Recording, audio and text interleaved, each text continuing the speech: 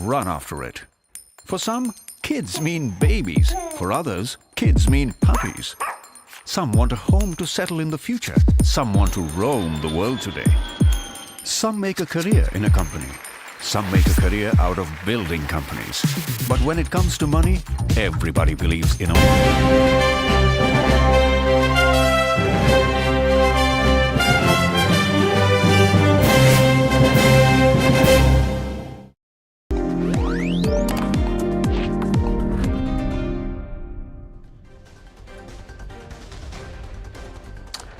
Hello and welcome. This is NDTV Profit. I am Agam Vakil and you're watching All You Need to Know. Over the next half an hour or so, we'll tell you everything you need to know to start your day on the right note. But let's start with the top headlines at the moment. With less than a month to go before election results, an uneasy calm grips the Indian market. Indices lose momentum after a strong start. But there's green on the farm front. Rural consumption beats urban demand for the first time in 5 years. And the turnout in the third phase of the elections is lower than 60% compared to the 67% in 2019. And US markets rise for the fifth day, posts longest winning streak since December. And TikTok sues US government, says ban is illegal. Now, let's move on and take a look at how things are panning out globally at the moment. The rally in the US stock market started just a little bit with traders and market participants now anticipating a period of consolidation after a swift bounce back in May. Now, the rally in the last few sessions has been driven essentially by strong earnings and some hope for a rate cut by September this year.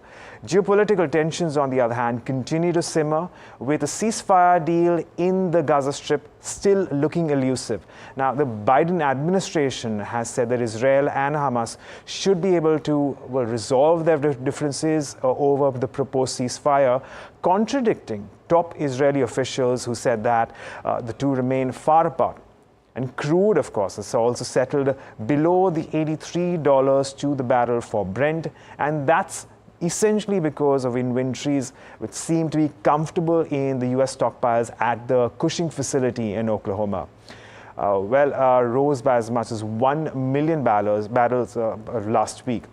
Moreover, according to source-based Bloomberg report, the breakdown also showed a higher nationwide holding of gasoline and, distillates. And official data will be released on Wednesday. And in other news, we also understand TikTok has sued the US government over a new law that will force ByteDance, its Chinese parent firm, to divest the popular video app for face a ban across the country. And the lawsuit, of course, marks the first legal challenge since Congress passed the law in April. TikTok has argued that the law will stifle free speech and hurt creators and small business owners.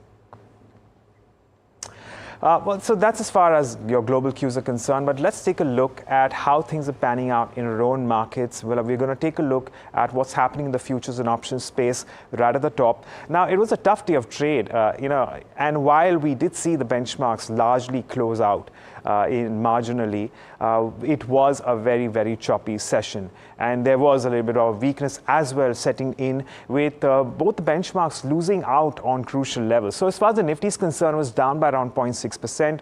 Now we're further away from that pivot of 22,500 at the moment. And we've seen a lot of longs unwind in yesterday's session. Moving on to the Bank Nifty, again, that's where we are looking at a sharp 1.3% cut. And a lot of this was on account of private sector banks like Axis, ICICI, as well as HDFC Bank weighing on the index. And because of that, we've actually seen an increase in open interest towards what looks like shorts into the system. Now, when it comes to your options market, as far as the Nifty is concerned, well, we saw a lot more writing around calls, naturally on expected lines, perhaps, given the fact the Nifty came off, and a lot of unwinding inputs, again, perhaps on expected lines. Where does that bring our open interest distribution picture? Well, based on open interest, the overall range has now shifted lower considering the volatility that we've seen on the Nifty over the past couple of sessions. So max OI has now shifted from 22,800 to 22,500, and of course on the lower end we continue to see a little bit more writing around puts around 22,500, so or 22,000, pardon me, 22,000 puts specifically, and hence the 500 point range has now shifted lower. And at the moment, it is quite likely that 22,500 will be a little bit of a weak resistance as well in the moment. But moving on, the Bank Nifty, of course, will also be in focus. That's where we have the open interest coming in, max open interest coming in around 49,000.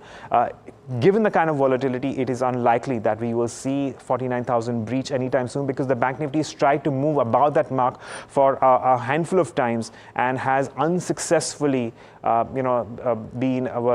breached that one, because it's not been able to sustain above that mark, even though at one point in time it had made a beeline towards 50,000, but that was also another unsuccessful attempt towards that level. Of course, on the lower end, we continue to keep an eye on 48,000, a weak support of sorts there as well. Let's move on and talk about stocks then, and that's where we will have a lot of traction based on earnings. So we have shorts for Lupin and SRF on account of earnings once again. Godrej Consumers, again, longs coming on account of a good quarter coming through. Voltas reacting to earnings, again, shorts there, and Britannia continuing to see further longs into the system at the moment. And in terms of stocks which are unwinding, well, we saw about a short covering for HUL. Remember, yesterday it was all about FMCG companies providing some amount of support as far as the markets are concerned. But on the unwinding side, Godrej Properties, Coromandel, Havells, Oracle Financial Services, all of them, well, looking at a long unwinding. But let's move on and talk about earnings in a little more detail. Well, right at the top, we have the Nifty constituent, Dr. Reddy's, which has also come up with a quarter which actually looks good. But let's get into the details. Let's get in my colleague Rucha to tell us more about how the quarter spanned out. Rucha, good morning. Thanks, Agam. Good morning. So Dr. Reddy's reported its results. Revenue and net profit was a beat, whereas margins were in line with estimate numbers.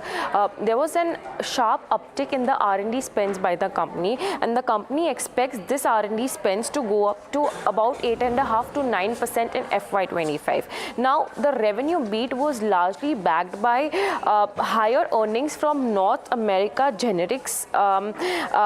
And the margins were at 25.5% approximately. Now, adjusted for brand divestment, India recorded a revenue growth of around 10.5%. Now, looking at what the brokerages are expecting from the stock, there is an equal number of buy and sell on the stock at 15, while there are 11 hold on the stock. So, let's hear from the management what was the reason for the sequential revenue decline in the numbers. I think from a growth perspective, I think this year we have done well on a double-digit growth, growing across all of the markets.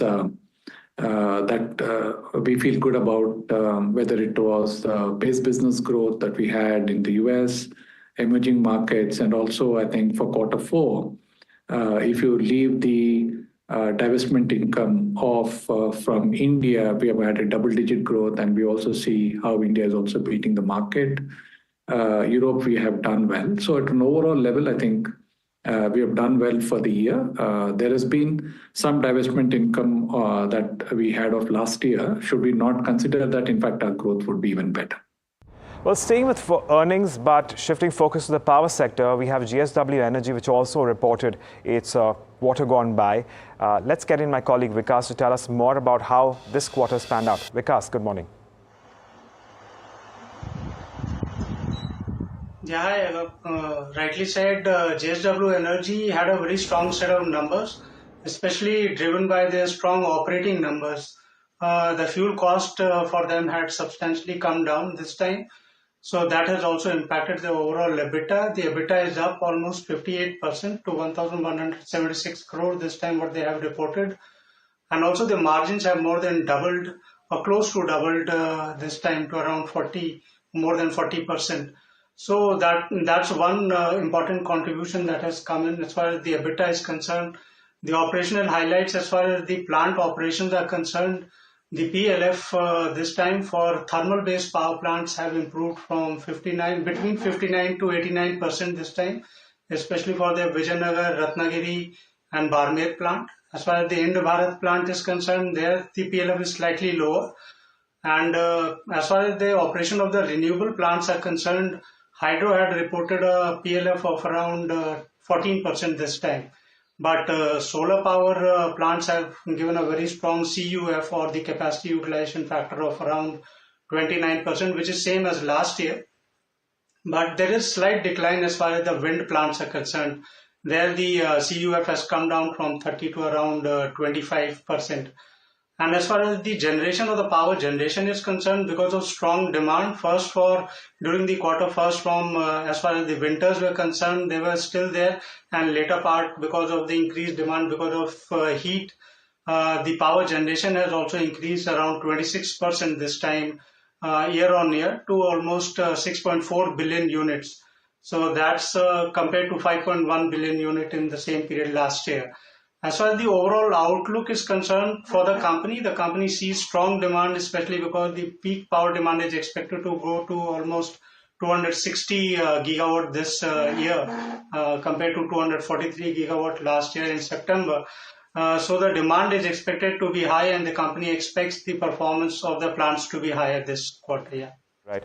Vikas, thank you so much for getting us that update. Of course, it'll be one to watch out for. Along with that, we are also keeping an eye on a handful of other power companies, but I'll come to that in a bit. Let's take stock of what we can expect from two very large two-wheeler majors. TVS Motor Company and Hero MotoCorp both slotted to announce their earnings today. Let's get in Tushar to tell us about what we can expect going in. Tushar. Good morning, Agam. As you mentioned, the two very large companies in Hero MotoCorp and TVS Motor are going to report the earnings. They would like their performance to be like their peer or Bajaj Auto, which delivered on almost all metrics, record-setting numbers on almost all financial metrics in FY24. They would want a repeat of that. So quickly looking at the numbers, what is estimated for Hero MotoCorp?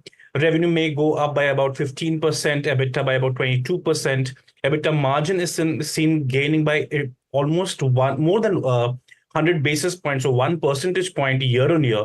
So all of this is coming on the back of the fact that the sales are finally returning to Hero MotoCorp. Remember, in all the 4 months of the calendar year 2024, Hero MotoCorp sales have jumped year on year. The operating profits are seeing the benefits of premiumization that are coming in at Hero MotoCorp. Remember, Hero plans to launch about 6 motorcycles in the premium space this year. 2 or 3 have already been launched. Rest are coming in under the Hero Premier Outlet division. The market share gains have also been seen on the back of Extreme 125. Remember, most industry watchers have said that the 125cc space from the 100cc place has now become the sweet spot in the two-wheeler industry. And the Extreme 125 there as a premium product is helping the company. Additionally, we are seeing growth coming in from the rural space. Remember, Hero is still majorly a commuter segment company. Those vehicles are sold in the rural market. Any amount of growth in that space aids Hero going forward. Coming to TVS, the numbers are healthy again. Revenue is going to be up by a fifth as per his estimates. EBITDA is also up by about 30%, and the EBITDA margin is seen at about 11% compared to 10.79 a year ago. While premiumization hasn't played out at TVS, remember the TVS BMW alliance is 10 years old, and products from that alliance are few and far between. But the electric vehicle business is doing really well with iQube. It is the second largest two-wheeler brand in India as far as EV two-wheeler sales are concerned. Their bread and butter Apache range is doing fairly well. Right. But the fact that they have not captured the premium space so far can be some kind of a hangover for them. Right. Well, absolutely. Tushar, thank you so much for getting us all that we can keep an eye on those two major auto companies. But moving on, what can we expect from Tata Power? This one is going to be all about its solar segment, of course, as well as its traditional business. But let's get in Mihiga to tell us what more we can keep an eye on. Good morning. Good morning. So in terms of consensus estimates on a year-on-year basis, net profit may rise 22%, and it could also see significant revenue growth. Estimates are to the tune of 28.5%. EBITDA is the one that stands out, almost 45% of EBITDA growth, and margin expansion to 17% compared to 15.5% at the end of the last quarter a year ago. Now, JM Financial states that the margin expansion is on the firm's newly set strategy, where they're tapping into high margin captive renewable energy opportunities. Additionally, tailwinds like shift to the brownfield ventures in the pumped hydro storage space, exits in the low value business, as well as the company's expansion of the transmission business beyond distribution would be also helping driving the growth. Now, the company is targeted to achieve 1 lakh circuit kilometer of transmission portfolio in the next 5 years, and JM Financial does believe that given the large bid pipeline, the company could well achieve this. And additionally, it is the management commentary, like you pointed out. The company does expect strong growth in the renewable segment and expects 50% of their capacity from renewable sources going forward, and especially the module ramp up of their 4.3 gigawatt solar cell as well as module manufacturing plant was to be carried out in Q4, so we might see some benefits of that. And the company is also lastly set to benefit from the government rooftop solar project, which specifically only uses domestic manufactured solar modules. Megha, thank you so much for joining us and giving us that quick take on what we can expect from Tata Power. And with that, we slip into a short break, and on the other side, we get you lots more. Stay tuned in.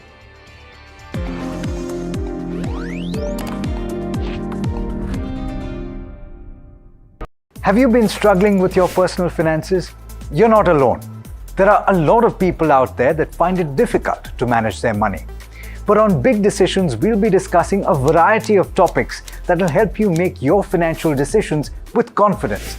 Check it out on any of our social media platforms, the television channel, on the website ndtvprofit.com, or in fact, on any of the podcast platforms out there. Different people believe in different things. In cricket, some hail the king, some believe in God. Some wait for Mr. Right, some believe in swiping right. Some run away from risk, others run after it. For some, kids mean babies. For others, kids mean puppies. Some want a home to settle in the future. Some want to roam the world today. Some make a career in a company. Some make a career out of building companies. But when it comes to money, everybody believes in only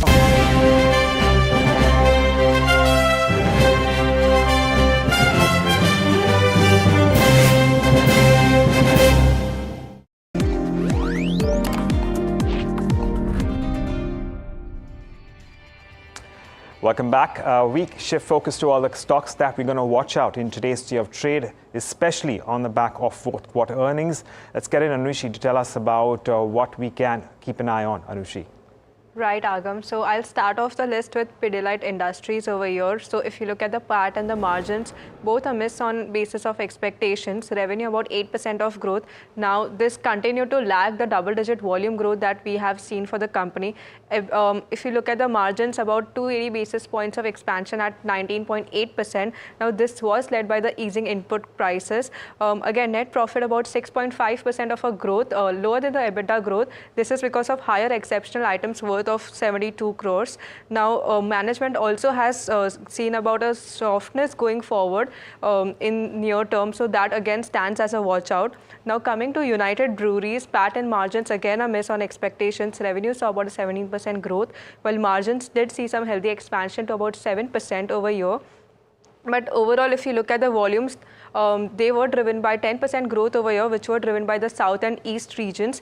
But again, over here, the management continues to be cautious in the near-term outlook of the company, expecting some volatility. GP margins, though, they did some expansion in the Q4. Overall, if you look at the FY24 picture, that continued to remain under pressure. Now, last on the list is Navin Fluorine. Here, despite we have seen this trend across the fluorine companies. The revenue and PAT did beat the expectations. So revenue was down about 13%, but still higher than the Bloomberg estimate of about 547 crores. Similar for margins over here. Margins again a considerable expansion over here at 18%. So this was the revenue decline that we were seeing is led by the CDMO business, and with the company going ahead, see some order visibility for FY25 onwards. So definitely that should be on a watch out. Absolutely. Anushi, thank you so much for getting us that list, but that's not going to be all that you can keep an eye on. We also have Kanika joining us to give us more stocks that should be on our radar today. Morning, Kanika. Morning, Alex. So the first stock on my list is Tata Elxsi. Now, the company has collaborated with ARM, which is a British semiconductor and software design company. Now, this will mainly be to offer advanced solutions on the latest ARM processors, which will in turn help automotive OEMs and Tier 1 fast-track their transition to software-defined vehicles. Now, the next stock is LTIMindtree, where the company and IBM will be setting up global joint generative AI center of excellence in India. Now, this will mainly combine LTIMindtree's expertise in data and machine learning model customization along with its full-stack engineering with IBM watsonx technology. Now, the idea here is that open innovation drives the growth of enterprise AI technology. The third stock is Dixon Tech, where the company's arm Dixon Electro Appliances has entered into a pact with Nokia, and this will mainly be for development and manufacturing of telecom products. Now, this manufacturing will take place at Dixon Electro Appliances manufacturing facility at Noida in Uttar Pradesh. The final stock on my list is Mahindra & Mahindra, where NCLT has approved the merger of arms, that is Mahindra Heavy Engines, Mahindra Two-Wheelers and Tringo.com with the company. Now, upon the merger becoming effective, the company has said that no shares of the company will be allotted in exchange of the holding of the company in any of the arms. Now, the company also believes that the merger will help reduce the operating and administrative costs along with the number of companies, which will bring ease in management for the company. Okay, Kanika, thank you so much for getting us that update and all that we can keep an eye on in today's day of trade. And in the latest from Patanjali's misleading ads case, the Supreme Court has now criticized influencers and celebrities for endorsing products without understanding the consequences. We have Charu, who's now joining us with the top highlights from yesterday's hearing. Charu. Hi, Agam. So, yes, the Supreme Court has pulled up on influencers, endorsers, celebrities, and basically anyone who holds power in public eyes to refrain from advertising products which might have some negative impact on the consumers at large. They've said that these advertisements which are done online or, basically done by celebrities in their normal course have a very long and large impact, and that is why they should be aware of what kind of effect the things or the products they're advertising for have on the people. That is why the court has asked the endorsers, celebrities, influencers, and everyone who is basically involved in advertising in any manner to give a self-declaration in tunes with the Cable Television Act 1994 to basically be able to advertise products. So this happened in the Patanjali misleading advertisements case, where the company itself was being pulled up by the Supreme Court since the last few hearings for giving some misleading advertisements regarding the cure of heart-related diseases and asthma and other such issues. And now the Supreme Court has basically expanded the scope of the hearing. They have extended their spectrum while hearing this case to any company, any advertiser which is giving misleading ads to the consumers, and has also asked the Ministry of Consumer Affairs to basically submit their response on what they have done on these misleading advertisements. A lot of government departments have been asked a lot of questions, and let's see what happens in the next hearing. Right, Charu, thank you so much for joining us and getting us the latest with respect to Patanjali and its case. But we move on and talk about the telecom space, and even though this year's spectrum auction is likely to see a muted demand, Bharti Airtel may be the biggest spender with a maximum of 12,300 crore rupees. Smriti Chaudhary is now with us to tell us more on what to expect. Smriti. Well, the telecom auction is just around the corner. However, this time it's going to be muted. Now, this comes on the back of lower demand for spectrum this year by telecom companies. And yesterday was the last day to put in the applications. And Vodafone Idea, Bharti Airtel and Jio, three of the companies have put in their application to buy spectrum. Now, the total value of the spectrum that is being offered at reserve price is somewhere close to 96,300 crore rupees. the operators will bid for renewal and for boosting capacity majorly this time in this auction. But let's break it down. Let's talk about Bharti Airtel first. Now it's expected to renew its 42 megahertz of spectrum in the 1800 and 900 megahertz band in 6 circles. This is according to Jefferies. They're spending for renewals maybe somewhere around 3,800 crore rupees. However, they may also bid to increase its holding in the 1800 and 1800 megahertz band from 10 to 15 megahertz.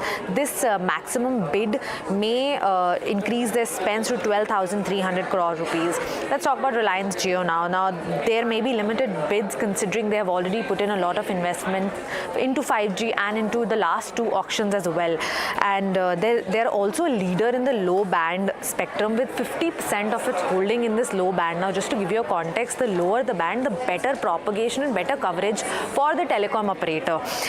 And it's also a scarce band compared to other bands. Now, however, they may increase their spectrum holding in 800 megahertz band. Their spends are maybe somewhere close to 3,700 crore rupees. Now, let's talk about Vodafone Idea that just did closed its 20,000 crore equity raise. The renewals due for 12 megahertz of spectrum in 1800 and 900 megahertz band in 2 circles. However, they have ample spectrum in the 1800 megahertz band, so they might opt out of these renewals as well. The total spend based on how much renewals they get is somewhere between 200 to 1,500 crore rupees. Right. Thanks so much for that, Smriti. And with that, it's a wrap on this edition of All You Need to Know. Well, on the other side, we get you India Market Open. Stay tuned to NDTV Profit.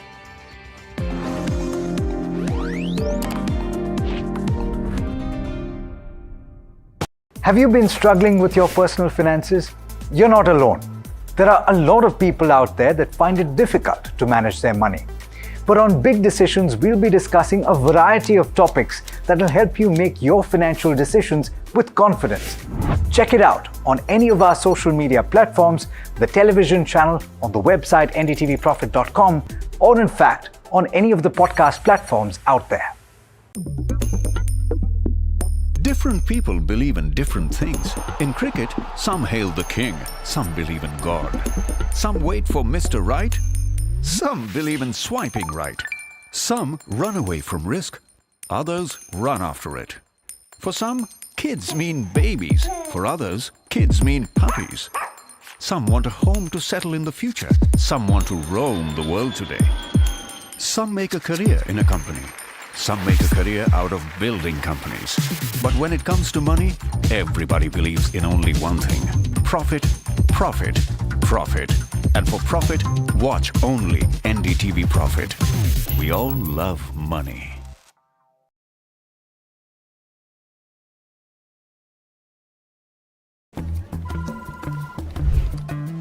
Bro, what are you doing? I'm trading FNOs. So, have you made any money? Oh, it's simple. If you think the market is moving upwards, just buy Nifty call option. But if you think the market could slide downwards, simplifying futures and options trading. Don't worry about the future, as we've got your options covered. Futures and options strategy that will help you move with the tide. An unmissable trip. If you want to be in the money.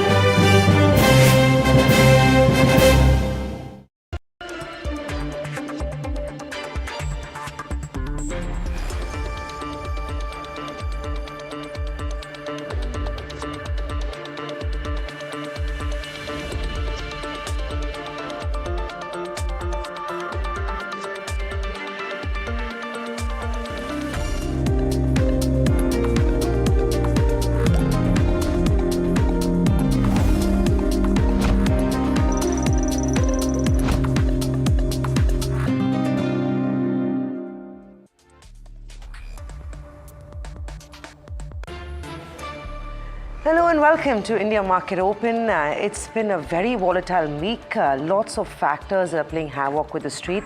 We'll take you through all that and more over the next couple of hours. Of course, the first hour gearing you up for trade, but we have Neeraj back from a very exciting conference.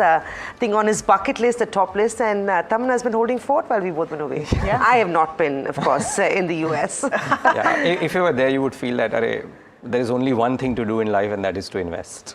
And well, Buffett is epitomizing that. But be that as it may, India clearly is a different kettle of fish altogether, and a lot of nervousness, a lot of jitters, and volatility out there. Completely. I think all the action over here in the last 3 or 4 trading sessions, with the market trying to find its feet and understand what's happening next, and that's really what we're going to break down. More than what's happening worldwide or global cues, Indian markets now grappling between, I would say, the quantum of foreign fund flows and waiting for June 4th. I think that anticipation has come in, that what will 4th June bring. I don't know what you guys think, but it seems more like looking for a reason to actually perhaps pull down positions ahead of June 4th, or looking for triggers to sort of panic, because at the end of the day, and let me just quickly address all of the chatter and talk over the last 24 hours. Will the NDA come with 400? Will it be 320? My point is, anything over 272 is what matters. At the end of the day, if you have to form a government, you have to run a government, you have to make policy, you need 273. So during an election, political sloganeering is a whole different kettle of fish, right? You say 400, you can say anything actually, because that's part of campaigning. At the end of the day, is there any real data or concern about whether you're going to have an upset? We don't know. Yeah. 3 phases of polls, so we don't know yet. But nothing really has changed on ground, except a lower voter turnout, which could be for various reasons. And of course, we'll talk about that more ahead on the show. Yeah, and I think it's everything else that's coming together as well, right? The fact remains that earnings were not very impressive, to say the least. I mean, no one's super excited about it. India still is an expensive market. China's trade seems to be back on. The VIX has seen some rising, and historically, while the outcome on the election is almost a given, FIIs historically prefer buying at a premium post an outcome as opposed to preempting an outcome. And that's what's playing out. And we've talked about this at length. And let's not forget that Nifty is priced to perfection. So any sort of negative news flow is going to disappoint the street. And that really is what's playing out. So it's nothing to be worried about, but there has been basket broad-based selling. The VIX is up over 30% in the last 4 days. And let's not forget, in the preceding month, we saw the VIX decline substantially, historical declines ever in the first week of May. And now we are seeing an historical rise on the VIX. So it's wild swings, but I think that's par for the course. Yeah. So we'll break that down in more detail ahead in the show. But let's start with the global setup this morning and how that side of things is working out. So our 5-day winning streak continued pretty much on Wall Street, at least for the Dow. No massive gains, but in closing in the green, so in positive territory. The focus continues to be on corporate results coming in, the jobs data last week, still giving some hope to the markets that you would see Fed cuts at least this year. It's a scale right now. If you're very, very optimistic as a Wall Street investor, you're looking at possibly 2 Fed cuts this year. If you're negative, then you're like Neil Kashkari, the Minneapolis Fed chief, who's saying that maybe not this year at all. And if you want the Goldilocks scenario, not too hot, not too cold, you're looking at possibly a December. So that's the large, broad sentiment in the US markets. And Neil Kashkari, important comment from him, he's usually hawkish, and he said that rates may have to be kept steady for longer. So that's a cue that will be taken as well. Bond yields, on the other hand, continue to remain okay at 4.53. On rate cut hopes, but remember, it had dipped below 4.5 as well.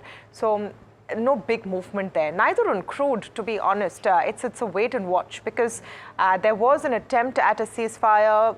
Hamas accepted one version. Israel has rejected it, continues its operations in Rafah. So no clarity if anything is happening there. So largely unchanged on the WTI and the Brent. No big moves on crude that have been seen. Asia, meanwhile, has a mixed kind of an opening following cues globally. So suffice to say, no clear direction coming in globally either. Just want to get to the implied open and just set up what you're going to see today perhaps, and there you have it, maybe positive, slightly up in the green. Yeah. You know, one thing that I have been thinking, both of you will agree, and this is the wild swing when we talk about the Fed, right? We talk about a Goldilocks scenario, and in the same breath, you have analysts talking about stagflation. Both of them are extreme ends of the spectrum. There are people talking about a rate cut, there are people talking about a rate hike. It's almost tough to read into what the median really stands at. And looking at Asia, and I think that was an interesting reading, see the way Japan is falling again this morning and see the way Hong Kong is actually rising. So what we found interesting is that it could be that China trade is back on. Hong Kong has seen its biggest winning streak since 2018. And this comes in at a time when Chinese markets have been closed. So what this means is that it's foreign investors that have been aggressively buying into China. We've talked about how this is not going to have a huge impact on Indian flows, but will definitely eat into the piece of the pie from Japan. Remember, FIIs were flocking into Japan and Taiwan for the love of semiconductors. That has been seen weaning off after a few disappointing earnings that came in from Japan, and that led to a massive sell-off across those markets. So what your foreign inflow was really doing is dumping Japan, moving the diversification into markets like China and Hong Kong. The other thing that we also did realize is that after Japanese yen has declined very sharply, the returns for 1 year for US dominated ETFs or Japanese funds is only up 8% versus the market in local currency being up 14%. So lots of negatives playing out for Japan, which seems to be China's gain in a big way. The People's Bank of China has come in with a huge stimulus package. We've talked about this extensively over the last couple of days and weeks actually. They're looking to boost their real estate market. They've talked about shanty redevelopment, urban village development. All those factors is what's actually boosting inflows coming into China. Also, what we noticed was the money coming into China right now is sticky money. It's mutual fund money as opposed to easy money that's flowing into those markets. For what we can see, Neeraj, Tamanna, both of you please weigh in, is that this is eating into China, eating into Japan's inflows. What it's doing to India, tough to tell at this stage, but historically, India's always given a piece of the pie when China starts looking good. While these markets are mutually exclusive of each other, I'm not sure whether that may continue for the foreseeable future, at least in the interim, given where we stand as well, right? I think the delinking has begun and will continue, where assessments of India will be made independently. Also think of it this way, everyone wants to sort of, balance your risks. And India is a different trajectory and a different story, which I think time and again now has been proven over the last few years. So I don't know if it's going to be so much of an either or, at least that's my take. No, not too much. No, nobody discussed this in the US, is it? No, everybody's talking about how inflation is unlikely to come down. Just look at the wage rates and the consumer spending, and it's something else out there. But anyways, let's move on. It's 8:07. A quick trade setup and then the stocks to watch in this session today. So for the day, I think Samina's kind of highlighted the volatility issue as well. But India VIX up for 9 straight sessions at the highest level since 2023. Well, tells you what's happening in the market really. And it's very difficult to shrug off this volatility, I presume, until the opinion polls are out. Frankly, who is to come and say that, oh, this cannot be there and this can be? The market will think what it wants to think, to be very honest.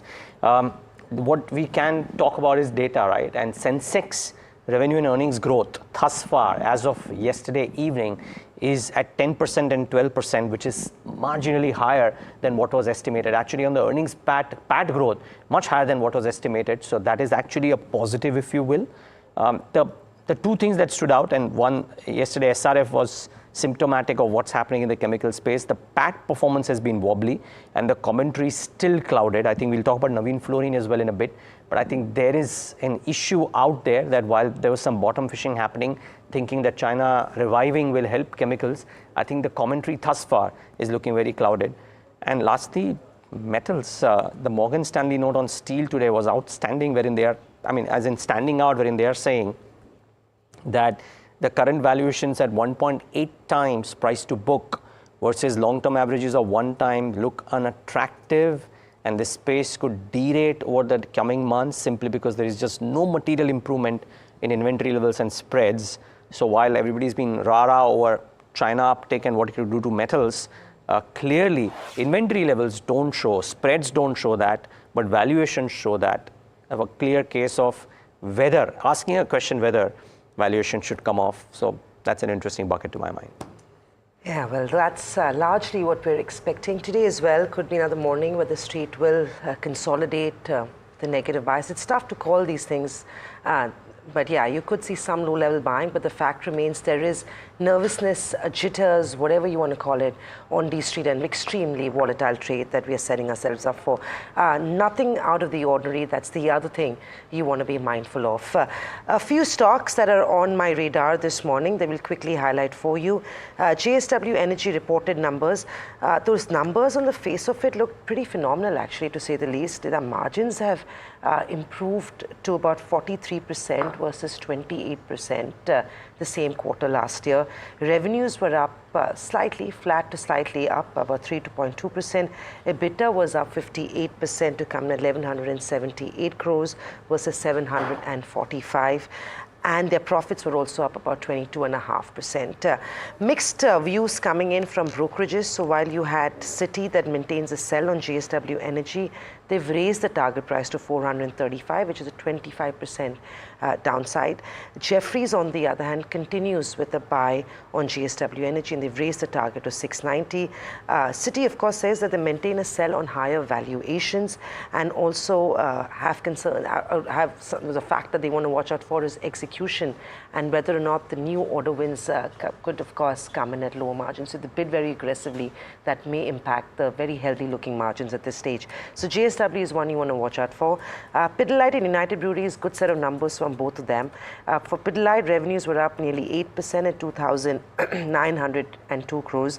EBITDA was up 25.6%. Margins have also improved to nearly 20% on the upper band of what we've seen for Pidilite versus 17%. Net profits was up marginally. So this one could be one you want to track in morning trade. Not too many brokerages commenting on it just yet, but of course that will flow in as we go along through the day. United Breweries, again, I'd love to know what's going on, and we'll talk to the management on back of these numbers, but the revenues were up 18%.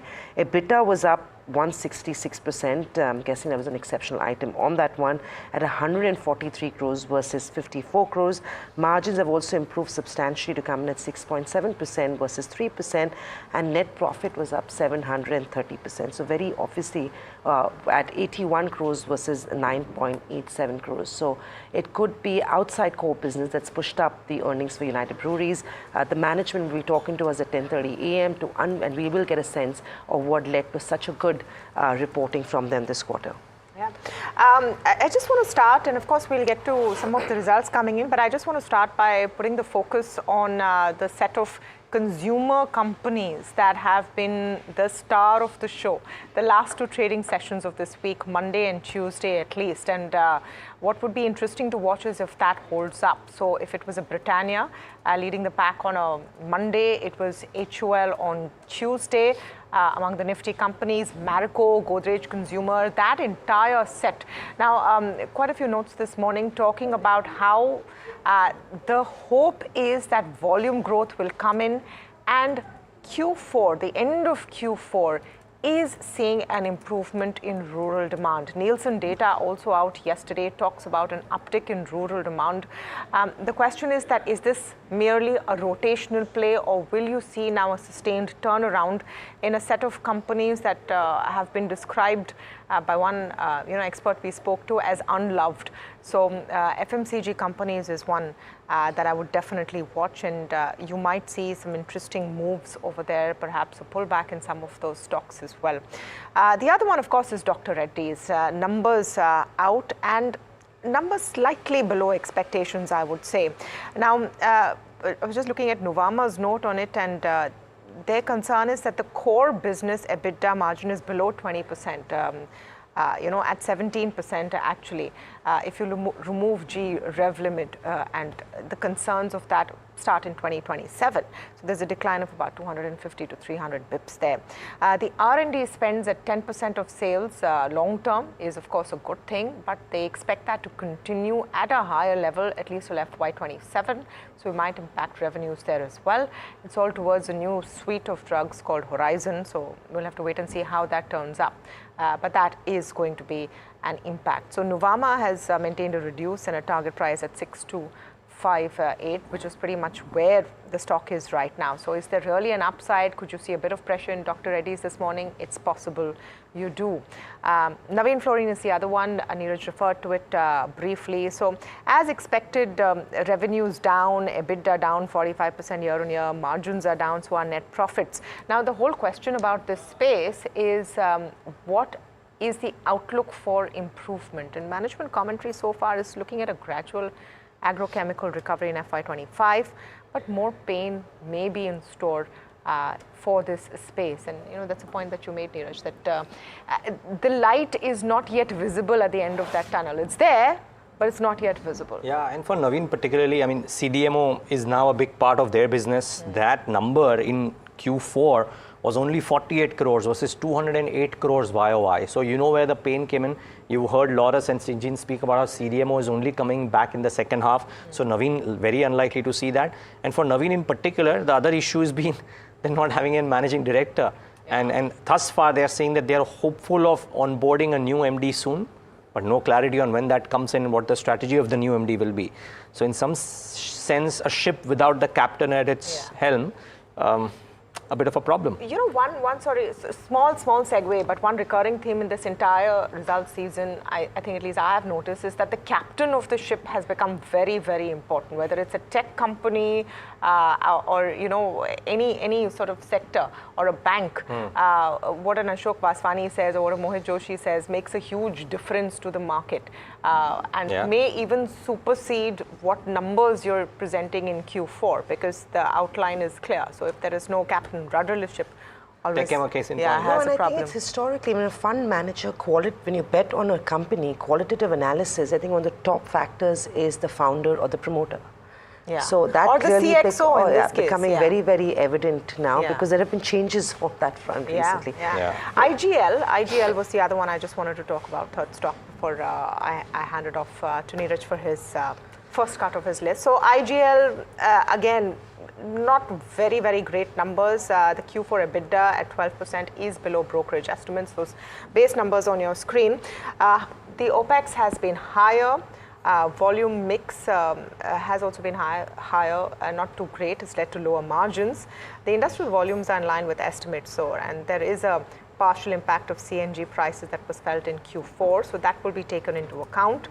I would assume you won't have a very great opening for Indraprastha Gas, but then it's a wait and watch to see what you're going to see. The one outcome from the management which caught my attention is that they're going to venture into the EV charging segment, but then that is one of those plans that we'll have to see actually play out before coming into any conclusion. Yeah, well, so watch out for these three. 2 or 3 stocks, PB Fintech, and the con call is on right now. So what they say in the con call will probably supersede what they've reported, but total income up 23%. PAT up 62% YOY, but the point being it is exactly in line with what was estimated. So this total income, but the PAT at 60 crores, the Bloomberg estimate was 60.4 crores. We missed that, but the relative to what was estimated, they have reported just the exact number. The adjusted EBITDA margin is up 370 basis points, which is at new highs for PB Fintech. So there, they actually really did well. And the core business beat was largely led by strong insurance, new business growth. This is something that is welcome. So very likely that the stock will do well, but we'll wait for the takeaways from the con call before things get decided. And the con call is on, as I said, so that might supersede the reported numbers. Sonata left a bit to be desired. Revenues were down 12% at 2192 crores. The Bloomberg estimate was 2178 crores. So that in line, but EBIT margin at 5.03%, the estimates were 7.73%. PAT down 22% at 33 crores. The estimates was very high number. Very likely Sonata Software could see a bit of a reaction downwards. And Voltas is the other one, guys. The stock, along with all the cooling solution companies, saw a lot of fanfare in the build-up to the results, has had a really good rally in the last 1 month. The numbers on all counts was a bit of a miss. Brokerages are still constructive here, but the numbers are a miss in a wobbly market. Maybe you see a reaction. If you see a reaction, you know why that is happening. Yeah, and also the massive run-up that it's already seen on the back of a hot summer, etc., etc. But it's not necessary that you are going to benefit as much as your other competitors in a hot summer, I suppose. That's the story for Voltas. Yeah, we've got a bunch of other stocks, but I think we're clearly out of time. A quick mention on numbers. IRB Infra reported earnings that were slightly disappointing. Max Financial has also posted a huge loss of 50 crores versus a profit of 52 crores. So watch out for these ones. IRB and Max should be on your radar on the downside. Jindal Store, on the other hand, saw a good set of earnings. So they've seen a good margin expansion. Their revenues are up. EBITDA is up quite sharply. And profits were also up 62%. So Max and IRB on the downside. And you've got Jindal Store on the upside. That looks good. I just wanted to talk about Jupiter Wagons for a second. Numbers look good. Your revenue is up 57%. Your EBITDA is showing a healthy uptick, 60%. Margins also decent, 13.2% versus a 12.9%.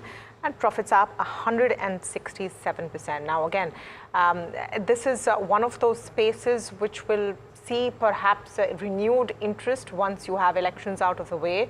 The whole plan or the policy push for a complete overhaul of Indian Railways is a long-term one. It's not about 1, 2, 3 years, probably go on to the next decade. So Jupiter Wagons one to look out for. But the numbers at least don't leave anything to be too disappointed at this point. V was the other one. So Nuvama has maintained a hold. Citi had an interesting line to the effect that stars may be finally aligning for Vodafone Idea, and this is post a management meet with some analysts. Now, Citi is looking at a possible 15 rupee scenario for Vodafone based on two core things. One is that the ARPUs go up significantly, nearly by 60% in the next couple of years, that you would have those tariffs going up. And that's something the whole industry is betting on, clearly. And the second big one is that one of its large stakeholders, which is the government of India, continues to be quite benign. When their dues come through, the AGR dues come through, at least part of it gets converted to equity. So that's the push. You might see some movement on a Vodafone Idea this morning. There's Dixon as well, by the way. I don't know if the Nokia announcement helps Dixon, so that's to be watched out for. And two brokerage notes which I thought stood out. One was, Samina was speaking about JSW Energy. The Jeffries note on JSW Energy is interesting. They have a buy call. The target price raised to 690 versus 600 earlier. And the reason they say is that the power demand recovery to 7% plus levels points to peak deficit pockets continuing, which might keep double-digit earnings growth visibility for JSW in the medium term. They have raised their FY25 and 26 EBITDA by nearly 10% apiece for both of those years, which is actually pretty strong to my mind. And the Morgan Stanley note on Concord, the only caveat is that at 3 p.m. yesterday, some people put out on social media that Morgan Stanley's target is much higher than the current price. So in some sense, yesterday's, maybe there would have been a bit of a move, but substantially high target price by Morgan Stanley on Concord because of freight rates. Just so quickly on JSW, and I don't know if you've seen it, those margins, how sustainable are that? 42% versus 28% in the same quarter last year. So I'm not sure if they go out and aggressively continue to bid, those margins will be compromised. No, and how have they managed to pull it off? Merchant rates currently are going through the roof because of power deficit, and everybody who's got a little bit of merchant power sale, which JSW does, is actually benefiting quite a bit. So maybe not as much for a Tata Power, which is largely PPA, but everybody with a little bit of merchant power angle is doing really well. A great day in trade, but yeah. All right, so let's talk about the elephant in the room, which is what is bothering markets. Now, this is a tricky one because there's no real way of knowing one way or the other, so it's always a guessing game. But going by all of the social media chatter yesterday, it's a couple of factors. One is FII flows, and Samina, like you were talking about, that before June 4th, they might be sitting on the sidelines. You're not going to see some of that money coming in. And on the other hand, the voter turnout figures have also bothered the market. So I'm just going to start by what was the voter turnout, and why it is becoming a concern at all. So let's just pull that up. 3 phases of the election has been done. So nearly 50% of the election is pretty much over. Bulk of the seats are already done. Now, in all the 3 phases, you've had a voter turnout lesser than 2019. Now, just to qualify it, and a point my colleague Sajid Mangat was making in the newsroom, it's on an absolute figure. Remember, every 5 years, your number of voters goes up because the population increases and the number of eligible voters go up. So in absolute terms, there will always be more people voting, even though the percentage of those who actually turn up might be lower. So having said that, in phase 1, you had a 63% voter turnout versus a 70% in 2019. In phase 2, it was 61.4% versus a 70% in 2019.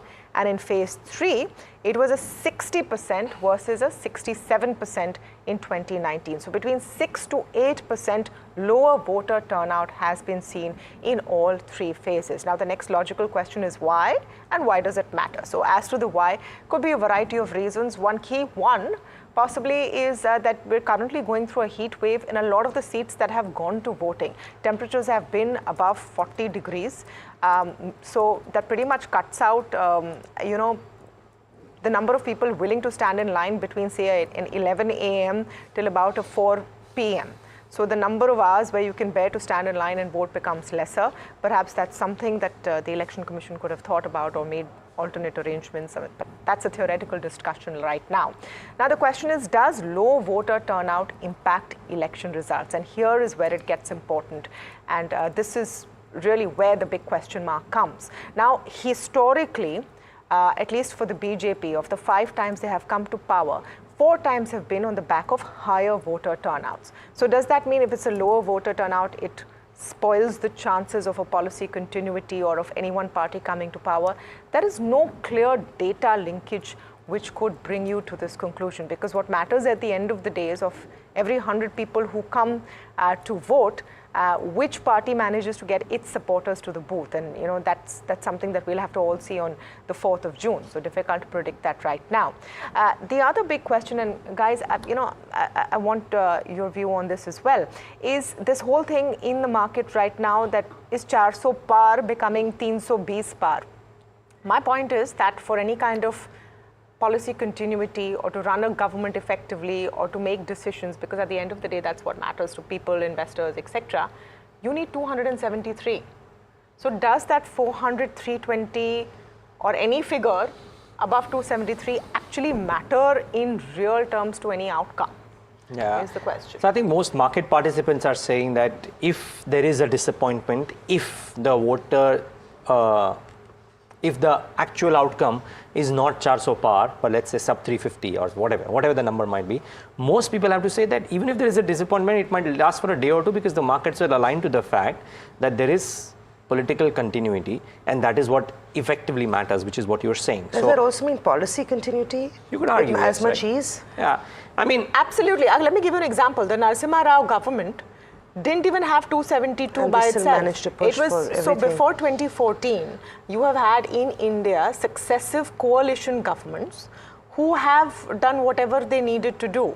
So your 1991 reforms, etc., were all coalition governments. You need 273 to run a government, and then the rest is just a plus. So a vanity figure or a political slogan does not, in effective terms, translate to what you can do when you're sitting in government. So. Yeah, well, that's, I guess, what is most important, right? It doesn't really mean very much apart from just the fact that it doesn't sound as great, 400 versus 270. But a couple of other things that potentially, which is beyond elections, that could have seen a little bit of pressure on the street.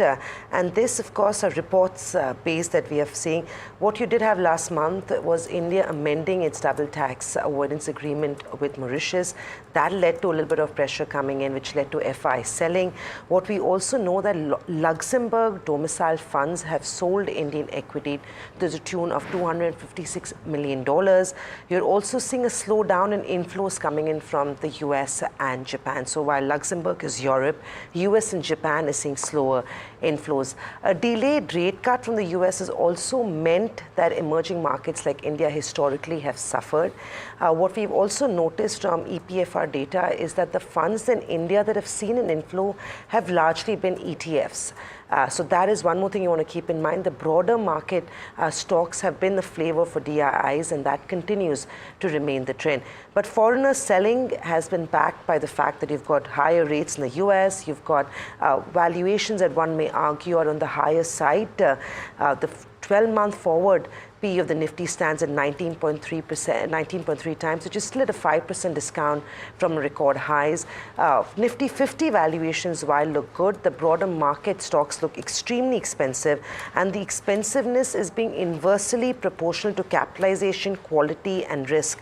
And some are unhinged. That's what analysts like Lara believe from fundamentals and reality, and are entirely based on optimistic assumptions, wrong valuation methodologies, and unrealistic narratives. This I'm quoting Elara, and this is what they've actually put out in the report, saying these are some of the worries that the street is probably dealing with. But the fact remains we are priced to perfection, so anything that the markets would want to get nervous about, they're choosing to get nervous about, and that really is what's happening. For now, the WIX, like we've already indicated, is spiking, but we'll talk about what that WIX spike really means on the other side as Agam will join in on the FNO spotlight.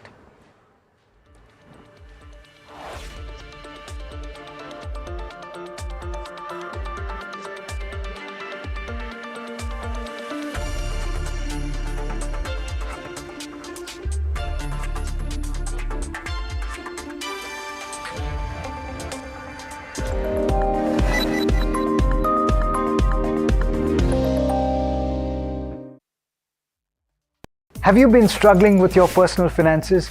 You're not alone. There are a lot of people out there that find it difficult to manage their money. But on Big Decisions, we'll be discussing a variety of topics that will help you make your financial decisions with confidence. Check it out on any of our social media platforms, the television channel, on the website ndtvprofit.com, or in fact, on any of the podcast platforms out there.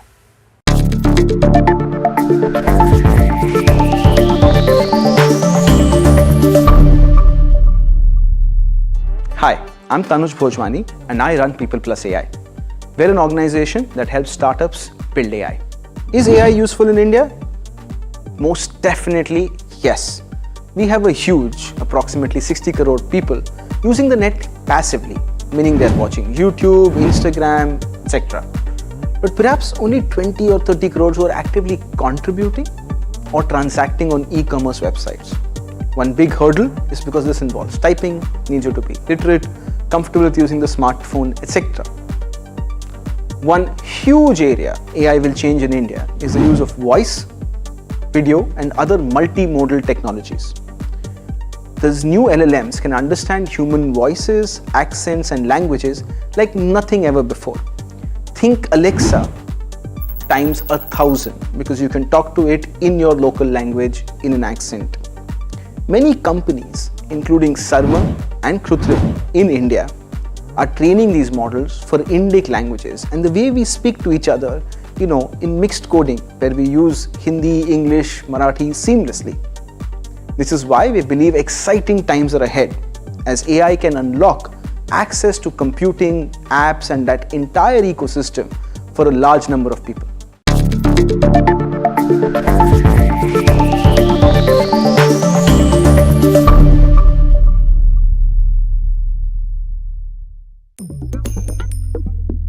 Different people believe in different things. In cricket, some hail the king, some believe in God.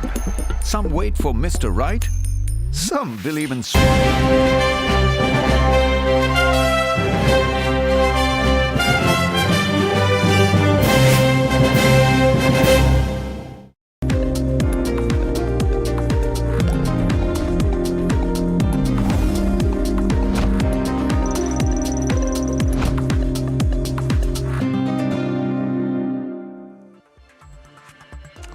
Welcome back to India Market Open, where we take a look at how things have panned out in yesterday's day of trade. Well, it's been an interesting couple of days.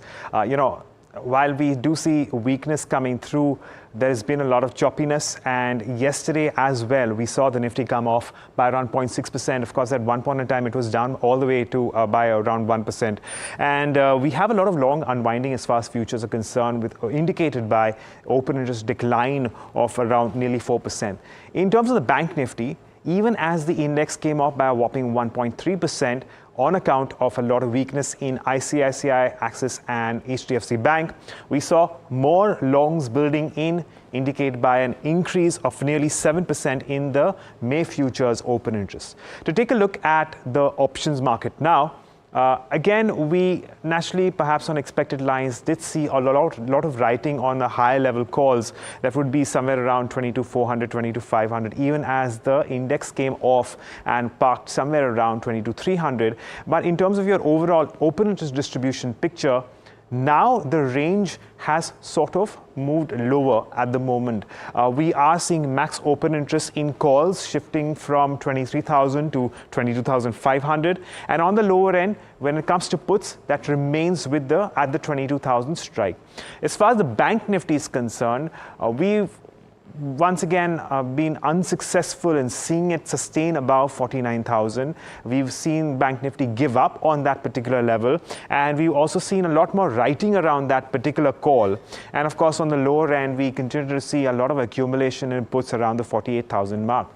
Well, moving on, as far as stocks are concerned, naturally a lot of that traction was in what we saw because of earnings. So Lupin and SRF looking at a lot of shorts, Voltas as well as in comparison. Godrej Consumer and Britannia, well, among the few counters which in fact saw a lot of longs, and FMCG was that one pocket in the green in a sea of red otherwise. Of course, in terms of stocks which saw unwinding, we saw a lot of short covering for HUL. Godrej Properties, Coromandel, Havells and Oracle Financial Services, on the other hand, looking at a long unwinding. But let's take this conversation forward and get in an expert on what they make of market conditions at the moment and how they are in fact deploying option strategies here. Well, we have Amit Goel of Amit Ventures who's joining us on the show. Amit, good morning. Thank you so much for joining in. Your view on the benchmarks as usual and what you're doing with options here. Yeah, hi, good morning, Agam, and good morning to all your viewers. Nifty has, the benchmarks have been a little jittery. We have corrected about 2.5 to 3.5% in the last few trading sessions. Nifty has, I'm a little more concerned on Nifty because of the chart pattern. It has created something what I would call a double top sort of a formation. And it has risen from a double bottom formation a few weeks back. So what I see is Nifty is kind of in a range bound, and it really is fairly justified, because until we cross over with the event, with the general elections results, and then we settle into back to business mode, I think that we would probably be ranging in this market with a little bit of bearish bias. So Nifty, I'm a little concerned.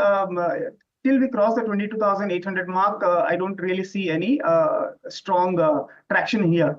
But if there is any dip to around 22,000, 21,900, from where it has taken a support last time round, so I would probably look at building some long positions. But the general advice would be till the elections get over, traders should be a little light on the positions. All right. So Amit, what kind of option structure are you deploying? I believe you do have one on the Bank Nifty. Yeah. So since I'm a SEBI registered RA, I am not allowed to give views or trade setups in Nifty since I carry them in my books. But Bank Nifty, yes, I can do that. Bank Nifty also is more structurally weak. The latest RBI circular has also not helped matters. We have seen some good profit booking in strong counters, in structurally strong counters like ICICI Bank, Axis Bank, and dare I say HDFC Bank as well. Kotak has also not helped matters, right? So structurally speaking, Bank Nifty has been weak, and I see a lot of call writing happening at near-term high levels. The numbers like 49,000, 49,500 seem to be near-term resistances. Bank Nifty is also again in a structural up move. The impulse move is up, whereas the corrective moves have been fairly deep. If I were to draw use the analogy of a Fibonacci number, Nifty has been taking support at around the crucial mark of 62%, whereas Bank Nifty has been deep diving around 78%.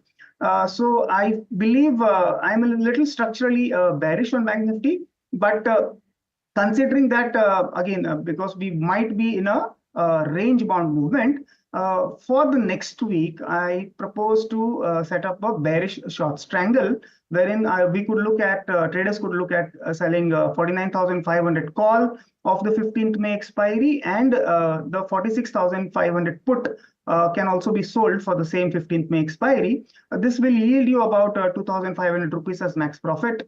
We will keep a rupee stop loss of about 2,500 rupees.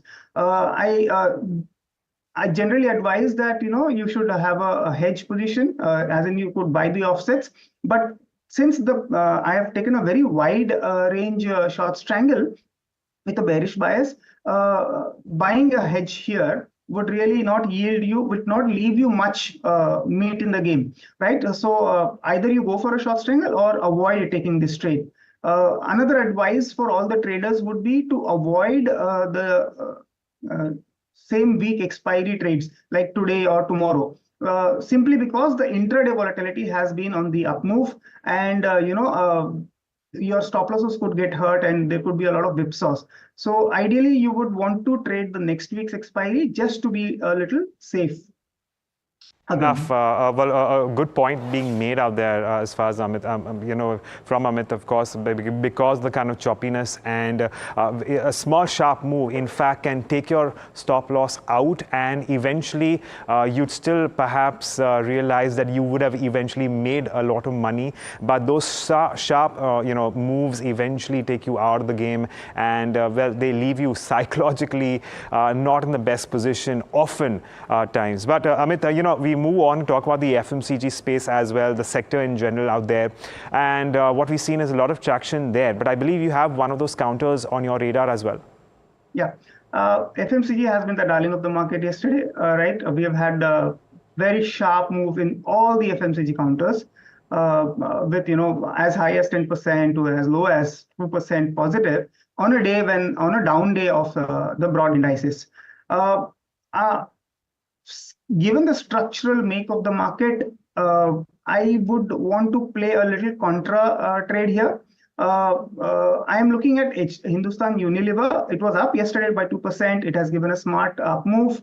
But I'm trying to play the contrarian view here, because what I believe is a retail trader would probably be best off by trying to do some contra trades to supplement their breakout and momentum trades as well. So what I see on the weekly chart of Hindustan Unilever is with this up move, it is now coming closer to a weekly resistance zone. Okay, it has been structurally on the down moves in the entire year of 2024, and around 2,400, 2,430 is where I would see some bit of resistance building up in this. If you look at the open interest chart also, the 2,400 calls have witnessed a lot of call writing yesterday in spite of the up move. So I believe there is a lot of resistance building up at 2,400 levels.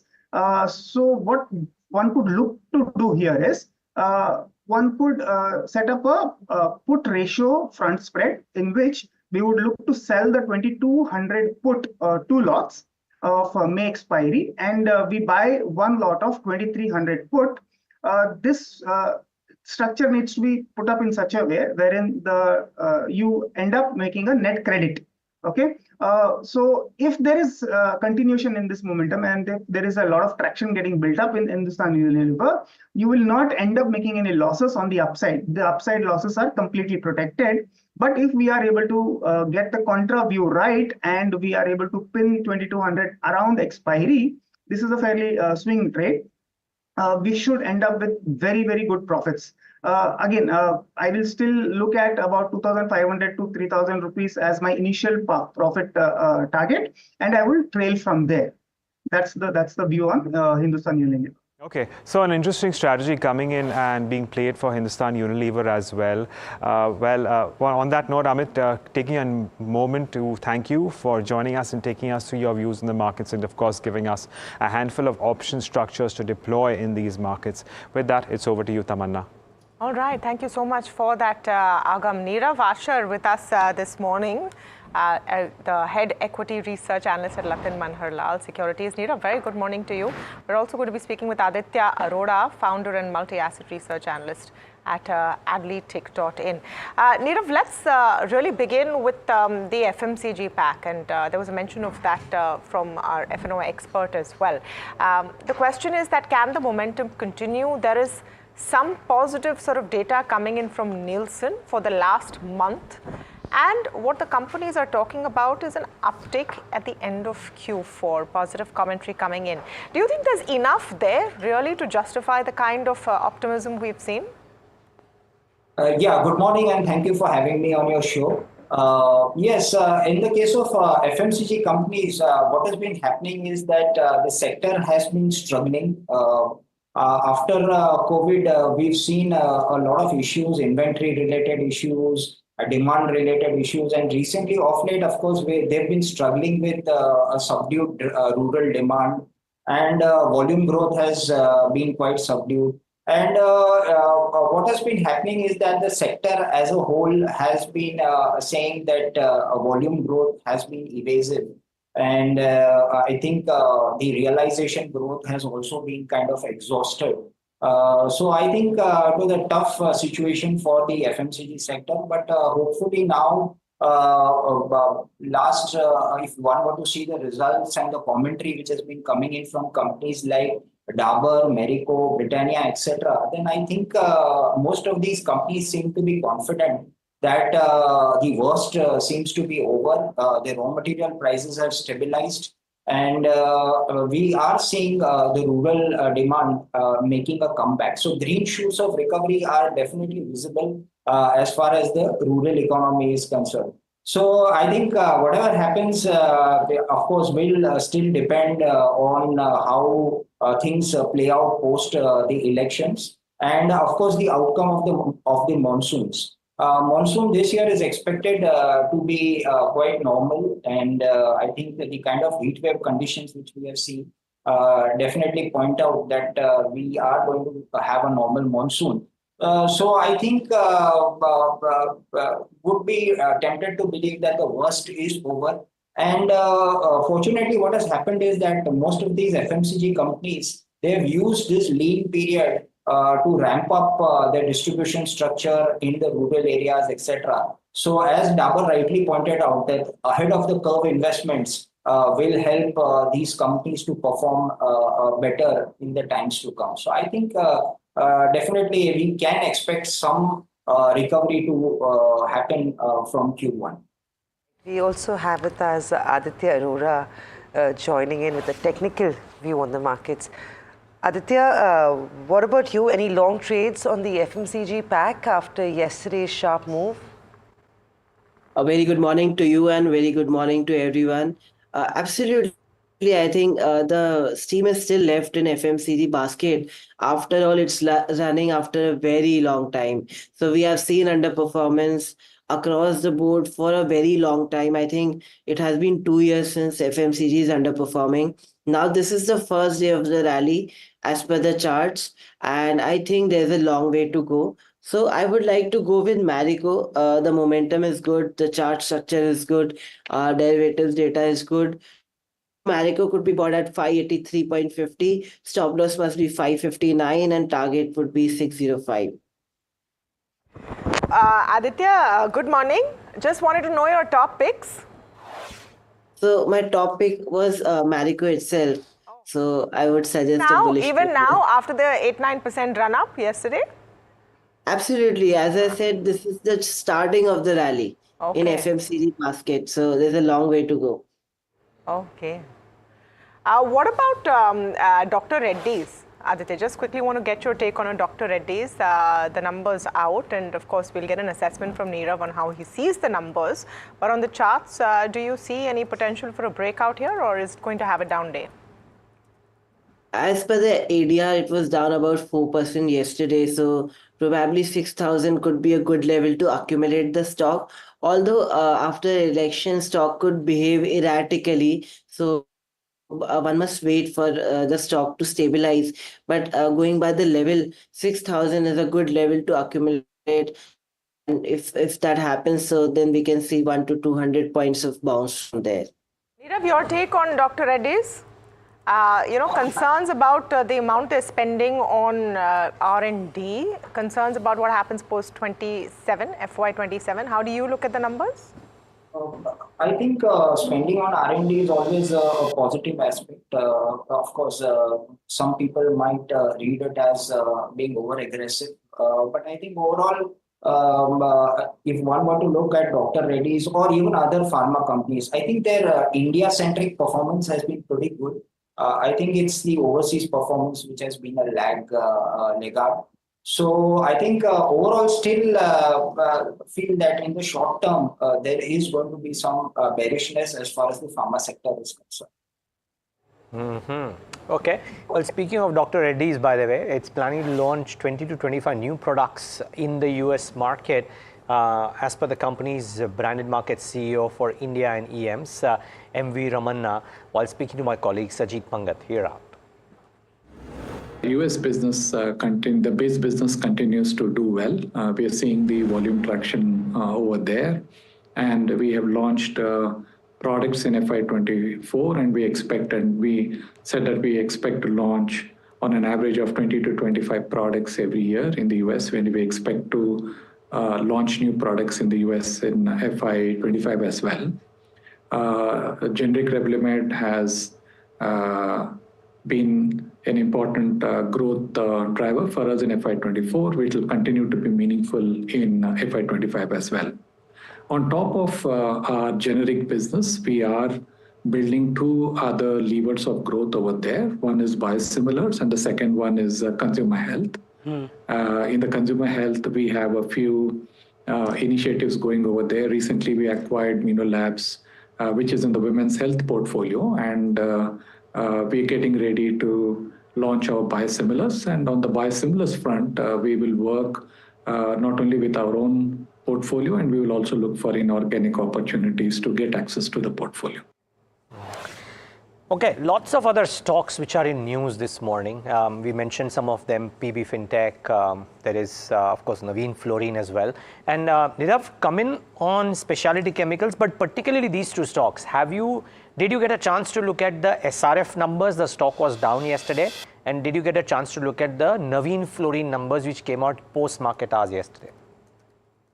Yeah, so definitely with respect to SRF, there was an expectation that the chemicals business is likely to perform better. There's going to be an improvement in the chemicals business. As we all know, they have three divisions. One is specialty chemicals, the second is packaging films, and the third is technical textiles. Now, unfortunately, all these divisions have been down under the weather, and we've not seen very good performances. We've seen the bottom line under pressure, revenues have declined.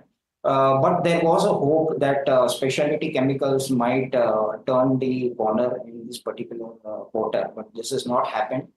We've seen some excess capacities in China, and they have put a lot of pressure on prices.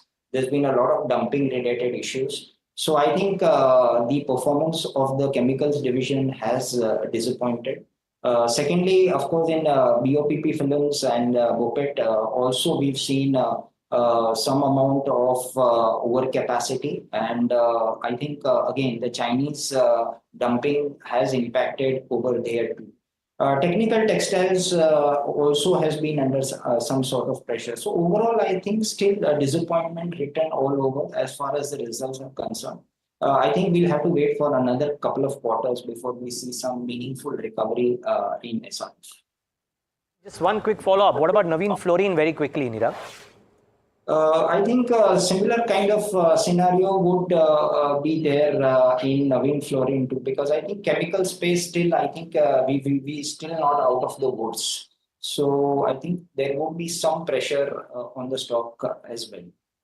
Let's extend that conversation into two more stocks. Archean Chemicals, because I believe that business seems a lot more exciting than the other chemical, specialty chemical names, and Aarti Industries. If you can just give me a view on those two, because those are the standout guys in the chemical business.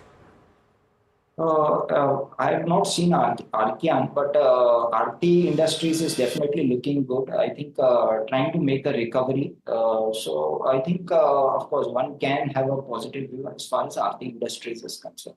Right. And we've also seen Deepak Nitrite also. So I think that is also looking quite good. So one has to be very selective in this space. All right, some more stocks that you should keep on your radar this morning. My colleague Kanika is joining us for more on that. She's talking about Tata, Elxsi, LTI, Mindtree and more. Yes, Kanika? Good morning, Tamanna. So the first stock is Tata Elxsi, like you mentioned. Now, the company has collaborated with ARM, which is a British semiconductor and software design company. Now, this collaboration will mainly offer advanced solutions on the latest ARM processors. And this will in turn help automotive OEMs and tier 1s to fast track their transition to software defined vehicles. The second stock on my list is LTI Mindtree, where the company and IBM are to set up global joint generative AI center of excellence in India. Now, they will mainly be combining LTI Mindtree's expertise in data and machine learning model customization along with its full stack engineering. This will be combined with the IBM Watson X technology. Now, the idea here is that open innovation will be driving the growth of enterprise AI technology. Now, the third stock on my list is Dixon Tech, where the company's arm, which is Dixon Electro Appliances, entered into a pact with Nokia. Now, this pact is mainly for development and manufacturing of telecom products. Now, manufacturing will take place at Dixon Electro Appliances manufacturing plant in Noida in Uttar Pradesh. Now, the fourth stock on my list is Mahindra & Mahindra, where NCLT has approved the merger of arms, that is Mahindra Heavy Engines, Mahindra Two-Wheelers and Tringo.com with the company. Now, upon the merger becoming effective, the company has said that no shares of the company will be allotted in exchange of the holding of the company in any of the arms. Now, the company also believes that the merger will lead to reduction in operating and administrative costs, along with the reduction in number of companies, which will help in ease of management. And the final stock on my list is Patel Engineering, where the company with its joint venture partner has emerged as the lowest bidder for an irrigation project. Now, the project is for the construction of water lifting arrangement work from submergence of Jilgaon project in the state of Maharashtra, and the project contract is worth rupees 343 crore, where Patel Engineering share amounts to almost 35%, which is almost 120 crore. Those are all the stocks you want to track as we gear up for trade this morning. Aditya, very quickly, any sort of bounce back across the banking names? Would you consider an intraday long trade for banks today? I wouldn't go long on banking names today, although there could be little, retracement. But overall, the trend seems weak for this week. So I would avoid longs in banking space, but on contrary, IT looks strong, so one could consider IT for going long. Well, it's defensive trade, like Aditya mentioned, stocks in the pharma pack. IT could be once again seeing some gains, including FMCG. We'll take a break. We'll come back, track pre-open trade, and of course gear up for another volatile day of trade.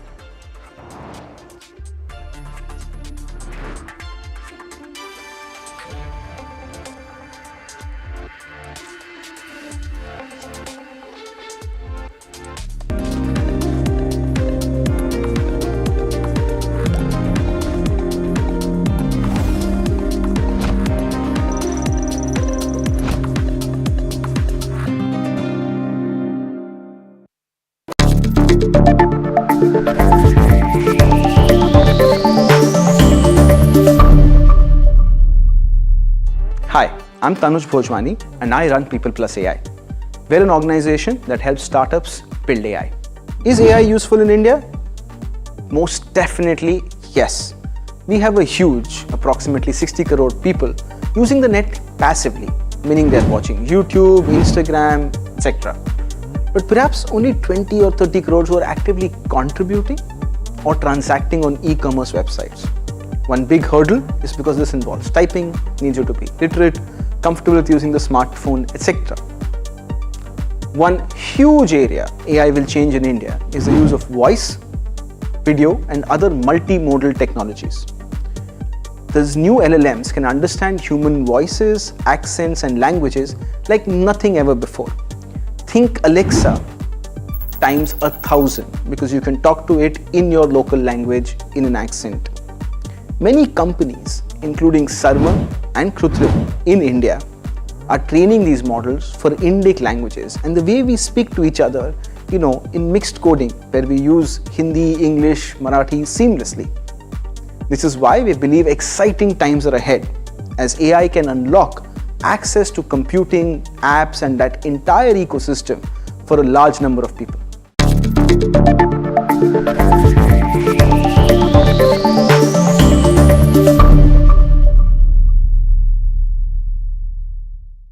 Have you been struggling with your personal finances?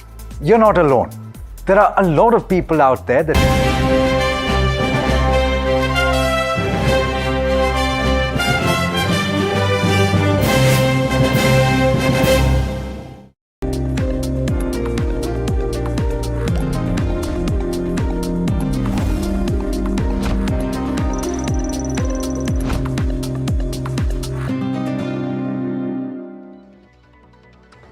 Back with India Market Open right here on NDTV Profit in minutes from now. Of course, 30 seconds, the markets will kickstart. I guess the pre-open rates will kickstart. As the implied open suggests that we'll have a flattish start, which is welcome. Let's just wait and watch if the sentiment dips a little bit post that or no. Of course, we'll talk about autos because if you look at this earnings season as well, if there is one bucket that has actually had a really good run in terms of earnings reportage, amongst a few of course, but one of them is autos. The auto numbers thus far has held out very well. I think it's merit in trying and figuring out how would the sales continue. For now, the rates all over the place. Let's come back to these once they settle down a little bit. Nirav, any auto or auto ancillary names today? Bharat Forge reports and post what they did the last quarter. I think all eyes will be out on the commentary that they have to give about what happens in the year ahead. But anything in the auto ancillary space that has stood out in terms of results for you? As far as the numbers are concerned, I think we've had pretty decent numbers, and I think we've seen very strong performance coming in from the two-wheeler pack. So I think should get reflected in the quarterly results also. As we await a few quarterly results for the two-wheeler pack, I think this space should particularly do quite well. And as far as the auto ancillaries is concerned, I think it's going to be an exciting year for Bharat Forge as the company is going to get. It's going to be a very important year because of the focus on various sectors like defense, aerospace, etc. And the kind of commentary which they are going to give with respect to get to all these verticals. I want to come in. Nirav, can you hear me? Yeah. Nirav, I want to ask you, I heard you say that Bharat Forge could have an exciting year. In the quarter gone by, they have come out and said that they believe that the revenues and the prospects are looking very bleak. So why do you think that it's going to be exciting for them? Because they've done a lot of work as far as this aerospace industry is concerned or the defense space is concerned. So I think their order book position should pick up from here. And they have said very specifically that this is going to be an important year as the company is going to graduate from tonnage to technology. And of course, they've been working quite a lot on these areas. So I think things should begin to look up from here. Let's talk auto. Manish Raj Singhania, President of FADA, the Federation of Dealers, is with us on the show this morning. Mr. Singhania, very good morning to you. Just looking at the first cut of the numbers that you've put out, the association has put out for April, where retail auto sales have grown 27% year on year. Two-wheeler retail sales are up by 33%, three-wheelers up 9%, and car retail sales 16%. What is sort of the overview you are seeing, and give us a sense of inventory levels, even as we see these sales pick up on a year-on-year basis? So overall, auto retails have been pretty good for the month of April, and we had a rocking start for the financial year. Primarily, you can attribute that we had the Navratras during the April month, and plus the marriage season. All these contributed to the heavy buying that we could see across the segment. The best part is two-wheeler continues to perform well.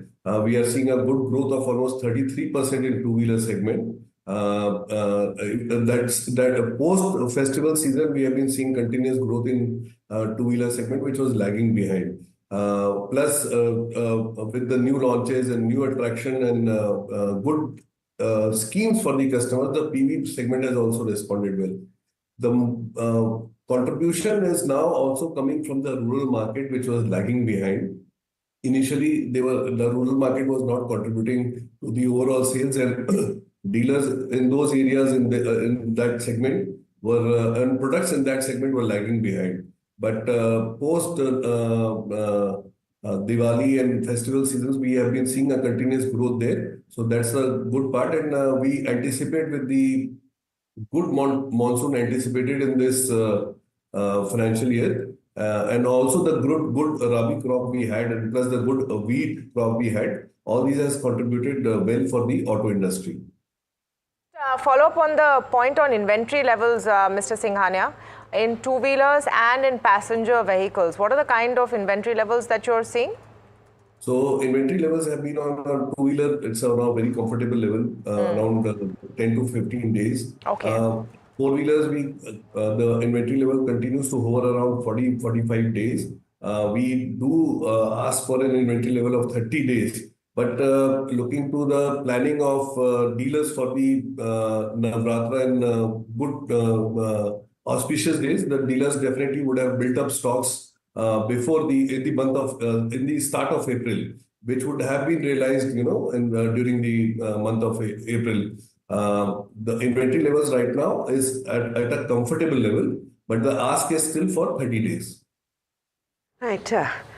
So Singhania, a couple of other factors that pose as a challenge in the last few months has been supply side concerns. There are some constraints which I believe have complicated the landscape, especially in the PV segment. I'm quoting, this is what you had said last month. Do you feel like that's easing out? And also there was some election-related deferrals that we'd seen or are seeing in the current months. Do you feel like all of this will actually mean that going into the next couple of months, growth will actually escalate further? Definitely, during election time, we see a dip in high ticket size products, especially in PV segment. The two-wheeler continues to perform well, but yes, in PV segment, we definitely see election hampers the sale of PV vehicles because carrying cash, and there's a lot of obstruction in carrying cash and handling cash. So consumers tend to avoid going out to dealership or in carrying cash during these months. Post-festival season, post-election season, during last Vidhan Sabha elections also, we have seen a high growth post-elections, and that's what we are seeing in these states also where the elections are getting over. We are seeing a jump in those states where the polling has completed. So definitely we can anticipate a high, good growth especially in PV segment post-elections. For me to assume that you're building your inventory ahead of that because you're now 3 to 4 weeks away from the final day, and I'm assuming post that the pickup will be obvious on street. Also, one last question. In your opinion, over the next 2 quarters, which segment is going to lead growth for you? So what are you building up and betting most on for the next couple of quarters?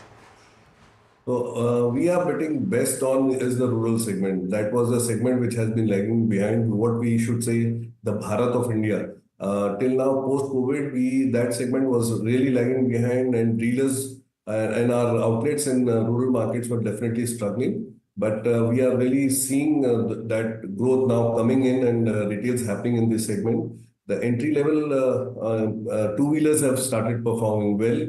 We are anticipating the same thing maybe next year for the entry-level passenger cars. So demand is definitely there because mobility is an essential part in rural segment. It's the need of the people in rural segment, but due to the constraint in finances and high vehicle prices, all these have definitely kind of mellowed down the retails in rural market.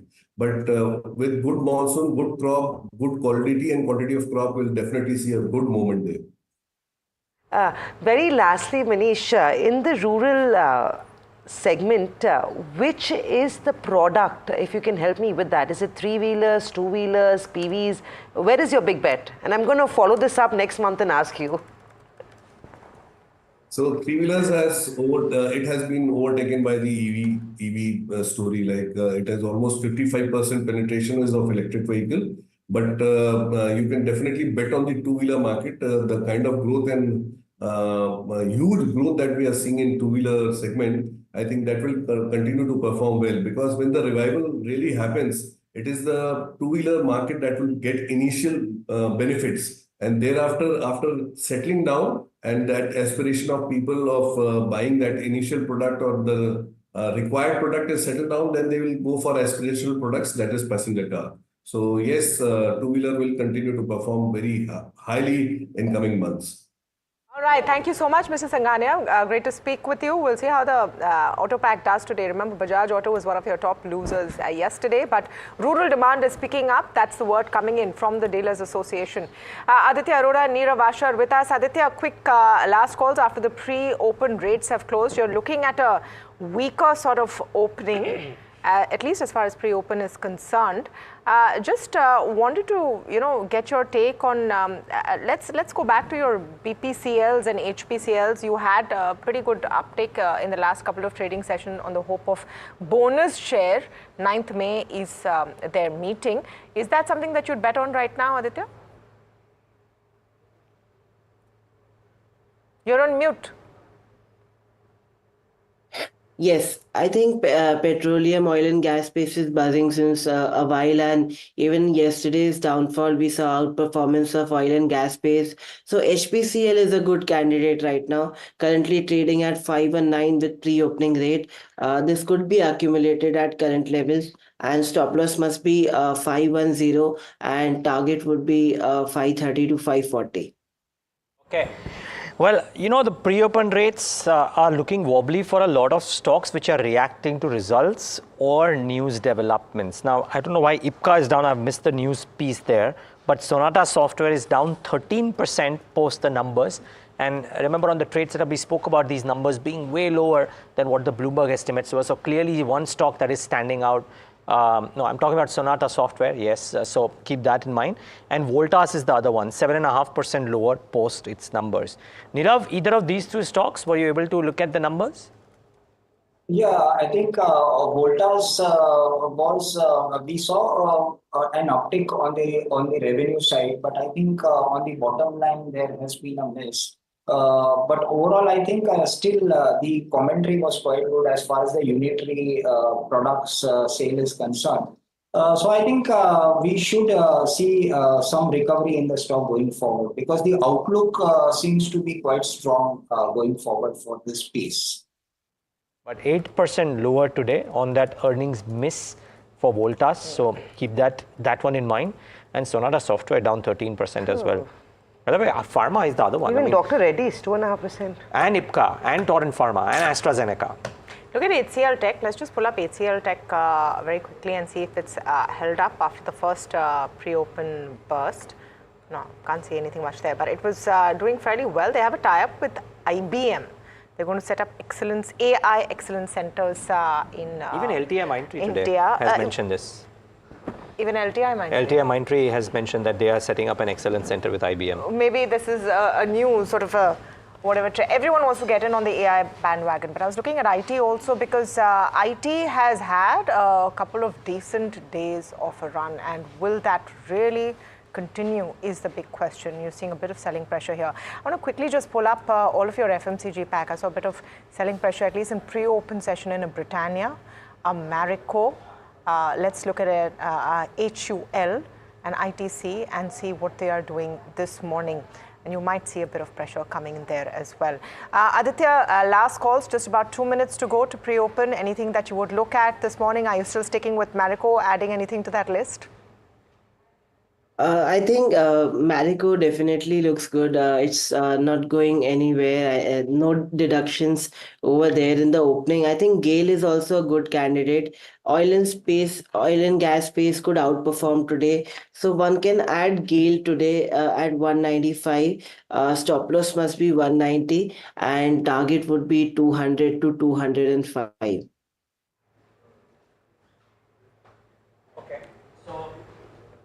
That's the view on Gas Authority of India. Viewers, keep in mind for all the pharma names, actually, just before we go to market open, maybe just one quick call on the pharma stocks, because all of them have started off low. Aditya, between an Ipca, AstraZeneca, Dr. Reddy's, and multiple others which have started off low, which one looks weak on the charts for a fresh trade? On the short side, I think AstraZeneca was showing good downside. That is about 8% in the open. So that is a clear avoid right now. And on future space, I think one shouldn't go short straight away, because the charts of Nifty Pharma Index isn't so bearish. So I would actually wait for the opening and look for buying opportunity in FNO counters, and I would avoid AstraZeneca for going long right now. Avoid AstraZeneca for going long right now. In FNO counters, the charts look strong. So that is Aditya's view. We'll take in a further view from both Aditya as well as Nirav Asher post the market open. But keep in mind, pharma stocks are not starting off on a good footing. The index itself, despite the implied open showing that slight uptick, whatever, is not exactly going to set the stage on fire. So that's the second point to keep in mind. And keep an eye out for some of those result reactions. So Dr. Reddy's is one, Sonata Software is one, Voltas is one, and a few others that we have got to keep in mind. So a clutch of stocks in focus, but here's how the benchmark indices are starting off this Wednesday morning. We're starting off about 0.25% lower, nothing too untoward, but in the red, following some of the other Asian markets as well. Nifty Bank about 0.25% lower, so that looks, in line. Mid caps about 1/3%, and small caps too in the red. So it's a red screen all over. Suffice to say, the breadth would not be positive. Let's get the heat map up on the screen and show what's happening on the large caps. At least a clutch of red, very little green. Well, BPCL up about 0.5%. Coal India, SBI, ITC, but very, very few to really take note of per se in the session today. Maybe a bit more green now than when it immediately happened, but the index itself is about 0.3% lower. Now what's correcting? Dr. Reddy's down 4% post results. The ADI was a giveaway. L&T about 1% lower. Ultratech about 1% lower. Grasim is about 1% lower as well. TCS less than 1%, but those are the top 10 losers, if you will. Not that IT is starting off very wobbly. So I think HDFC Bank is putting pressure because you see it in the top 10 losers. So that is slightly weak. Pharma names are looking weak because even Divi's is down in the red. And I don't know if FMCG is giving support today. Maybe ITC a little bit, but otherwise no. So on the flip side, Reliance is in the green, which is a good thing. SBI, ITC in the green, which is good. Maruti topping the charts, but Dr. Reddy is clearly taking it on the chin. But others like L&T, Asian Paints, etc. too. Building materials seem to be getting hit today. Tamanna, looks like Reddy's takes the cake. Reddy stays weak, and you'll probably see a lot of red on the broader markets as well. So not a very, very I would say positive morning. The Nifty mid cap 150 about 0.5% down. Let's pull up the small cap index, also 0.5% down. So a bit of selling pressure there. Let me begin with the kind of moves you're seeing, and a lot of it result based. Big response and the big trigger right now is squarely on corporate results. So very little room to hide if your numbers aren't great. Jupiter Wagons, let's begin with that. Positive results just about 2% up, and pretty decent numbers over there. Sonata Software is something which is hurting on the back of disappointing numbers, down about 12.5%. So if you've done well, it's a positively mild reaction, but if you've done badly, you're going to get hammered. Voltas perhaps also seeing that kind of a pain point, 8% down after results overhang. Dr. Reddy's we spoke about, but let's just revisit it because astonishing chart this morning. 4% because it's below estimate in terms of margins. Core margins at least are below estimates, and that's what's hurting the counter. Credit Access Grameen is the other one we should look at, and profits were decent. Net profit up 34%. That stock doing well this morning, 6.5%, 7% up. JSW Energy as well is one we look at. So as you can see, a lot of responses just purely to quarterly numbers coming in, perhaps with a lack of any other trigger right now in the markets for JSW Energy, about 3% up. Just want to pull up Dixon as one, news sort of driver. They have a tie-up with Nokia, mildly positive, nothing too great happening there. These are some of the primary movers and shakers, but any other sort of theme that you're spotting this morning, Samina? Tamana. So look at Credit Access Grameen. Numbers were good. They might not have been great, but the market seems quite enthused with it. They've reported a profit jump of 34% to 397 crores. And I think the good news here is it comes in from core business and business expansion, on back of which you are seeing a big move on Credit Access. The stock is up 7% as we see it.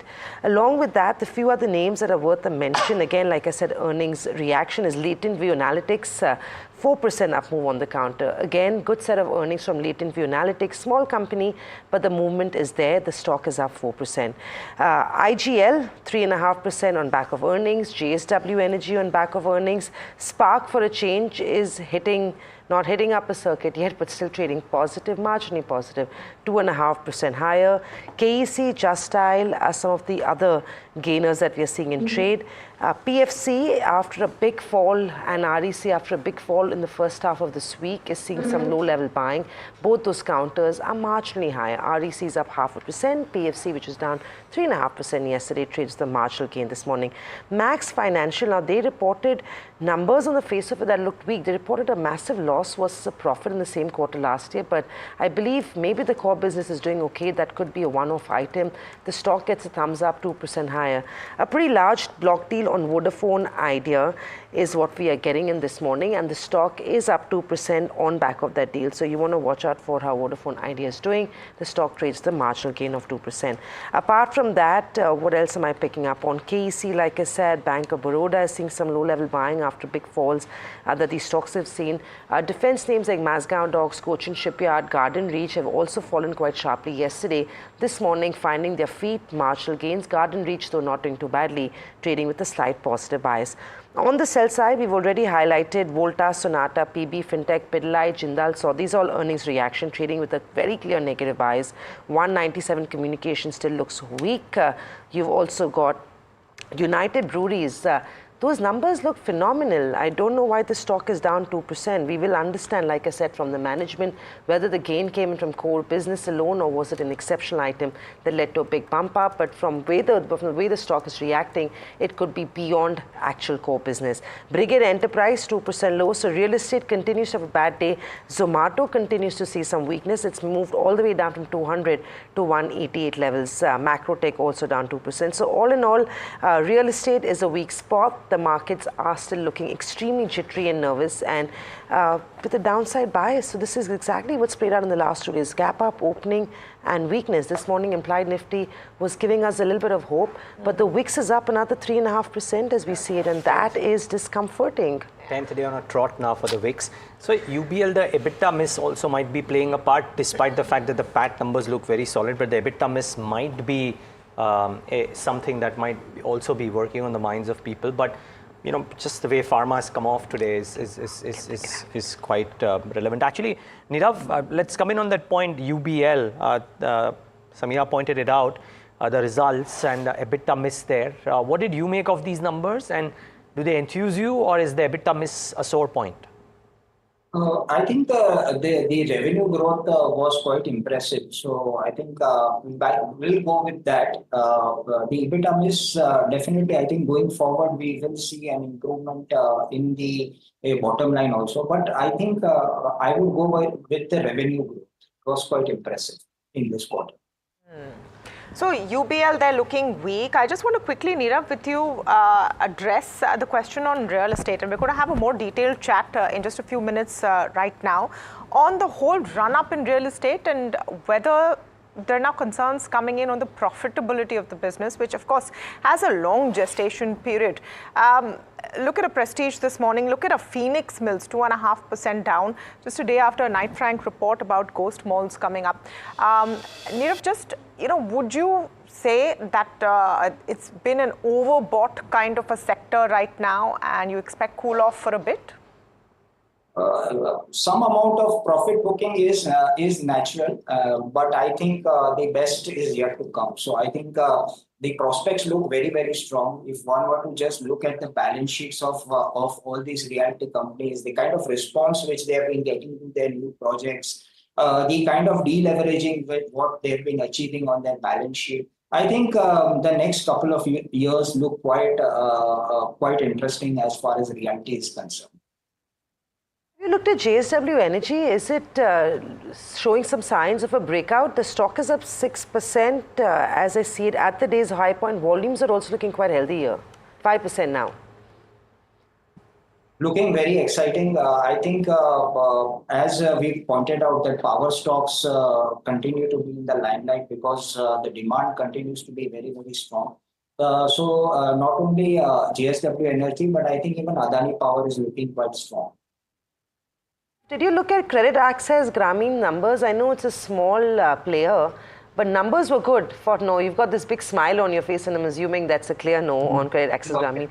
The stock is great. Markets, I guess it's a micro cap to say the least, but the street is getting excited. 40% growth on top line on back of business expansion is what is keeping it up and about. IGL is also up 4.5%. REC, PFC, Aditya, are you expecting this bounce back to continue on both those counters? Could be an opportune trade for a short pullback?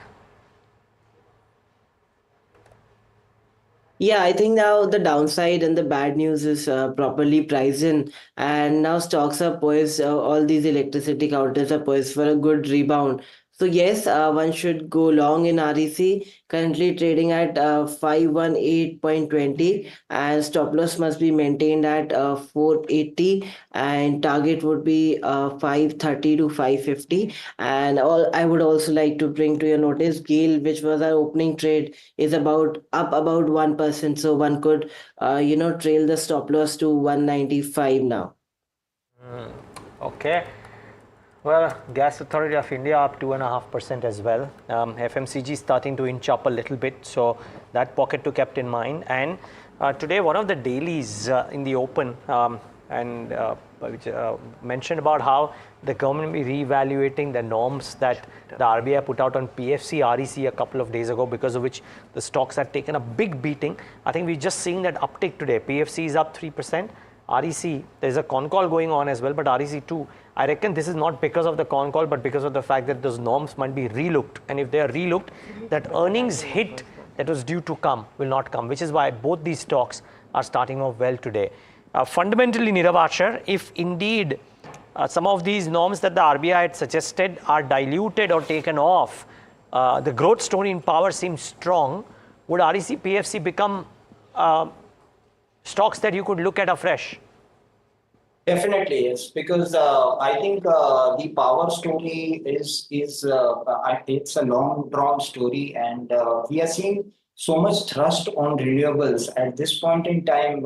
If one were to look at the thermal mix, it is around 57% of the capacity, and 42% is renewables. Going forward by 2032, it is expected that the same will reverse, and we'll have a share of 66% of the power flow coming in from the renewable space. So one can imagine the kind of investments which are going to go into the renewable space, and all this is going to be funded by the likes of REC Power Finance Corporation. So it's going to be a very, very exciting scenario going forward. And plus the Prime Minister's statements on Vikasit Bharat, especially with respect to renewable energy, I think they hold a lot of promise and potential.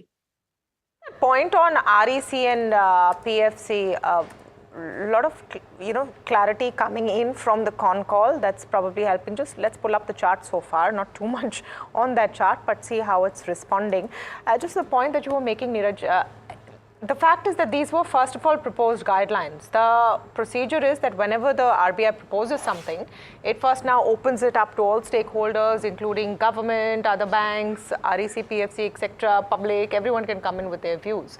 So the news story this morning that the government will look at it is something they would have done in any case. Do you think that after perhaps a beating down on the basis of draft guidelines, which weren't really real, now the fact that those draft guidelines may be looked at, which they would have anyway, the market is now overcompensating? Yeah, because the market in its wisdom decided that these draft guidelines mean that the earnings will get hit and punish the stocks if those draft guidelines are getting diluted, if you will, because the story suggests that the government might actually, that there is opposition to these, and these might not come in the same shape and form.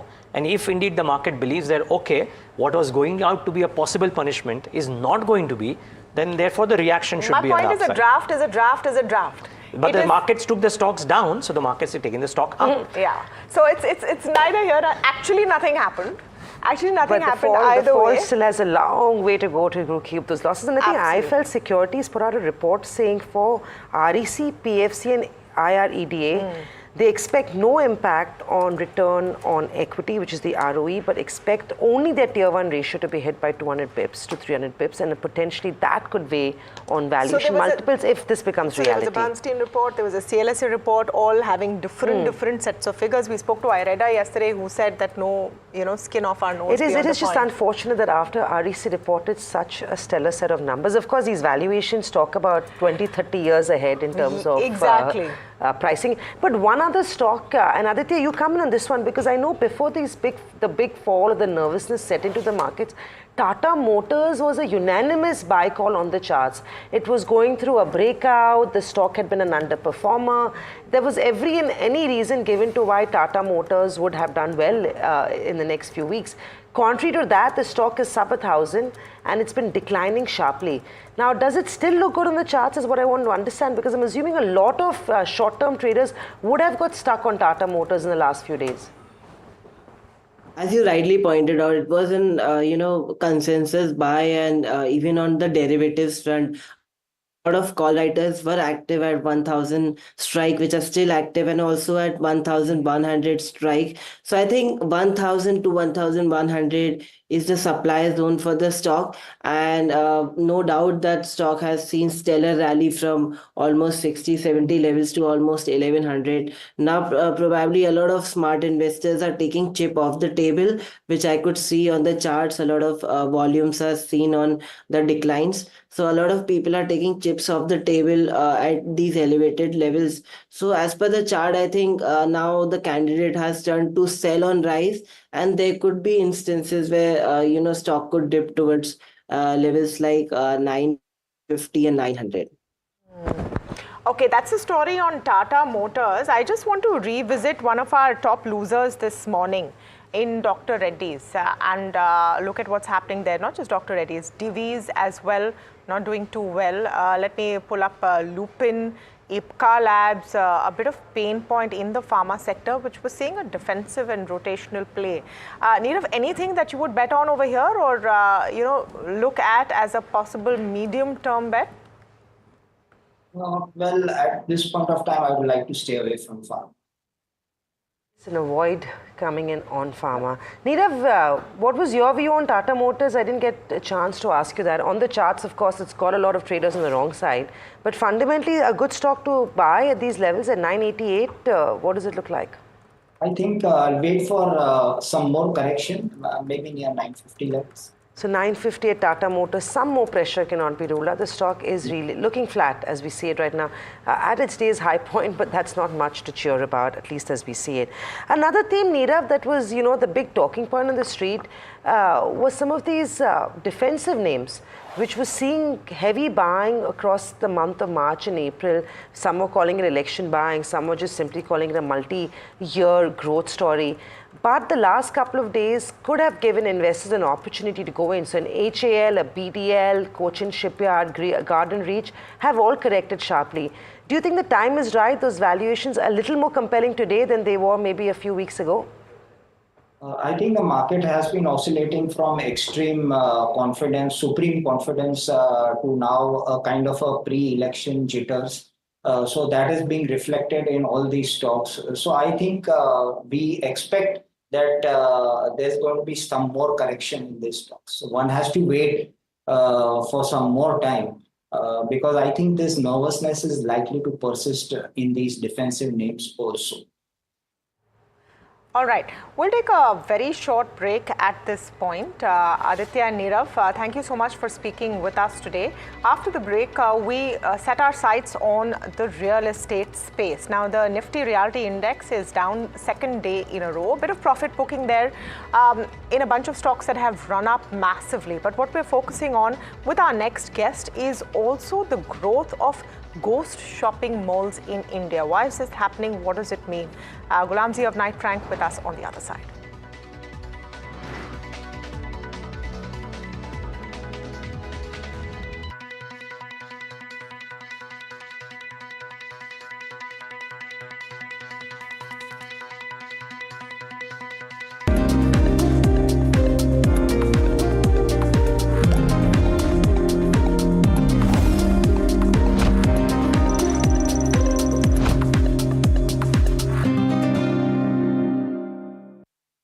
Have you been struggling with your personal finances? You're not alone. There are a lot of people out there that find it difficult to manage their money. But on Big Decisions, we'll be discussing a variety of topics that will help you make your financial decisions with confidence.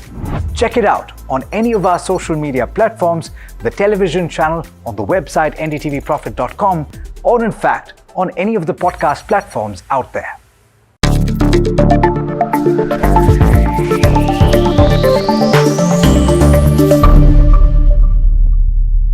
Hi, I'm Tanuj Bhojwani and I run People Plus AI. We're an organization that helps startups build AI. Is AI useful in India? Most definitely, yes. We have a huge, approximately 60 crore people using the net passively, meaning they're watching YouTube, Instagram, etc. But perhaps only 20 or 30 crores who are actively contributing or transacting on e-commerce websites. One big hurdle is because this involves typing, needs you to be literate, comfortable with using the smartphone, etc. One huge area AI will change in India is the use of voice, video, and other multimodal technologies. These new LLMs can understand human voices, accents, and languages like nothing ever before. Think Alexa times 1,000 because you can talk to it in your local language in an accent. Many companies, including Sarma and Krutrim in India, are training these models for Indic languages and the way we speak to each other, in mixed coding where we use Hindi, English, Marathi seamlessly. This is why we believe exciting times are ahead as AI can unlock access to computing, apps, and that entire ecosystem for a large number of people.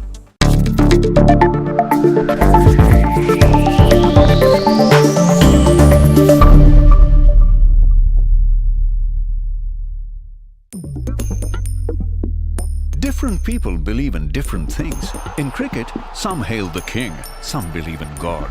Some wait for Mr. Right, some believe in swiping right. Some run away from risk, others run after it. For some, kids mean babies. For others, kids mean puppies. Some want a home to settle in the future. Some want to roam the world today.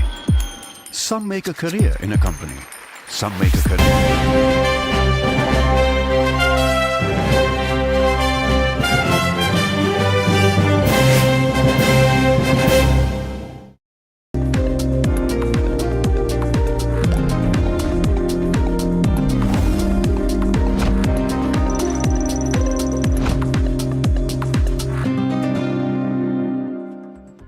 Welcome back. You're watching India Market Open. That's another weak day of trade of sorts on D Street. Markets still struggling to find their feet, at least from the way we look at it. One sector that continues to have it rough is the real estate pack. There's still no relief coming in despite the fact that some of these counters have sold off quite sharply over the last couple of days. Now the question to ask is it basket selling, is it profit taking, or have things changed in terms of fundamentals? To understand that, Ghulam Zia, Senior Executive Director of Knight Frank India, joins in. Good morning, Mr. Zia. Hi, it's Amina joining in as well. The last time we spoke, we talked about your wealth report, which was very positive. This morning, of course, we've woken up to ghost malls, which we'll talk about in a minute. But I want to talk to you about what is happening in the real estate sector at this stage. I know luxury premium housing is at its peak. Things are looking great. A lot of the money made in the equity markets historically has always moved to real estate, which is also what's probably happening underway, which is currently happening underway. But the flip of it is, with better looking equity markets, does it mean affordable housing is not seeing the kind of traction the industry would have liked at this stage? Well, the first aspect that we must all keep in mind is that of all the listed players, residential segment contributes almost 75 to 80% of their earnings. And that is the sector which has been doing extremely well, especially mid to upper end. And as you rightly said, the concern obviously is on the affordable market side.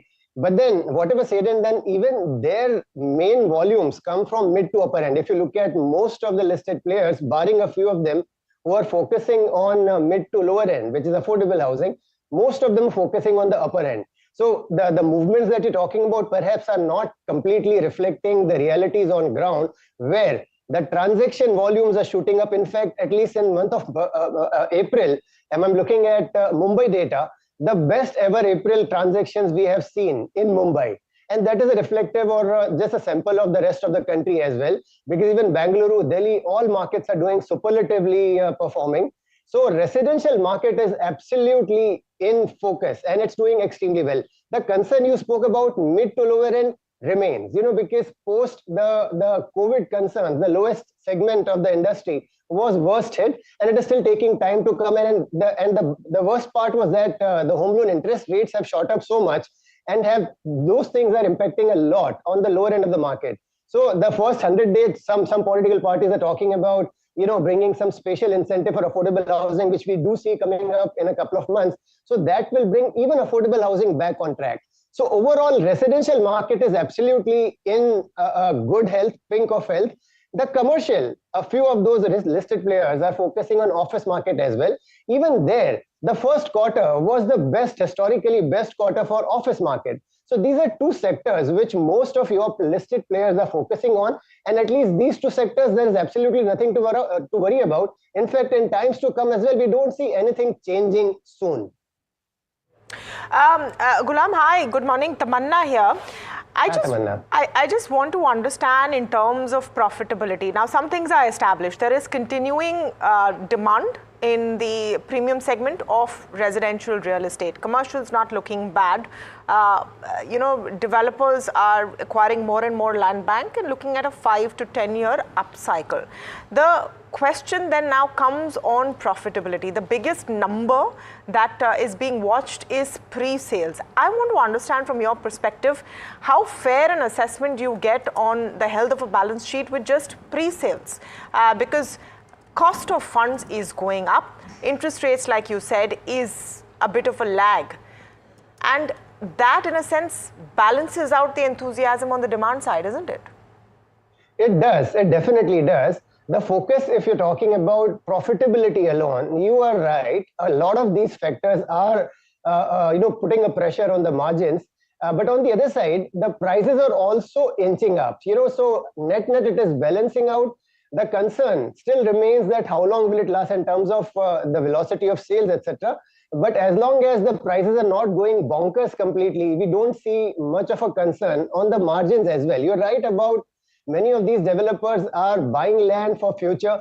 That will obviously have an impact. And ultimately, your question about pre-sales, well, I'm not a very strong believer in pre-sale, because there is a lot of gap between the reality and what is happening on pre-sales, because a lot of cancellations also happen in times to come. So while there is a lot of brouhaha about what is happening on pre-sale, people selling 500 apartments in 15 minutes, etc., we need to take it with a pinch of salt. But that said, velocity of sales is intact. Rest of all parameters are really in place to indicate a very sober market. I mean, there are lots of pulls and pressures, and we're only at the start of the bull run across the real estate sector. Your Night Rank put out a report saying that they've seen a 238% increase in ghost shopping centers since 2022. And this is a number that for the retail or somebody, waking up and trying to understand what's happening is a little nerve-wracking, right? All this at a time when the Indian economy is booming, consumption is on the upside, it's urban and premium discretionary spending that's looking good. What does this mean? Why is this happening? Is it only online shopping that is replacing in-mall shopping? Or is there more to it than that catches the eye? Well, at a very macro perspective, I would say that the reality remains that e-commerce is the biggest challenger for brick and mortar retailing. But that said, another few things are also to be looked upon, and a few of the major ones are that consumers, especially in the tier 1 city, are spoiled for choices. You need a certain lifestyle. When you're talking about a mall, you're talking about a lot more than just going there and shopping or consumption alone. It's a lifestyle, it's an experience. And that's exactly what we all have realized, that during COVID, when we were sitting at home and ordering stuff, what was missing was experience. So when we are coming back to malls, that's exactly what we are seeking. So the malls which are fulfilling all those requirements of giving you a certain lifestyle are the ones performing. So just to give you an indication, the malls which are doing well, which are almost about 47-48% of A-grade malls, are actually seeing less than 5% of vacancies, which means that the malls are almost full. There are people, the retailers are making beelines outside those malls to get into them and put their merchandise on display. So while a few of malls are really falling by the wayside because of lack of mall management or because of maybe physical infrastructure connecting them to the rest of the city, etc., is not falling in place, few malls are really falling by the wayside, but the ones who are doing well are doing exceptionally well. How do you read into this very diverging data? So you're right, a Phoenix mall in Mumbai is buzzing, to say the least. But I'm sure there's a smaller mall in the outskirts of Delhi that doesn't see the same kind of traction. But let's also not forget that companies, smaller maybe, the likes of a Brigade, the likes of a Prestige, have been gung-ho about expanding their mall portfolio. Does that mean that they will take a step back and say, you know what, if the mall business should be left to the guys who know this, which is the likes of a Phoenix, or would they still continue expanding in that space? Because I'm assuming rental yields are also not going to be looking very good now. Well, one thing which we must also keep in mind is, as I said, it's all about experience. It's all about touch and feel. And for that, the new malls that are coming in are bringing in right technologies, bringing in right experiences.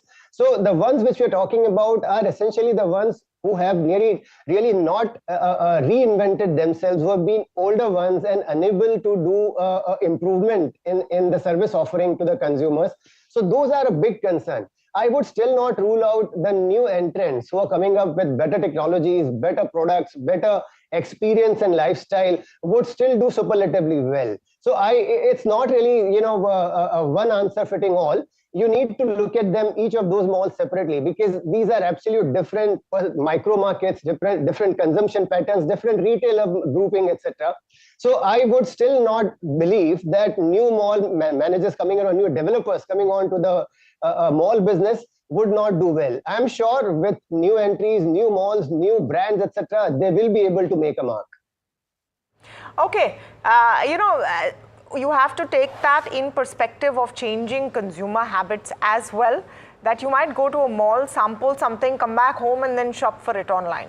That will also sort of impact. But when you're saying ghost malls, that means footfalls are also being impacted. Thank you so much, Ghulam Zia, for speaking with us today. Always a pleasure. Hope to see you back on soon. Very short break, but on the other side, we bring you this conversation with Bank of America's Adarsh Sinha. He's talking about rate cut expectations from the US Fed and from the Reserve Bank of India. Stay tuned for that.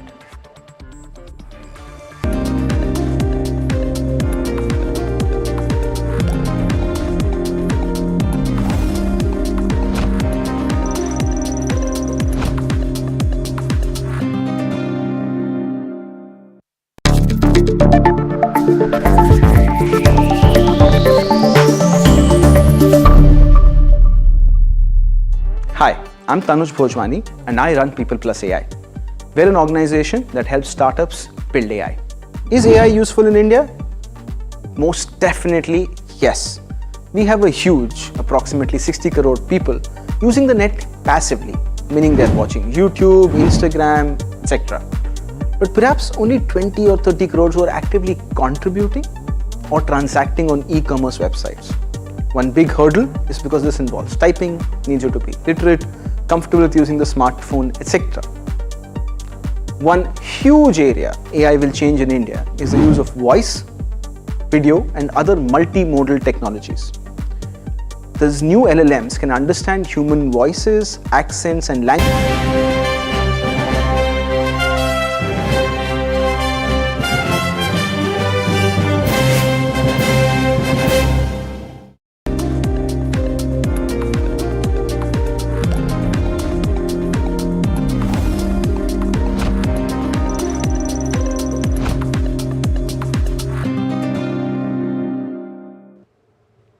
Will they, won't they? That's been the biggest question mark in terms of a possible Fed rate cut in all of 2024.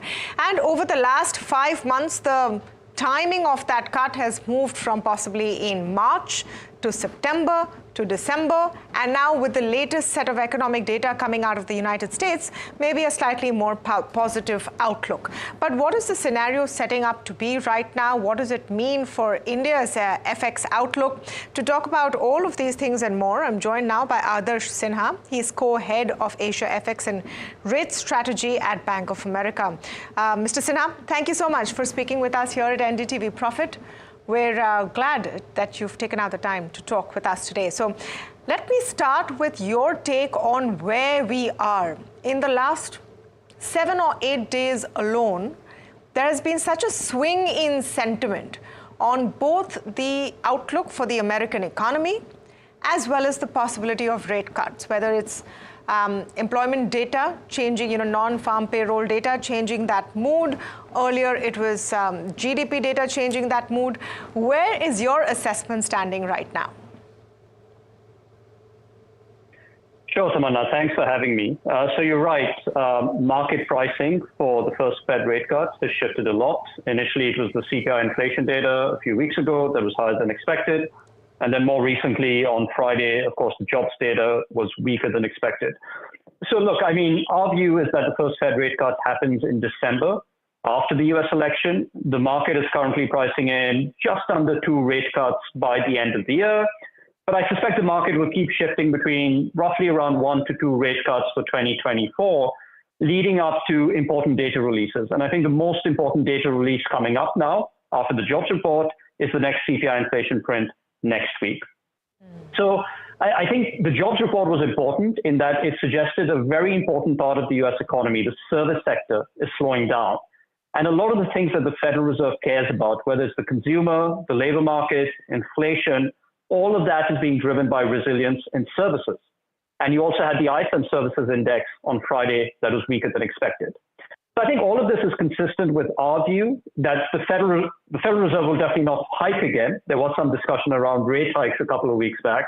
That won't happen. And they'll probably cut rates this year. The reason we've gone with December rather than September is that we think it'll be a bit difficult for the Federal Reserve to cut rates too close to the US election, as well as the fact that base effects will become more positive for inflation in the second half of the year. So we think they probably need to wait until December to deliver that all-important first rate cut.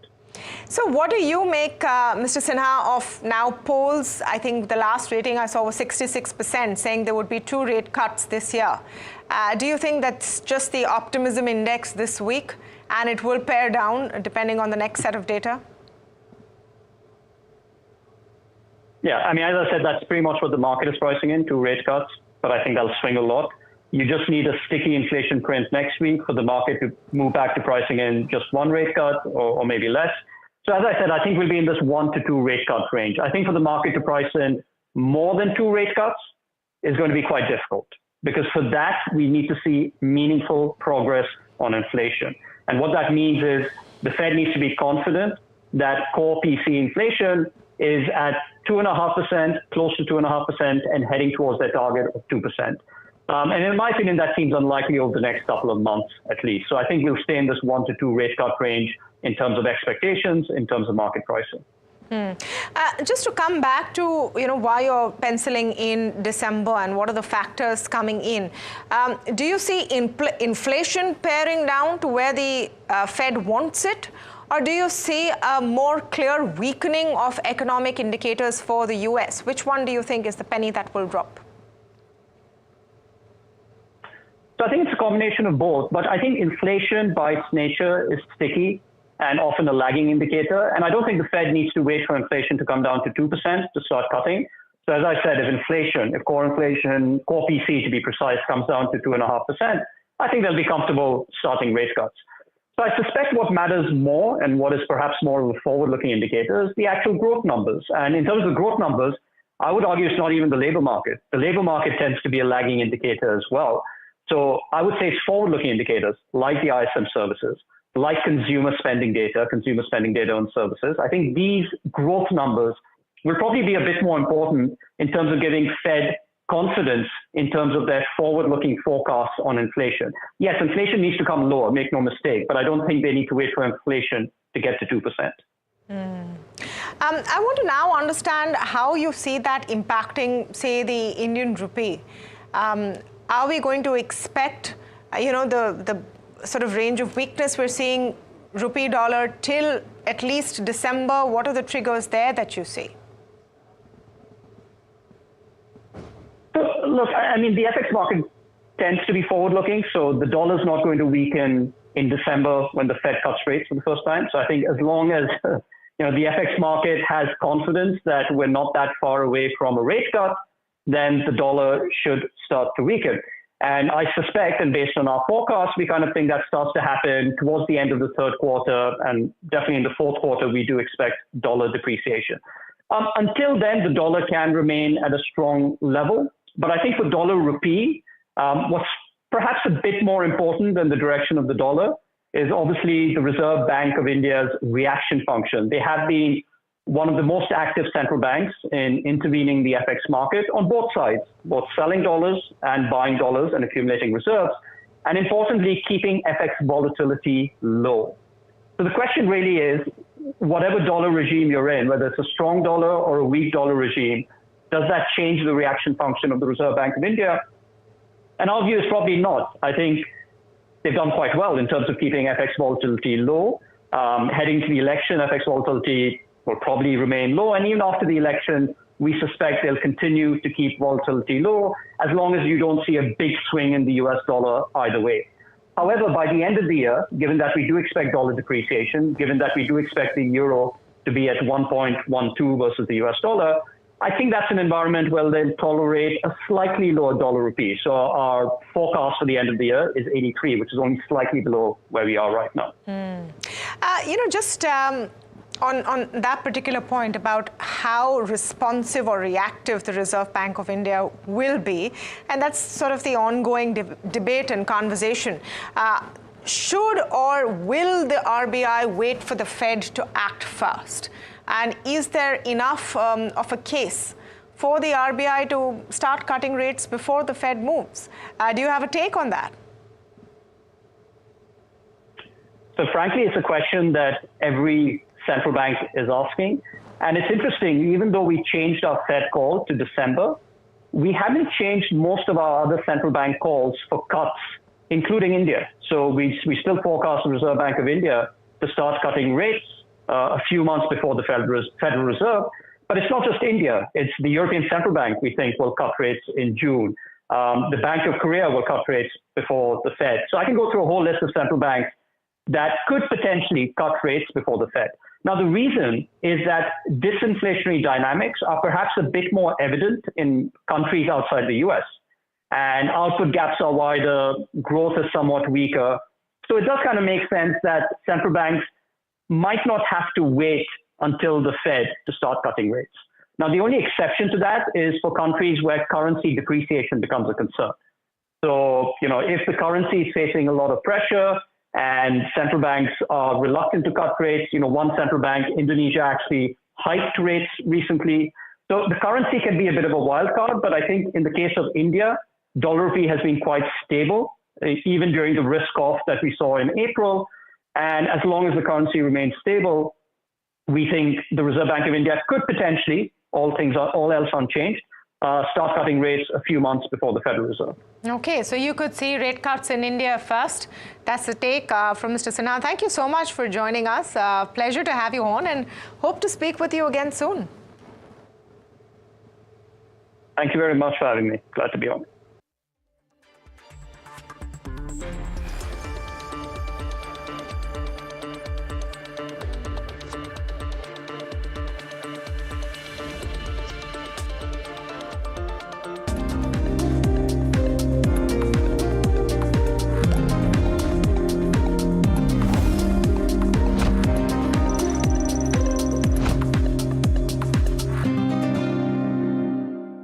Have you been struggling with your personal finances?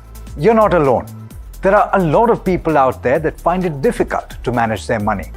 But on Big Decisions, we'll be discussing a variety of topics that will help you make your financial decisions with confidence. Check it out on any of our social media platforms, the television channel, on the website ndtvprofit.com, or in fact, on any of the podcast platforms out there.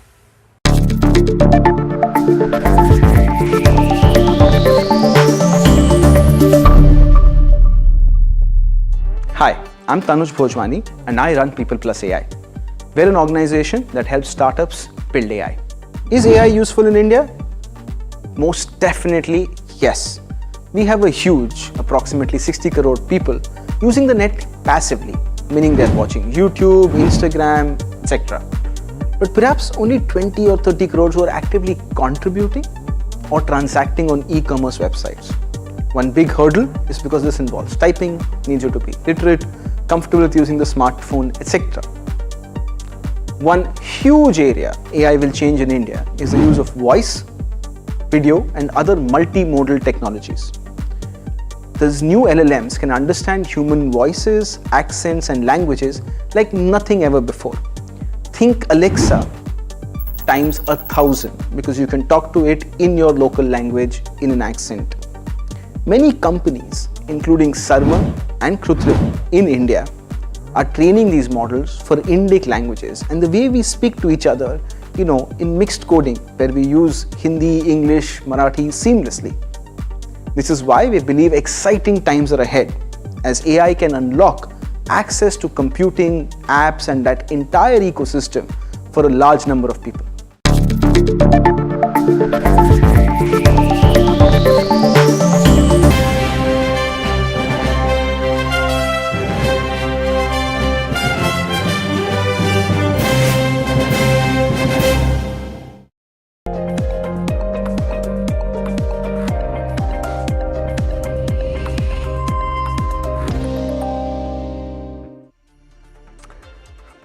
Thanks for tuning in to Talking Point. I'm your host, Neeraj Shah. The case for a chat today, amidst all that's happening on the micros as well as the macros and locally and globally, we asked the question whether the markets will remain range-bound amidst the pre-poll jitters or the pre-poll volatility. Is China growth bottoming out, and does it have ramifications for the commodity sector as well as flows into EMs other than China? And is consumption looking like the trend is changing from the K-shaped growth that has happened for the last 36 months? Could staples and rural consumption make a bit of a comeback? We pose all of these questions to somebody who thinks deeply about these things. Manish Dangi, founder of Macro Mosaic Investing and Research, joins us right now on the show. Manish, great having you. Thanks for taking the time out. I hope all is well. How have you looked at what's happened on the macro landscape and risk assets over the last 3 odd months, Manish? Because India has got this specific period of pre-election volatility, which is evident, but the world is not bereft of volatility either. I think over 3 months, Neeraj, there are two, maybe three, you could say, have been surprises to markets. One, of course, almost all three inflation print in US have been somewhat disappointing.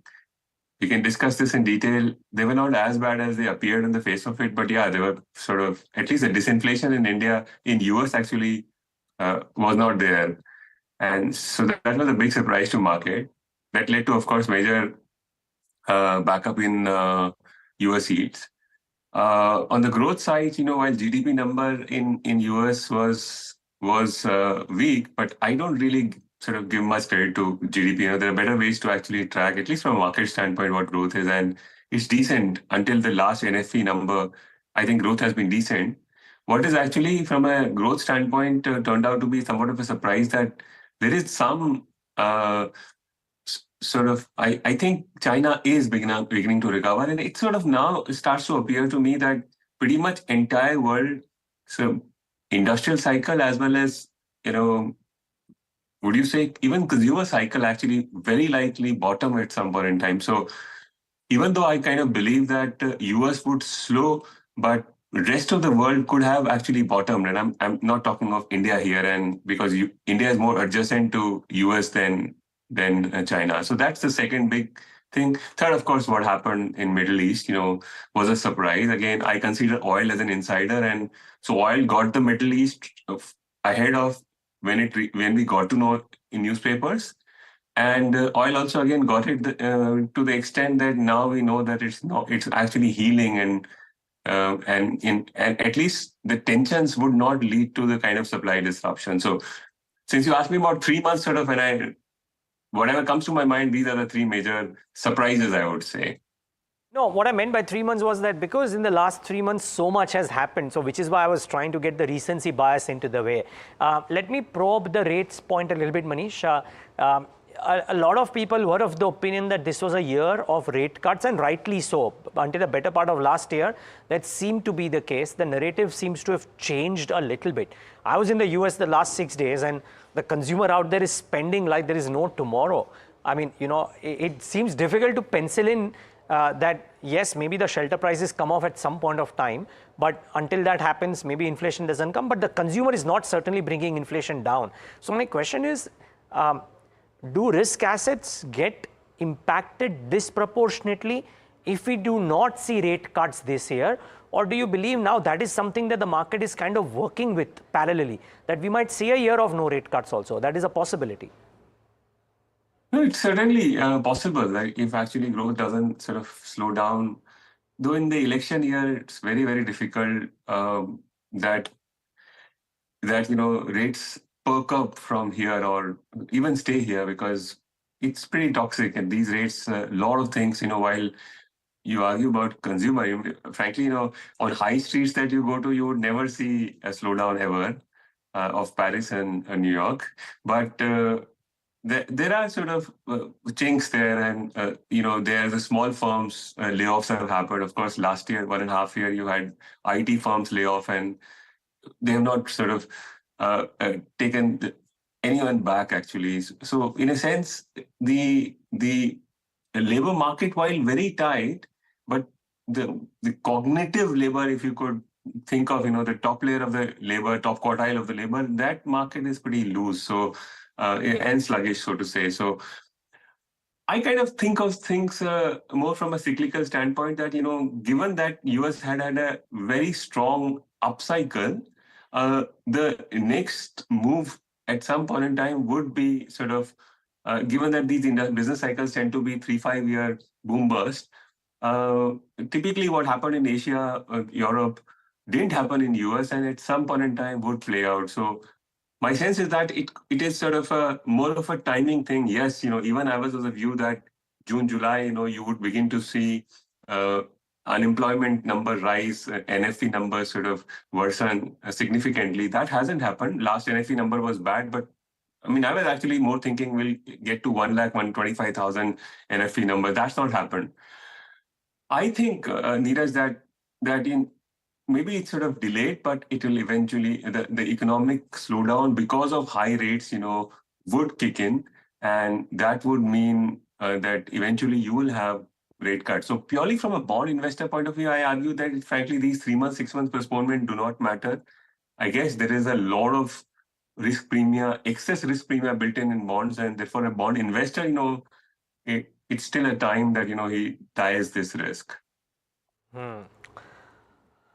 Okay. Manish, the other aspect is China, and I know you think about this very, very well. I just would love to understand whether growth out there is bottoming out. The parallel question that I have there is a borrow that I have from a Morgan Stanley note today, wherein they are saying that yes, China is growing, but with no material improvement in inventory levels and spreads, especially for steel and hence profitability, we believe the outperformance of some of the metal stocks and steel stocks in particular might be overdone because the valuations are no longer as cheap. So two-part question. One, on China growth, what is your belief? Actually, three-part question, sorry.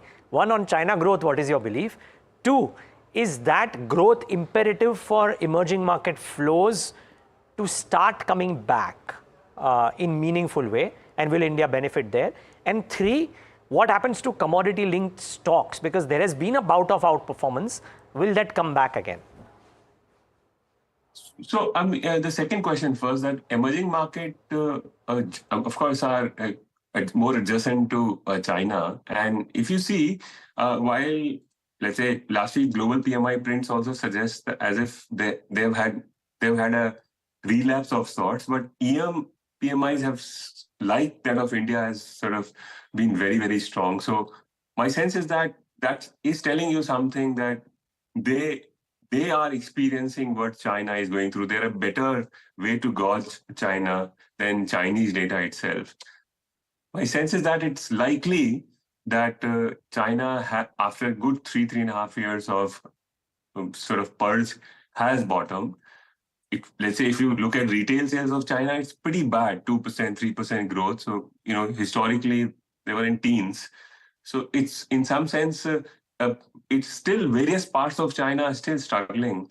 But with a lot of structural reforms, the pivot to something else relative to property and real estate, a large part of it, is as at a fag end. And if I were to bet on a 3-year, 5-year, 10-year view relative to expectations, I think China would surprise more positively versus I was China pessimist, for long in terms of growth until 2019-20. But I think, consensus has shifted to left, and I guess China wouldn't do as badly. China's sort of technological advancements have actually surprised everyone, including me. And also, please understand that China has a degree of freedom that it can do Japan to its currency and actually grow and stimulate itself. It can do what US did in 2009 or 2020 to re-stimulate its retail sales and consumer. It's not doing all of it. So there is a protracted recovery, but the degree of freedom with the policymakers sort of both at currency and rates level stay there. So that's on China. Then sort of you asked, I think, on commodities, again, as I kind of believe that most specifically copper, but generally metals are good insiders of what's happening in China. And they're also telling you from a price action point of view for the last few months that, they know something that, most probably stock market didn't know there. And now even stock markets know that they've bottomed. So now, would copper rise from sort of and rise, or other metals will rise? It is a lot of things about valuation. But if you're trying to sort of gauge China, then, all of them are actually telling that, yes, China must have bottomed. Okay. And Manish, just maybe I missed it, but just trying to understand, because you look at flows also closely, I believe. A lot of people believe that EMs as a basket and even India will benefit when China flows start, as opposed to thinking that flows moving away from China will move into India. What is your thought here? Yeah, so Indian flows are adjacent to like TINA in a sense. If let's say, you can't go to Malaysia, China is when, within EM, India always seems like an oasis.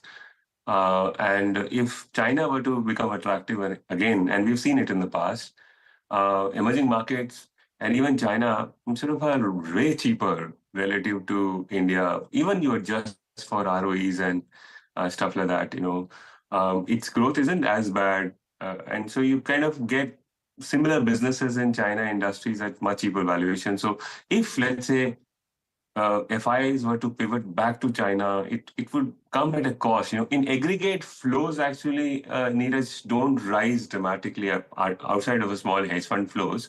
The investor flows actually are a sort of a set pie, and it's actually a zero-sum game. If someone very large like China and EM as a basket is gaining, it is gaining at our cost. And so I would never celebrate, China, retrieving flows back from the FPI pool. It's not necessarily good news for India. Got it. Okay. A fair point. Well, some macro done. We'll try and probe some of the micro. There is pre-poll jitters. Manish would probably have a view on some of those things as well. And of course, we talk about the domestic demand in detail on the other side of this very quick break. Stay tuned to Talking Point.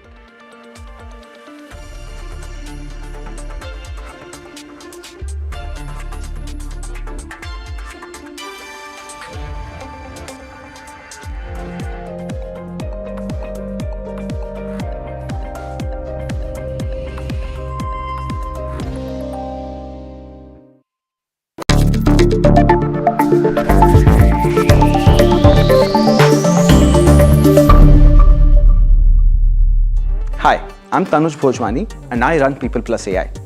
We're an organization that helps startups build AI. Is AI useful in India? Most definitely yes. We have a huge, approximately 60 crore people using the net passively, meaning they're watching YouTube, Instagram, etc. But perhaps only 20 or 30 crores who are actively contributing or transacting on e-commerce websites. One big hurdle is because this involves typing, needs you to be literate, comfortable with using the smartphone, etc. One huge area AI will change in India is the use of voice, video and other multimodal technologies. These new LLMs can understand human voices, accents and languages like nothing ever before. Think Alexa times 1,000 because you can talk to it in your local language in an accent. Many companies, including Sarma and Krutrim in India, are training these models for Indic languages and the way we speak to each other, in mixed coding where we use Hindi, English, Marathi seamlessly. This is why we believe exciting times are ahead as AI can unlock access to computing, apps and that entire ecosystem for a large number of people.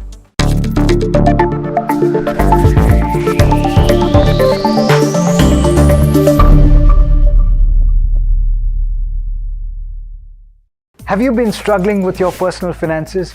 You're not alone. There are a lot of people out there that find it difficult to manage their money.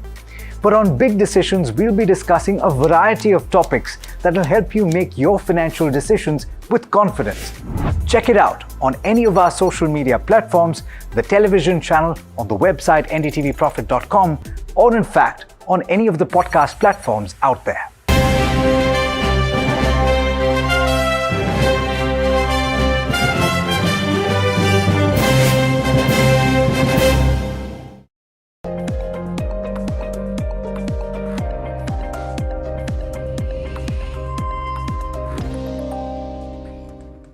Back with Talking Point right here on NDTV Profit. We spoke a lot about global, and we got to talk a bit about local as well. Just before we start doing that conversation, I think something that might add to it is something that REC had to say on the con call today, and my colleague Harsh has some of the key details from that con call. Harsh, take it away. Well, Neeraj, absolutely no impact with regard to net profit, no impact with regard to net worth, no impact with regard to book value. That's what REC's interpretation of these guidelines are. What they are quoting is they are suggesting that they're quoting the RBI with regard to certain discussions they've had with the RBI and suggesting that no state government-backed projects will be covered by these regulations. That's what they are essentially focusing on. What they are suggesting is just about 20% of their portfolio might get impacted, and that too only the tier 1 capital with regard to these projects, or rather this quantum of 1 lakh crore of their 5 lakh crore book will get impacted with regard to tier 1 capital. That's the only impact which will go through. You can see the stocks up and away. We spoke with the management as well a few days back. They've guided for very strong growth, 10 lakh crore plus in terms of their AUM, and 23 to 24% PAT compounding is what they had guided us for. Okay, thanks for that, Harsh. And remember, some of these stocks have done really well after getting punished the whole of last week on the belief that there is going to be the draft consultation papers are negative, or rather not on the belief, on the assessment that the draft consultation paper that the RBI had released with regards to the new norms would be negative for some of these stocks. Manish, it's the pre-poll season, and we've seen that bit of volatility coming into equity markets by and large.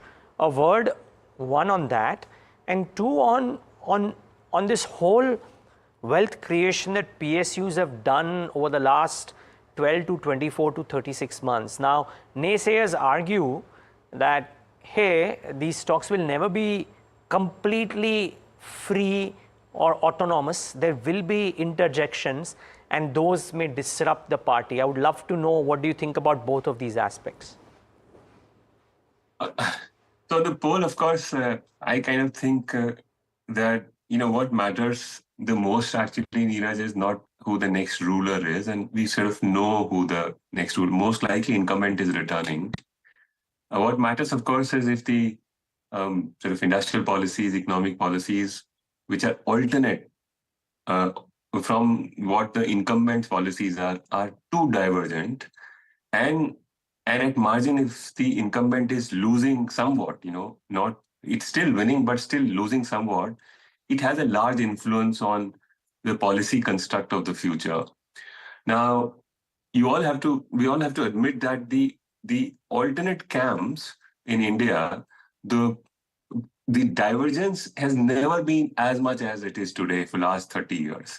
The mandate that the opposition wants is to do things which is so different from what is being practiced in India in terms of economic policies, and very likely in terms of industrial policies, that sort of anything there, any risk there would induce extraordinary amount of risk of sides or volatility. So I think, given that now we are halfway done in poll season, its market is, at least in Bombay, the assumption is that it is no risk at all. It's actually now coming close to a point that, okay, it could be some risk in some form in the spectrum of possibility, and therefore it's baking in. That's how, Neeraj, I think of poll season. I don't think people still think that there is any major negative surprise in terms of who forms the government, but they could be now shaken that, no, what if it's not the kind of government that they thought they would get? Manish, some people tend to take advantage of fear. Some people believe that the fear that is coming in is coming with valid reasons, because the optimism was a bit exaggerated. Which camp are you on, if you are in either of these two? So, I kind of, in three steps, if let's say incumbent were to return, last 1 week of, sort of fear harvesting would be undone. If incumbent were to sort of fall short of something like, let's say, very lowish number, 220, then you ought to play a major inflation and redistribution trade in India, which will mean favor property over real estate, favor FMCG over tech, or other sort of growth sectors, favor non-infra versus infra, favor private versus PSU. So that sort of trade will return. At 250 plus, so somewhere between 250 to 285 for BJP would mean, small 5-10% sort of cleavage there, and, things are back to square one, with a little bit of a dilution in terms of the policy construct, which were especially the industrial and tax policy construct. So that's how I would kind of think of it in terms of the reflects to the outcome of elections. Got it. Now, interesting point that you made about this thing as well, FMCG or consumption, if you will. The last, post-COVID at least, we've been seeing, not just in India, maybe across the world, but definitely in India, this bit of K-shape wherein rural has largely been hurting, urban and premiumization even more has largely been benefiting. I would love to understand, Manish, you are a believer of cycles. Do you believe the cycle at some point of time naturally would undergo some bit of change? Can rural come back, or is that difficult to pencil in right now? It's very, very likely that if you were to take a 1-2 year view, it's very likely that the term of trade adjustment, both from a policy as well as growth standpoint, would go in favor of hinterland. And those proxies, in businesses, one such is, of course, stable business or two-wheeler, and many such, would actually likely do better than the alternate, which is urban proxy businesses. So I'm sort of purely from a cyclical standpoint, it's for far too long. One part of the economy has done really well at the cost of other, I would say. I guess it should change. Now, if your question is if it is still there, no. I mean, you don't really hear from Unilevers and such likes. The volume growth is sort of pretty dismal. I think one good news is that, let's say, NREGA jobs actually year on year are contracting now. So that's sort of maybe telling you that there is some traction. It could very well be that the entire labor migration may have reversed, and that may be a cause, because I'm not very happy with the real wage growth of rural India yet, especially in agriculture. So it's still mixed.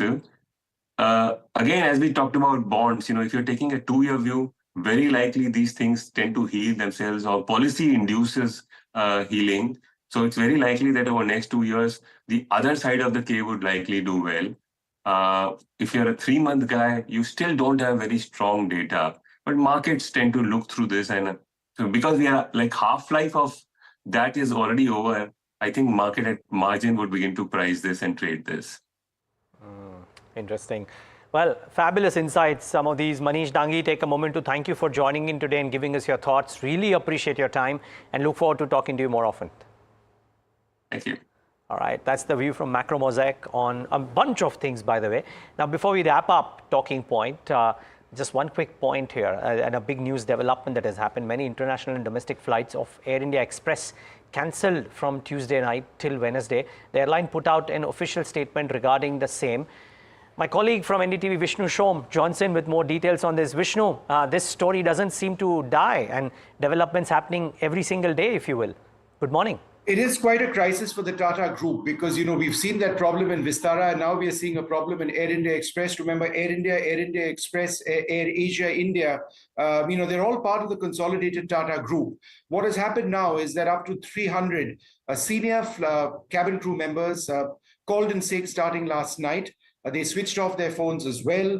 And as a result of which 78 flights have been cancelled. Now, the airline has come out with statements. They're saying they're trying to help passengers, that they're trying to ensure that passengers get on other flights. That there may be a possibility of Air India bringing in more aircraft. But again, that's something the airline needs to really look at. But I think, Neeraj, the problem is we've seen this in the case of Vistara as well, which had problems with their pilots showing up for work. When a situation like this happens, it cascades, it snowballs into a much more serious situation because 78 flights cancelled today. If this is not resolved right now, then you'll have many more flights cancelled tomorrow, day after, etc., etc. And then where do all of those passengers go? So it's a tremendous cost burden for the airline at one level, a massive inconvenience for passengers.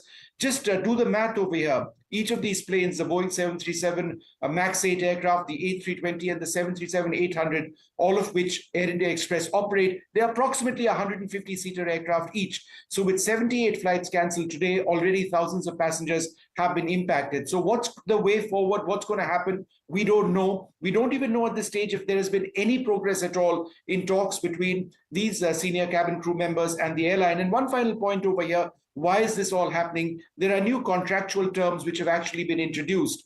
Greater accountability of cabin crew members. The fact that if there is a complaint or a concern raised by a passenger, then these cabin crew members may be questioned, etc., etc. But this is one side of the argument, and that's coming from the management side. In terms of what the cabin crew have in terms of their concerns, we're still to hear from them. I had a follow-up, but trust Vishnu anyways to cover almost all the details as he's done right now. Vishnu, thanks so much for bringing us this update. Really appreciate this. And it's a developing story, viewers, that you will hear on the NDTV network, on NDTV, as well as NDTV Profit throughout the day today, and on our social media pages, as well as our websites. But with that, thanks so much for tuning into this show. The FNO show comes up next.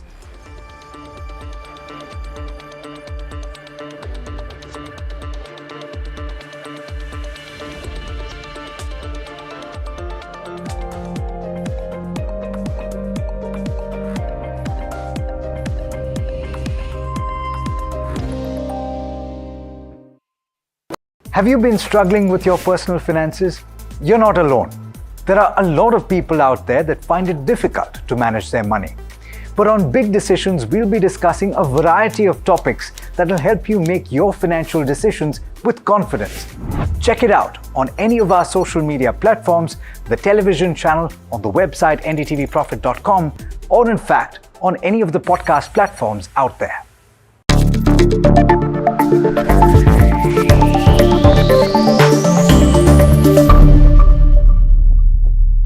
Hi, I'm Tanuj Bhojwani and I run People Plus AI. We're an organization that helps startups build AI. Is AI useful in India? Most definitely, yes. We have a huge, approximately 60 crore people using the net passively, meaning they're watching YouTube, Instagram, etc. But perhaps only 20 or 30 crores who are actively contributing or transacting on e-commerce websites. One big hurdle is because this involves typing, needs you to be literate, comfortable with using the smartphone, etc. One huge area AI will change in India is the use of voice, video, and other multimodal technologies.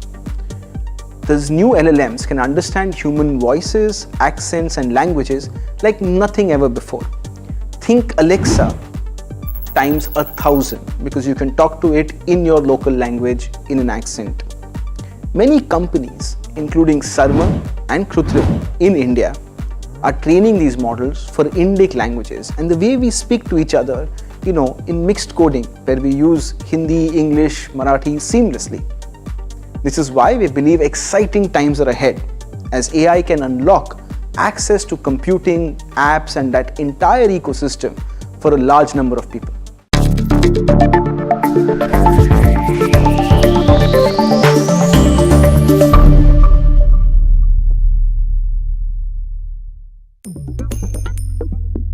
Different people believe in different things. In cricket, some hail the king, some believe in God.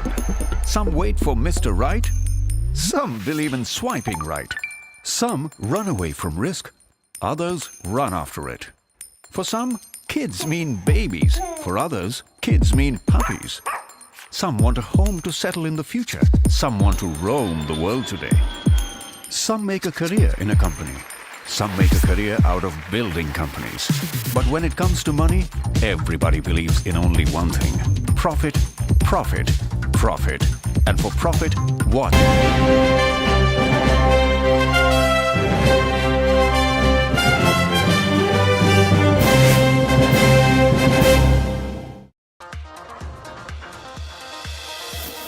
Rising volatility keeps markets on the edge. Benchmarks open lower. Sensex falls below 73,400 while the Nifty trades around 22,300. In sectoral indices trade mixed. PSU banks and metals lead gains. On the other hand, pain sustains for technology. And retail auto sales in India surged 27% in April as demand revives in the rural segment. And REC jumps over 5% as the management welcomes the RBI's proposal for tighter project finance. It says that it will not have any material impact on its own profits. And more earnings on the block. Larsen & Toubro, Tata Power and Hero MotoCorp are all set to report their March quarter numbers.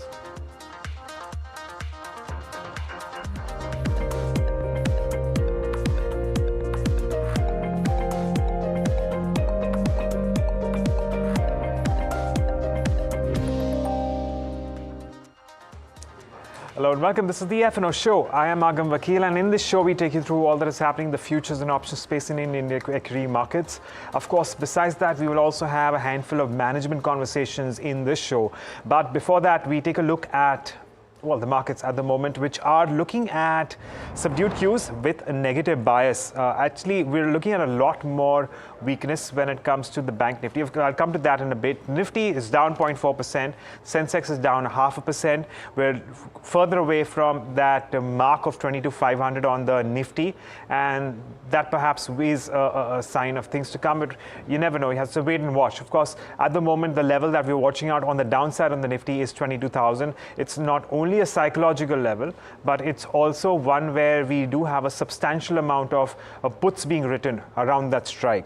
Now, as far as the bank Nifty is concerned, it's lost out on the 48,000 mark as well, and that's where the real concern is coming through.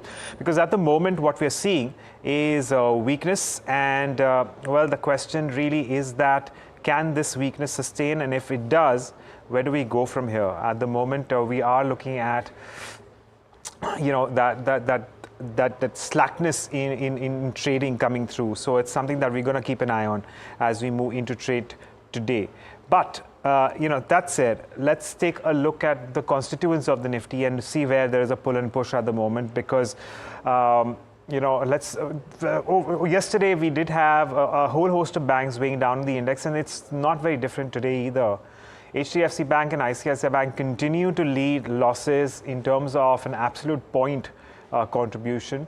And on the other hand, we're looking at a little bit of a revival in SBI. I wouldn't really call it a revival because it's marginally in the green, but we are seeing some strength there, as well as Reliance Industries, but not enough to keep the Nifty in the green or even flat for that matter, which is why it's under pressure at the moment. But let's talk about the broader markets, a quick look at that as well.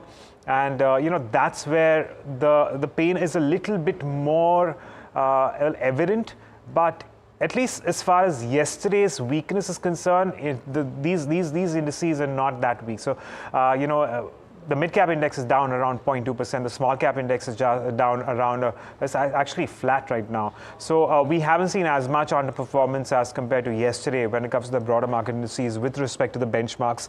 And it does seem like the selling has resumed in the largest cap space as well. That said, the India Volatility Index continues to rise. Remember, by the end of the day yesterday, it had closed somewhere below the mark of 17, but it does seem like it's moved back above it. And the volatility is here to stay. There's no doubt about that. Not only because of earnings, but also because of the election season as we move into the third phase of you know, voting coming through. And you know, it's been on a constant rise as far as the volatility is concerned, naturally, which is a reflection of the option premiums that you see at the moment. But you know, let's take a look at one of these stocks which has in fact come out with earnings, and that's United Breweries, which is in focus, which has reported a solid growth in its revenue. And I spoke to the managing director and CEO Vivek Gupta on what worked for the company and what we can expect going forward. This is what he had to say. Listen in. We are very, very pleased with our quarter results. Our volume grew 11%, our net sales grew 21%, our premium volumes grew 21%. And at the same time, you know, we actually see a margin improvement versus a year ago around 300 basis points. So I think we are very pleased with the progress. You know, this is a long-term journey. Beer is a very highly capital intensive business. We are making interventions to make sure our business is future ready. At the same time, we are actually really focusing on consumer, you know, solving our portfolio gaps, launching new innovation in the market. So I'm very pleased the way the quarter has gone. Of course, there are challenges. I think we continuously need to work on ensuring that the volatility around commodity pricing, around bottle pricing, glass pricing, we need to watch. This quarter, because of elections, there's definite disruption. And as a market leader with almost 50% market share, we get more impacted when there are disruptions due to elections. So we need to see the impact of that, but overall very pleased with the way the quarter has gone.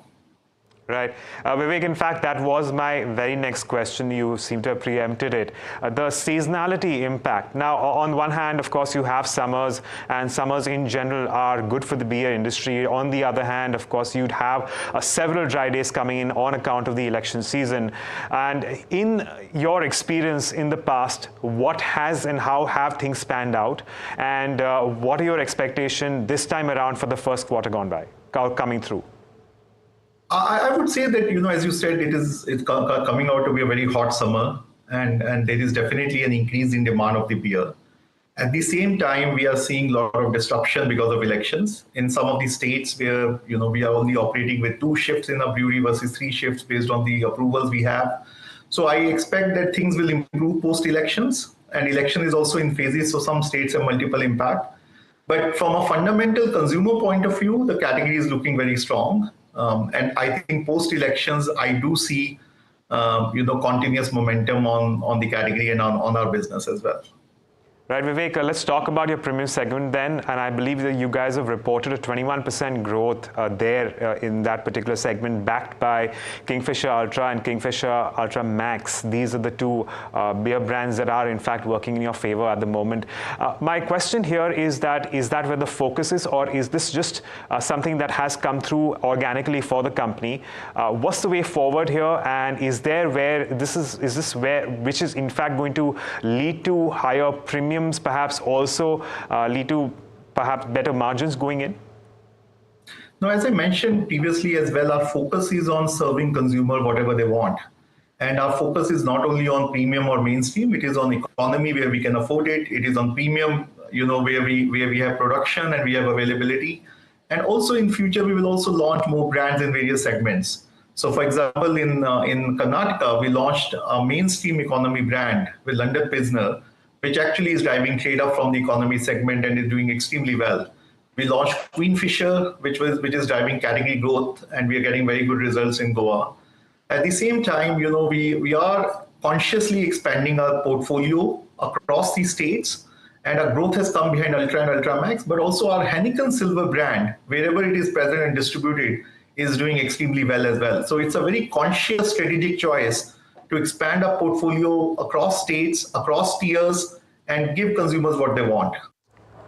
Okay, that's the management of United Breweries telling us about how things have panned out and what has in fact worked for the company. At the moment, we're looking at a 2.3% decline as far as this particular company goes, but we'll continue to give you updates on this one and several other companies which are reporting earnings. But from there on, let's shift focus to, the futures and options space, and want to very quickly take a look at the future snapshots for both the Nifty and the Bank Nifty.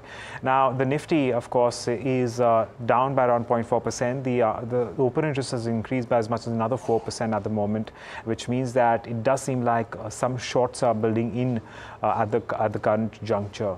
The Bank Nifty futures as well. Remember, yesterday we did see an increase in OI, and we're seeing that further build up. Another 6% added in open interest, even as the Bank Nifty now loses out on the 48,000 mark. And all the focus in terms of call writing has now shifted from 49,000 all the way down to 48,500 at the moment. And everyone's going to keep their eye on something like 47,000. The probability of the Bank Nifty going all the way there is unlikely. I reckon that at the moment you are starting to see a lot more writing of puts around 47,500, but it's going to be a risky one. Yeah, you never know how things pan out. But that's how it is. Of course, today is the Bank Nifty expiry, so it's going to be anyone's guess. And 0 day to expiry trading is becoming increasingly fraught with risk and extremely uncertain. A lot of that has to do with the rise in option premiums, which is very evident in the implied volatility of across various strikes on the option chain. But I'm going to stop right there and get in experts for today. We have Bhavin Mehta of Daulat Capital and Ruchit Jain of 5paisa, who's joining us on the show. Good morning to both of you. Thank you so much for joining in. Bhavin, let me come to you first. Your assessment on the Nifty, how are you trading this? Good morning, Agam. So yes, we have seen very good amount of drawdown recently, particularly in a broader market indices. But something to note here is that last series we had a very strong rally in the broader market indices, particularly the small cap index, which was up close to about 11%. Today, I mean, this is the third time since November that we are looking at Nifty. All right, I think we have a technical glitch when it comes to Bhavin. We'll try and sort that out. And so in the meantime, let me go across to Ruchit as well. Ruchit, welcome to the show. The same question for you, your assessment of the Nifty, what are you doing here? Hi, very good morning, Agam. Well, the short-term trend remains no bit volatile that we have seen in last few trading sessions. The rise in the India VIX and correction in the markets clearly indicates this nervousness is there no on the street, and I think that could continue for a while towards, and Nifty could move no towards 22,000 to 21,900, which is a good support over there. So as of now, the momentum is not that positive to take any contra buy trades on the index front here. So I think it remains a sell on rise for the near term, and until we conquer again 22,500, I think the pullback moves are no will get sold into. We can clearly see from the open interest front as well.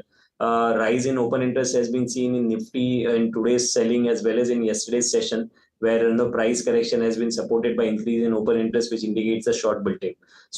So I think sell on rise strategy should be there from a very short-term perspective. 22,000 to 21,900 is the range that we are expecting that would act as a support. Okay, that's as far as the Nifty is concerned, Ruchit, but how would you address the Bank Nifty right now? So I think a bit of volatility should be expected there too. No, in fact, if we look at individual components today, then the heavyweights from the banking space, I have seen some short formations and underperforming. Important support is around that 47,900 mark. So I think we are right now around that support level only. So today's second half would be very crucial. And of course, being an expiry day, there could be some volatile moves on both the sides. So I think one should not create fresh short formations here, considering that we are near that support level. But no, the view remains same because the data still indicates that short formations are there in the Bank Nifty index too. And in case if we see any kind of pullback, we are likely to see selling pressure at high levels. Below 47,900, I think 47,900, we can see levels of 47,700 followed by 47,500 range. Yeah, and well, losing out on 48,000 is something that would trouble at least some of the participants in the market for all those who are longs. But you know, with that, let's shift focus to a handful of stocks again. You know, let's talk about what's really buzzing in trade. Where we are seeing enough amount of traction in terms of gains and losses, and you know, in terms of well, your change in open interest, your large changes in open interest, well, we do have Pidilite, which is down 5%, reacting to earnings. Voltas has recovered from day's lows. In the morning, it was down around 8%, but it does seem like it's turned out to be a very disappointing quarter for Voltas, especially given the expectation of hot summers. It really hasn't been able to pull through when it comes to its top line or bottom line for that matter. Top line, there were a lot of expectations, but it was a disappointment coming through. We have Max Financial on the other hand, which is advancing, and we have gains in Marico as well. Marico, of course, along with the FMCG pack, looking at some gains lately. And IndusInd Bank, on the other hand, also looking at shorts along with the rest of the banking pack. I believe we do have Bhavin back with us. So before we talk about stocks, let's get in Bhavin's view here. Bhavin, you were making the point on the Nifty, but if you could also add in and tell us about how you're seeing things in the Bank Nifty.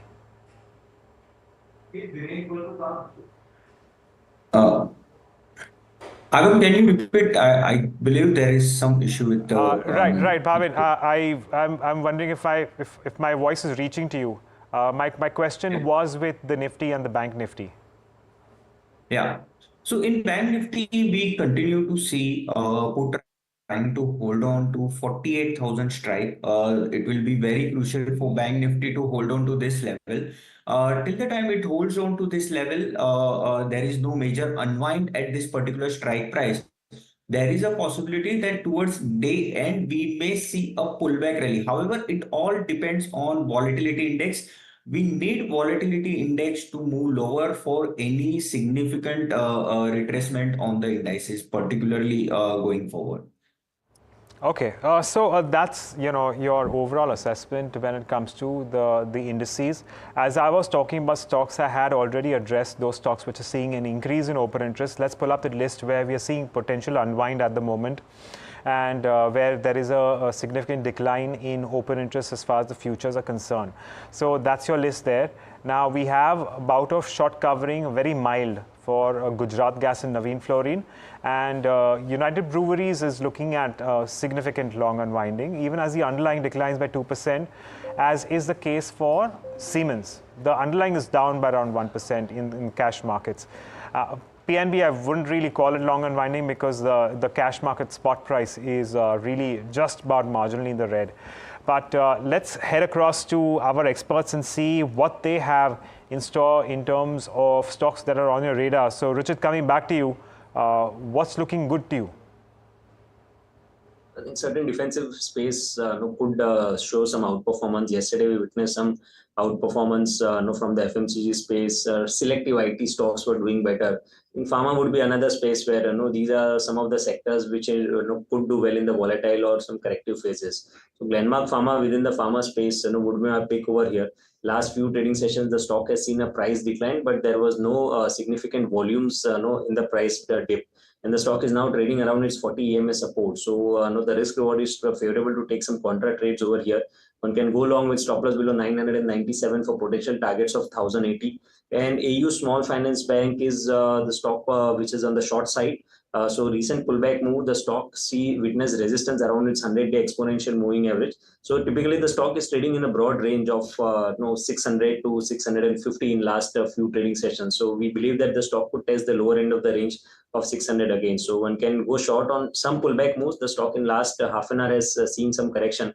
If we get some pullback around 625, 627, then one can go short with stop loss about 636 and targets would be around 600. Okay, those are some of the calls coming in from Richit. Bhavin, stocks on your radar this morning? Yeah, so there are two stocks which I am watching out for. One is TCS. So going into election outcome, my sense is that playing defensive ideally makes sense. Do not want a huge exposure into the high beta space. So this particular stock over last 3 trading sessions has shown a good amount of resilience. My sense is that eventually the stock is trying to close the gap that it has created earlier. So looking out to buy this particular stock with the stop loss of 3870 for target price of 4100 to 4150 on upside. Second stock on my radar will be Atul. So if you look at this particular stock, it has been consolidating in a very narrow range and finally is able to close above both the short-term averages, 20 as well as 50-day exponential moving average. One can look to buy the stock with the stop loss of 6,000. My positional target on this one will be closer to 6,400 to 6,500 on this thing. Some interesting calls coming in from our experts. But on that note, we're out of time on this particular segment. So I'm going to take a moment to thank both Bhavin and Ruchit for joining us and taking us through, well, their views on the markets and, of course, handling us with a handful of trading ideas. It's time for a short break. And on the other side, we get you the management of IRB Infra. Stay tuned in.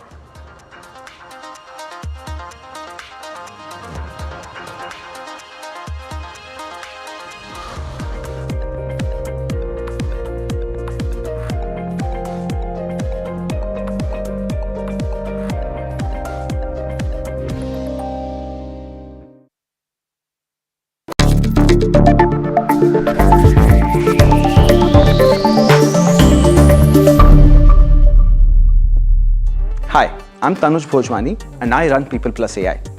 We're an organization that helps startups build AI. Is AI useful in India? Most definitely, yes. We have a huge, approximately 60 crore people using the net passively, meaning they're watching YouTube, Instagram, etc. But perhaps only 20 or 30 crores who are actively contributing or transacting on e-commerce websites. One big hurdle is because this involves typing, needs you to be literate, comfortable with using the smartphone, etc. One huge area AI will change in India is the use of voice, video and other multimodal technologies. These new LLMs can understand human voices, accents and languages like nothing ever before. Think Alexa times 1,000 because you can talk to it in your local language in an accent. Many companies, including Sarva and Krutrim in India, are training these models for Indic languages and the way we speak to each other, in mixed coding where we use Hindi, English, Marathi seamlessly. This is why we believe exciting times are ahead as AI can unlock access to computing, apps and that entire ecosystem for a large number of people.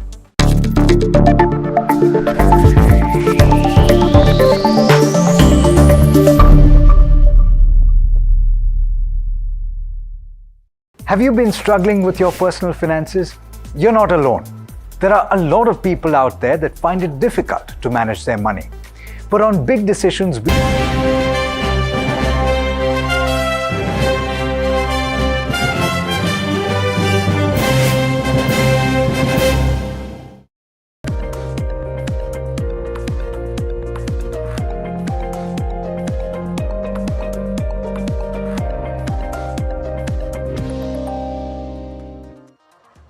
Welcome back. You're watching NDTV Profit. We are taking stock of the quarter gone by for IRB Infra. We're in conversation with Anil Yadav, Director of Investor Relations at the company. Anil, good morning. Thank you so much for joining in. Yet another quarter where we've seen steady performance coming through. I reckon that, over the past few quarters, we've been talking about the increase in the visibility considering your order book at the moment. Let's start with your assessment of the quarter gone by and how can things progress as we move into the next couple of quarters, especially given that there are elections. How will potentially your first quarter pan out? Thank you. Thanks for the opportunity. We have witnessed almost 47% increase in the income and almost profit has increased by 45%. And if you look at, there was one-time impact of 54 crores. If you adjust for that one-time impact, the profit would have been in range of 240 to 245 crores. That is almost a jump of 87% if you remove the one-time impact of the expense. Now, coming to the EBITDA margin, as we operate in two segments, BOT has higher margin, that is 85 to 88%, and construction segment has around 22 to 25% margin. Once the revenue mix changes, automatically there is a change in the margin. But if you look at overall, the margin has remained the same. And now coming to Q1 of FY25, we have started with a very strong note. We have declared the collection for the April. There the growth was almost 29%. And we expect around 15% growth in the construction business and around 15 to 20% growth in the toll business, both IRB and private InvIT put together. But Anil, seasonally, there won't be any disruptions in terms of execution because of the elections, right? Is that something that we can conclude? Yes, I think typically the monsoon quarter is a soft quarter because of the rains. The construction is lower. I don't think so there will be any impact because of the election. In fact, the last quarter gone by, we have booked the highest revenue in the last quarter. So I think the execution is going very smoothly. There is no impact because of the election on the execution. And we expect to even the Q1 to be in line with the Q4 or even better than the Q4. Fair enough. Anil, your current order book, of course, standing at around 35,000 crores. Your EPC order book stands at around 5,700 crores. How much are you expecting to execute in FY25 of this? So I think this year we had execution of almost 5,000 crores. And we expect around 15% growth on the 5,000 crores. So ranging between 5,500 to 5,700 crores, we expect a kind of execution as far as EPC is concerned. And, in terms of order inflow, I believe that there will be a little bit of a pause, at least in the first quarter. I know that seasonally as well, orders are not the largest when it comes to the first quarter. But, Q2, Q3 onwards, what kind of traction are you expecting? And I reckon a lot will depend on the upcoming budget as well. What's the way forward here? So I think we participate in BOT and TOT where the government contribution is very minimal. And in fact, government pushes to boost the private participation in the sector.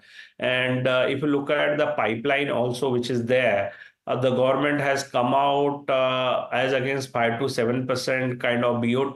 They are talking about 40 to 50% worth of BOT to be awarded in near future. And if you look at the pipeline, there is almost 2 trillion of pipeline available on BOT side. And if you look at historical run rate of IRB, we had almost market share of more than 30%. Even on the conservative side, even if we assume around 15-20%, we are talking about almost 25-30,000 crores worth of opportunity unfolding over the period of 1 year for the IRB. So I think there is good pipeline available, and this pipeline is already on the website of the NHI. So I think post the formation of the government, I think bidding activity will start. And if you look at the last year also, the bidding activity was on soft, though we have bagged almost 18 to 20,000 crores worth of project in the last year also, as against our usual run rate of 5 to 6,000 crores kind of project. But overall, the government award was on a lower side. We expect that post the formation of the government, the award activity will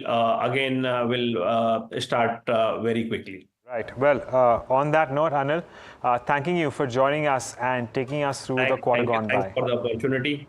Yeah, likewise. Well, that was the management of IRB Infra. And on that note, we were out of time on this show. On the other side, we get you lots more. You're watching NDTV Profit.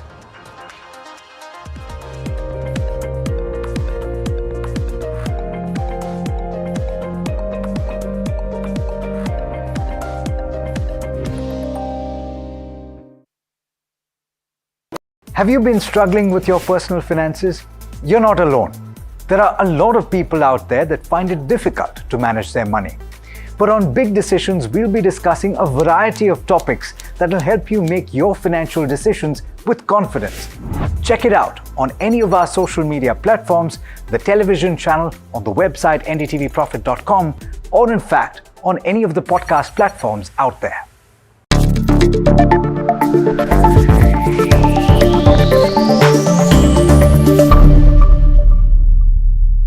Hi, I'm Tanuj Bhojwani and I run People Plus AI. We're an organization that helps startups build AI. Is AI useful in India? Most definitely yes. We have a huge, approximately 60 crore people using the net passively, meaning they're watching YouTube, Instagram, etc. But perhaps only 20 or 30 crores who are actively contributing or transacting on e-commerce websites. One big hurdle is because this involves typing, needs you to be literate, comfortable with using the smartphone, etc. One huge area AI will change in India is the use of voice, video, and other multimodal technologies. These new LLMs can understand human voices, accents, and languages like nothing ever before. Think Alexa times 1,000 because you can talk to it in your local language in an accent. Many companies, including Sarma and Krutrim in India, are training these models for Indic languages and the way we speak to each other, in mixed coding where we use Hindi, English, Marathi seamlessly. This is why we believe exciting times are ahead as AI can unlock access to computing, apps, and that entire ecosystem for a large number of people.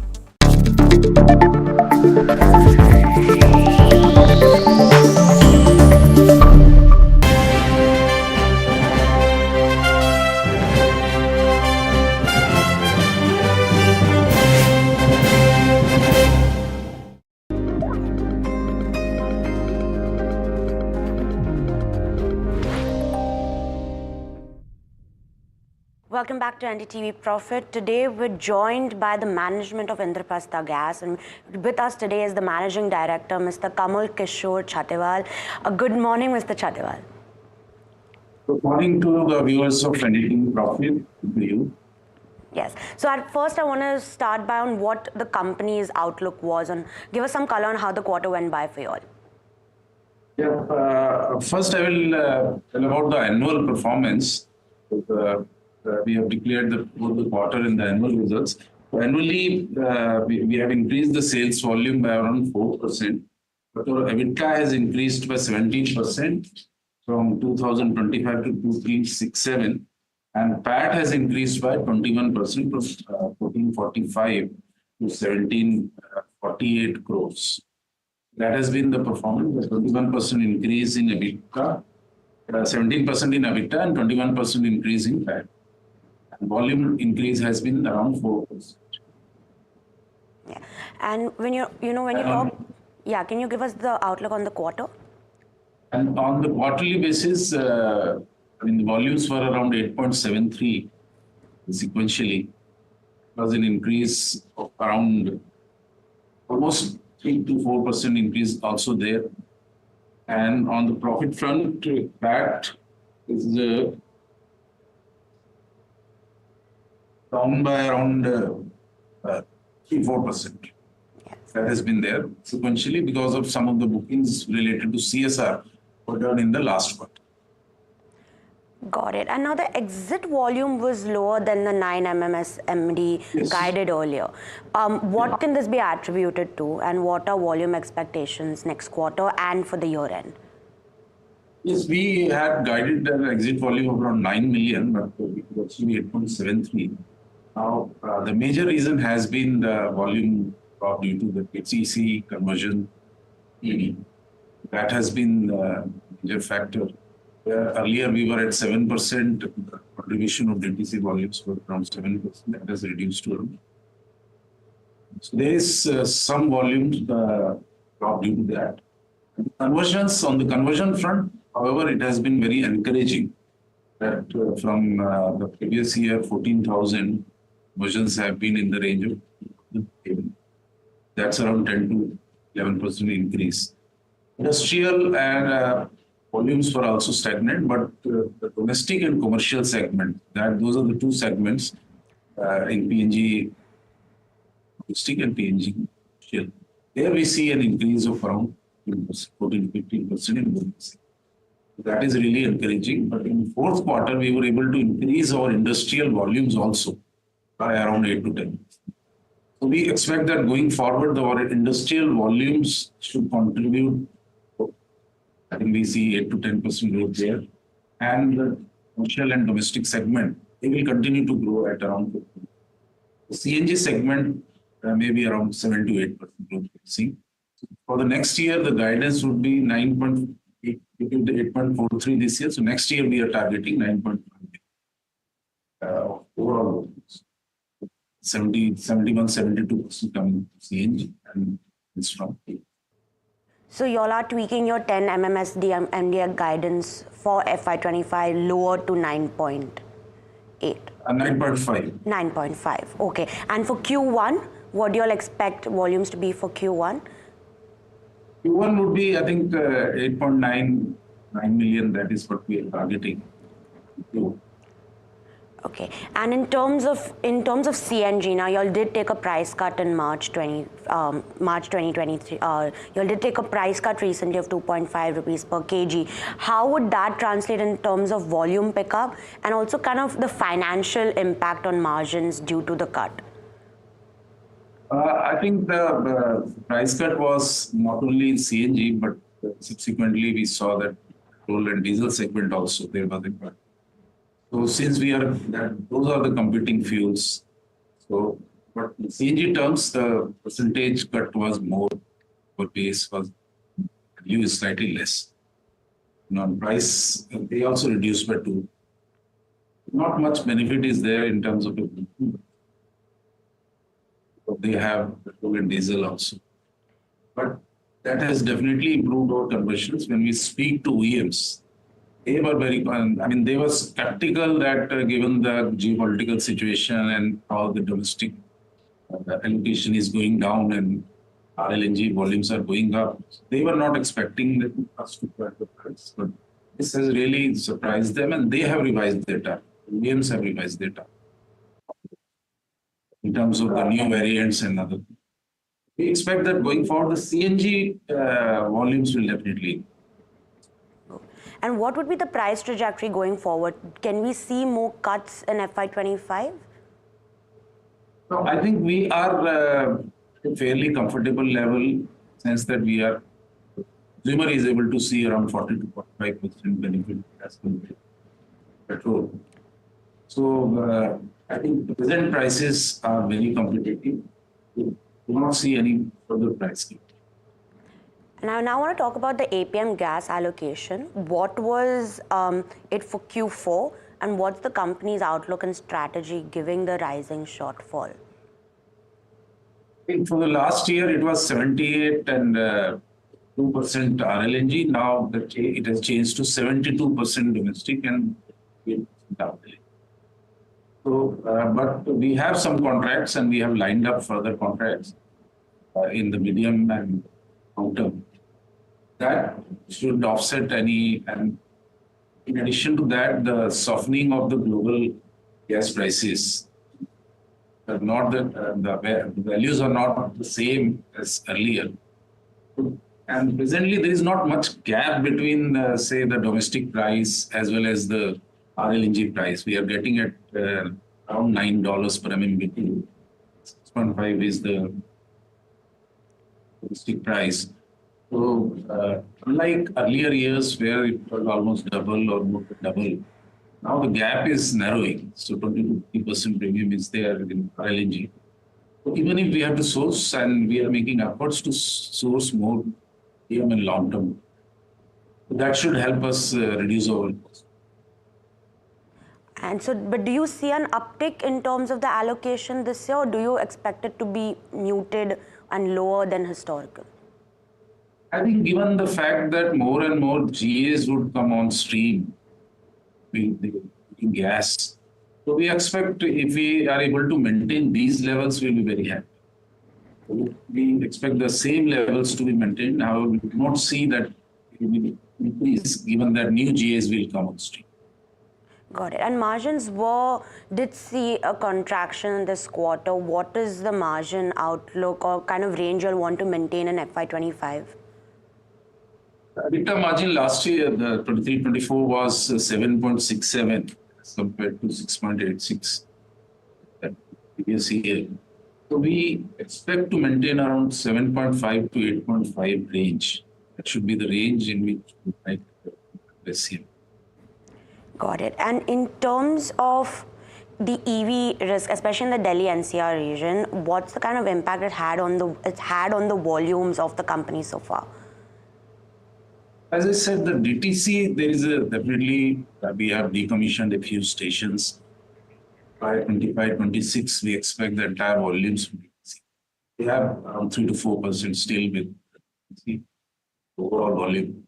And that we expect in the 2 years to go.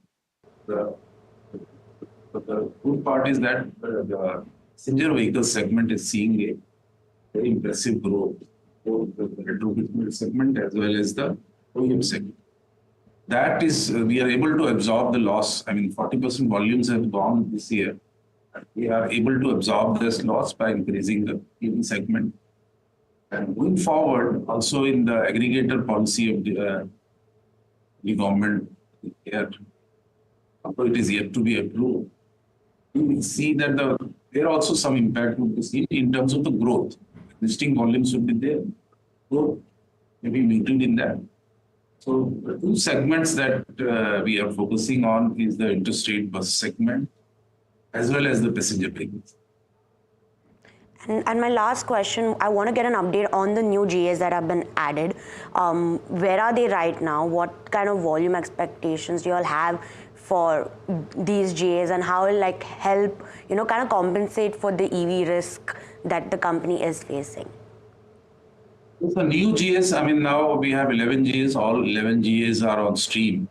So last year we started CNG as well as the domestic segment. In Banda, Mahoba, Chitrakoot, that was the last GA. The sales are relatively low now. We've just commissioned 1 or 2 stations. But in other GAs, say Kanpur, there is an impressive growth. The base is low. About 50% growth is there. In Ajmer, and Rewari is seeing a good growth. Seeing there. Rewari, even in Gautam Buddha. Delhi is slightly stagnant due to the reduction in that. After that, outside GAs, see everywhere 42% growth.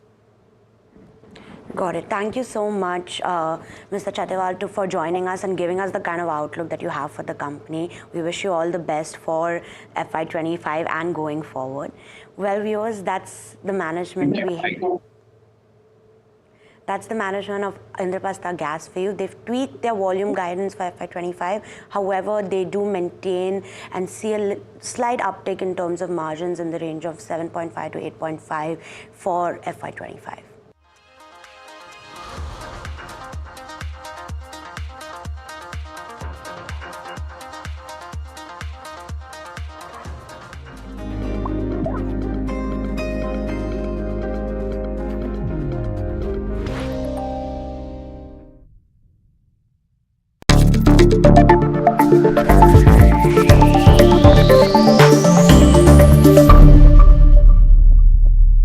Hi, I'm Tanuj Bhojwani and I run People Plus AI. We're an organization that helps startups build AI. Is AI useful in India? Most definitely, yes.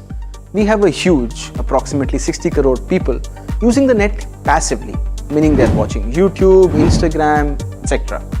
But perhaps only 20 or 30 crores who are actively contributing or transacting on e-commerce websites. One big hurdle is because this involves typing, needs you to be literate, comfortable with using the smartphone, etc. One huge area AI will change in India is the use of voice, video and other multimodal technologies. These new LLMs can understand human voices, accents and languages like nothing ever before. Think Alexa times 1,000 because you can talk to it in your local language in an accent. Many companies, including Sarma and Krutrim in India, are training these models for Indic languages and the way we speak to each other, in mixed coding where we use Hindi, English, Marathi seamlessly.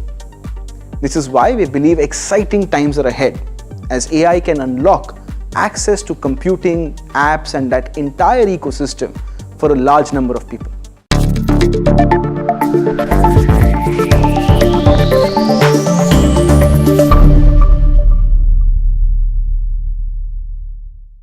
Have you been struggling with your personal finances? You're not alone. There are a lot of people out there that find it difficult to manage their money. But on Big Decisions, we'll be discussing a variety of topics that will help you make your financial decisions with confidence. Check it out on any of our social media platforms, the television channel, on the website ndtvprofit.com, or in fact, on any of the podcast platforms out there. Different people believe in different things. In cricket, some hail the king, some believe in God. Some wait for Mr. Right, some believe in swiping right. Some run away from risk, others run after it. For some, kids mean babies. For others...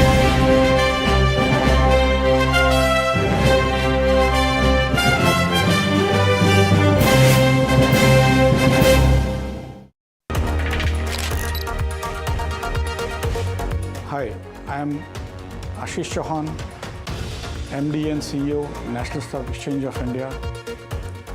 As we all know, vote is an important right, but it's also an important duty for every citizen of this democratic country. On behalf of all my colleagues at NSE, all my brokers at NSE, and all their employees, we urge all Indian citizens to go ahead and vote in this election so that we get the government that we want. We firmly support NDTV India's initiative of Pledge to Vote and urge every Indian citizen to vote in this general election. Thank you.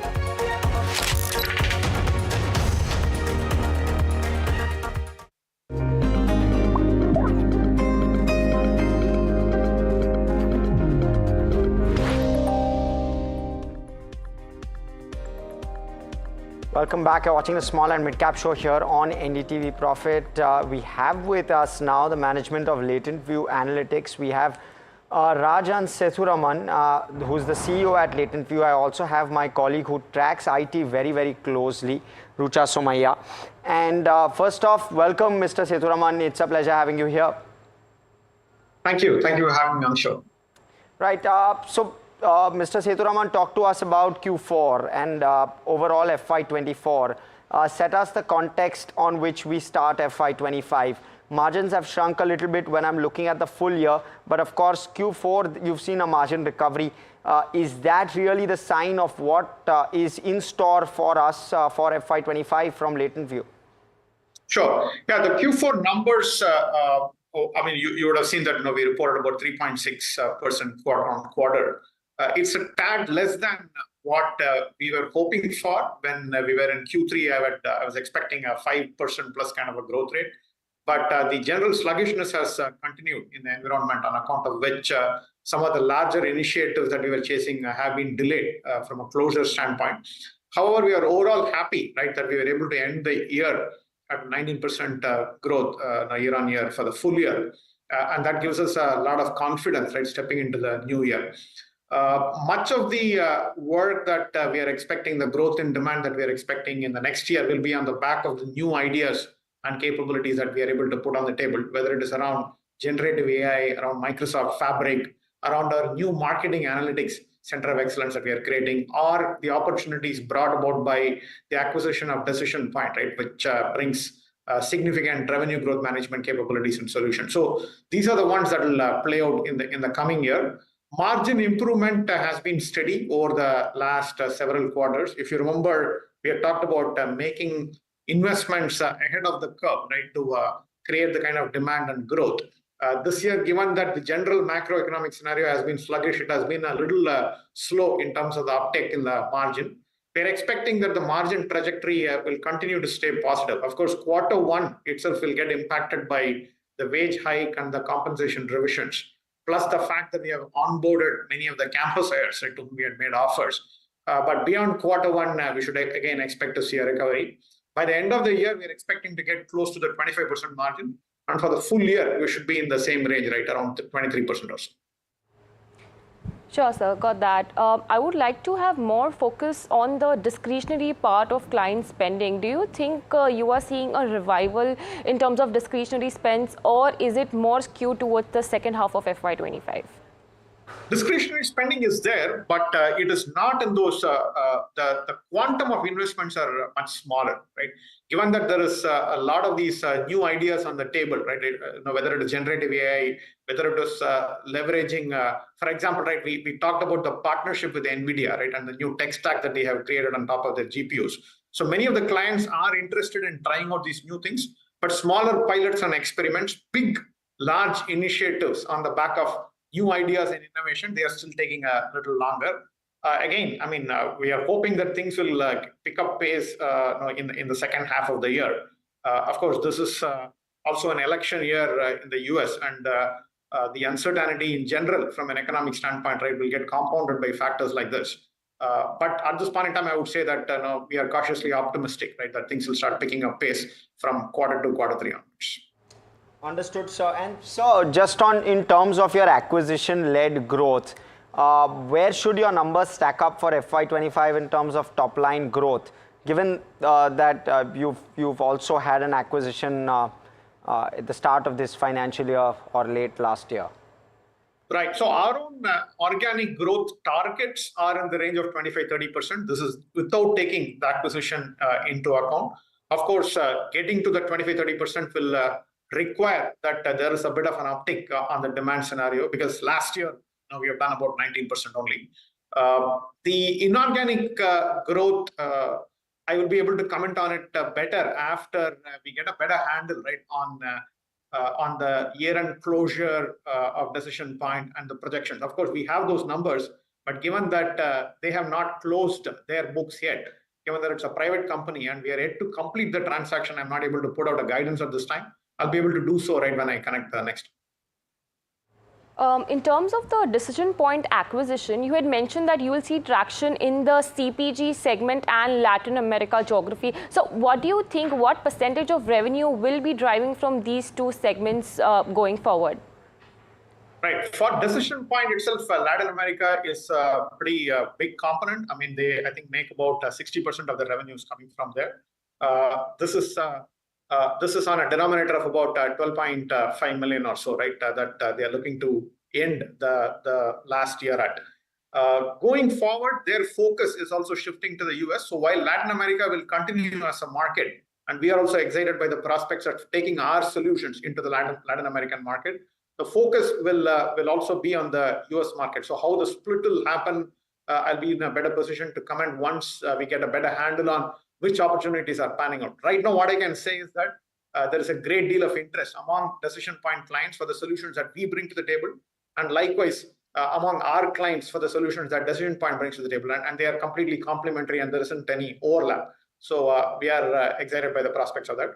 What the Decision Point acquisition will mean is that our consumer goods practice will grow at a fairly rapid clip. I think this year, the year that just ended, they contributed only about 8% of the revenue. We are expecting that we'll get close to a 20% kind of contribution coming from consumer goods in a 2-year time frame. So that's the trajectory that we are shooting. Sure, got that. And in terms of revenue from Europe, right, you had mentioned that you will likely see the traction coming from fourth quarter. So has it materialized in this quarter, or do you still see some kind of quarters to get an uptick in the Europe segment? Yeah, a few more quarters, definitely. I mean, we had some logos and closures in this year. And at this point in time, there are some good conversations. But again, small ticket size, and not the quantum and volume of opportunities, right, that we are hoping for. We are doing some very good work with some of the logos that we have already won, and we do see prospects of growth in those accounts as well in the coming year. But I would say that no, we need to wait for a couple more quarters, right, to start seeing some real impact. Sure. And with regard to just levers on margins going forward, both for Q1, you've tempered down margin expectations. So what's the kind of number that one can look for? Also, with regard to utilization and fresh hiring, how are you placed and how are utilizations really shaping up? Because that will likely impact your margins. That's the understanding. Right. The Q1 margin should moderate to about 21% or so on the back of the compensation and wage hikes and some of the investments. But from there on, we are expecting that there will be a steady climb from there to about 25% right towards the end of the year, so that the overall EBITDA for the full year will be at the 23.5, 23% kind of a mark. So that's what we are targeting at this time. And you are right that the utilization has been impacted because of the significant campus onboarding that we have done. We made about 450 offers. We have onboarded about 390 people so far. Out of which about 40% of them have been already deployed on new engagements and projects in build roles. The remainder of the people will take some time to get deployed. It will also depend on how quickly some of the opportunities that we are chasing will convert.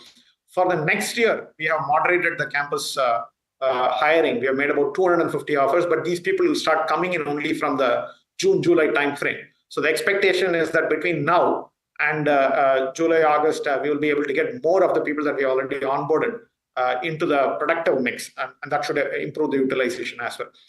So overall, I'm not expecting utilization to be a negative issue, right, in the remainder of the quarters. In fact, we should start seeing improvement.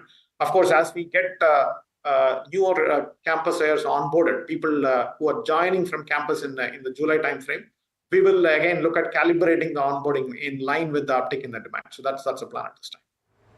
Sure, got that. So lastly, in terms of EBIT margin levers, right? So when these freshers get onboarded, the utilization will likely go down for a few months. So and while certainly we expect the margins to remain at 25%. So other than utilization, what margin levers do you see going forward? And another last question in terms of Gen AI, how much of the revenue are you seeing from generative AI from clients? Right. The main margin lever will be through operating leverage. We have made significant investments into the front end. I think we are fully invested there in terms of the capacity that we need, whether it is growth folks or whether it is people who are doing client partner roles. We are well capacitated there. So therefore, all of the growth that we anticipate this year shouldn't require any additional investment and upfront cost. So that operating leverage is what will unlock the margins over the remainder of the year as the utilization improves. So that's really what we are expecting. On the Gen AI question, I think we have done about $1 million plus of revenue already on executing pilots and then also paid full scope engagement. I think the largest engagement that we won in the Gen AI space was close to $500,000 that we are executing for one of the biggest clients. There are at least 3 new opportunities that we have signed on and there are half a dozen conversations, right, that are happening. Now, hard to put a percentage number on Gen AI because Gen AI work in itself leads to many other work because Gen AI is being used as a wrapper for consumption of analytics. So you'll do analytics work in the area of, say, supply chain or marketing analytics or customer understanding, and how the analytics consumed is using a Gen AI wrapper so that people can very easily interact using a GPT type of interface. So that's what we are seeing. So a lot of that leverage will be there because of Gen AI. Gen AI will create even more impetus for undertaking such initiatives because the consumption of the analytics and the insights will become a lot easier. So I think, we'll have to factor that in, right, if you have to get a overall percentage into. Okay, plenty of moving parts there. Thank you so much, Mr. Sethuraman, for all of that perspective. It's been a pleasure speaking with you. Thank you. Right, completely out of time on this one. Of course, from Rucha, myself, everyone who puts the show together, thanks so much for tuning in. And continue to watch NDTV Profit. More on the other side. Stay tuned.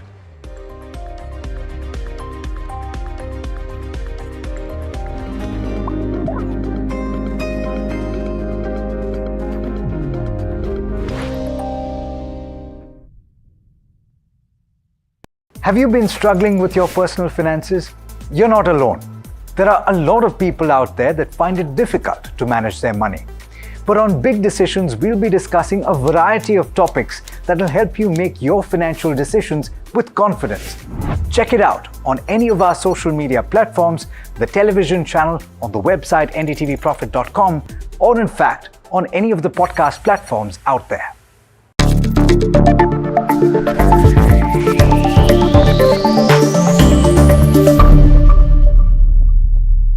Hi, I'm Tanuj Bhojwani and I run People Plus AI. We're an organization that helps startups build AI. Is AI useful in India?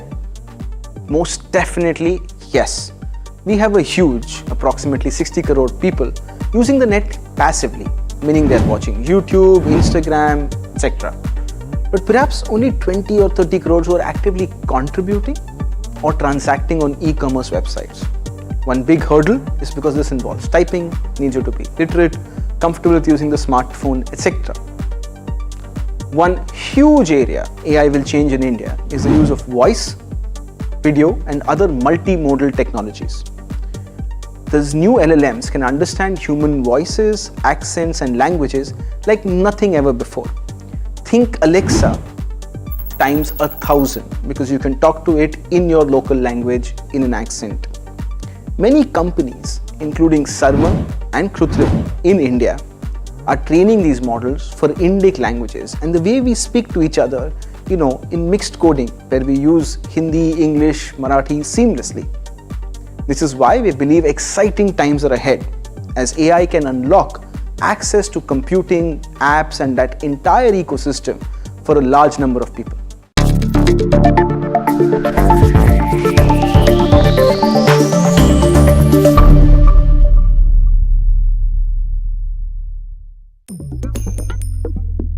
Different people believe in different things. In cricket, some hail the king, some believe in God. Some wait for Mr. Right, some believe in swiping right.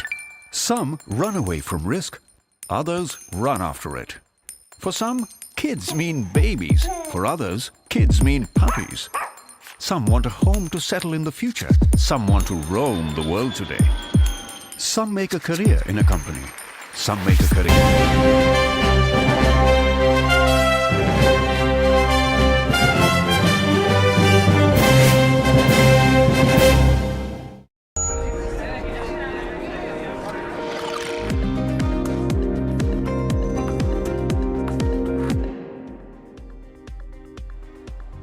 Hello and welcome. You're watching Ask Profit on NDTV Profit. I'm Smriti Chaudhary and this show is all about your stock related questions. So write to us on any of our social media channels or on the WhatsApp number that's on your screen. Write to us your short-term technical queries on stocks and or even long-term investment questions, and we'll take them and get them answered by our fundamental and technical guests. But before we do that, let's take a quick check of where the markets are currently at. You have the benchmark indices lower today in trade, down about 0.2%. Bit of a weak day in terms terms of second weekday rather, in terms of the markets, these losses are pretty much broad based. So not that some sectors are doing well, but let's look at some sectors as well. You have the Nifty Bank that's down 0.6%, healthcare index, Nifty IT, all in the red today. However, Nifty Media, metals, oil and gas, especially metals and oil and gas, doing pretty well in trade today, up over 1%. And you have Nifty PSU Bank as well, that's up about 1.3% up in trade. Let's look at let's look at the breadth of the market as well. Not that that's going to be any different from what's happening on the benchmarks, but let's pull that up and see where it's currently at. Yeah, a bit of a chop and churn in the market since we started. On a negative note, seem to have changed a little bit. Still in the favor of advances as we speak. Let's also look at some of the stocks that are moving in trade today. You have Concor that's moving, it's up about 2% on the back of a Morgan Stanley upgrade. And they've also increased the target price on this one. There's IGL on the back of results, Navin Fluorine also on the back of results. However, the focus for today is the power project financiers, which is REC and PFC. You look at REC, it's up 6% in trade. Now this is happening after a con call that happened this morning, and to talk about that con call, what the management thinks after these draft guidelines that came in last week to increase the provisions, REC made some clarifications on how that will impact the company, and for that Harsh is joining us to give us the key takeaways. Well, absolutely. So, quickly looking at the key takeaway, at least for me, the headline possibly, no impact with regard to profitability, no impact with regard to book value, and no impact with regard to net worth. And therefore, this essentially will impact only your capital adequacy ratio, and more specifically your tier 1 capital adequacy ratio. Now, given that REC and PFC in any case are very well capitalized, technically this should not impact even growth largely significantly, and that's exactly what even the management continue to guide for. They've not changed their growth guidance on the back of this. But in addition to this, what they've also suggested, so of course this gives some bit of positivity, but an added positivity is also the fact that they clarified that they have had offhand discussions with senior management of the RBI, senior personnel at the RBI, and they've suggested that all state government-backed projects will not be covered under these proposed draft guidelines. Of course, they are still proposed and in draft, but they will not get covered, and therefore they suggest that at least 40% of their book, which is state government-backed, will not get impacted at all. So what part of the book will get impacted? Just about 20% or 1 lakh crore worth of their book will currently get impacted. Going forward, of course, there will be that assessment done on a project-to-project basis, but only your adequacy ratio, capital adequacy ratio, will get impacted as a result of it. All right, thank you, Harsh, for that. And on that note, let me introduce you to the guests for today. We have Saurav Jain, Equity Head Research at SMC Global Securities, and Vaishali Parekh, Vice President Technical Research at Prabhudas Lilladher. Welcome to both of you, and thanks for joining in. Saurav, I'm going to come to you first on REC.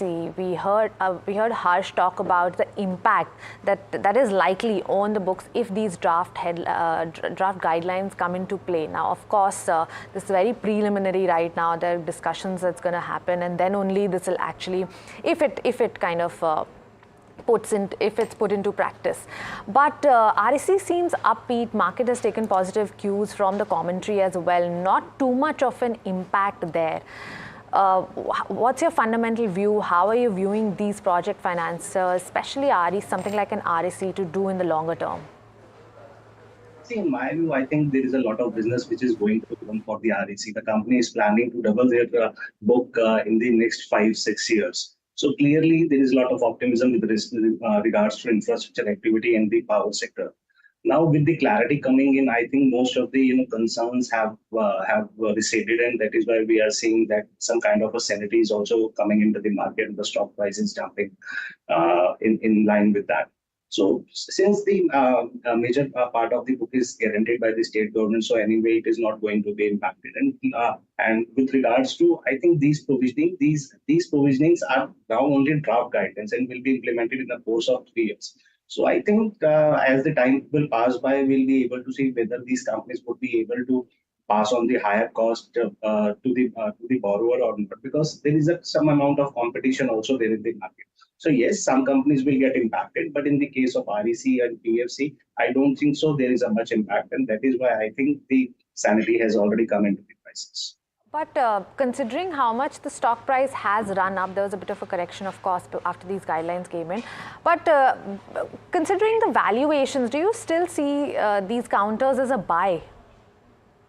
See, if you look at the valuation, I think it is trading at 1.5 times to book value. See, these sectors, the sector and the the peripheral, I mean the financial were beaten down heavily, and in the last 3-4 years, we have seen a lot of activity coming from the government side, a lot of policy making, and these policy making and the constructive role played by the government is expected to unfold in the next 4-5 years, and that is what is being reflected in the prices. So I think from the long-term perspective, the valuations doesn't look dearer to me, considering the fact that the growth opportunity that is being seen by in the sector. Right, fair point. Let's start off with the queries now, and the first one is from Praveen. This one's on LIC. They say they bought the shares at a price of 978. That's the average buy price.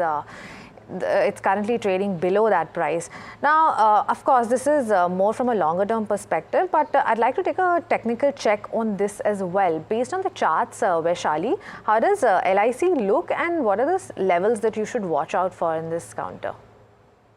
Hi, very good morning. So yes, LIC actually have got a very good trend, but just in the last few days, we are seeing a bit of corrective move.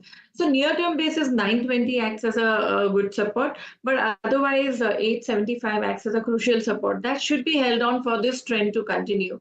So I would guess that yes, one can accumulate from these lower levels, because once the stock once again bounces above 1,000 levels, we are looking at 1150, 1200. All right, fair point. Let's also take a fundamental check on LIC. Saurabh, the stock price seems to be, I mean, currently for somebody who's sitting at a bit of a losses, but has a view of, let's say, I think it's 5 years that they're possibly looking at. What would you do? What would you suggest somebody to do with the stock? See, it's true that there is a very low penetration in India, but consider the fact that people have now started opting for the term plan pure risk policies, and these policies do not fetch money profitability for all the insurance companies. So yes, LIC is a stronger player in the domain, but I feel that I think making money from the long-term perspective, the valuation also looks difficult to me. So in my sense, I think it is better to take out money from the insurance giant and put into the banking sector. Right. Okay, interesting. Next question is from Satya. They're talking about the counter ethos. Now, I'm hoping, Saurabh, you have coverage on this counter. Now, the question is that they bought the stock and they booked profits at 2,800 levels some time back. The stock is currently seem to be in a bit of a downturn. It's currently trading at around 2,200 levels. It has, in the last 1 month itself, it's down about 13%. Would you suggest that this is a good entry point from a longer term perspective? I think this company is into the premium segment, premium watches, and there is a lot of waiting period for those watches. Maybe a year or 2-year, 3-year kind of a waiting period is there. So in this segment, I think it is the only listed company, and the valuations are also on the higher side. So if one has to jump into the company, I think he should take benefit of the correction and accumulate stock in a staggered. All right. Next counter we're talking about is Antony Waste. This one's from Arpit Maheshwari they've written to us on YouTube. They bought the stock at a price of 350 rupees, considerable profit there. Vaishali, first I'll come to you on this counter. How does the charts look on this one? And from a, let's say, a longer term perspective, any sort of target do you have? I'll just have a look. I guess the stock is only in the BSE counter. Yes, Antony Waste. Okay, I'll just have. Okay, let's, Saurabh, if you have a longer term view on this counter, would you suggest holding on to this counter?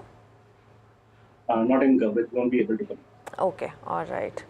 Then, Vaishali, do you have it, or should we move on? No, okay, let's talk about another counter, which is Zomato. This one's from a longer term perspective. This one's from Dhruvaj. They say they bought the counter at a price of 111 rupees. It's trading considerably higher from there. Saurabh, brokerages have turned very positive on Zomato. You look at the Blinkit business doing very well now. What a turnaround story that has been. What's the long-term view? I think from the long-term perspective, I think things have become more clear. The company has, gone at a bit of positive.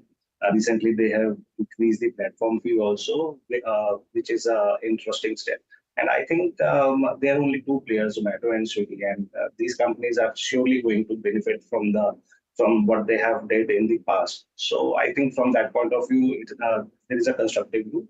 He can book some profits, but from the long-term perspective, it can be a good role. Okay. Vaishali, coming back to you on Antony Waste, if you have charts for that counter, could you suggest... Can you give me the code number? Can you give me the code? All right, I'll have to look into that. But until we do that, let's take up the next query. This one's from Naman Diora from Kolkata. They're talking about the counter Metro Brands. Vaishali, we'll come back on Antony Waste in a little bit. But if you... Okay. I got it. It's AWHCL, right? The current market price is 485. So I would say one must buy this stock at every decline because the long-term chart is pretty much strong. The prominent support comes at around 430.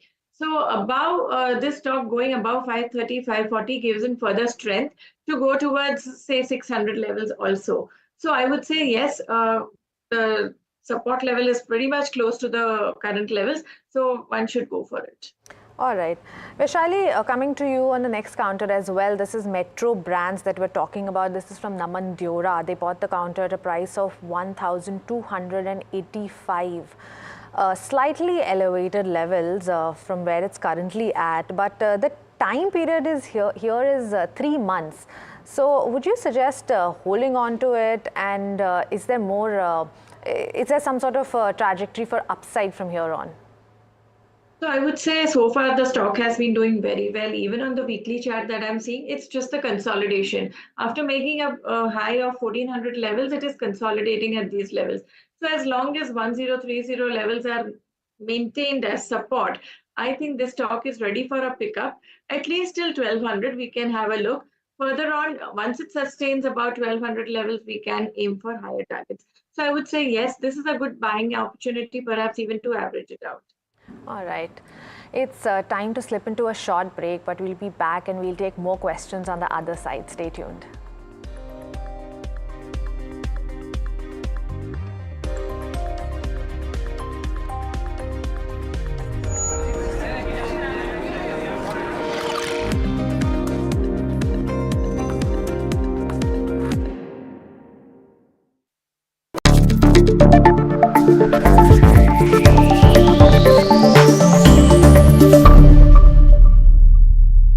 Hi, I'm Tanuj Bhojwani and I run People Plus AI. We're an organization that helps startups build AI. Is AI useful in India? Most definitely, yes. We have a huge, approximately 60 crore people using the net passively, meaning they're watching YouTube, Instagram, etc. But perhaps only 20 or 30 crores who are actively contributing or transacting on e-commerce websites. One big hurdle is because this involves typing, needs you to be literate, comfortable with using the smartphone, etc. One huge area AI will change in India is the use of voice, video and other multimodal technologies. These new LLMs can understand human voices, accents and languages like nothing ever before. Think Alexa times 1,000 because you can talk to it in your local language in an accent. Many companies, including Sarva and Krutrim in India, are training these models for Indic languages and the way we speak to each other, in mixed coding where we use Hindi, English, Marathi seamlessly. This is why we believe exciting times are ahead, as AI can unlock access to computing, apps, and that entire ecosystem for a large number of people.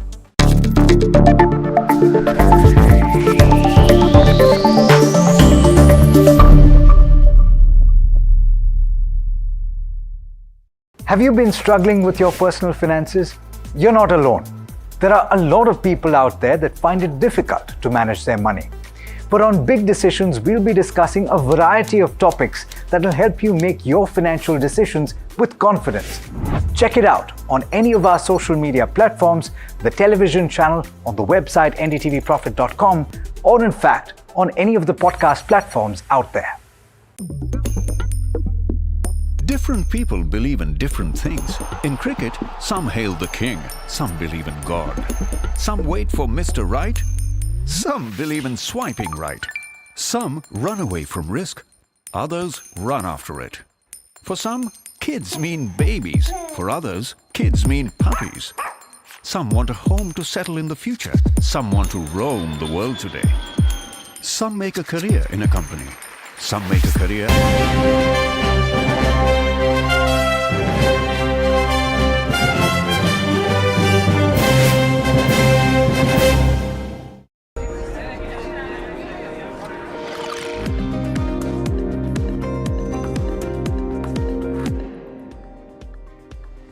Welcome back. You're tuned into Ask Profit. Let's dive into the queries again. And the one that we're taking right now is a very interesting query. This one's on BSE shares.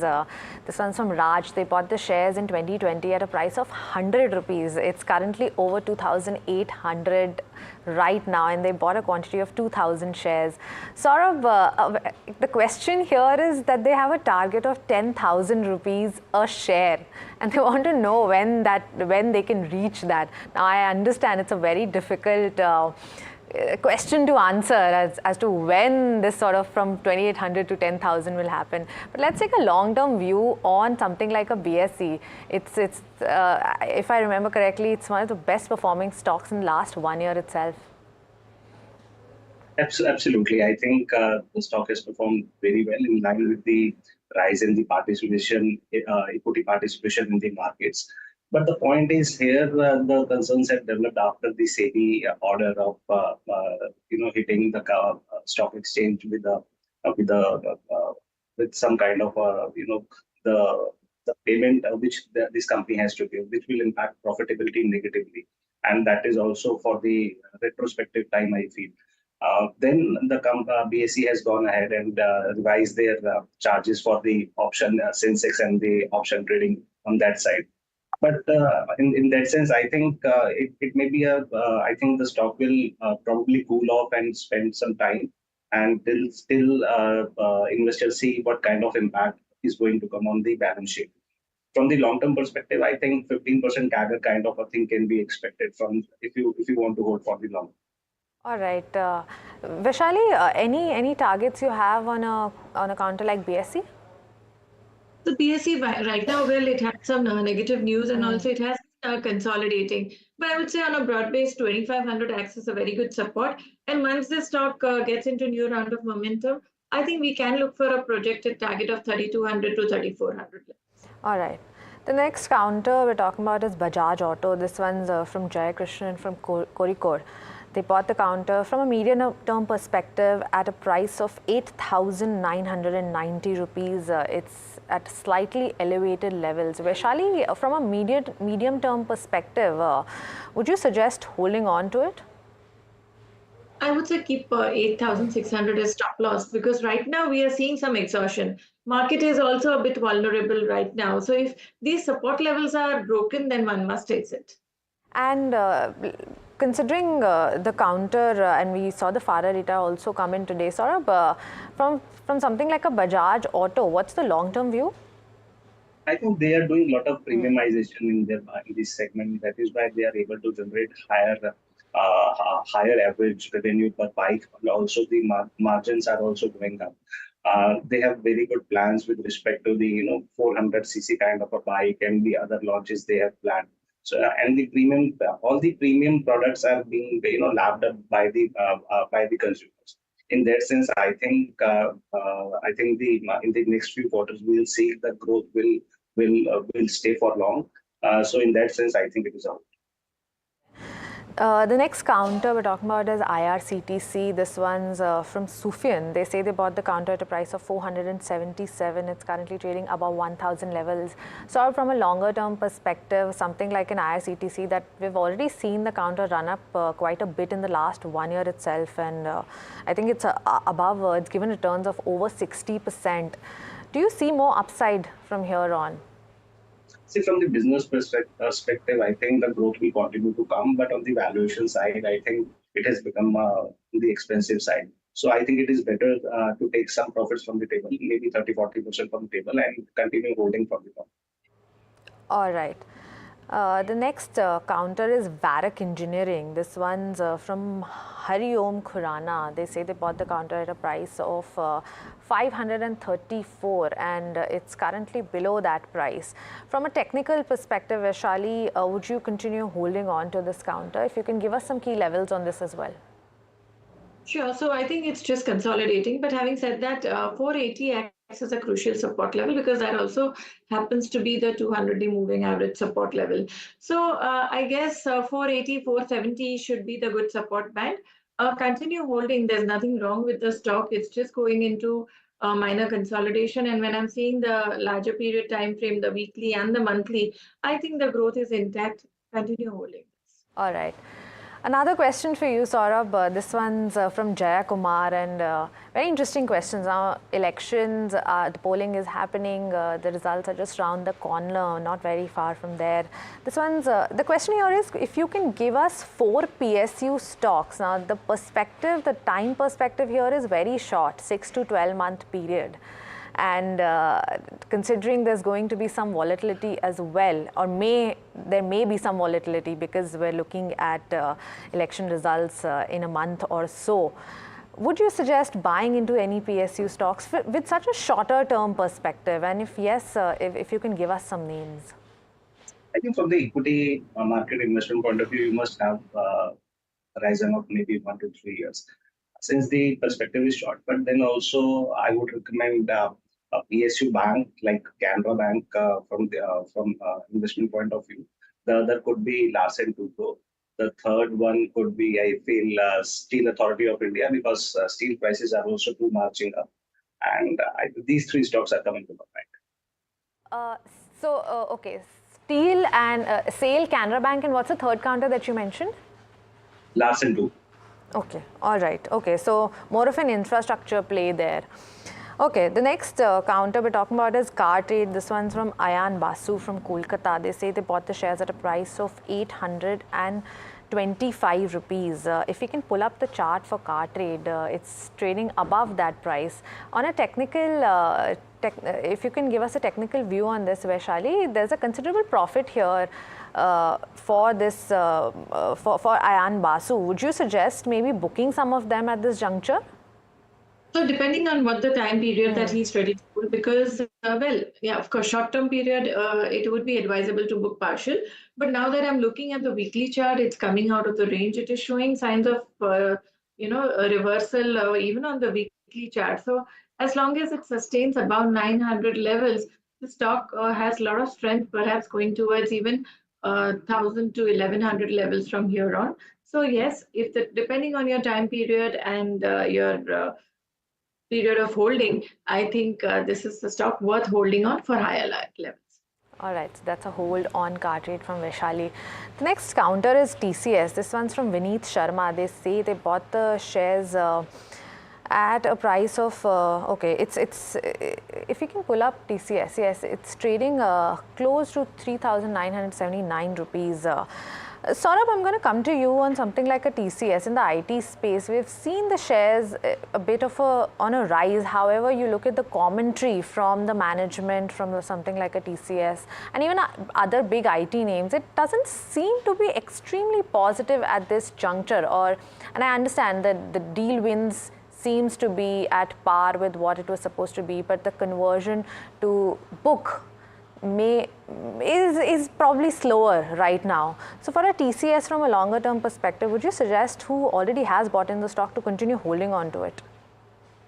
See, if you look at the deal pipeline, all the bigger companies saw good amount of deal coming in the March quarter also, and for the full year also, they have one good amount of deals. The problem is with regards to the discretionary spends.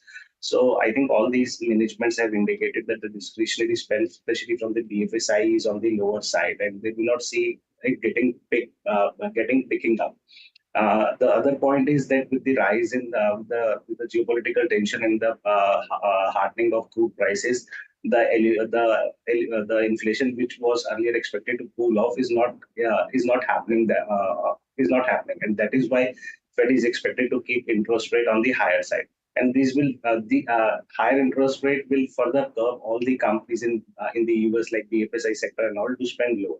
So the outlook becomes, a little darker for all these IT companies. So at this point in time, these IT plays like TCS are contrarian play. All right. Now, unfortunately, we're completely out of time on this edition of Ask Profit. Thank you so much, Saurabh and Vaishali, for joining in and for answering so many questions for us. And viewers, thanks for tuning in. We'll take more questions tomorrow if you were not able to take them today. And I hope that the questions that we did take are useful to you. But don't go anywhere. We have lots more lined up for you on NDTV Profit.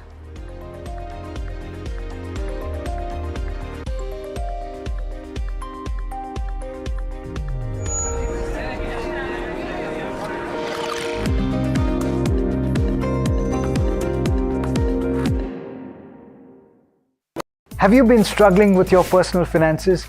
You're not alone. There are a lot of people out there that find it difficult to manage their money. But on Big Decisions, we'll be discussing a variety of topics that will help you make your financial decisions with confidence.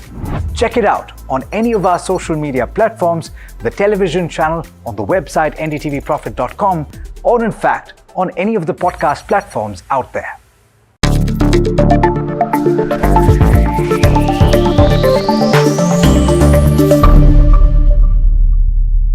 Hi, I'm Tanuj Bhojwani and I run People Plus AI. We're an organization that helps startups build AI. Is AI useful in India? Most definitely yes.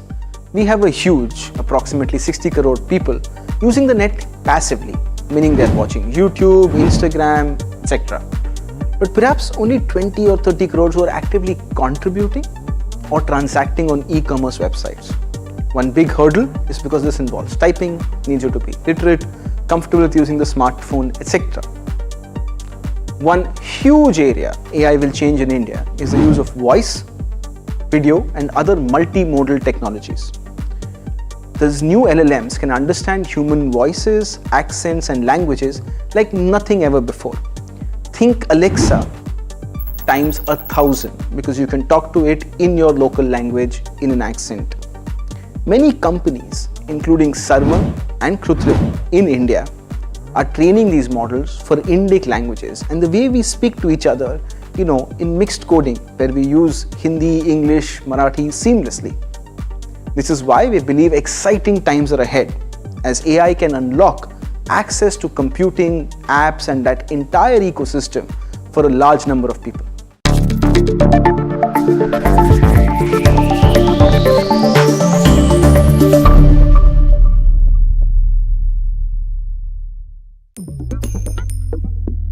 Different people believe in different things. In cricket, some hail the king.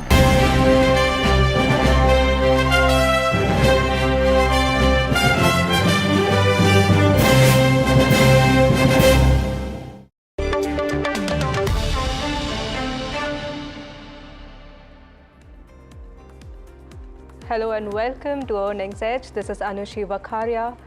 Prime Minister Narendra Modi lashed out at Congress leader Rahul Gandhi at his campaign in Telangana today. He turned the tables on Gandhi's narrative on various industrialists by asking Ambani, Adani se kitna maal uthaya. Listen into what he had said. ये कांग्रेस के शाहजादे पिछले 5 साल से सुबह उठते ही माला जपना शुरू करते थे। जब से उनका राफेल वाला मामला ग्राउंडेड हो गया, तब से उन्होंने एक नई माला जपना शुरू किया। 5 साल से एक ही माला जपते थे, 5 उद्योगपति, 5 उद्योगपति, 5 उद्योगपति। फिर धीरे धीरे कहने लगे अंबानी अडानी, अंबानी अडानी, अंबानी अडानी। 5 साल से। लेकिन जब से चुनाव घोषित हुआ है, इन्होंने अंबानी अडानी को गाली देना बंद कर दिया। मैं आज तेलंगाना की धरती से पूछना चाहता हूं, जरा ये साझादे घोषित करें कि इस चुनाव में ये अंबानी अडानी से कितना माल उठाया है, काले धन के कितने बोरे भर करके रुपये मारे हैं, क्या टेम्पो भर करके नोटे कांग्रेस के लिए पहुंची है क्या? क्या सौदा हुआ है? आपने रातों रात अंबानी अडानी इनको गाली देना बंद कर दिया। जरूर दाल में कुछ काला है। 5 साल तक अंबानी अडानी को गाली दी और रातों रात गालियां बंद हो गई। मतलब कोई न कोई चोरी का माल टेम्पो भर भर करके आपने पाया है। Well, that was the fight on that. But before we get into the KEC International, let's do a quick market check over here. Let's look at Nifty 50, more or less remaining flat, about 0.03% of a decline over here, while broader markets continue to outperform the benchmark indices, Nifty Mid Cap 150 and Small Cap 250, both seeing about a 0.25% to 0.6% of gains. Now, let's just break down what is leading to this Nifty 50 contribution. We have the larger packs like RIL showing about 28 points of gain, while L&T strong order win over here coming in. Again, that is in green today.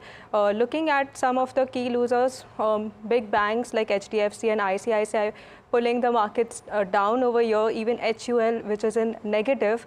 Now, moving on to some of the sectoral indices today, Nifty PSU banks leading the pack over here again, while Nifty IT and Nifty Bank remains under pressure. We also have Nifty Pharma about 0.17% down. Well, this is on the basis of the doctor's Reddy result also, which came out. Nifty Realty, again, yesterday we saw about a 4% of a decline led by Sobha, Prestige, all seeing about a 6 to 7% of a decline, while that is in green again. Now, even if you move to the likes of Nifty Auto, 0.4% of a gain here. Now, let's just look at some of the key indices which are there in the mid-cap 150, wherein we are seeing this gain. Again, we have the likes of Voltas today, a lot of miss on front of their Q4 results, about 6% of a loss over here. Gujarat Fluorochem about 4% of a loss. Tube Investments about 3% of a loss over here. While in the gaining side, we have something like Hindustan Zinc that sees about a 5% of a gain. IGL, Indraprastha Gas, again, results over here, 4% of a gain. Prestige today, as we discussed earlier, about 8% of a decline yesterday. That has come down very strongly, about a 3% of a gain over here. Even the likes of Biocon, about 3%. Along with this, now let's shift our focus to Birla Corp, which reported a solid set of numbers in the March quarter. We spoke to the company's group CFO on what worked out for the company. Do listen in. Welcome back to NDTV Profit. We're now joined by the management of Birla Corporation, and with us today to talk about the company is Mr. Aditya Saragi, who's the Group Chief Financial Officer. Good afternoon, Mr. Saragi. Good afternoon. Yes. So first I want to talk about, first of all, congratulations for a strong set of numbers. I want you to give a kind of like a color and how the quarter went by for you and your perspective on it. The quarter was quite decent for us. In terms of volumes, we grew 16% on a sequential basis and 9% on an annual basis. our realization drop was lower than the industry average. And because we had very decent cost savings, our EBITDA per ton was 967 rupees. And on an annual basis, it was 808 rupees. Okay, and in terms of the volume outlook for the current fiscal for FY25, what's the kind of volume growth the company is eyeing at? We are estimating a volume growth of 8 to 10% for the next financial year. And in terms of EBITDA per ton, could there be more increase? Yeah, in terms of EBITDA per ton, we are factoring in an increase of 8 to 10% again. Okay, and I also wanted to know your outlook in terms of now fuel costs. Obviously, the prices do remain volatile depending on global scenarios. But what kind of fuel cost savings is the company expecting for FY25? Do you all expect it to be lower? Yes, we are expecting it to be lower compared to last financial year's prices by 6 to 8%. 6 to 8% lower from last financial year. Okay, got it. That's right. And I also wanted to know, kind of get some perspective of the pricing environment. Now, regionally, prices have been lower all around India. But in terms of the central and the west regions where your company has a higher market share in terms of capacity, has there been any signs of improvement? What's your outlook in terms of pricing for FY25? No, currently, because the demand is quite subdued, we are not seeing any improvement. We expect that post the elections, from the month of June, we should start to see uptick in demand, and that should be accompanied by some price rise across the market. Is there any kind of range that you all are eyeing in terms of price upticks post elections? No, we don't have a definite range in mind as of now. Yeah. And in terms, now the company has reduced over 600 crores in debt. Now this is ahead of the guidance. What's the guidance for FY25? Could we see further reduction in terms of net debt? Not much, because we will be embarking upon a capex plan. Later this year, we are going to start working on the next phase of major expansion from 20 million tons to 25 million tons. So that will require capex, and therefore there will not be a major meaningful reduction in debt, because we'll be deploying the surplus funds on the capex. Okay, got it. And will the company be taking on more debt if needed, or will it all be internally financed? No, it will be a mix of internal accruals and debt. So there will be repayment of existing debt, and there will be taking of new debt for the expansion. Okay, so the existing, the repayment will cancel out the new debt that the company will undertake.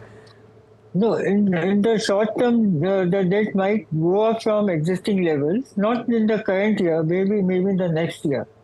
But in terms of debt to EBITDA, we expect it to be range bound.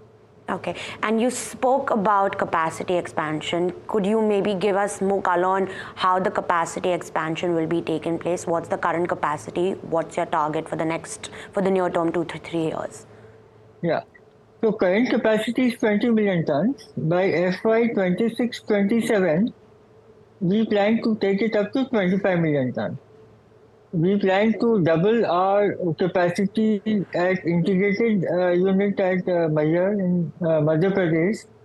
And coupled with that, we plan to set up a slew of grinding units across Bihar, Uttar Pradesh, and in the west. Okay, and is all the capacity expansions will be organic, or can the company consider any inorganic routes too?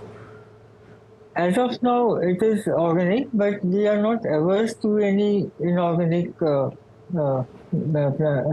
proposals. Got it. And in terms of the coal mines that are currently under construction, when will this be commissioned? And in terms of cost savings, what are, in percentage form, what's the expectation of the cost savings to come by once the capacity is commissioned? So we have got two major coal blocks under development, Bikram and Multiverka. Bikram is expected to come in the fourth quarter of this financial year, 24-25. And Multiverka is expected to get commissioned in the financial year 26-27. In terms of saving, these are quite competitive in terms of cost, but saving really is a factor of the market price of fuel at that point of time. So it's difficult to quantify. But what I can say is that both these mines are quite competitive in terms of landed cost. Got it. And in terms of total cost of the company, is there a certain target in terms of reduction? Yeah, that is a continuous process. So in this financial year, we are estimating a saving of 30 to 40 rupees on account of the efficiency improvement project. Okay, got it. Now I want to get to the Mukadban plant. This gradual ramp up has been very advantageous for the company. I want to know where volumes in Q4 were, as well as the full financial year, and what's the target for the next quarter and this fiscal as well. Okay. In last quarter, it was 6.6 lakh tons. For the whole year, it was 1.8 million tons. And in this financial year, we are expecting a volume of 2.7 million tons. 2.7 million tons. And in terms of percentage of total volumes, where did Mukadban plant stand, and what is the target to grow? Like, what's the full capacity in the next 3 to 5 years? What will be this plant share in terms of total volumes? See, our capacity is 20 million tons, and the capacity of this plant is 4 million tons. Last year, the market in the West that contributed about 9% of the total volumes. And in this year, we are expecting about 19 million tons and 2.7 from this plant. So maybe about 15% will come from this plant. Okay, got it, from a 9% to a 15% growth. And in terms of incentives, now since the plant is in Maharashtra, has the company booked any incentives, or if not, when will these incentives for this plant come in? No, we have not yet booked any incentive because we are yet to get the final registration clearances from the state government, and we are expecting it shortly, maybe hopefully within this quarter. So we'll start booking the incentives from this year. And what do you all have an estimate in terms of incentives for maybe for the full fiscal, if not plant specific? For full fiscal, out of Mukadban, we are expecting incentive of about 100 crores, and in total, we are expecting incentive of about 110 crores. Okay, so in terms of other plants, there's only additional 10 crores. Yeah. 10 crores. We had a major incentive in Kundanganj, which got fully utilized in March 2024. Okay, and are there any other plants that are yet to book any more incentives? No, not in the current year. We are setting up a grinding unit at Kundanganj, which will get commissioned in H1 of next financial year. So once that gets commissioned, then again in that plant, in that additional capacity, we will be entitled to incentives. Okay, and in terms of lead distance, what is the company wide lead distance and specific for the Mukadban plant?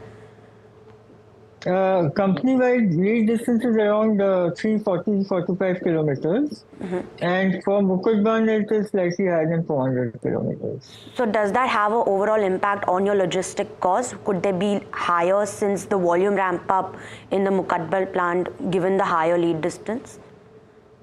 No, you can't see logistics cost in isolation. You have to see the realization, which is a market which gives higher realization. You have to see the realization on a net basis, net of logistics cost. Okay, got it. And lastly, my questions are surrounding the premium cement volumes. You've seen a good amount of uptick in terms of total percentage. What's the mix and what is the aim? Because I do see the focus on the premium segment. So what is the target that the company has in terms of growth? Our current share of premium segment in total trade volumes is around 64%. We plan to keep it around 55% because we want to be present in both flanking as well as premium brand. We won't want to vacate any of the two spaces. Okay. And in terms of pricing advantage or the kind of margins that you have with the premium segment versus the other segments, what are the margins for between the segments? It varies from market to market, but on an average, maybe about 20 rupees. Okay, got it. Yeah. Thank you so much, Mr. Saraugi, for joining us and for giving us the outlook going ahead and the kind of things that the company has planned. We wish you all the best. Thank you. Thank you for having me on this one. Thank you. Well, viewers, that was Birla Corporation and their outlook in terms of demand, their volumes, and their targets in terms of capacities for the next few years. Do stay tuned.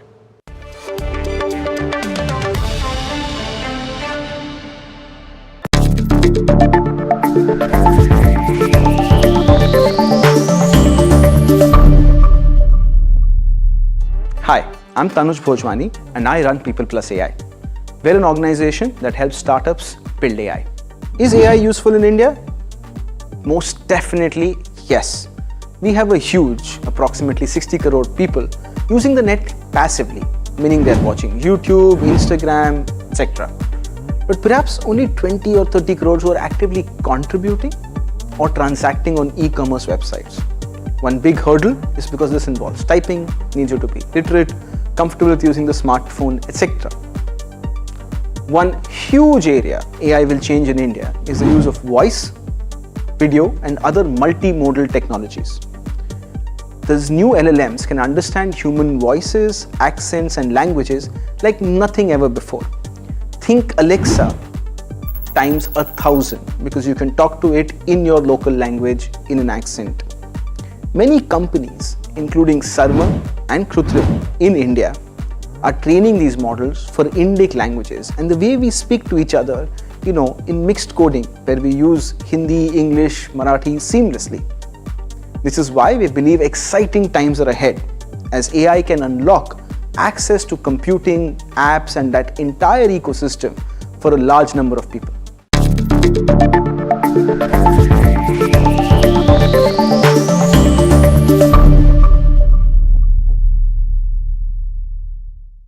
Have you been struggling with your personal finances? You're not alone. There are a lot of people out there that find it difficult to manage their money. But on big decisions,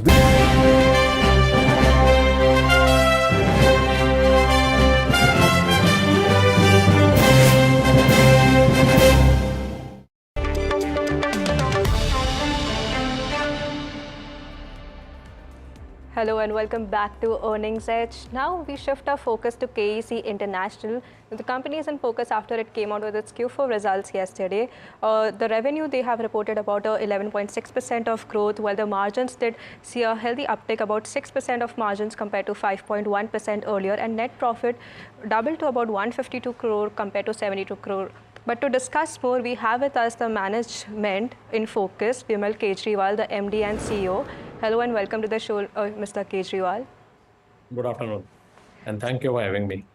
Right. So my first question to you is about how are we looking at, how did we see the Q4 FY24 and even the whole fiscal year shaping up? We saw healthy growth across all our core segments except for the railways. So what is it that we are looking forward? No, first of all, if you look at an overall view, I think we were happy with our performance. We had a record revenue, whether you take it Q4 or you take it for the year. We have highest ever we have recorded.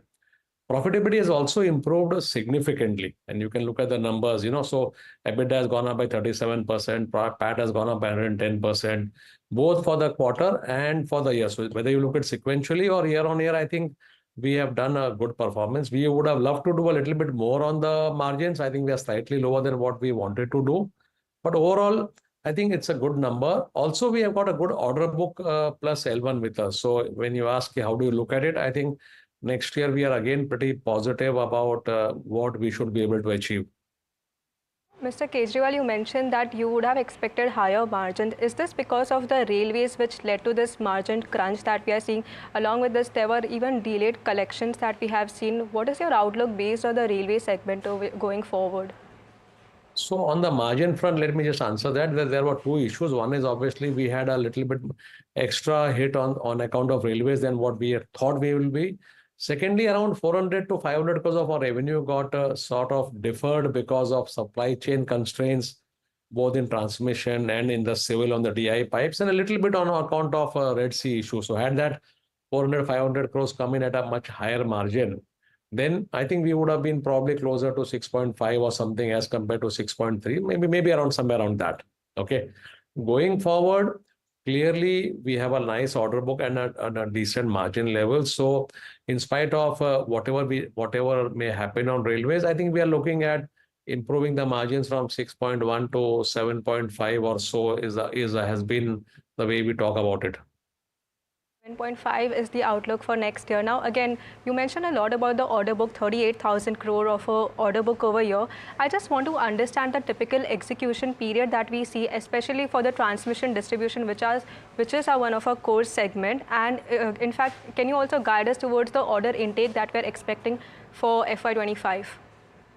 So FY25, we are looking at around 25,000 crores of order intake. So that's as far as FY25 is concerned. If you look at the orders, to me, the execution period varies from typically 12 months to 24 months. Transmission would be roughly around 18 months or so.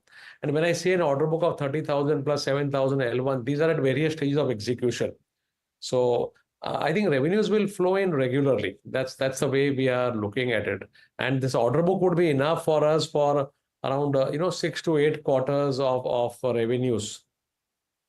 Right, so 6 to 8 quarters, but if I were to understand it correctly, the T&D orders, we have seen a healthy jump over here. So do we see that this has a faster execution period? So do we see this translating into a better revenue growth also, if you can outline for the same? So our target for this year was roughly around 20,000. We are very close to it, some 70, 80 crores less. Next year, we are looking at a revenue growth of around 15%. So we are targeting to achieve 23,000 crores. And largely the growth will come in from the India T&D as well as from our civil business. That's the way we are looking at, the growth coming forward. Just on this India T&D, I wanted to go much deeper into this. We saw about a 30 to 40% of a growth, and even if we look at next year, about 25,000 crore of a opportunity over here. Do we still see this sustaining forward in the near term or even in the medium term as well? I think it will all depend upon how the government continues with its renewable program. They have talked about having 500 gigawatt of renewable power. Okay. And if that target continues, which I believe that it will continue, then a huge amount of T&D expenditure will have to be incurred. So I'm very clear that this number will only increase, not go down.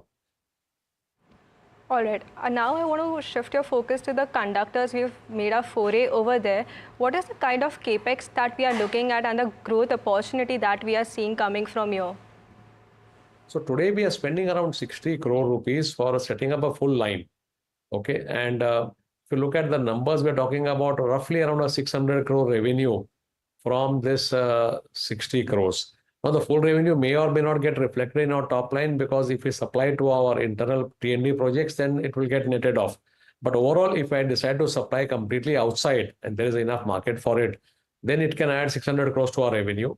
If we supply internally, obviously it will help us in improving our profits.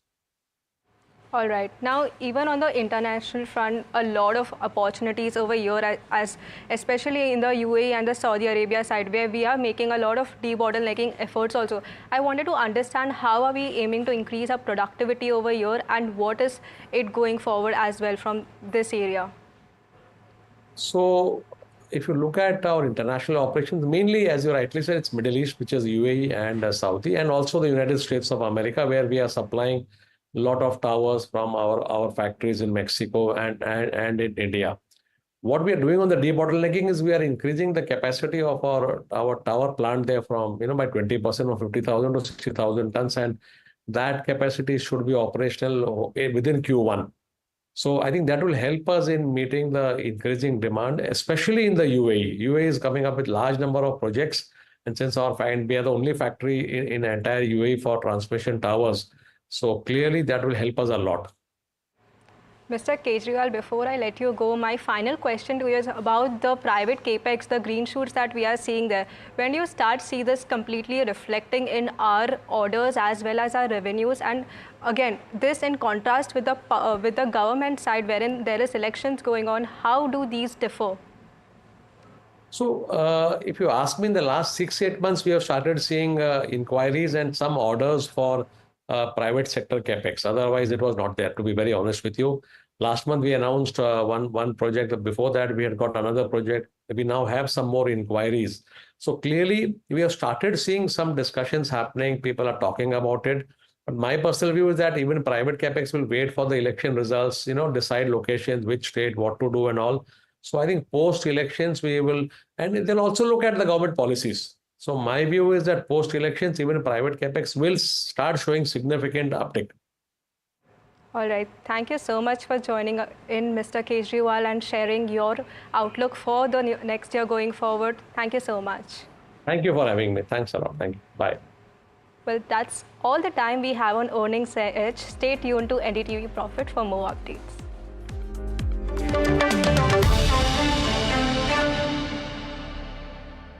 Have you been struggling with your personal finances? You're not alone. There are a lot of people out there that find it difficult to manage their money. But on Big Decisions, we'll be discussing a variety of topics that will help you make your financial decisions with confidence. Check it out on any of our social media platforms, the television channel, on the website ndtvprofit.com, or in fact, on any of the podcast platforms out there.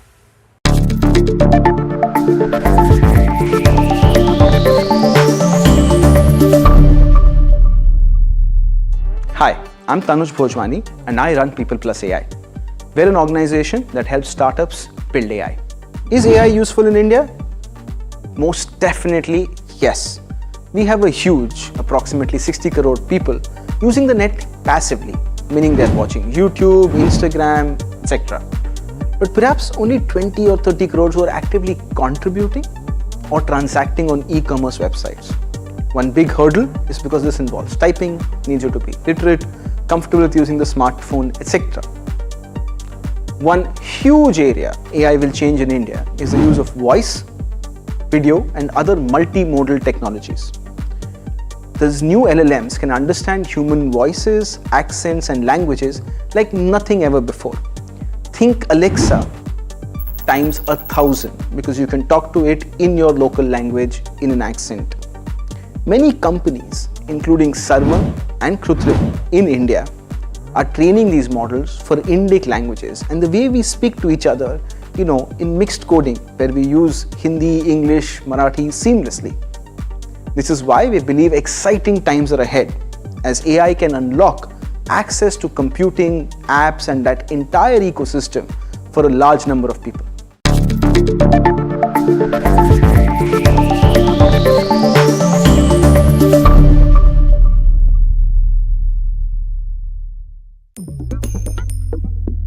Different people believe.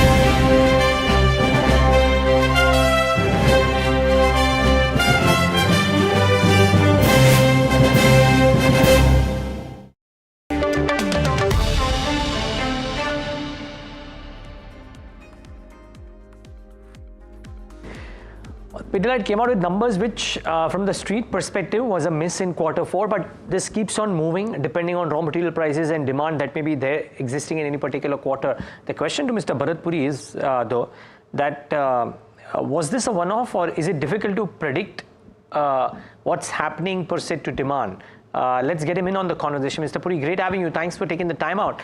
I mean, at the end of Q3, this didn't seem like a possibility, but is there a reason why, relative to estimates at least, there has been a miss of whatever between 12 to 15 or 18% as the case may be?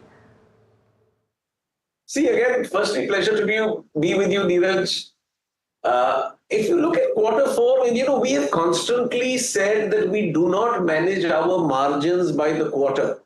When we started the year, we said, listen, we would be very happy if we delivered double-digit underlying volume growth and we did it with a margin of between 20 to 24%. Now, when we end the year, we're at 10.5% underlying volume growth and we're at a 23% margin, which is at the higher end of the range. Now, we do not manage each of our expenses on a quarterly basis. So in some quarter, for example, third quarter, our margin was higher because the investment in advertising, etc., was lesser in that quarter and higher in the fourth. Now, my invitation to you is please don't look at it in isolation in each quarter. Look at it for the year. As far as the year is concerned, we're at a 23% margin on an EBITDA margin on a standalone basis, which is the higher end of our range. We've grown that 36%. Our volumes are healthy. The wonderful thing with our volumes is this is now a 4-year CAGR of underlying volume growth, which is double-digit in nature, which is frankly very few home improvement or any other consumer companies would have these kind of growth rates. So we're focused. I mean, we've always said our mantra is simple. It is profitable volume growth, and that's what we're doing. Yeah, no, but that is expected of you, Mr. Puri. Unfortunately, with the precedents that you set, the street expects these numbers from you, and if they don't come, then the street tends to get a bit disappointed. That's the only thing. But I take on board the point. I was actually referring more, not just really to volume growth, but also revenue growth, which per se, relative to what the volume growth has been, revenue growth as per estimates has lagged a little bit as well. Is it a mixed thing or is there something else to this? No, it's very simply, as we've said, listen, we are clear that we will pass on the benefits of lower raw material prices to consumers. So really the difference between our value and volume growth is really the price cuts that we have taken. We are clear that our brand affords us a certain premium. If we take that premium above a certain limit, it will impact our volume growth. And therefore, we've cut prices this year. Last year at this time, Neeraj, when I was talking to you, I was talking of 19% revenue growth and 8% volume growth. I'm now talking to you about 10% volume growth and 5%. So if you again average over 2 years, you'll find that both are double-digit revenue as well as double-digit volume. Okay. Have you by any chance in the con call indicated to near-term softness in demand? And if you have, what is the reason behind it? Very simply, what we've said is, there is a certain amount of near-term softness you will always get. Experience shows us whenever you have an election, and this is a particularly long election, and this is pretty much almost 2 months, from a logistics, movement, people availability, this does cause some short-term disruption. We're also seeing extreme heat conditions in parts of the country. But frankly, that these are monthly, 1 month, 2 month disruptions, and these are not significant. If you ask me, how do we see the year? Frankly, barring any black swan events, we see the tailwind behind real estate. We see the tailwind behind construction. There's a lot of investment going in infrastructure, and overall the whole consumer attitude towards the home, along with rising prosperity. Frankly, we're in the right sector, and I would say not just for the next 12 months, but the next 24 to 36 months, we are in a good place. Yeah, I remember a year back, we were having this conversation wherein you were citing this government quote that 70% of the real estate till 2030 is not even started. So in some sense, yes. That space seems to be true. Just before I get to that, just one quick other question. Is you reinvesting a part of this moderating raw material benefits in higher investments in brands, customer-facing initiatives? Is this proactiveness, or is this something that all companies are having to do because of heightened competitive intensity, even you for that matter? See, we have always been a company that has invested proactively behind our brands. We are no strangers, frankly, in the sectors that we are, with the market shares we have. We will have a new competitor coming up pretty much every quarter. Now, that is par for the course. We don't take anybody lightly, but frankly, our job, Neeraj, is to hopefully delight our consumers a little better than everybody else. And for that, whether it's you take last year, we have increased our spend on advertising by 70%. So I'm not talking of 5, 10, 15, 20. We're pretty much it's close to doubling our investment in advertising. Now, that's the investment behind the brands. If you look at our below-the-line expenses, again, there's a very significant increase, which is, our work with carpenters, masons, plumbers, so on and so forth, etc. You see our investment in sales and distribution infrastructure. We now, and you and me have been talking about this for a long time. I remember telling you first about 2,500 Pidilite Ki Duniyas. We now have 13,000 Pidilite Ki Duniyas across the country. We've increased our distribution points by another 45,000 villages just in these last 6 months. So on a consistent basis, we are clear. Externally, fortunately, we have a set of tailwinds. Internally, we have 4 mantras. A, sales and distribution, reach and infrastructure. B, the resilient supply chain. As you would see, this year alone, we opened 10 new factories besides expanding existing ones. The third is innovation. Across the range, you will see in all our divisions, we've got a whole range of new products. Fevicol has a new variant called Fevicol Hyperstar, which is a very premium variant. Fevikwik now has a whole new range of, again, products. Fevikwik is now from 5 rupees to 75 rupees. Anything you want to stick, whether it's like you want a waterproof sticking, whether you want flexible sticking, everything is under the Fevikwik umbrella. There's a lot of work happening on exterior waterproofing with our waterproofing division with Dr. Fixit. Glue drops from our, art and stationery division. So as far as we're concerned, innovation will drive at least 1/3 of our growth, and we are close to that number. And finally, of course, digitization. I mean, our initiative Pidilite Genie, we're now getting a little over 1/3 of our sales on an app where dealers order in where there is no salesman involved. Okay. Well, and hopefully that only improves with time. So we look forward to that as well. Mr. Puri, in which case, one key industry takeaway, if you can, did I read right when I read one note which said that Pidilite is indicating that rural market growth is outpacing urban growth. That has been the Achilles heel for most consumer companies over the last 12 to 18 to 24 months maybe. Are you seeing a shift there, or is the shift only for building materials / Pidilite? Frankly, I think the shift has been there for Pidilite. I can't speak for the rest of the fellows that they have to manage. But for us, for the whole year, Neeraj, whether it is Q1, 2, 3 or 4, rural has been 1.5 times urban. And as I said, we have consistently invested behind rural because we felt we were underpenetrated.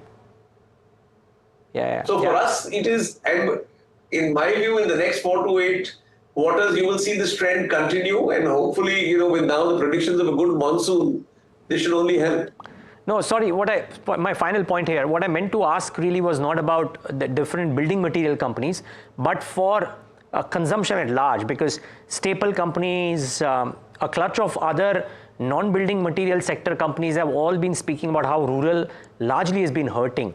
For you, it may have worked beautifully. Do you sense a change for some of the others as well? For India Inc. at large, can rural now start outpacing? Home improvement, and especially in the home construction sector, there is definitely, rural India is more underbuilt than urban India. So as prosperity happens, you will keep seeing this increase, and we are seeing signs of that all the time. Got it.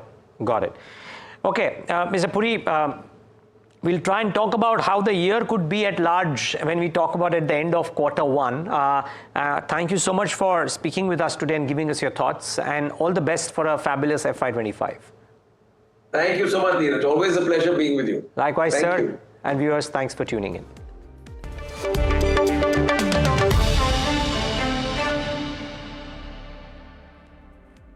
Have you been struggling with your personal finances?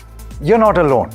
There are a lot of people out there that find it difficult to manage their money. But on Big Decisions, we'll be discussing a variety of topics that will help you make your financial decisions with confidence. Check it out on any of our social media platforms, the television channel, on the website ndtvprofit.com, or in fact, on any of the podcast platforms out there.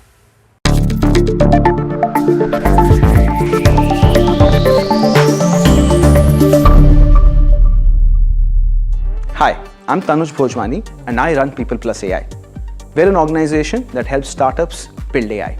Is AI useful in India? Most definitely, yes. We have a huge, approximately 60 crore people using the net passively, meaning they're watching YouTube, Instagram, etc. But perhaps only 20 or 30 crores who are actively contributing or transacting on e-commerce websites. One big hurdle is because this involves typing, needs you to be literate, comfortable with using the smartphone, etc. One huge area AI will change in India is the use of voice, video, and other multimodal technologies. These new LLMs can understand human voices, accents, and languages like nothing ever before. Think Alexa times 1,000 because you can talk to it in your local language in an accent. Many companies, including Sarma and Krutrim in India, are training these models for Indic languages and the way we speak to each other, in mixed coding where we use Hindi, English, Marathi seamlessly. This is why we believe exciting times are ahead as AI can unlock access to computing, apps, and that entire ecosystem for a large number of people.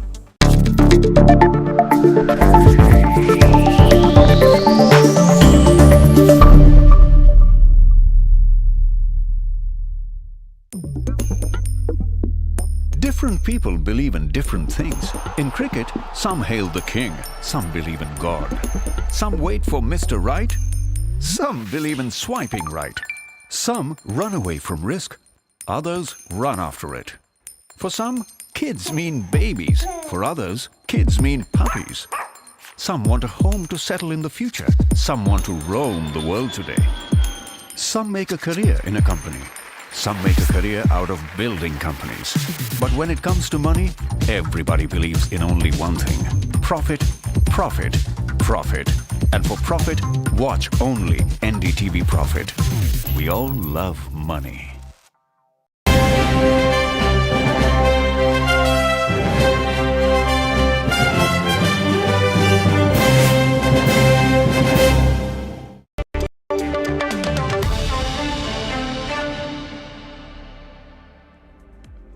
Hello and welcome to Earnings Edge on NDTV Profit.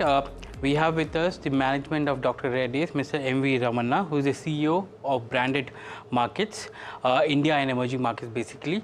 Mr. Ramanna, thank you very much for joining us on NDTV Profit. To begin with, sir, just want to talk to you about the earnings first before we go into how the business is looking at. On a quarter-to-quarter basis, there has been some slip up in terms of growth. While on a YOY, you have seen a very good growth of 12% in revenues. Can you give us a reason why on a quarter-to-quarter there has been some fall in revenues? So I think from a growth perspective, I think this year we have done well on a double-digit growth, growing across all of the markets. That we feel good about, whether it was base business growth that we had in the US, emerging markets, and also I think for quarter four, if you leave the divestment income off from India, we have had a double-digit growth, and we also see how India is also beating the market. Europe, we have done well. So at an overall level, I think we have done well for the year. There has been some divestment income that we had of last year. Should we not consider that, in fact, our growth would be even better. Okay, I can understand India YOY would be a difficult thing to compare, but India also saw a quarter-on-quarter growth. So, is there a reason why that has happened? So India again, as we said, we got back into the double-digit growth as far as the quarter four is concerned, without considering the divestment income of last year. And India growth again, as I said, we have two pillars. One is to grow the existing base business, and then the second is the innovative businesses that we're building that would help us to grow further and faster to our aspiration to get into top 5. Both of them, I think, are absolutely in the right direction. Okay. Give me a sense of the future growth drivers for FY25, because you ended FY24 on a good note. Can you give us some milestones that you're looking at with respect to product launches and the pathway for FY25? Sure. So your question is more for India or for India and Dr. Reddy's as a whole? Sure. So if you see today, I think when it comes to our base business, across all of the markets, we continue to work on our portfolio, the number of filings that we have, the number of launches that we have would continue to be meaningful. And as per our strategy that we detailed out, we will continue to leverage the US and Europe developments into emerging markets and to build on that portfolio. To this, we are adding three, I would say, future growth levers. One is innovative assets. To begin with, licensing of those innovative assets from innovative companies across the globe, and then subsequently, the innovative assets we expect to come from our own R&D pipeline. The second is consumer health, and towards this is the JV that we have done with Nestle. And third is a space of digital health.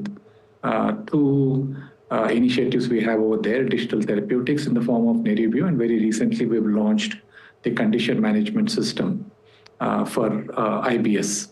So as we move into FY25, we will continue to be consistent with our strategy is how do we leverage and improve the productivity on our base business, and second is how do we build this innovative businesses on top of it so that as we go into the next future years, they will contribute very meaningfully to both the top line as well as the bottom line. Can you take us through the relationship that you will have with Nestle, and what kind of products are we going to see there? When will the business or the combined business be launching products, and which areas? Sure.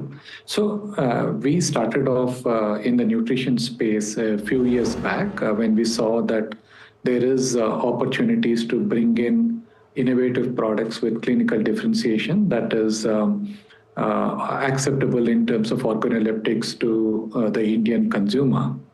And we started to get these products into the market worldwide. Nestle Health Sciences has several innovations in this space, and both the companies have now come together to bring these innovations into India. We would obviously be leveraging the sales and marketing and the commercial infrastructure that we have in India. But at the same time, we would want to bring in the global innovations from Nestle Health Sciences into India, and also to leverage the global marketing capabilities that Nestle Health Sciences has. We expect to start marketing as a JV starting from Q2 of this year. Okay. If I can ask you about the US business and the performance there, what kind of performance have we seen there, especially for the base business? And then I would also like to get some idea on the kind of performance which has been there on Revlimid sales, because that's been encouraging in Q3. We saw the sales coming in, and the street expects that sales to scale up in the next couple of years. So if you can take us through that business as well. So US business, the base business continues to do well. We are seeing the volume traction over there, and we have launched products in FY24, and we said that we expect to launch on an average of 20 to 25 products every year in the US, when we expect to launch new products in the US in FY25 as well. Generic Revlimid has been an important growth driver for us in FY24, which will continue to be meaningful in FY25 as well. On top of our generic business, we are building two other levers of growth over there. One is biosimilars, and the second one is consumer health. In the consumer health, we have a few initiatives going over there. Recently, we acquired Labs, which is in the women's health portfolio, and we're getting ready to launch our biosimilars. And on the biosimilars front, we will work not only with our own portfolio, and we will also look for inorganic opportunities to get access to the portfolio. Any idea how the base business will be growing here on in the US? Because Revlimid would be a kicker for you in terms of revenues and the scale that is going to come in. Can you take us through the base business as well, and what kind of price erosion are you seeing in that market? Have you seen some kind of ebbing in terms of price erosion? So pricing erosion, I think, is the expectation that we should have of US market that will continue to be there as we get into FY25 as well. But the way in which we are able to ensure good customer service by ensuring availability of the products. We've also invested into the inventories to ensure good availability of the products, so that we expect that with the customer service that we're able to offer, we will continue to see the volume for the base business. And on top of it, obviously, we are launching new products as per what we had said earlier, the 20 to 25 kind of an average that we expect on a yearly basis. Can you take us through two more key drugs actually, generic Ciprodex and generic Suboxone? These two drugs, as we're seeing some kind of price erosion. Have you seen stability there? So this is again, I would say, the business model. So whenever there is a new entrant coming in, there is this conversation on the pricing. But this is the business model, and the only way that you could offset this is by launching more new products, which we expect to do. If you look at the India growth business, India growth, middle single-digit growth, excluding the divestment part of it, how do you see the India business growing from here on? Do you see the new ventures that you have brought in are going to be the key drivers for the growth here? So I would definitely say yes. India is a focus market for us. I would say three levers. One is continue to grow the base business. We have very good brands which has good acceptance in the market. How do we continue to grow the base business? Second is the innovation that we're adding in terms of the three levers on innovative assets, consumer health, and digital therapeutics. And we see good traction in terms of the way in which we were able to bring in strategic collaborations and their innovations into India. And third is we will continue to look for inorganic opportunities so that we would be able to bridge some of the portfolio gaps that we have and increase our participation in the chronic. Okay. Are we going to see those opportunities coming through in FY25, inorganic opportunities? And so we continue to pursue. I don't know if I can comment whether they will actually translate into sales in FY25, but as you know that we have a strong position on the cash, but at the same time, we would continue to look for opportunities that are meaningful with the right value and where we could add our synergies to the business. Give me a sense of the active ingredient business there. How many new products are you bringing in there? Because I understand that there is some price erosions which are also coming in this segment. So what kind of erosion are you seeing there in this active ingredient business? So what you would have also seen that we have been able to have a good margin over there as far as the PSAI business is concerned. There are good number of launches that are already happening, and what you would have also seen that a good number of DMF filings as well. So this is a core business for us, and we're driving both how we would be able to deliver on the margin and also support us not only for captive consumption, which is a core part of our business, but also the external API sales. You've been spending nearly 8% of your sales revenues on R&D and primarily on biosimilars. Take us through your pipeline there. When do you see the first product coming out? And are you going to look at international tie-ups or partnerships to take this product to global markets? So I think as far as biosimilars is concerned, we have launched rituximab recently in Europe, and we expect for the pipeline to come through into the US. We are working to see how we would be able to not only supplement the portfolio in both US, Europe, and emerging markets from what we are developing, but also to work with the partners to bring in their pipeline into both the developed as well as emerging markets. Any more products coming up from this biosimilar pipeline? So we have a set of products which are under development. A couple of them are in various stages of clinical development, and the idea is to be the first among the first to launch when the patents go away in the respective markets. Is it fair to say that a large part of R&D will continue to be in biosimilars going forward in the next couple of years? So we do have I would say, three areas in which we invest in R&D. One is the core R&D, which is where we are driving the small molecules. The second is the biosimilars, and the third is the portfolio that we are developing on the innovative assets. So I would say that this is our strategy, and we will continue to work and ensure the productivities across the three. If you can also take us through your CapEx program, because last year you spent nearly 1,500 crores on CapEx. Are there any more CapEx lined up for FY 25-26? There is a CapEx lined up for FY 25-26, and I think the focus largely on the next couple of years, what are the products that we are launching and where do we see the need to bring in the CapEx. So I do expect that in FY 25-26 again, we will be investing to create the capacities to launch our products in the markets. And what would the range of CapEx be? I don't have a number to share, but we expect the CapEx to be in line with the product launches that we have in the next couple of years.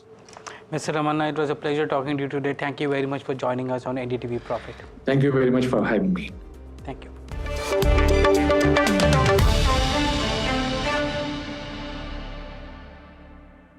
Have you been struggling with your personal finances? You're not alone. There are a lot of people out there that find it difficult to manage their money. But on Big Decisions, we'll be discussing a variety of topics that will help you make your financial decisions with confidence. Check it out on any of our social media platforms, the television channel, on the website ndtvprofit.com, or in fact, on any of the podcast platforms out there. Different people believe in different things. In cricket, some hail the king, some believe in God. Some wait for Mr. Right, some believe in swiping right. Some run away from risk, others run after it. For some, kids mean babies. For others, kids mean puppies. Some want a home to settle in the future. Some want to roam the world today. Some make a career in a company. Some make a career out of building companies. But when it comes to money, everybody believes in only one thing: profit, profit, profit. And for profit, watch only NDTV Profit. We all love money.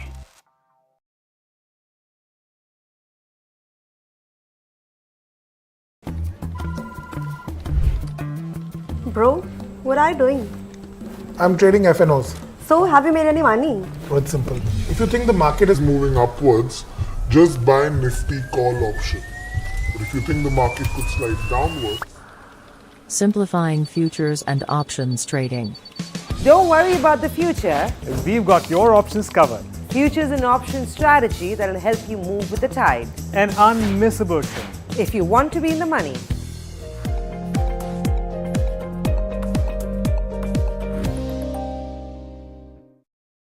Stock selection isn't an easy task. And neither is choosing the right moment to sell. Whether it's a doubt about a short-term trade or a long-term investment, all you have to do is ask Profit.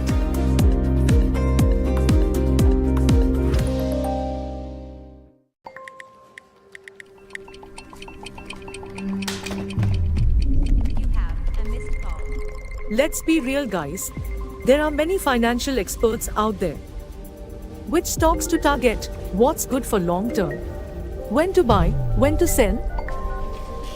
How do you stay ahead of all the financial noise to achieve your dreams? You can accomplish all your financial.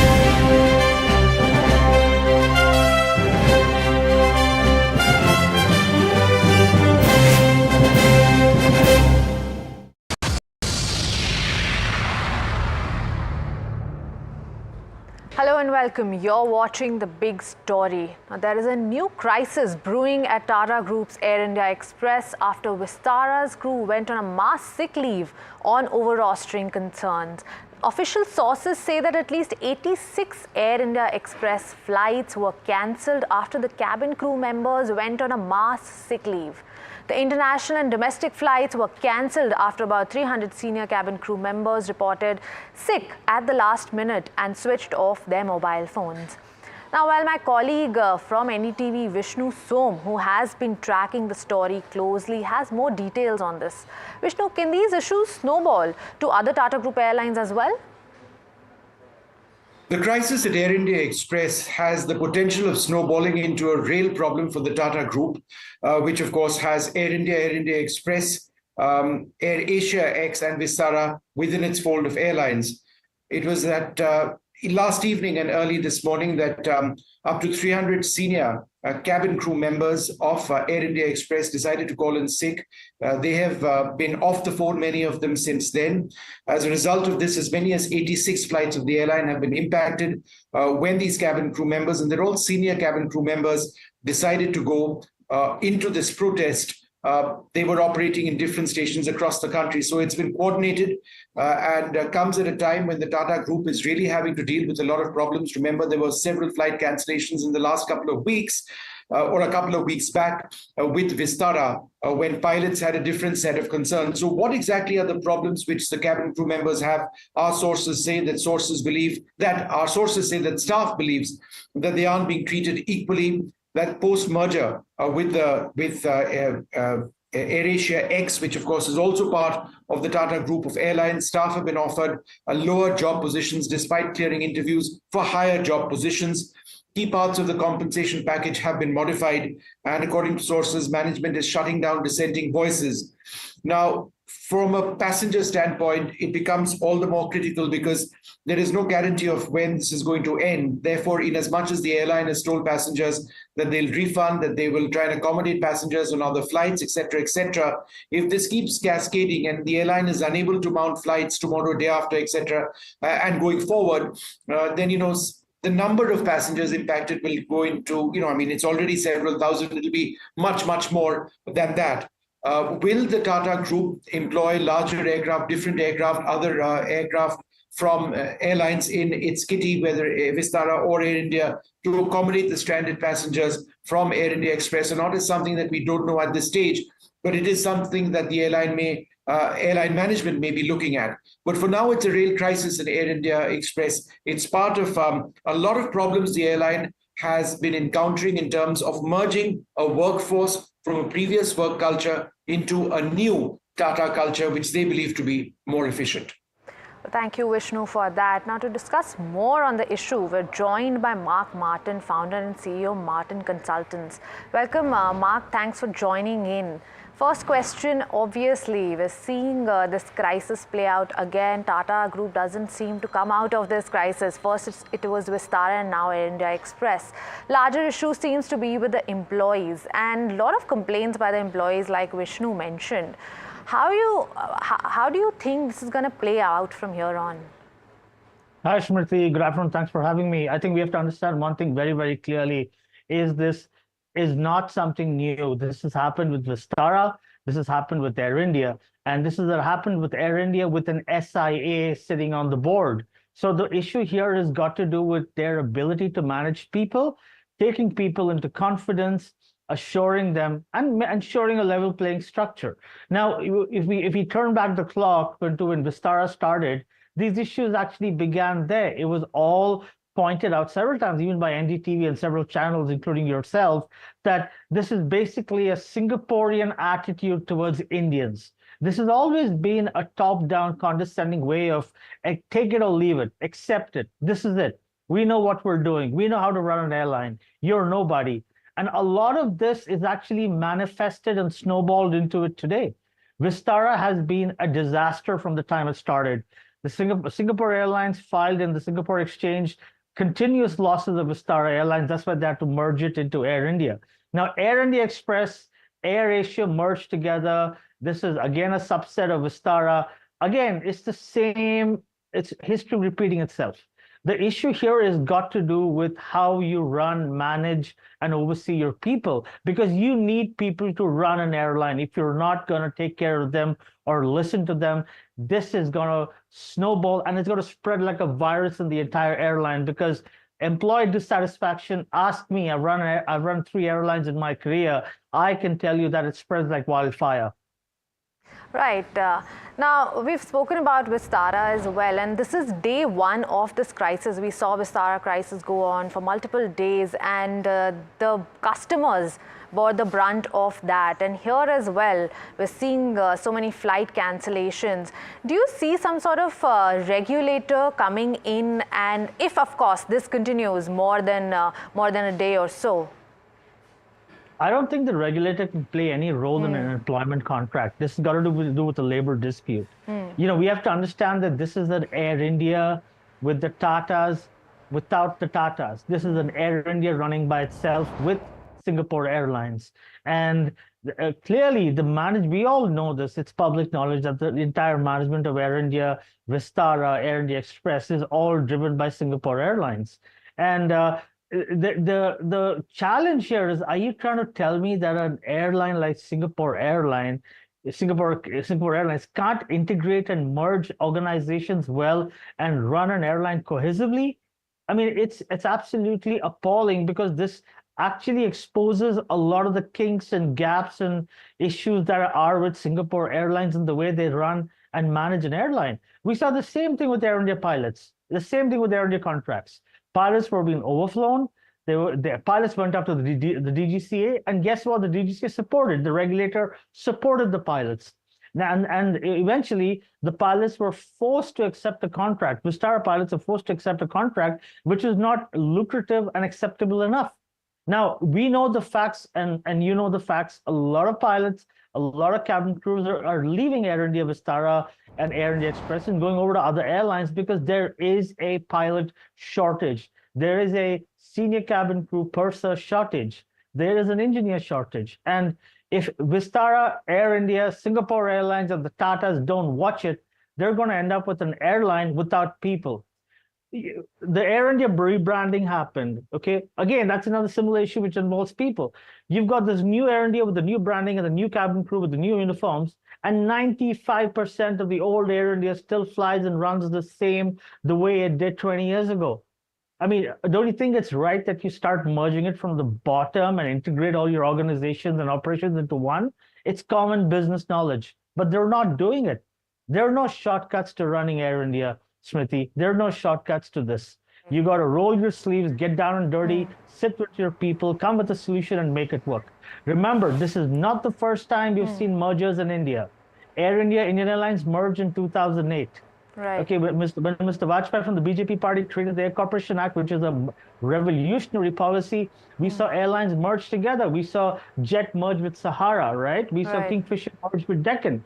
Did we ever hear of people, labor issues or employee contracts or dissatisfied people? We never did. That's because that was a time where where companies and managements were more mature, and that maturity has to come now to Singapore Airlines, Air India, Vistara, and this new airline juggernaut that we've created. Right, absolutely. Well, hold on, Martin. In the latest update, we're given to understand that Air India Express Union has now written a letter to the Tata chairman. Pragati is joining in with exclusive details from the letter. Pragati, what can you tell us? Yeah, hi. So what we've gathered so far is that there was a letter by Air India Union employees sent to Tata Sons chairman on 26th April. So let me be very clear that it's a dated letter. But since that letter was sent with the intention of voicing concerns at Air India Express, especially with the employees, it helps us understand as to what could be the possible reasons of this event that has happened during the day of flight cancellations and cabin crew going on sick leave on Masai. Now, from the letter, which is dated 26th April, we know that the union has voiced its growing unrest and dissatisfaction among the employees. Top 4 things that have been highlighted. There are like 7 or 8 things highlighted in terms of concerns, but top 4 things that we are understanding is that the Air India Express employees were not happy about the terminations that were taking place at the organization. In the union letter, it has been alleged that despite assurances announcements from Finance Minister Nirmala Sitharaman. Terminations happened at the organizations. People were forced to leave it despite being fully equipped and well versed with their training and all other metrics in place. The next, they have expressed the concerns in terms of hiring. They have alleged that people have been brought in from the outside at relatively lower pay with less qualifications as well, when the inside staff or the in-house talent pool of Air India Express was well equipped to handle the operations at Air India Express. The third concern that have been raised are the remuneration concerns. So the letter has alleged that all the important components like HRA, TA, DA and etc. have been removed from the revised employment contracts, which is not that great a compensation benefit to the employees. And the fourth thing that has been raised is the improper implementation of standard operating procedures. Now the letter alleges that even when the SOPs were rolled out, they were not being implemented properly, and there was a lot of mismanagement overall happening at Air India Express. So while the letter is old, it is dated, it does give us a sense of what might have gone wrong as to why the cabin crew and some other staff has gone on sick leave. That's a basic sense that we are getting, but we're yet to get more latest updates, and we'll come back to you on that. Right. Thank you, Pragati, for that. Coming back to you, Mark, on this, we heard Pragati talk about a lot of issues. Now, it seems like there are execution issues as well. Pragati talked about how there are SOPs, but they're not being followed. You talked about some attitude issues in the management as well. But talk to us about the integration, the process of this integration when two entities merge and this sort of integration happen, especially on a human resource level. I think well captured by Pragati and Som in what he said. But we have to understand that when you merge an airline, you need to merge departments and functioning ground up. It can't be something which is a quick fix, or just because you rebrand it, you run each vertical independently and separately. That's never going to happen. It's going to be a disaster. You know, when I said that in India, we've seen mergers work, it's actually worked in the airline domain extremely well. Kingfisher Deccan was a brilliant merger. Jet Sahara was a very good merger. Air India with Indian Airlines, two unionized airlines, two airlines with legacy assets, merged beautifully well, and it functioned fine. The problem here has got to do with attitude, as rightly highlighted by the unions. And imagine the unions have actually presented this to Tata and given them the solution of where to fix. Isn't that interesting and appalling? Shouldn't that have come from Campbell or Singapore Airlines camp? They should have taken that step to knowing what's really wrong. So all that was highlighted is what needs to be fixed. You got to have, as I said before, you got to have a cohesive operating system. An airline is an operating system. It's the way you work. It's a transportation system. The more improved your processes are, the more efficient your people are. The right people, the qualified people, the people who are more agile for the job should be brought in and put in the job. You know, and that's exactly what's been happening. That's why we saw the problems with Vistara when they started. That's why we saw problems in AirAsia as well. So this has to do with a mindset issue. This has got to do with the way of working issue. There is no magic wand. Just because you rebrand the airline, it's not a new airline. That's just a sticker you've put on an old building. You have to get down into that building. You got to look at the basement, the foundation, work the structure up, work the reporting system, the way of working, make it into a holistic, fundamentally standard operating system. And that has to be done now. Branding should have been done 3 years later. The problem with Air India was never branding. The problem with Air India was bad aircraft, bad seats, delays, people attitude, check-in, a reservation system, websites which sometimes go down. That was the problem. That is all systems and processes. That should have been done as a priority, not a rebranding. The branding was fine. We could have lived with the old branding as long as we got a good product.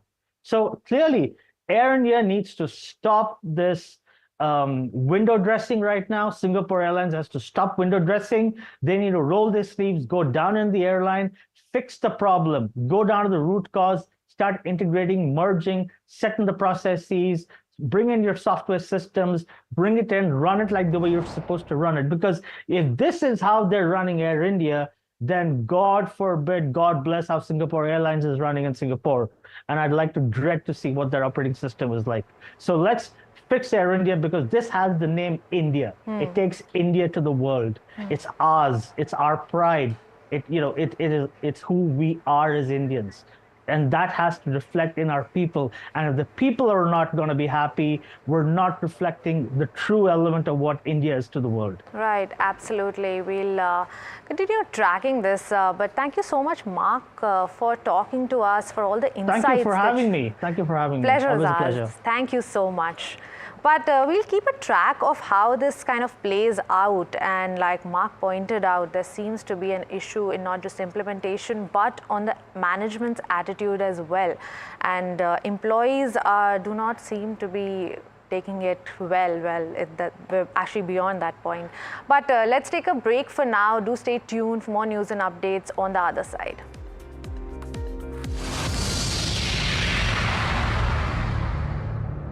Have you been struggling with your personal finances? You're not alone. There are a lot of people out there that find it difficult to manage their money. But on Big Decisions, we'll be discussing a variety of topics that will help you make your financial decisions with confidence. Check it out on any of our social media platforms, the television channel, on the website ndtvprofit.com, or in fact, on any of the podcast platforms out there. Different people believe in different things. In cricket, some hail the king, some believe in God. Some wait for Mr. Right, some believe in swiping right. Some run away from risk, others run after it. For some, kids mean babies. For others, kids mean puppies. Some want a home to settle in the future. Some want to roam the world today. Some make a career in a company. Some make a career out of building companies. But when it comes to money, everybody believes in only one thing: profit, profit, profit. And for profit, watch only NDTV Profit. We all love money.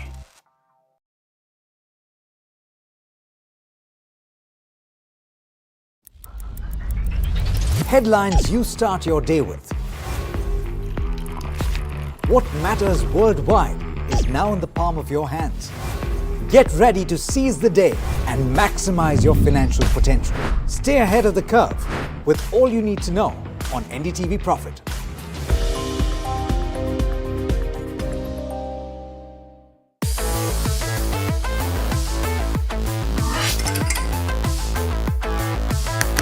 Listen to the voices of reason as they talk about corporate health and investing principles with me, Neeraj Shah, on my show, Talking Point.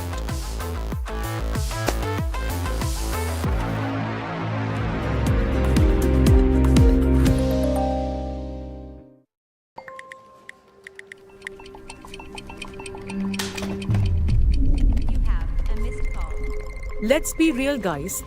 There are many financial experts out there. Which stocks to target? What's good for long term? When to buy? When to sell?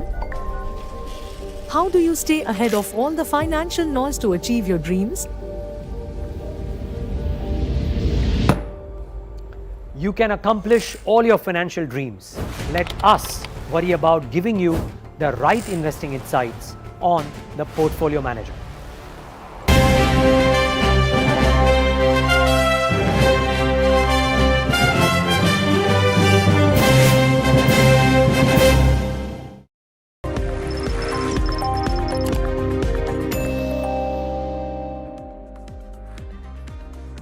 Welcome back. You're watching NDTV Profit. Now on to NDTV's special election coverage.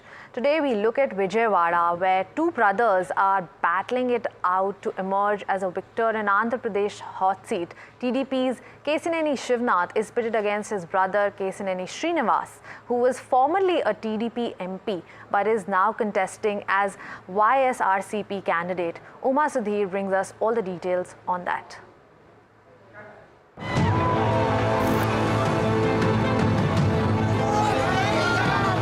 Kesineni Srinivas, popular as Nani, has been Telugu Desam MP 2 times from Vijayawada.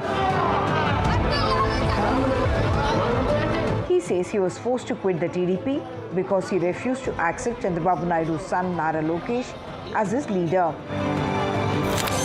This time he is contesting as the YSRCP candidate.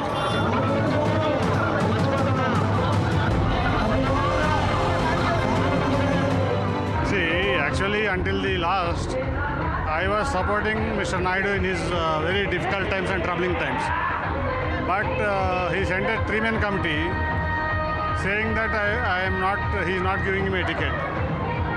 And he asked me not to participate in the party activities. So then I resigned for the party and I thought of contesting as an independent. But Mr. Janmohan Reddy has invited me to work along with him.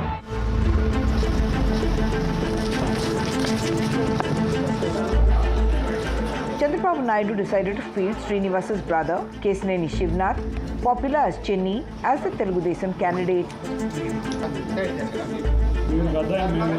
There is no love lost between the two brothers. He is a habitual offender and a cheater. He was not with the TDP when you were there? See, we have parted as a family, as a business, and also we divided our properties 25 years back. Srinivas is confident his two-time record as an MP will see him through.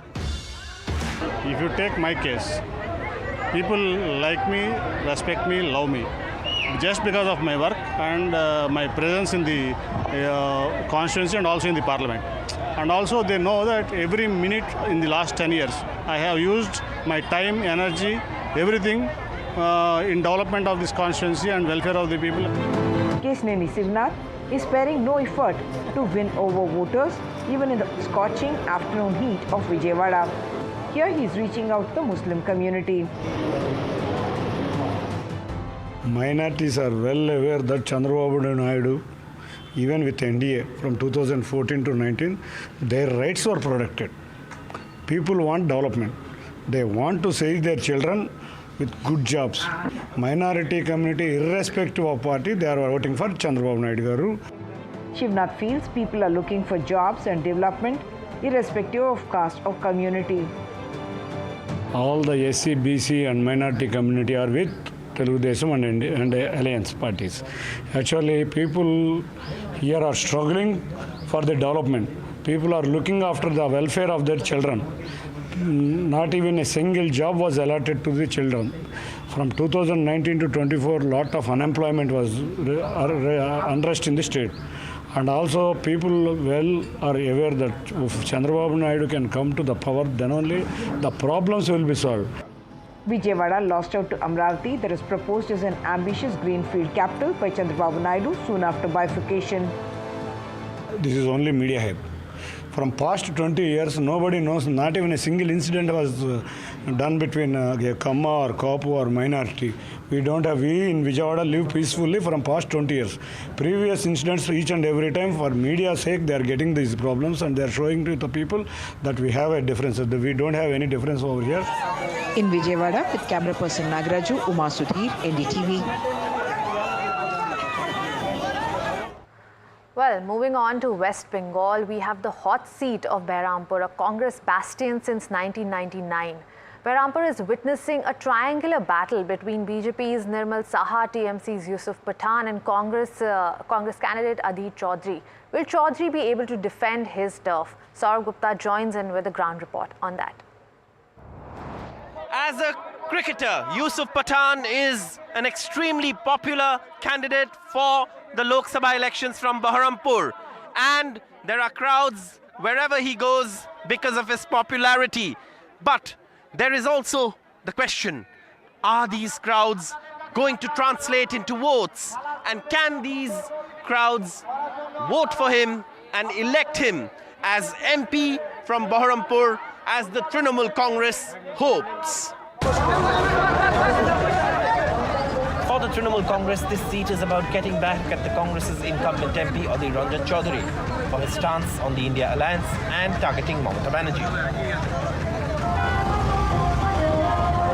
The Trinamool accuses Adhir Chaudhary of working for the BJP, and in Yusuf Pathan it believes it can mount a challenge on a formidable opponent like Adhir Chaudhary, who hasn't lost since 1999.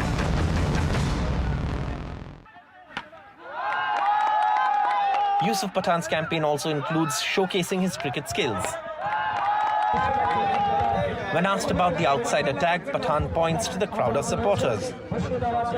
Campaign बहुत अच्छा जा रहा है और काफ़ी लोगों का प्यार भी मिल रहा है, तो बहुत कॉन्फिडेंट हूँ कि यहाँ से हिस्ट्री क्रिएट हो. The Trinamool is banking on anti-incumbency after 5 terms of Adhir Ranjan Chaudhary to rest this seat.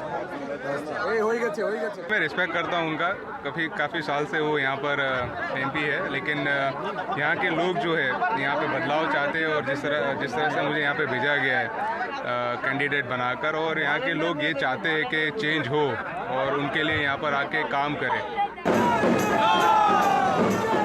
Also in the race is BJP's Dr. Nirmal Shah, a popular surgeon who's reaching out to the minority vote as well.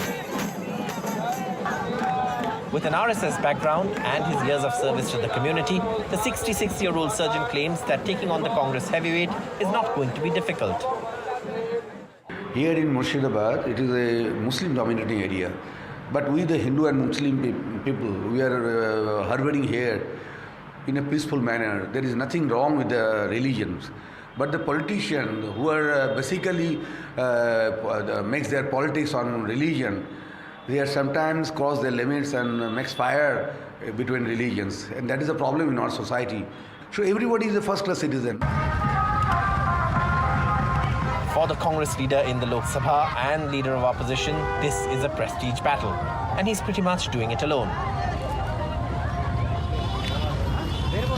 The Congress party has limited resources and is focusing on seats it can win.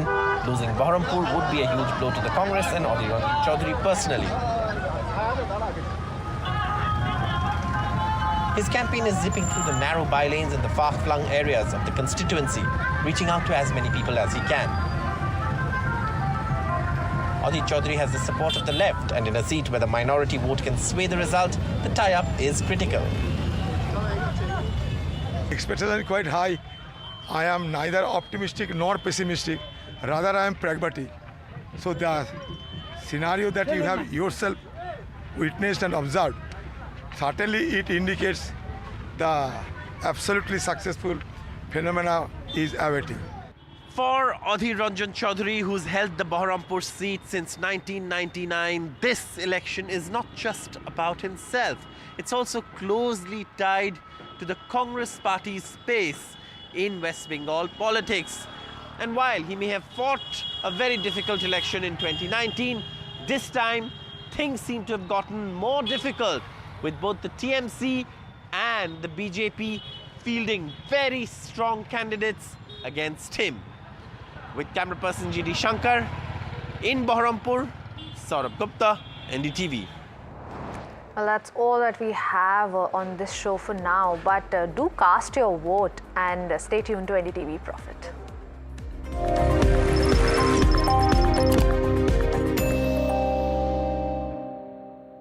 Have you been struggling with your personal finances? You're not alone. There are a lot of people out there that find it difficult to manage their money. But on Big Decisions, we'll be discussing a variety of topics that will help you make your financial decisions with confidence. Check it out on any of our social media platforms, the television channel, on the website ndtvprofit.com, or in fact, on any of the podcast platforms out there. Different people believe in different things. In cricket, some hail the king, some believe in God. Some wait for Mr. Right, some believe in swiping right. Some run away from risk, others run after it. For some, kids mean babies. For others, kids mean puppies. Some want a home to settle in the future. Some want to roam the world today. Some make a career in a company. Some make a career out of building companies.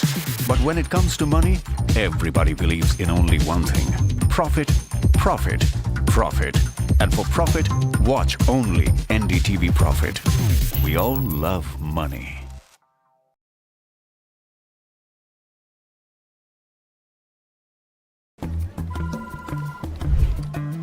Bro, what are you doing? I'm trading FNOs. So, have you made any money? Oh, it's simple. If you think the market is moving upwards, just buy Nifty call option. But if you think the market could slide downwards, Simplifying futures and options trading. Don't worry about the future.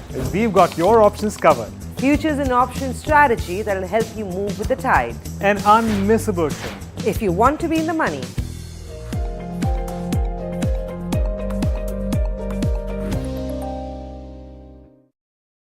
Stock selection isn't an easy task. And neither is choosing the right moment to sell Whether it's a doubt about a short-term trade or a long-term investment, all you have to do is ask Profit.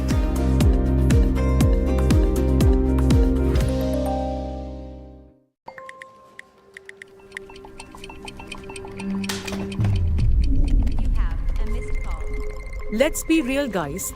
There are many financial experts out there. Which stocks to target? What's good for long term? When to buy? When to sell?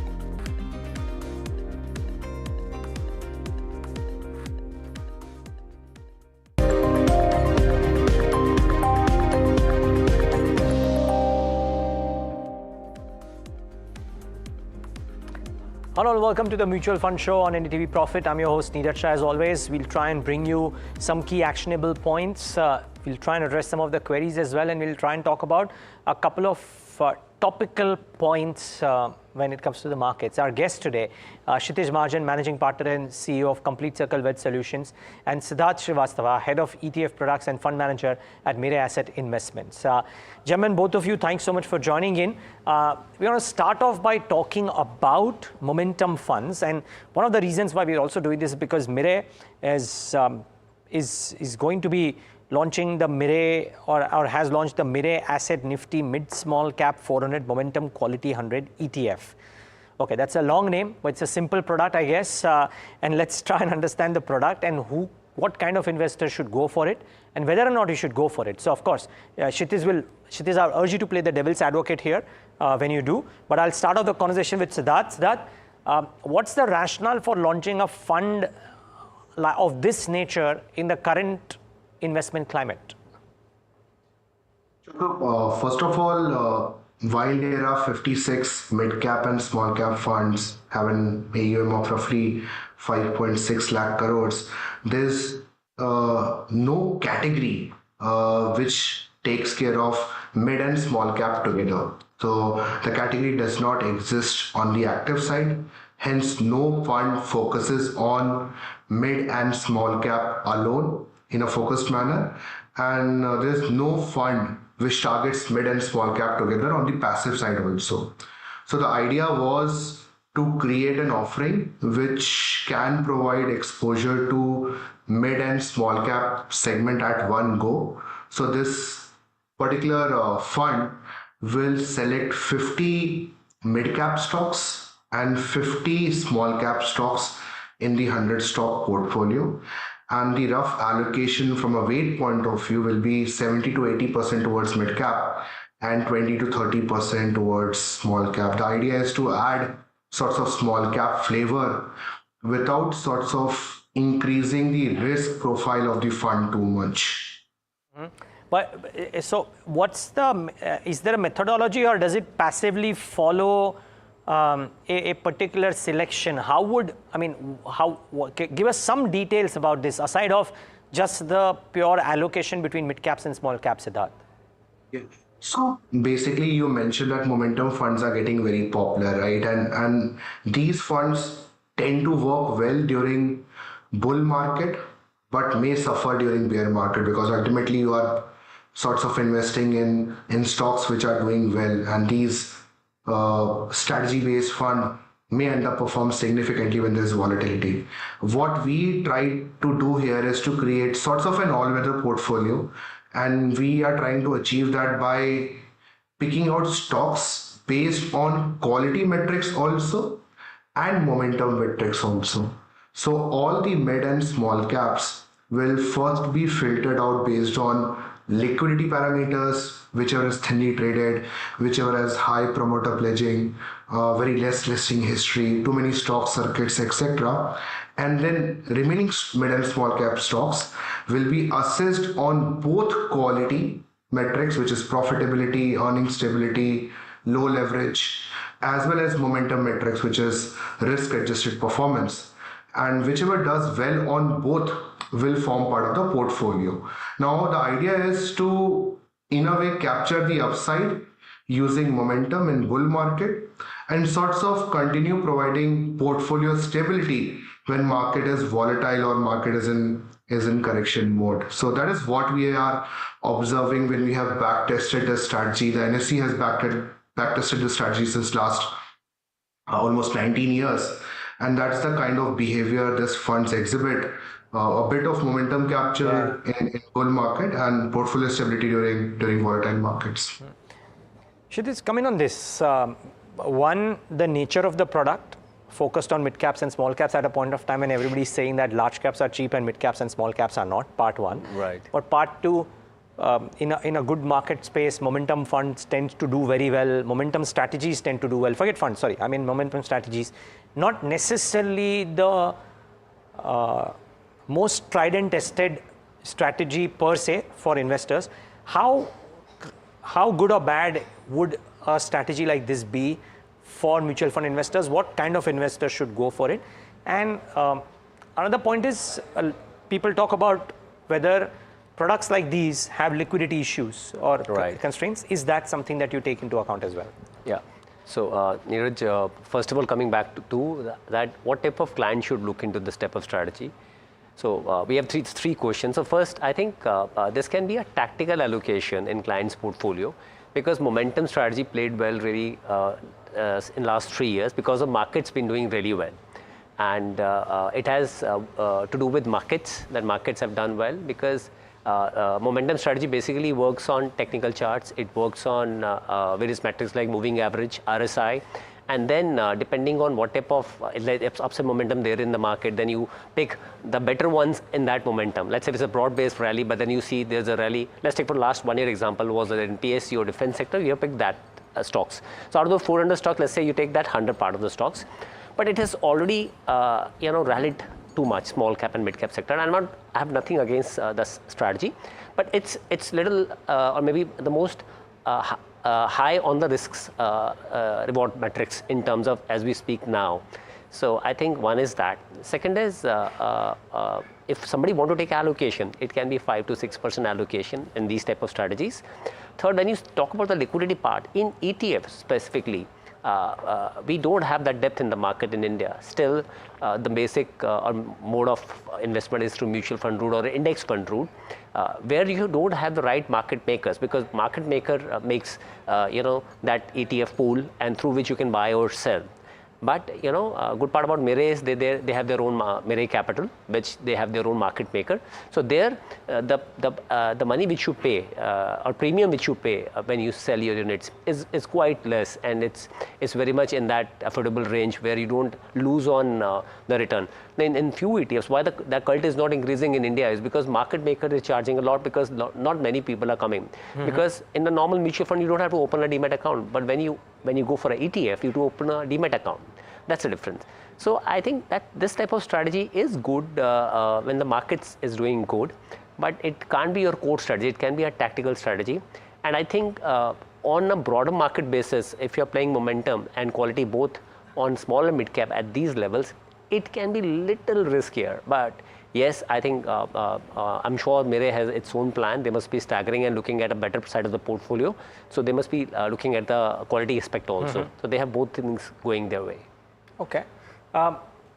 Siddharth, coming on this point, one, the liquidity aspect for ETFs and what's your response there, part one, and two, something that I highlighted at the start and Kshitij referred to as well, right?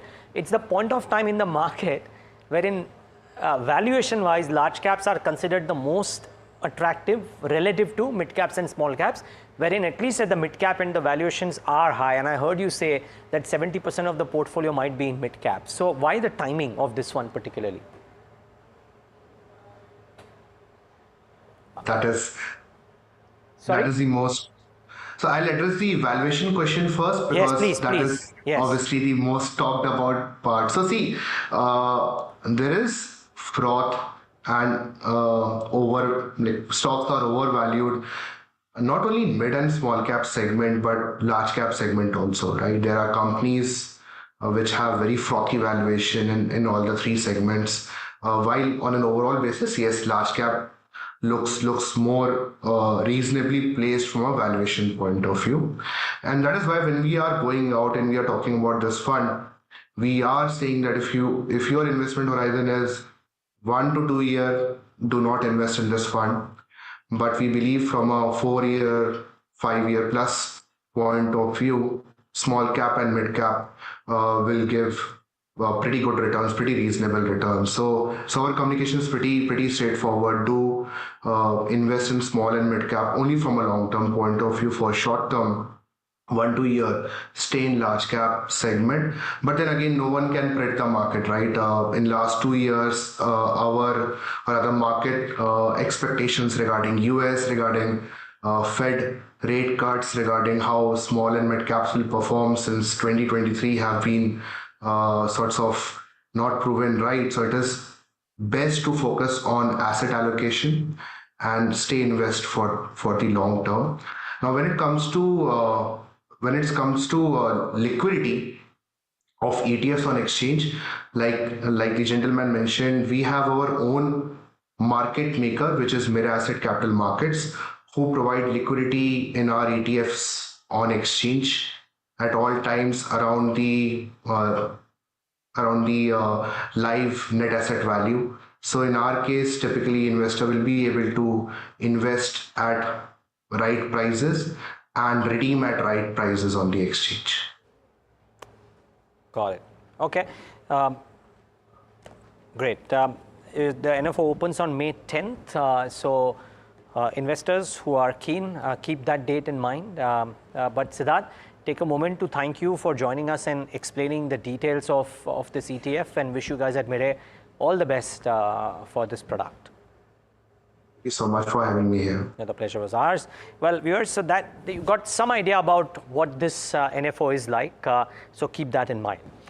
Okay, just before we take that break though, needed to address a couple of things, and the flashes were on your screen. One of them was Bharat Forge and the Q4 numbers that came out, and the second one is Canara Bank, and both the stocks have reacted. So Bharat Forge up 5.5%, margins have expanded, and after a small issue that came in at the end of Q3, wherein the commentary wasn't the strongest, I think they've come out and given some positive commentary about strength in exports and the performance for the quarter, as a result of which the market is giving a bit of a thumbs up. It's off from the highs of the day, and that would be because of trading activity. People would be booking the intraday profits as well, but the numbers seem strong. 14% revenue growth and the margin expansion is leading to Bharat Forge doing what it is doing. Separately, Canara Bank numbers have looked strong as well. On the face of it, asset quality is improved, profitability is improved. I don't have the handle on what the ratios are, but the reported numbers seem to be okay for Canara Bank as well. So for both of these companies, the numbers are leading to a bit of a spike. Therefore, Canara Bank NII at 9580 versus 8617. So that's roughly a 12-13% growth in NII, and a net profit up 18% as well at 3757 versus 3175. Watch out for these stocks. Take a break. Come back. We'll try and talk about some of the manufacturing funds and whether there is more to this rally that we've seen in select band of these manufacturing funds and why so. And of course, try and address some of the queries that have been sent to us.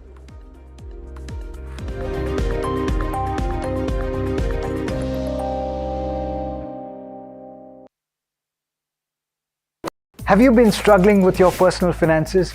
You're not alone. There are a lot of people out there that find it difficult to manage their money. But on Big Decisions, we'll be discussing a variety of topics that will help you make your financial decisions with confidence. Check it out on any of our social media platforms, the television channel, on the website ndtvprofit.com, or in fact, on any of the podcast platforms out there. Different people believe in different things. In cricket, some hail the king, some believe in God. Some wait for Mr. Right, some believe in swiping right. Some run away from risk, others run after it. For some, kids mean babies. For others, kids mean puppies. Some want a home to settle in the future. Some want to roam the world today. Some make a career in a company. Some make a career out of building companies. But when it comes to money, everybody believes in only one thing: profit, profit, profit. And for profit, watch only NDTV Profit. We all love money.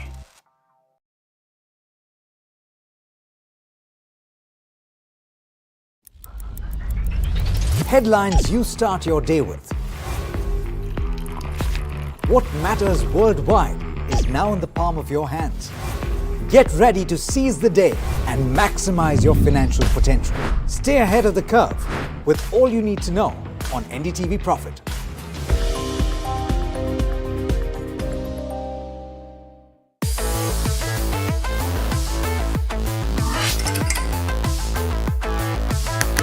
Listen to the voices of reason as they talk about corporate health and investing principles with me, Neeraj Shah, on my show, Talking Point.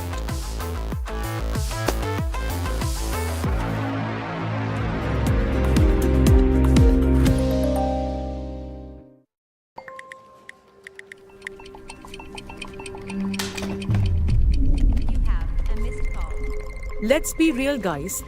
There are many financial experts out there. Which stocks to target? What's good for long term? When to buy? When to sell? How do you stay ahead of all the financial noise to achieve your dreams? You can accomplish all your financial dreams. Let us worry about giving you the right investing insights on the Portfolio Manager.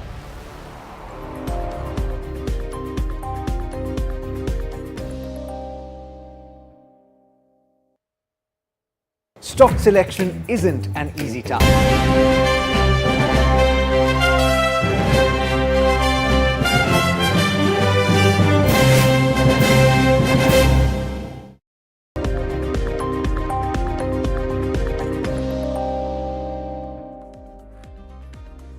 Back with the Mutual Fund Show. We've heard the Prime Minister speak about how he wants to make India the hub of manufacturing. We've seen manufacturing practices improving.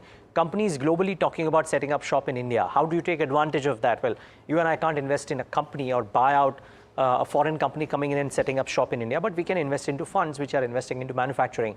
And you will ask, are there manufacturing funds? Yes, they are. There are in fact now a slew of fund houses which have got a specific manufacturing fund, from a Quant to a Kotak to ICICI to HDFC, a clutch of names out there. Question to you, Kshitij Mahajan. Should people choose manufacturing funds and invest in them? Why or why not?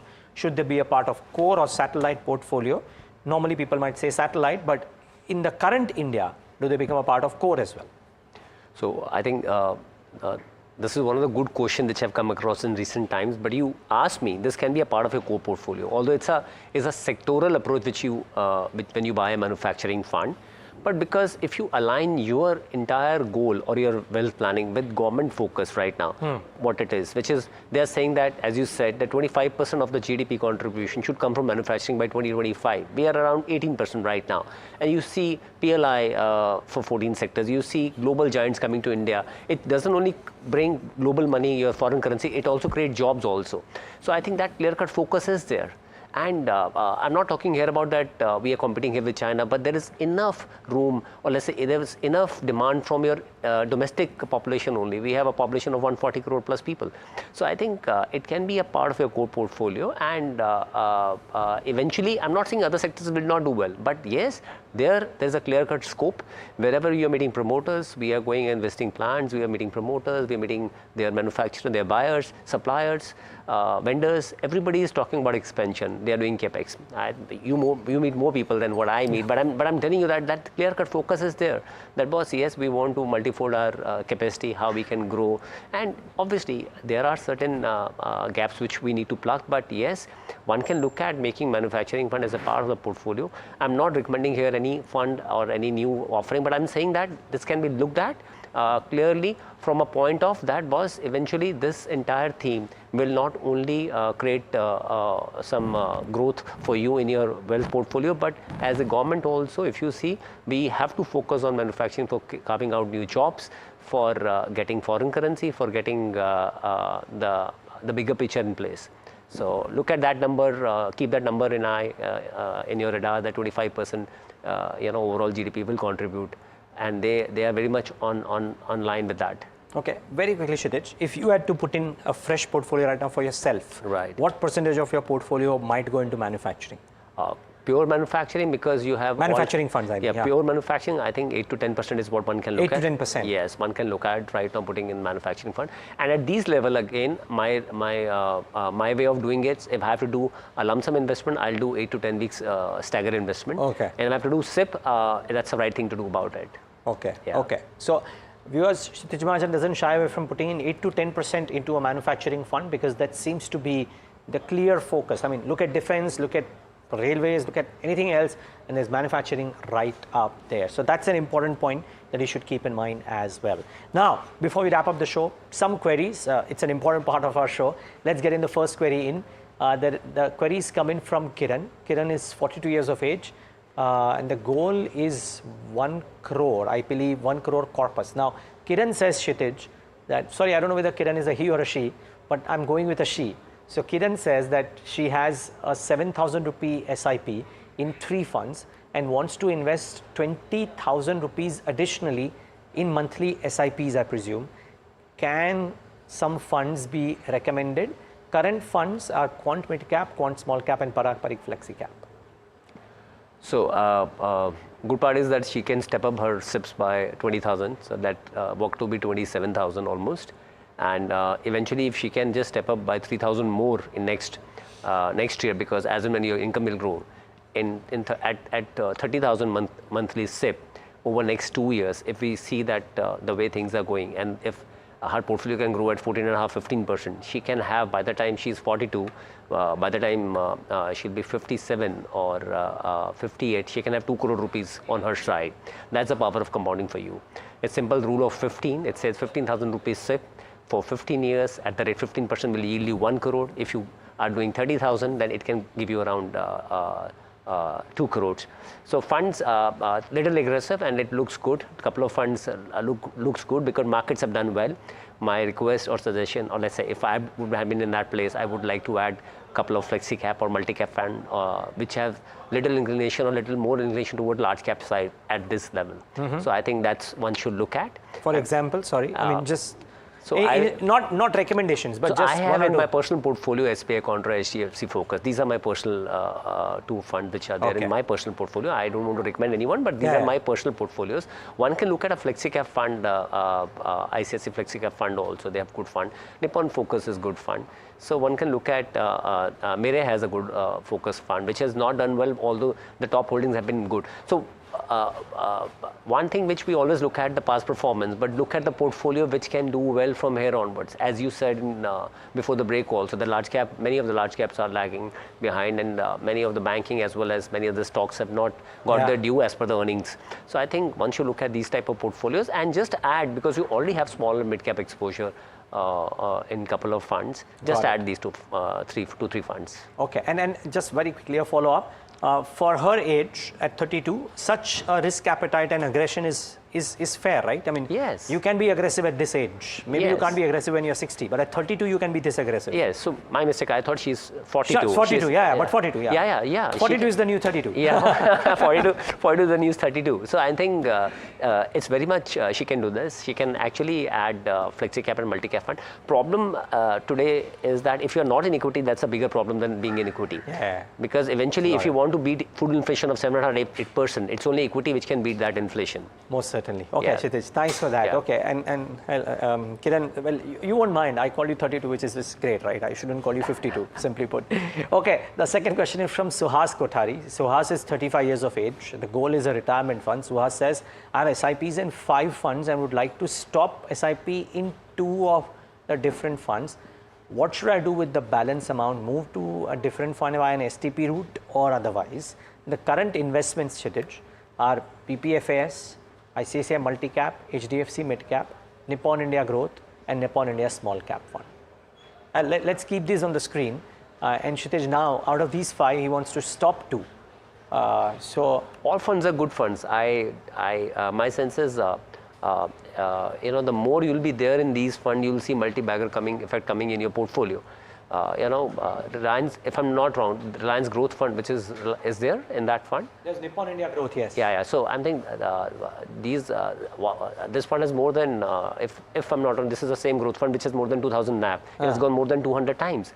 So point here is you have to give time to your investment. So there is no need to stop. All these funds are good funds. Just keep on doing. STP is not meant for your monthly investment. It is meant for your lump sum investment. If you have some lump sum money coming your way, maybe a bonus, some proceeds from some land sale, some other thing, then you can do STP. Otherwise, please don't stop your SIP, because SIP can actually average out your overall return. Let's say if you're expecting markets to fall also, you can get some units at a discount also. So these funds are good. These funds are in my portfolio. I will not like to stop my SIP. Okay. Yeah. So I think the follow-up is that, and maybe I stand corrected. Suhas wants to stop SIPs in the following funds and needs advice with the current balance number. So Kshitij, so I stand corrected. Okay. The ICICI Pru Blue Chip Fund, if I'm understanding this query correctly, ICICI Pru Blue Chip and HDFC Top 100, Suhas seems to have taken the decision that wants to stop the SIPs in these 2 funds. Assuming that the decision is taken. Right. Wants to know what to do with the balance of these funds. Should he invest in those 5 funds or should he choose some other fund? So Suhas, the cost of switching these funds is first of all the capital gain. You're too young. So you pay 10% capital gain. If you think that another fund can actually give returns which are more than these funds as well as can take care of the capital gain part, only then switch. Otherwise, just keep the amount in these funds only. If you want to shift from SIP part, that is understandable, that you don't want to go with a large cap, you want to have a multi-cap approach, then you can have a flexi cap or multi-cap couple of funds added to your portfolio. But keep this amount in these funds only, because large caps, as you said, as we believe, are about to do good from here onwards. Okay. So Suhas, sorry I botched up the query the first time, but I hope you got your answer now. And Kshitij clearly believes that you don't need to. Also keep in mind, even if you've made a decision that no, you want to, independent of what Kshitij has said, please do examine the tax aspect that Kshitij was talking about, because when you sell these funds, you will incur a tax liability, which you will have to pay, and then the balance money goes into some other fund. So please do consider that when you're making the decision. But Kshitij, take a moment to thank you for joining us in our studios today. Lovely having you. Great meeting you. Thank you for having me. Thanks for taking the time out. Thank you very much, Neeraj. Pleasure was ours. And viewers, thanks for tuning into this edition of the Mutual Fund Show.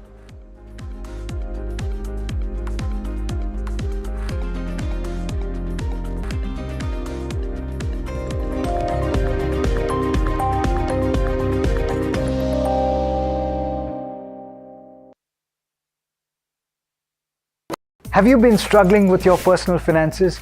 You're not alone. There are a lot of people out there that find it difficult to manage their money.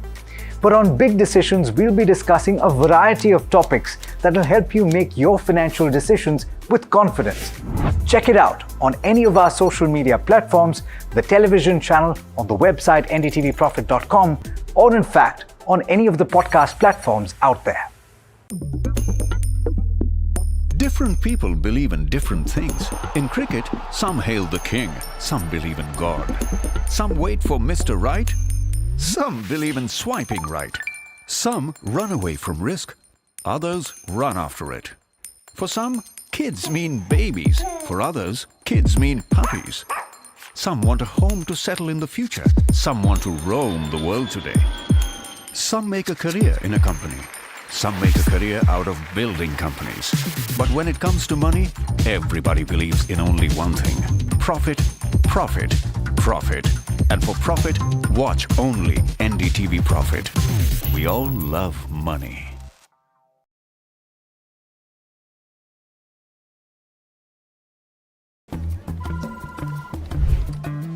Bro, what are you doing?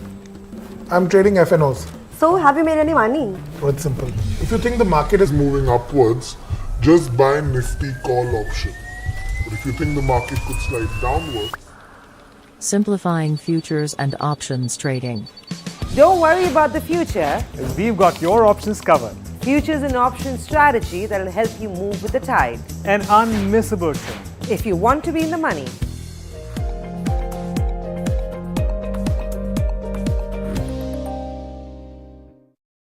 Stock selection isn't an easy task. And neither is choosing the right moment to sell. Whether it's a doubt about a short-term trade,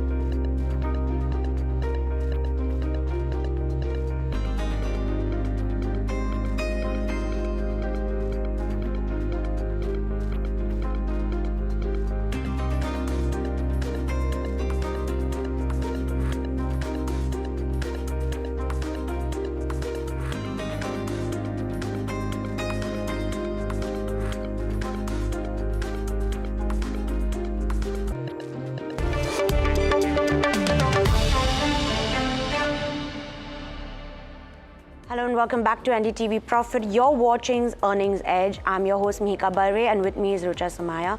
But before we go on to what we have in store for you today, let's just take a look at how markets are faring right now. Well, the Nifty 50 is fairly flat, a little bit of a positive bias. But the ones, when you look at the the counters that have been gaining, you have something like a BPCL.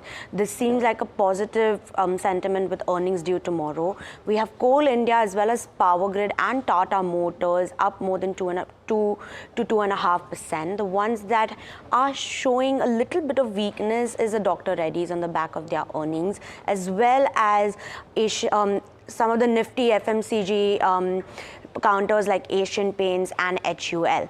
But on Earnings Edge today, the first company that we do have in focus today is Sonata Software, and with us, joining us, is the CFO of the company, Mr. Jagannath Chakravarti. Good afternoon, Mr. Chakravarti. Good afternoon. Yes. So I'd first like to just ask you on what is your view on how the quarter went by, kind of give your outlook on the same. Yeah. Thanks for this opportunity to buy NDTV Profit for explaining the quarterly results for Q4 of 2024. This quarter, we have already given a warning saying that the quarter will be soft for our acquired company, Quant System. This is a seasonal impact for them. January to March is always soft for them. The impact of that, what we were thinking is there was a large deal supposed to come. We thought that will compensate the large deal will compensate the drop in revenue in quant. The drop in revenue in quant was a little bit deeper, and the large deal did not happen. Hence, we could not compensate the degrowth in the revenue. The impact of the degrowth in revenue had directly impacted the profitability of the business. Apart from it, for the last deal, we have added people in on-site, and we were holding the people for the purpose of the last deal. That also impacted our margin. We tried to optimize this with a reduction in the offshore, means non-addition in increase in the offshore and increase in the utilization in offshore. So that will compensate for the on-site additions, what we are on-site we were holding for with large projects. We tried our best, but still it had an impact on the margins also. Because of the quant seasonality and because we couldn't replace that with a large deal, revenue degrew. And because of the revenue degrowth and also the investment for the large deal, we had an impact on the margin for the quarter. The outlook for next 2 quarters, we expect that quant to overall for the year to achieve the result. We are very confident that the quant will still be able to achieve whatever we were planning for in Q3 for quant. However, we are not very sure about which quarter, what is the amount of recovery going to happen in Q1. Having said that, with the uncertainties of getting a large deal, which is getting delayed. Earlier it was 6 months, 9 months. Now it's like clearly 9 to 12 months it takes to get a large deal. Because of uncertainties in the large deal, we believe that there can be a softer quarter for Q1 and Q2. Softer quarter doesn't mean there'll be a degrowth. It is not going to be a degrowth. It is going to be 1 to 3% of revenue growth for us in Sonata Software, as well as including the quant perspective. The Q3 and Q4 of this financial year, we are expecting bounce back to the earlier growth rates, what we were growing earlier in the last year up to Q3. So we are very, very confident on the medium term and the long term.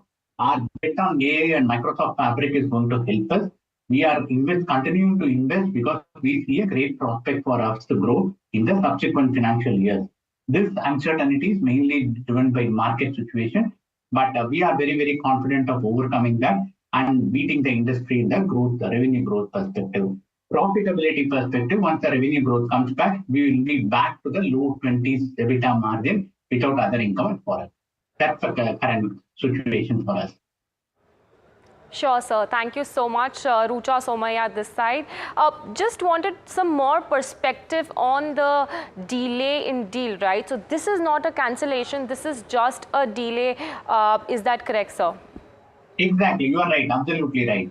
There is a delay, there is not even a deferment. Actually, there is just a delay. What happened is in the particular cases, the management of the customer came and they wanted to review the project on the objective of project and the scope of the project and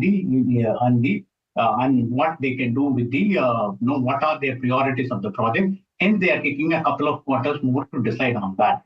But there is no cancellation, there is no deferment also. There is a delay in the project closure. Sure, sir. So as you rightly mentioned, the macroeconomic environment is pretty much uncertain for almost all the IT companies. So by when do you expect the growth to revive? Is it during the second half, or are you still unsure of how FY25 would pan out? Yeah, it's a good question, but it's $1,000 question. No, the answer, everybody knows, everybody would have answered the same question. Industry, I don't want to answer, but we expect the Q3 and Q4 for us will be good. We will be back to industry-beating growth. We will be back to having a differential offering. We'll be back to be an exceptional performer in the Q3, Q4 of the coming year. That's our expectation, and so that the momentum will be differentiated between industry and us in the third and fourth quarter of this year. Sure, sir. So just a follow-up on that, how do you expect the vertical segment to perform? So once this deal starts getting ramped up, do you expect more to come from healthcare? And BFSI has also been great over the years. So how do you expect the vertical mix going ahead? Yes. The interesting part is our largest vertical, high-tech. High-tech is actually, we said there is a green shoe, now it has grown into a plant and maybe growing much, much faster. That's a very good news for us. High-tech has actually recovered back very strongly. What we see here is BFS growth is tied up with the quant growth. We expect the quant growth, when it bounces back, the BFS also should bounce back for us, and we expect that to happen anytime soon. The healthcare segment actually had a growth in Q4. They were having a decent growth. This quarter, they will still have a growth for this quarter also. But what we think is this for a larger growth, faster growth, we expect the large deal to come and help them in this coming quarter. So definitely healthcare also may be having a green show in the coming quarter. We are waiting for that. One of the largest will help them to make growth faster than other players. The last is retail manufacturing. We expect little muted growth in retail manufacturing for some time till the Fed decides to change the interest rate. This may be a situation for some of these quarters.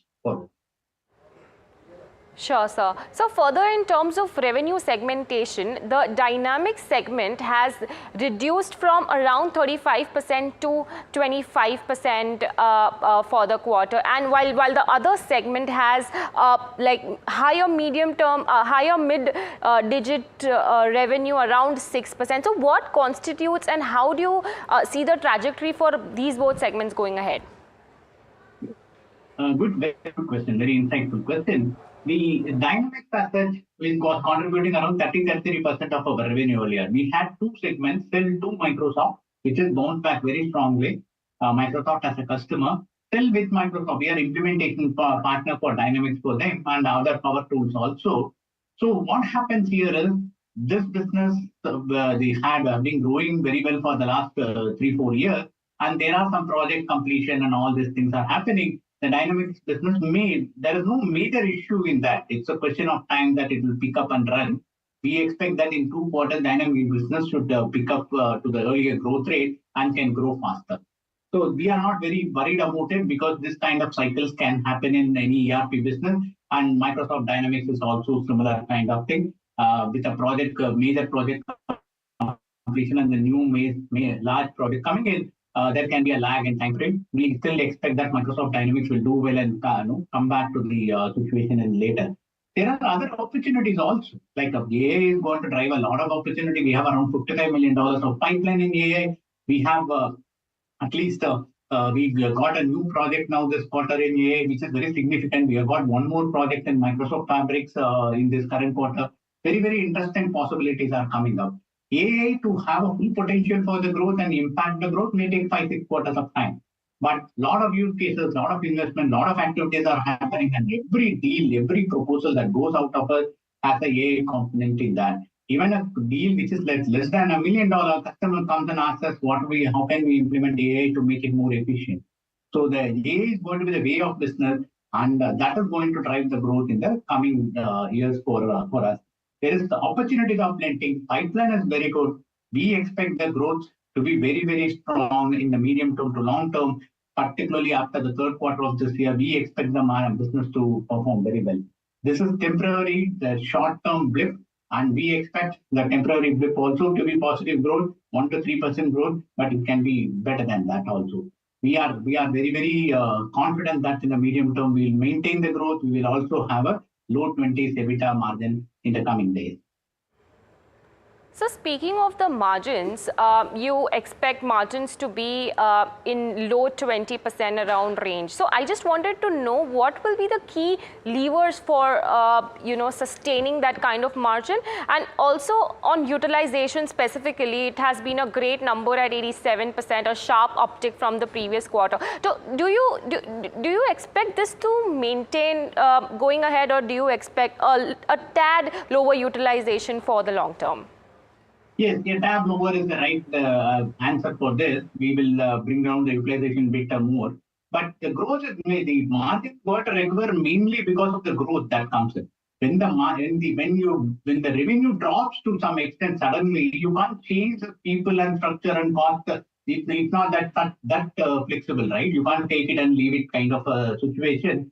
It is a short-term blip. Once the revenue growth comes in, our margin will bounce back to the train. And we are very, very confident that the revenue growth is going to help us grow much, much faster. And there are plenty of opportunity. AI will play a major role in bringing the margin for us also in future. So we believe that there are plenty of opportunities. So these are the levers, like AI is going to help us.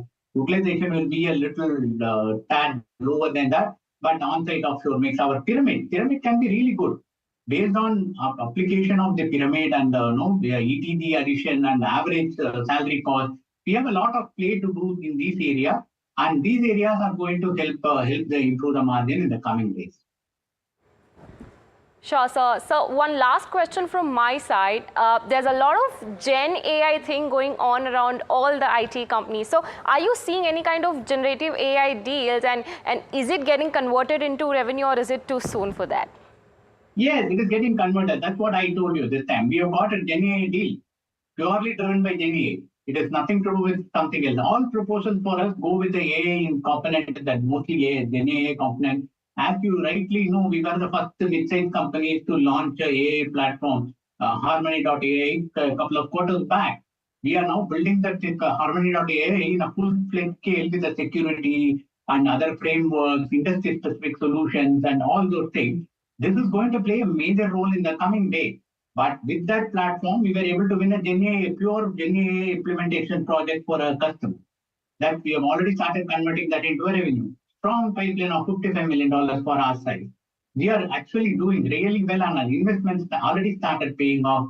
But the full-fledged benefit of that may take 5-6 quarters of time, because it's an evolving use cases, evolving technology, all those things are there. But we are very, very confident in the coming days it will be a really great opportunity for Sonata Software. Sure, sir. Thank you so much. Very insightful conversation on the company. It's time to slip into a short break, but do stay tuned. We have lots more lined up on the other side.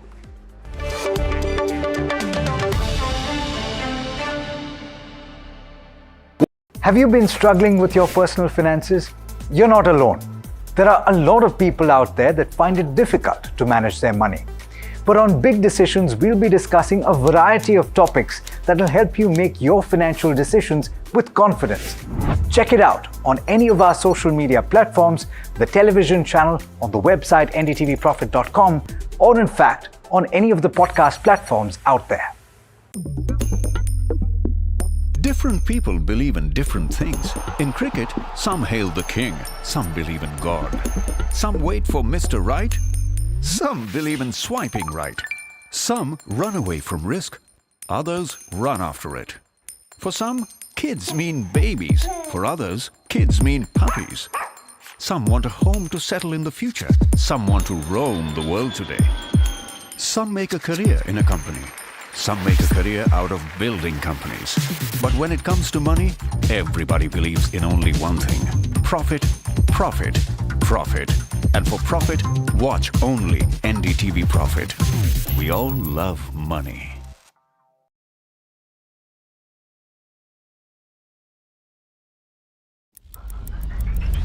Headlines you start your day with. What matters worldwide is now in the palm of your hands. Get ready to seize the day and maximize your financial potential. Stay ahead of the curve with all you need to know on NDTV Profit.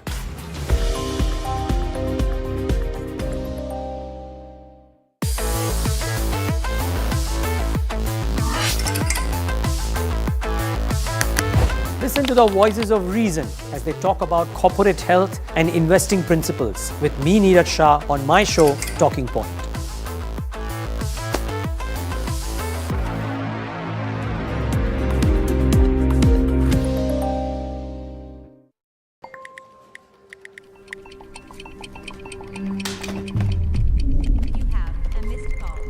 Let's be real, guys. There are many financial experts out there. Which stocks to target? What's good for long term? When to buy? When to sell? How do you stay ahead of all the financial noise to achieve your dreams? You can accomplish all your financial dreams. Let us worry about giving you the right investing insights on the Portfolio Manager.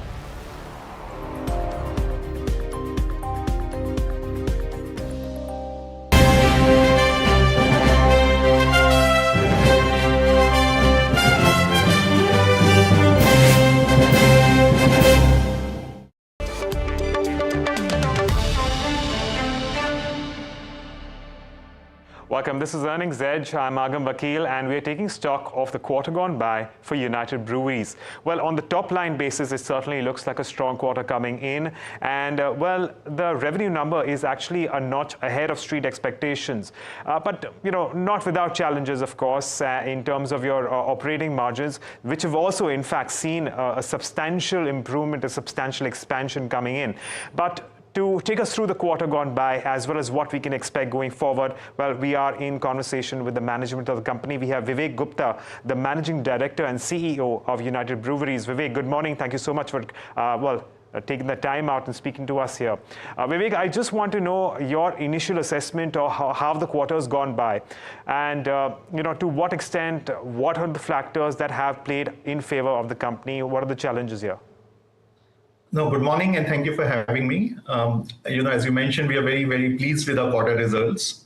Our volume grew 11%, our net sales grew 21%, our premium volumes grew 21%. And at the same time, you know, we actually see a margin improvement versus a year ago around 300 basis points. So I think we are very pleased with the progress. You know, this is a long-term journey. Beer is a very highly capital-intensive business. We are making interventions to make sure our business is future ready. At the same time, we are actually really focusing on consumer, you know, solving our portfolio gaps, launching new innovation in the market. So I'm very pleased the way the quarter has gone. Of course, there are challenges. I think we continuously need to work on ensuring that the volatility around commodity pricing, around bottle pricing, glass pricing, we need to watch. This quarter, because of elections, there's definite disruption. And as a market leader with almost 50% market share, we get more impacted when there are disruptions due to elections. So we need to see the impact of that, but overall very pleased with the way the quarter has gone. Right. Vivek, in fact, that was my very next question. You seem to have preempted it. The seasonality impact. Now, on one hand, of course, you have summers, and summers in general are good for the beer industry. On the other hand, of course, you'd have several dry days coming in on account of the election season. And in your experience in the past, what has and how have things panned out? And what are your expectations this time around for the first quarter gone by, coming through? I would say that, you know, as you said, it's coming out to be a very hot summer, and there is definitely an increase in demand of the beer. At the same time, we are seeing a lot of disruption because of elections. In some of the states where, you know, we are only operating with 2 shifts in a brewery versus 3 shifts based on the approvals we have. So I expect that things will improve post-elections, and election is also in phases, so some states have multiple impact. But from a fundamental consumer point of view, the category is looking very strong. And I think post-elections, I do see, you know, continuous momentum on the category and on our business as well. Right, Vivek, let's talk about your premium segment then. And I believe that you guys have reported a 21% growth there in that particular segment, backed by Kingfisher Ultra and Kingfisher Ultra Max. These are the 2 beer brands that are, in fact, working in your favor at the moment. My question here is that where the focus is, or is this just something that has come through organically for the company? What's the way forward here? And is this where which is, in fact, going to lead to higher premium, perhaps also lead to perhaps better margins going in? No, as I mentioned previously as well, our focus is on serving consumer whatever they want. And our focus is not only on premium or mainstream, it is on economy where we can afford it. It is on premium, you know, where we have production and we have availability. And also in future, we will also launch more brands in various segments. So for example, in Karnataka, we launched a mainstream economy brand with London Pilsner, which actually is driving trade up from the economy segment and is doing extremely well. We launched Queenfisher, which is driving category growth, and we are getting very good results in Goa.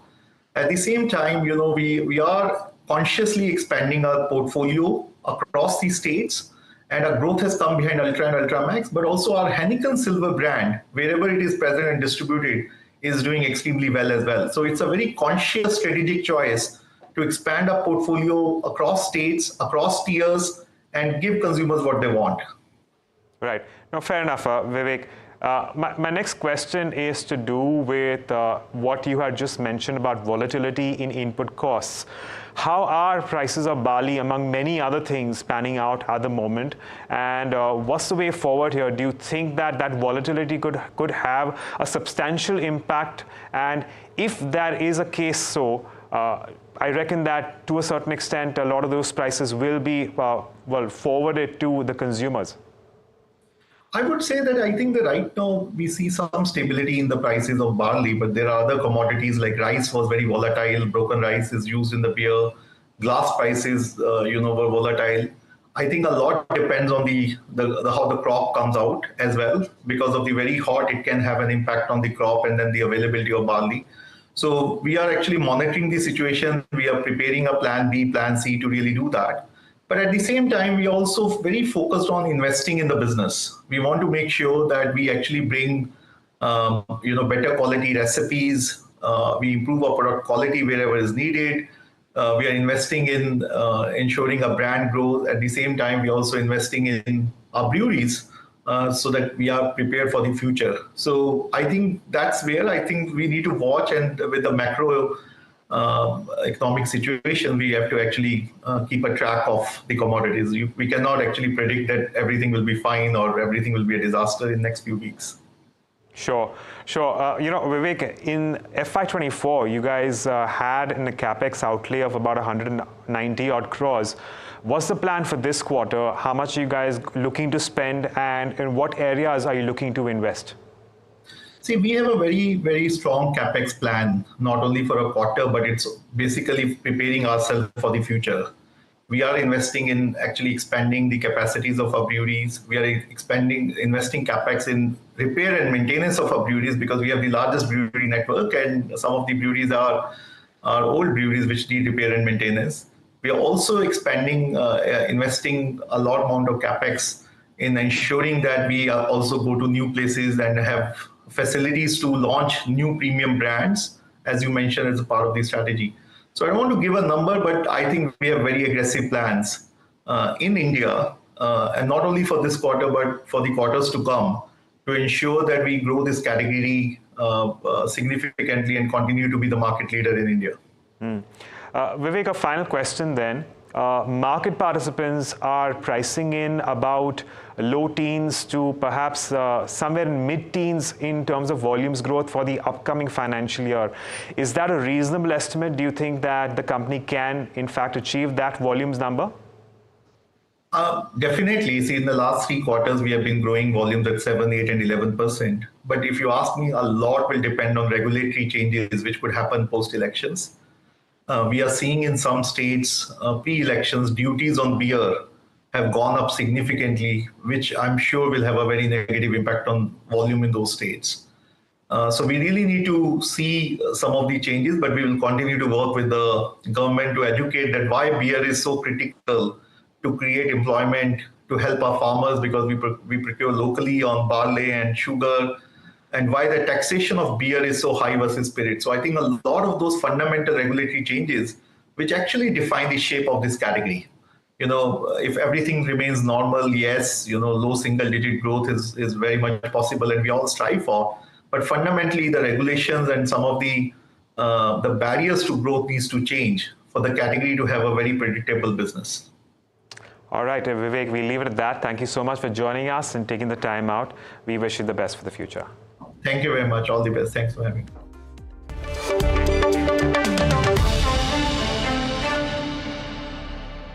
Have you been struggling with your personal finances? You're not alone. There are a lot of people out there that find it difficult to manage their money. But on Big Decisions, we'll be discussing a variety of topics that will help you make your financial decisions with confidence. Check it out on any of our social media platforms, the television channel, on the website ndtvprofit.com, or in fact, on any of the podcast platforms out there. Different people believe in different things. In cricket, some hail the king, some believe in God. Some wait for Mr. Right, some believe in swiping right. Some run away from risk, others run after it. For some, kids mean babies. For others, kids mean puppies. Some want a home to settle in the future. Some want to roam the world today. Some make a career in a company. Some make a career out of building companies. But when it comes to money, everybody believes in only one thing: profit, profit, profit. And for profit, watch only NDTV Profit. We all love money.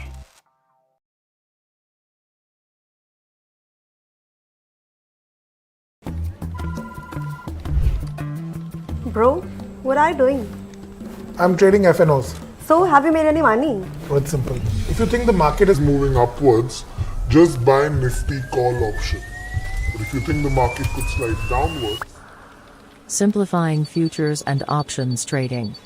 Don't worry about the future. We've got your options covered. Futures and options strategy that'll help you move with the tide. An unmissable trade. If you want to be in the money.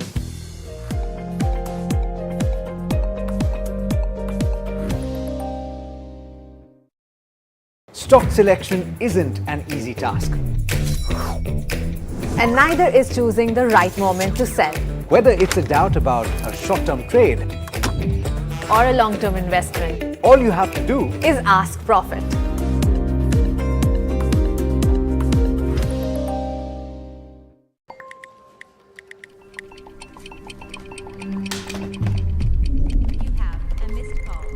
Let's be real, guys. There are many financial experts out there. Which stocks to target? What's good for long term? When to buy? When to sell? How do you stay ahead of all the financial noise to achieve your dreams? You can accomplish all your financial dreams. Let us worry about giving you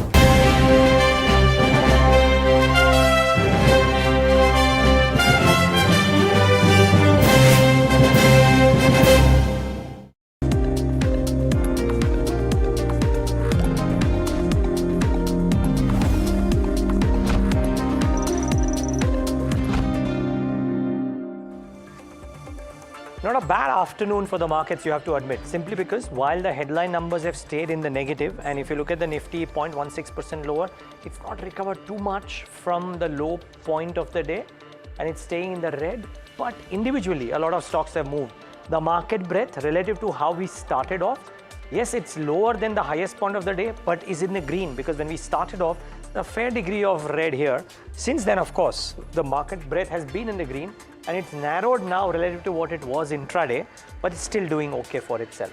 Now, banks are under pressure, led by HDFC Bank, of course. That's the principal culprit, but the bank Nifty is looking slightly wobbly, 0.5% lower for the bank Nifty. And the mid-cap and small-cap indices will come up on your screen for a brief moment, because the broader end of the spectrum hasn't done as badly, which is why I think the market is what it is. 0.3% for the mid-cap index and 0.46% for the small-cap index. Now, if you get the Nifty 50 heat map, you will see a complete turnaround on the breadth on the Nifty 50. It's even Stevens. Look at the number of green versus the number of red. Almost even Stevens, or actually even Stevens. 25 stocks in the green, 25 stocks in the red.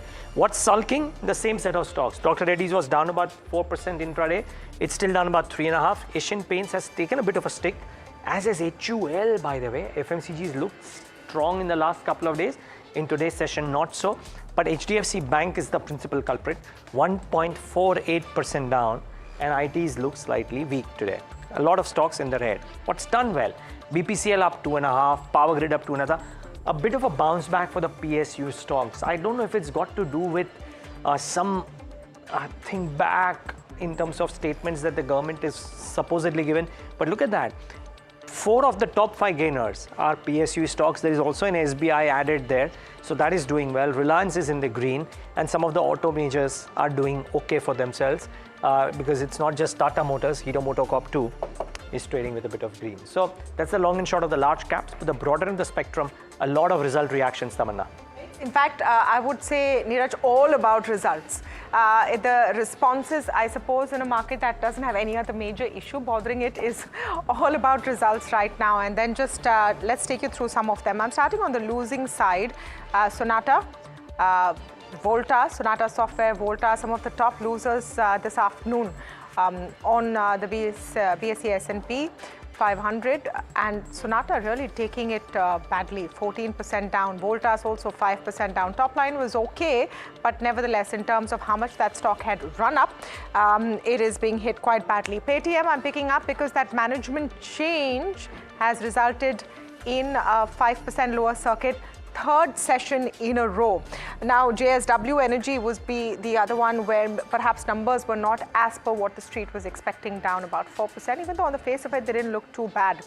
On the upside, Bharat Forge is one we should talk about. Now, Bharat Forge is the turnaround story, and programming reminder, we're going to be speaking to the management ahead on IMC, India Market Close today, so stay tuned for that. The statements coming in from Baba Kalyani and Amit Kalyani is what has enthused investors about Bharat Forge, because remember, last quarter, their outlook was that there could be headwinds, and things seem to have changed. For example, Amit Kalyani talking about how movement of orders away from China and into India has helped Bharat Forge. That stock reacting very, very smartly. Maybe a Balaji Amines is one I would add as well, again on the back of numbers, and nearly 10% up right now. REC and PFC are the other ones. That's the recovery story in a sense. And you know, it's also typical of how the market reacts to sort of just even proposals. REC was down, PFC was down because of a RBI guideline, a proposed guideline that provisioning should go up for project financing. A newspaper report today saying that the finance ministry, the government is looking at it as you would for a draft guideline, but enough really to enthuse markets or at least reverse some of the drubbing. Not to the extent that they did get drubbed, but at least some better response over there coming in from PFC and REC. But there are many, many more stocks that are reacting today, isn't it, Neeraj? You bet. Let's take that action forward with our guests while we talk about those stocks specifically, but get in the initial comments from our guests. Jay Bala of Cash the Chaos on the technicals, Vijay Chopra, MD and CEO, Enoch Ventures on the fundamentals. And because we have a couple of conversations, including Bharat Forge lined up, we might not get as much time with these gentlemen today throughout the show, but let's get started at least. Jay, how are you trading any of the key indices today? If you are, the Nifty or the Bank Nifty as the case may be. And are there specific stocks that you're recommending at the outset on the show? That's right. I'm looking for Nifty to bounce back from the lows of today, somewhere close to mid 22,400s to somewhere about 22,500. And then I'm looking to short. So, you know, if from you're playing intraday, there is potential to go long with today's low as stop for a price objective close to 22,400. When it comes to the banking index, I'm doing nothing, but I would just say the banking index has clocked a lower top, and that's a slight negative for the overall banking index. There's no breakdown yet, neither in the Nifty nor in the banking index. When it comes to specific names, since I'm negative on the banking space, I have two short calls on the banking sector from the banking sector. The first is the PSU name, Bank of Baroda. It's been the weakest within the PSU space. I think it's clocking a double top around 280. So a stop about 280, 285 for a price objective of 225. And from the private banking space, I have a short call on RBL Bank. This is an underperformer. I would have liked the stock to have come up in the recent bounce to somewhere close to 280, but still the stock yesterday started to crack. So I believe the stock is in a hurry to break down. So I'm placing a stop about 273 for a price objective close to 210. Okay. So Jay Bala is negative or positive markets, but negative banking stocks. That's to be borne in mind. Okay, Jay, thanks for that outlook. Let's get in Vijay Chopra on the fundamentals. He's MD CEO Enoch Ventures. Vijay, thanks for taking the time out at the outset. Just because, as Tamanna said, it's actually all about results today on most of the major movers. Let's start off with the principal ones and try and understand what you think about some of those. Bharat Forge. You'd have seen the results, the commentary, margin expansion, some confidence about FY25. What's the sense here, Vijay? Well, I think it is giving a very good sense on what the future looks like in the very short to medium term. One that we have seen that what kind of rally has happened in the auto and the auto ancillary space. So most of the biggies have done very well. And Bharat Forge being in the auto and the allied space has done equally well. So I'm very happy with the kind of margin expansion because margins were getting squeezed earlier. So companies which make more profits definitely give more dividends, and of course the price rise increases, and this is good for the investors. So I think that Bharat Forge, although it is quite up today, but it can head its journey towards 1400 as well. So Bharat Forge, I'm pretty happy with the results. Okay, so that's the verdict on Bharat Forge. And Jay, just wondering what happens here for stocks like these, which have, if you look at the last 6 months, they've had a very precipitous fall as well post results, and today they have this meteoric, I mean, for lack of a better word, meteoric rise too. How do the charts look here? Are we talking about Bharat Forge? Yes, please. Yes, thing is, from the 2024 low, this looks like it's approaching a significant resistance, but it might still have little more upside to work with, somewhere close to 1480. And today's move is, as you rightly pointed out, it's just vertical. So that's telling the momentum is still strongly with the stock. But I'm more keen about what happens in the next couple of sessions. And when I spoke about Nifty, I was talking about very short term. I just want to add one small point on Nifty there. Basically, the Nifty has come out of a cup and handle pattern on the weekly time frame. So a close about 16.6 yesterday signaled that the volatility is likely to increase. So when I said, I'm going long on the Nifty for intraday, and I'm expecting a bigger decline to come from somewhere close to 22,400. So we need to be very cautious and keep the bullishness just for the extreme short term, not for the higher time frame. All right, so that's the story as far as the markets go, and just look at the India VIX that we're talking about right now and how that mood has changed in a sense of what we've seen over the last several sessions. Of course, still up, but definitely not as dramatically as this morning. Now, PSUs in focus for a variety of reasons. One of them, of course, the reason that Neeraj also mentioned, in the middle of this political heat and dust in election season, there has been a war of words in a sense between the Congress and the government right now about the management of PSU companies. And I'm just setting that context because, if you're wondering what's happened with the PSE pact today. Now, Finance Minister Nirmala Sitharaman, in a series of tweets, outlined what the performance has been of public sector companies under the Modi government. She's also referred to the market cap of some of these companies, how they've become very valuable, etc. And perhaps that's the sort of push that you're seeing, or that optimism that you're seeing reflected in some of those stocks today. But on top of that list is REC, back up on perhaps a whole other set of reasons. It's up over the day, even as the management in a conference call has explained to what extent a probably new set of guidelines by the RBI would impact them if they were to come into play. This is, remember, the guidelines for increasing provisions on project finances. Harsh is joining us now to explain what the management has said that has eased pressure. Is it also because of a thought that maybe these guidelines will not come to the fore as they are right now? They will be reviewed by the Finance Ministry. What's happening there with REC? Yes, absolutely. First off, Tamanna, on the three key pieces with regard to impact, profits will not get impacted because they follow Ind AS, is what the management has clarified, nor will the net worths of the companies be impacted, and therefore the book value of the companies will not be impacted.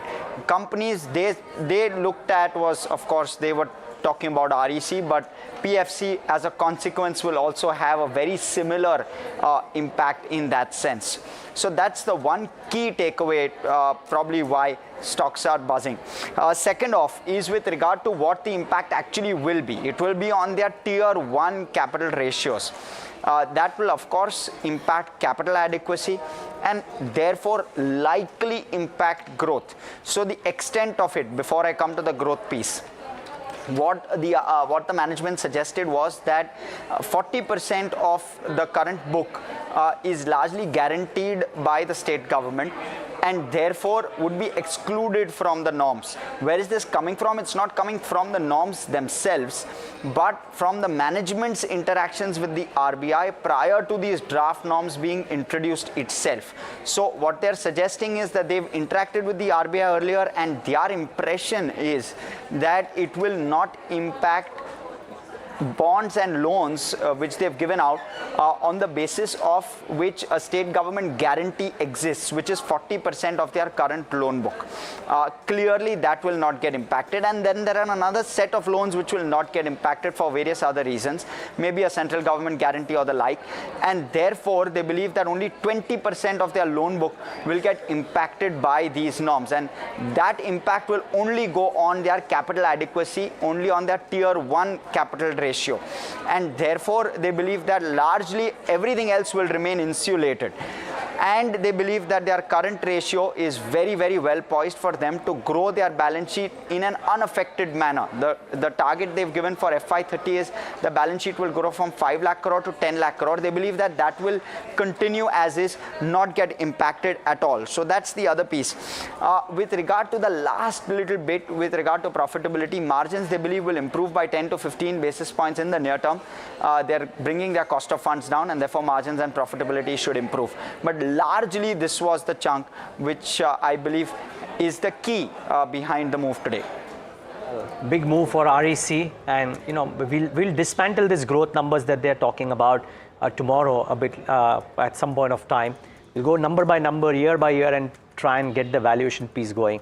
But strong move by REC and PFC today, not necessarily only because of the con call, but even otherwise. Now, before we take that break, quick word on Hero MotoCorp numbers as well. The numbers largely seem to be in line with estimates. Margins 14.3 versus 14.1.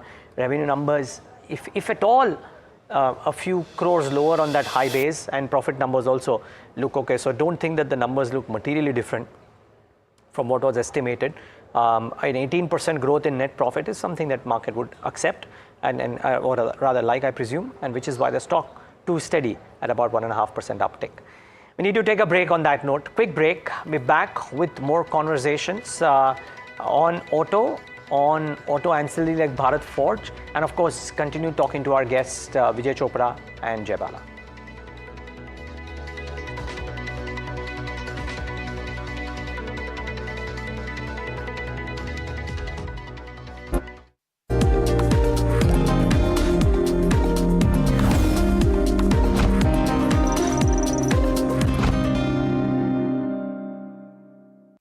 Have you been struggling with your personal finances?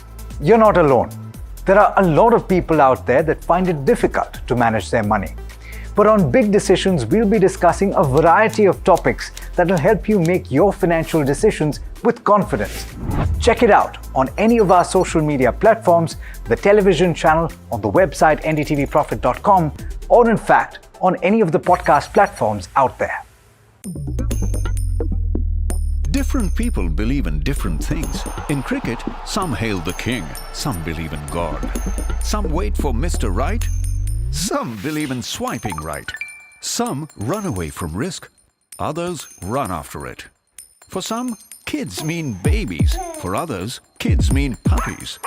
Some want a home to settle in the future. Some want to roam the world today. Some make a career in a company. Some make a career out of building companies. But when it comes to money, everybody believes in only one thing: profit, profit, profit. And for profit, watch only NDTV Profit. We all love money.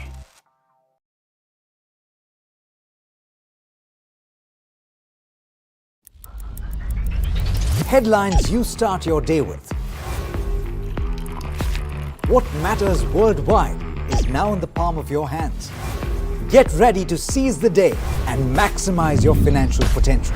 Stay ahead of the curve with all you need to know on NDTV Profit.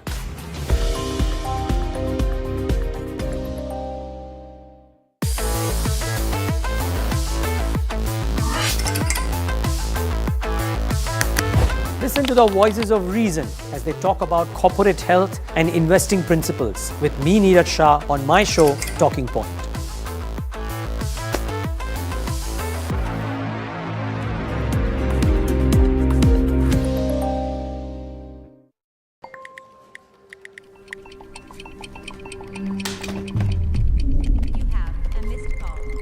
Let's be real, guys.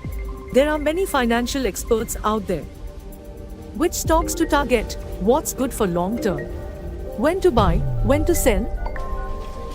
How do you stay ahead of all the financial noise to achieve your dreams? You can accomplish all your financial dreams. Let us worry about giving you the right investing insights on the Portfolio Manager.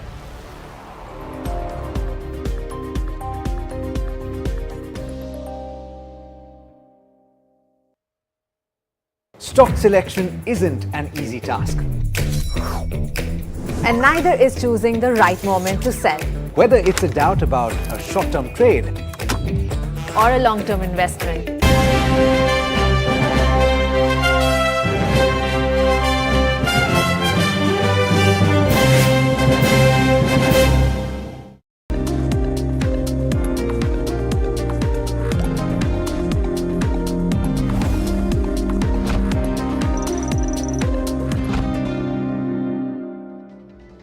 Welcome back. You're watching India Market Close. Focus now on the consumption space, and FMCG stocks have been showing signs of life after quite a while in the market. And I'm not just talking about Britannia and Americo. Across the pack, there is some positivity because of commentary from the management while their Q4 numbers have been presented. Now, what is also bolstering this is the recent report by Nielsen IQ for the first quarter calendar year, so the March quarter for Jan, Feb, March.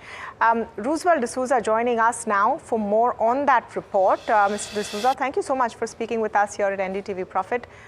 Great to have you on.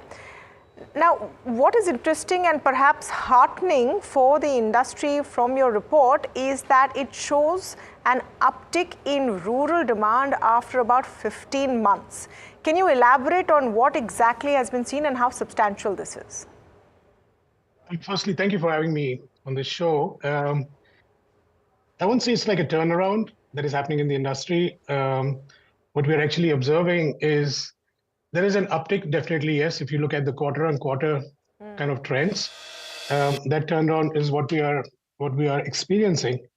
But if I look at this quarter over the same quarter last year, that is the Jan, Feb, March in 22, there is also a base effect because there the volumes were very, very low.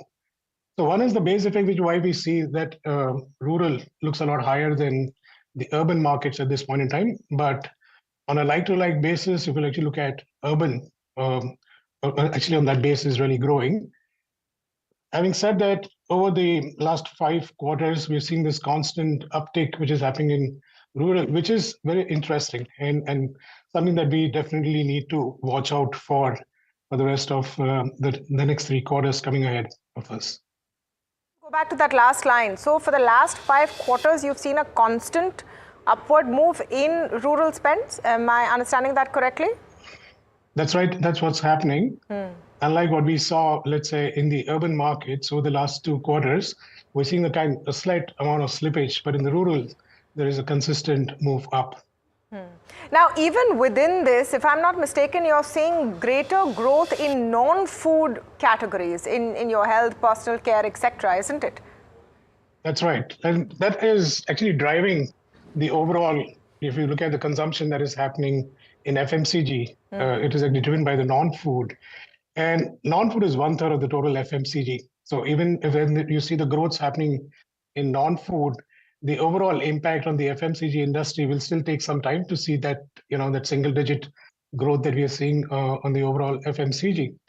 Having said that, it is very heartening to see. I mean, this recovery was required. And even in food, it is the staples that is actually pulling it down. If you look at impulse and some of the other categories, they are still growing. And it's staples that is actually pulling it down. In what we are observing in home and personal care, it's across. Whether it's the essential home care or the essential personal care, they're all healthy double-digit growths.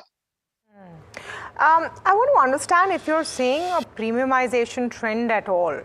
This is a big sort of conversation point in the consumption space, Mr. D'Souza. Are you seeing signs of that in health, personal care? I'm guessing not so much in food. And is there any rural-urban split there?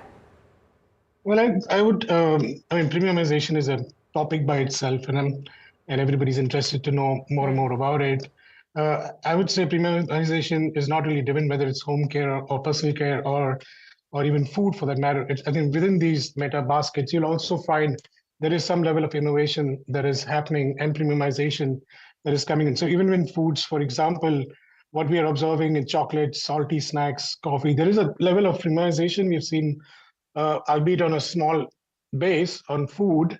We are seeing that there's almost like a 5x uptick on premiumization that is happening. And if I look at take a step back and look at overall in home and personal care, it is the value that is being driven up almost by 1.5 times of what we are seeing in food. So it's happening in pockets. It is happening in categories which are high impact, high touch categories where consumers are all gravitating towards. And that's where you'll see some amount of polarization. There are still the basic and the low price tiers that are doing well with lower unit packs. And then as you go up on the price continuum, you're seeing within the same categories, brands are also coming out with more premium products, which have got a good consumer offtake. Just one point on volume growth. Now, when we're looking at all the listed large companies and what from their commentary is really enthusing the market, the current theme or the consistent theme is that they're expecting volume growth to improve in the coming financial year. Are you seeing signs of that, Mr. D'Souza? Well, I will say that there is volume growth that is happening, and it is still, so what is actually driving the overall FMCG growth is the consumption. And while we see that in foods, it is the volume is driven by smaller packs. Right? In non-foods, it is the large packs that is driving it. So there is a volume play, which is why we keep calling out in the NIQ reports that it's all a consumption-driven market. It's not a price-driven market. Just one last question from you, Mr. D'Souza, is on the sustainability of what we're seeing in the rural segment. Since you're saying from the last 5 quarters, you're seeing a consistent uptick. Nevertheless, rural consumption has been a concern from a while. Do you see this sustaining and growing as a trend? Well, my personal opinion, I think with kind of investments that the government is doing, whether it's the MREGA or the macroeconomic factors, and you can see some of those investments going out now and into the near future, that will be an interesting space for us to see. We also recognize that if you don't win in rural, okay, it's very difficult for us to win overall in FMCG. So, and a lot of our clients and companies, that's where the focus is. With the kind of positive investments that we are seeing playing out in rural, that's something for us to watch and expect to see some further plays that are happening in rural markets. All right, thank you so much for joining us. Nielsen IQ there, Roosevelt D'Souza are talking about their latest numbers that they have put out for the first 3 months of this calendar year, which definitely has seen an uptick in rural spends for the quarter. All right, let's get back to what is moving the market right now. And I just want to pull up Hero Moto. I want to pull up Westlife. Both have seen numbers come out in the last few minutes. One positive and one negative, I would say. Hero Moto, just look at that spike over there. The numbers definitely seeing a clear uptick, up about 3%. On the other end of the spectrum is Westlife. And we'll just run those numbers for you on the screen once again. And there, that downtick coming in, down about 2.5%, dropping fairly quickly. Let me quickly take a take from Vijay Chopra on both of these. Yes, Vijay. Can you hear me, Vijay? You're on mute, I believe. Yeah, extremely sorry. No problem, no problem. Yeah, so as I mentioned earlier about Bharat Forge, that the auto sector and the auto ancillary sector has been doing good.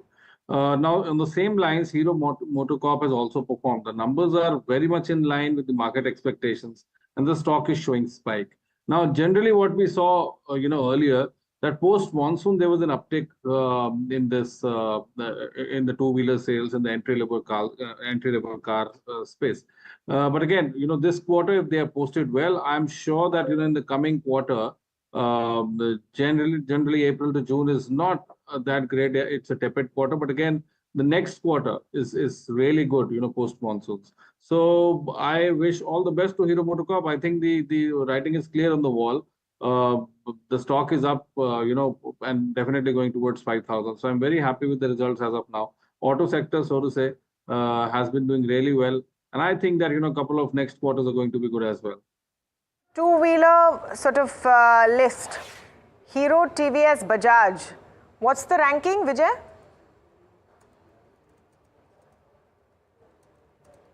Sir, you're on mute again. Starting with Bajaj Auto, that would be my first choice, and then followed by Hero and TVS. Okay, so Bajaj, Hero, TVS. Good commentary coming in from the Hero MotoCorp CEO. Says he sees multiple tailwinds for the sector over the coming years. Macroeconomic factors will aid industry growth. The Zoom 125cc and Zoom 160cc launches in the first half will boost scooter portfolio as well. Multiple tailwinds for the sector over the coming quarters. Jay, quick call on a Hero Moto.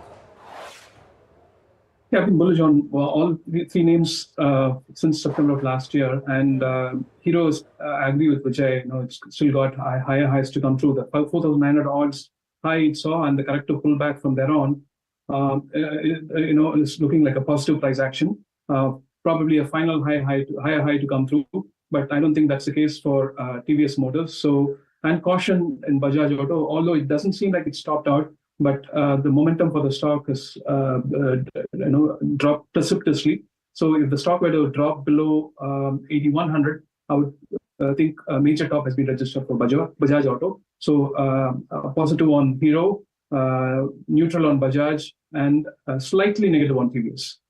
So Hero, Bajaj and TVS is your order of preference. Just a quick take on Westlife. Net profit is 96% down. That's what's really hurting the stock right now. Margins have gone down 261 pips. EBITDA also down 15%. It's not looking good for a Westlife right now. We'll come back and get take from our guests on Westlife and other stocks as well. But on the other side, we're joined by Bharat Forge's Amit Kalyani. We're talking about the blockbuster numbers from the company. It's the stock in focus this afternoon. All of that on the other side.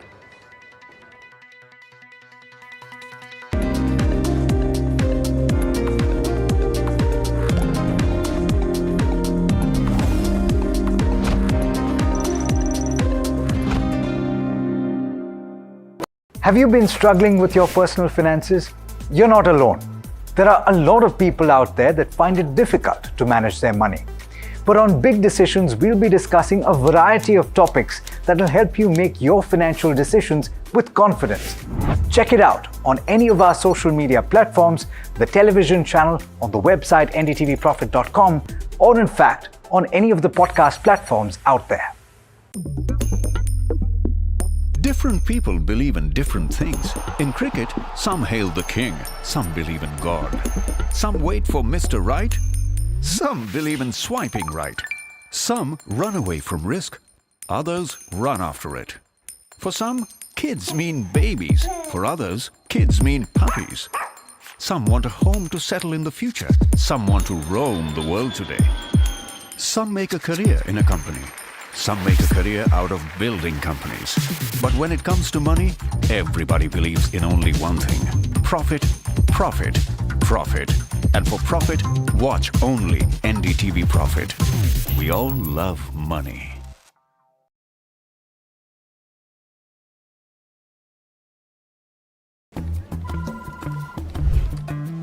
Bro, what are you doing?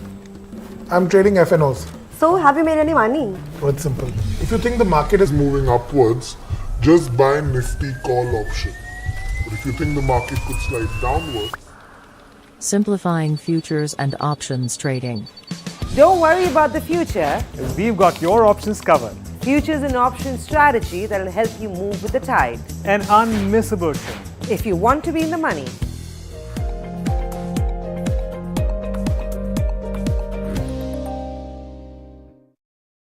Stock selection isn't an easy task.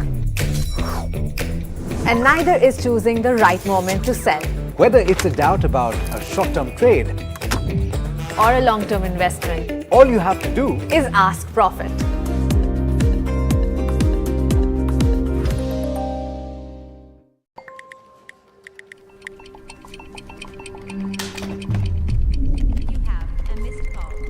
Let's be real, guys. There are many financial experts out there. Which stocks to target? What's good for long term? When to buy? When to sell?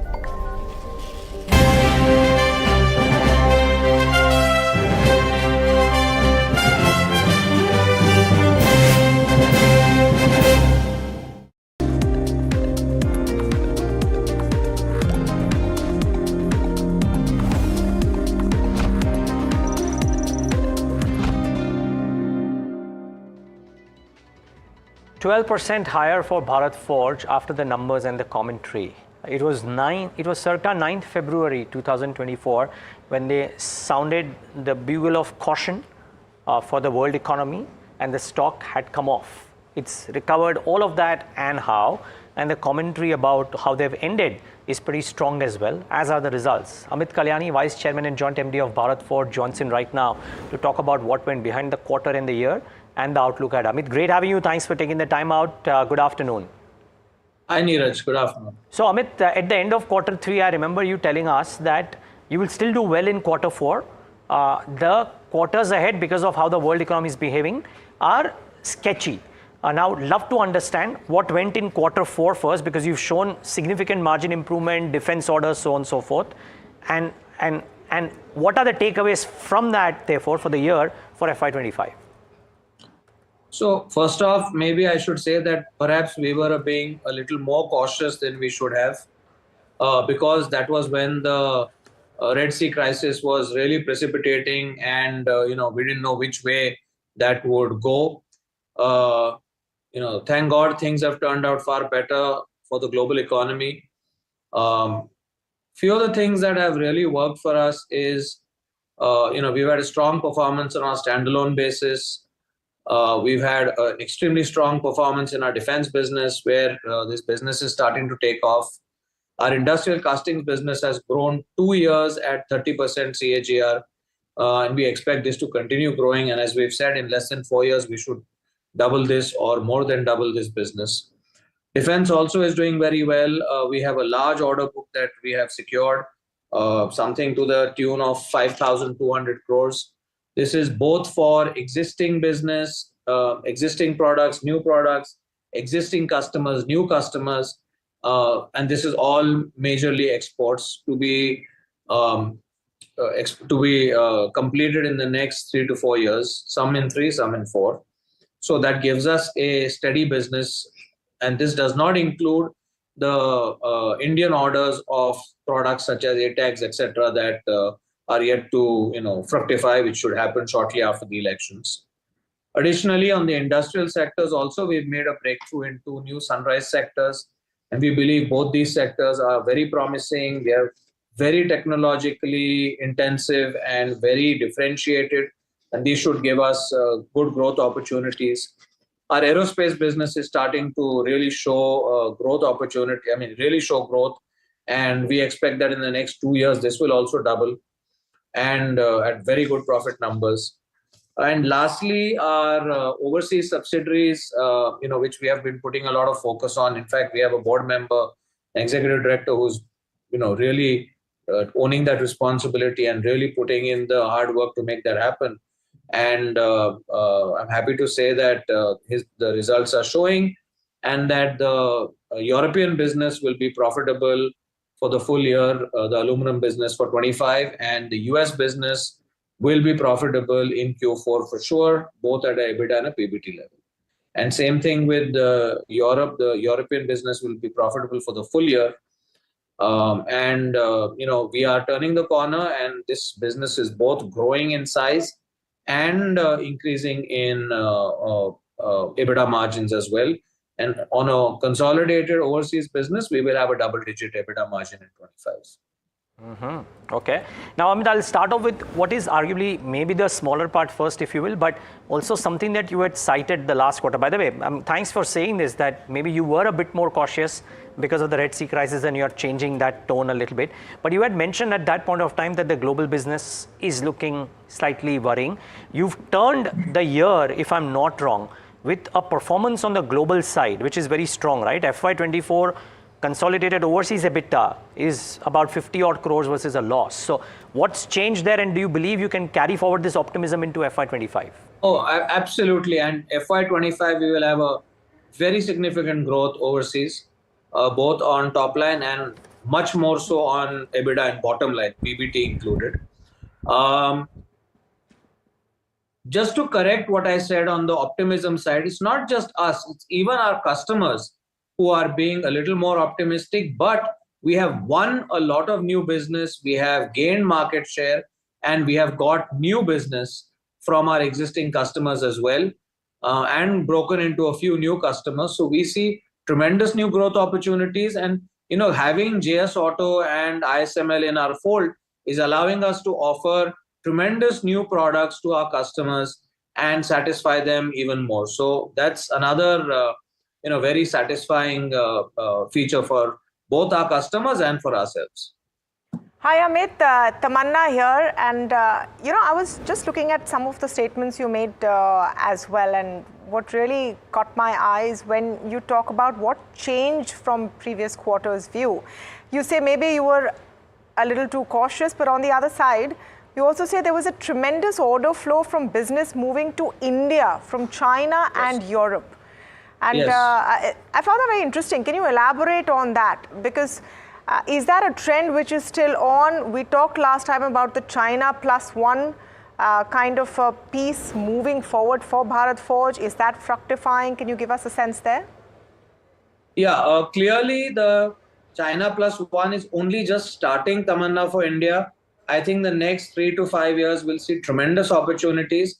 But these are opportunities that will be encashed by companies which have significant technology, ability to deliver with capex, with differentiated technology platforms, and with ability to move from components into sub-assemblies and products as well. Okay. Because there's going to be a migration of manufacturing from Europe into India, and European customers migrating their sourcing from China into places like India, because India is offering three things. They're offering a conducive environment, they're offering growth, and they're offering a cost competitive manufacturing location. I'm just wondering, when you're saying that the China plus one has just begun, right now there is talk of a Chinese resurgence, a Chinese economic resurgence. Does that skew that view at all? Or is that a sort of a challenge or a headwind to that view? No, not at all. See, a Chinese resurgence is good for Chinese companies because then it doesn't make them so reliant on exports. But it's very clear that the US and Europe have made a conscious decision that they have to have a balanced sourcing between China and the rest of the world. And in fact, the US is moving away from China as far as sourcing is concerned, very consciously. Just wanted to get a sense of the defense piece for Bharat Forge. You had earlier said that revenue will be about 2,500 crores in the next couple of years.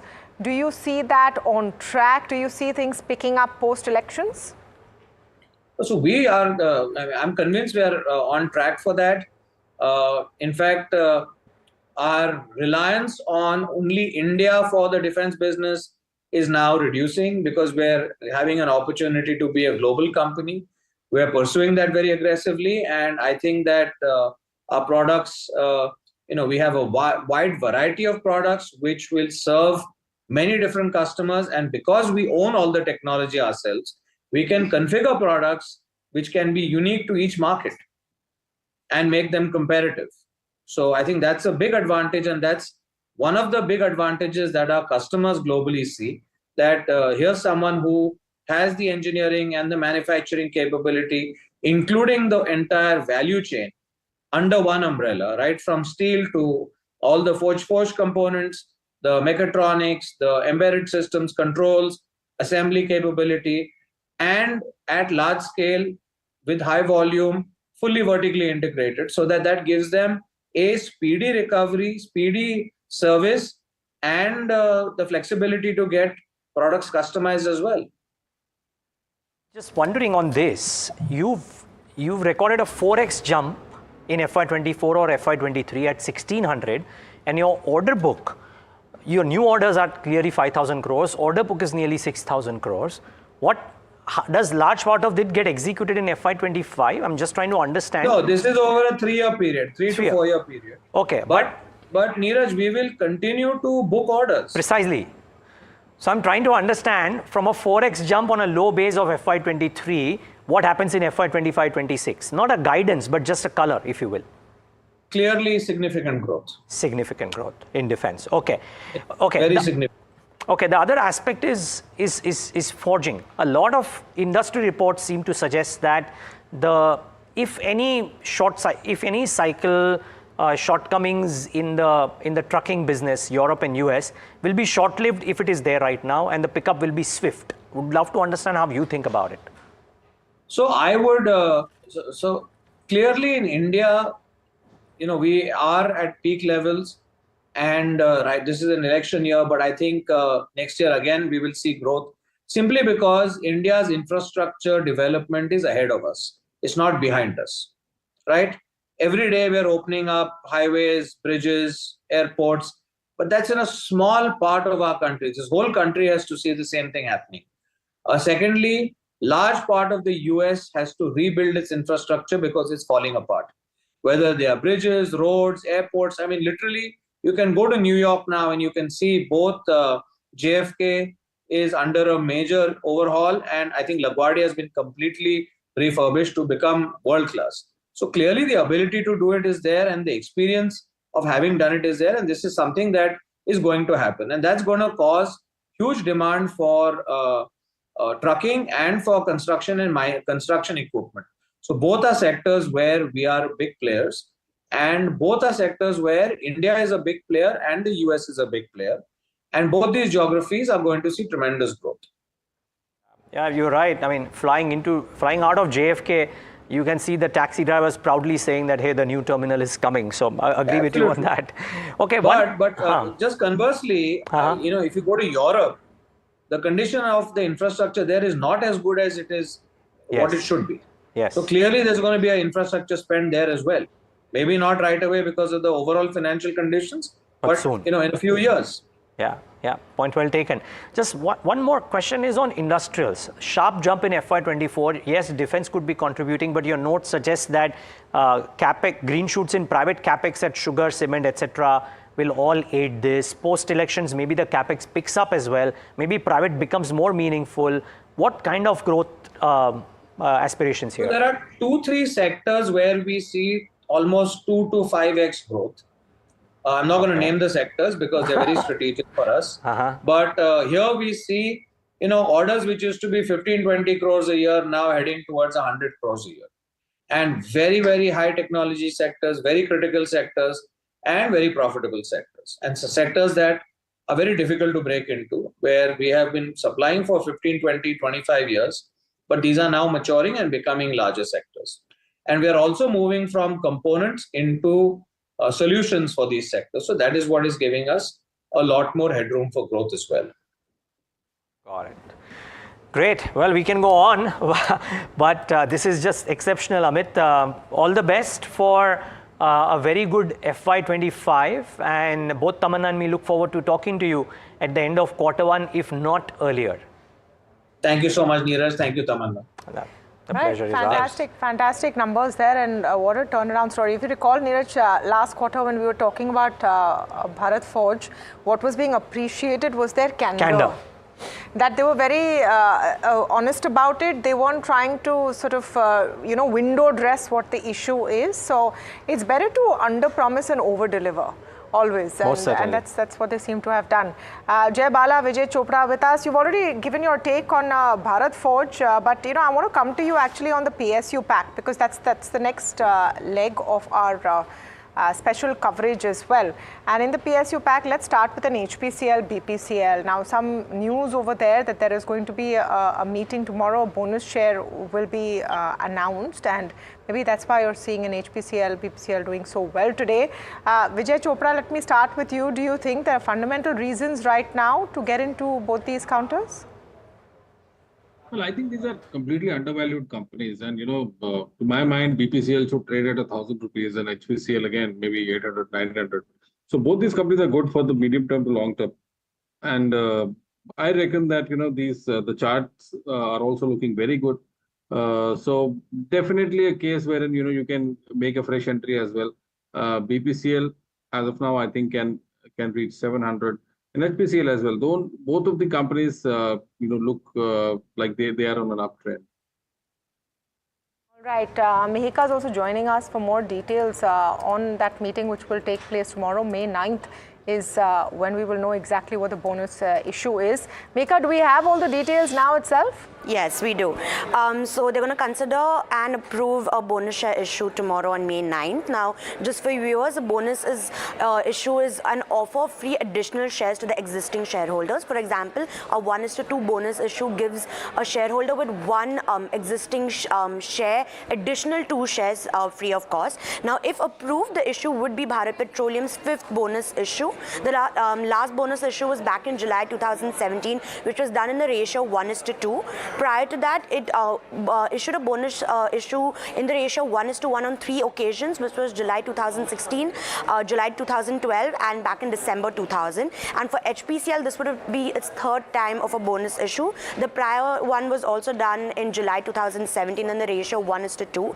And prior to that, HPL issued a bonus share in the ratio 2:1 in September 2016. So if when considered and approved, this would be for both these oil marketing companies their first bonus issue in after 7 years gap.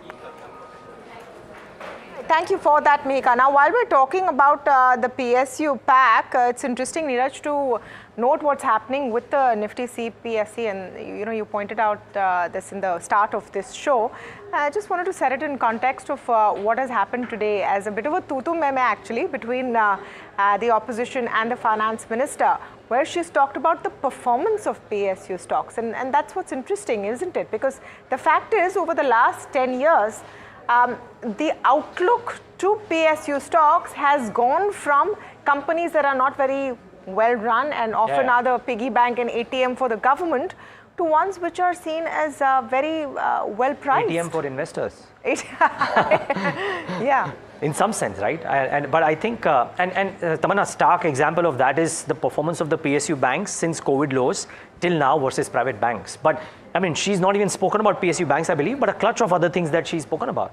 Yeah, so she's, so we're running some of those quotes that she put out on X. This was a long tweet thread. What struck me was what the finance ministers talked about valuations, and if we could just move to that. So these are reasons that they've given about why, things have changed, whether it's greater alignment of the management, the disinvestment strategy, etc. But what is very interesting to see is how the Nifty CPSE has moved and how some of these key indices have moved over the last several years, and which is why you've seen these interest in these stocks. I mean, Neeraj, you will recall how this is something that investors did not want to touch. Now the whole conversation has gone from what is the need to disinvest. I mean, no one's really waiting for their disinvestment, and more so looking at value unlocking.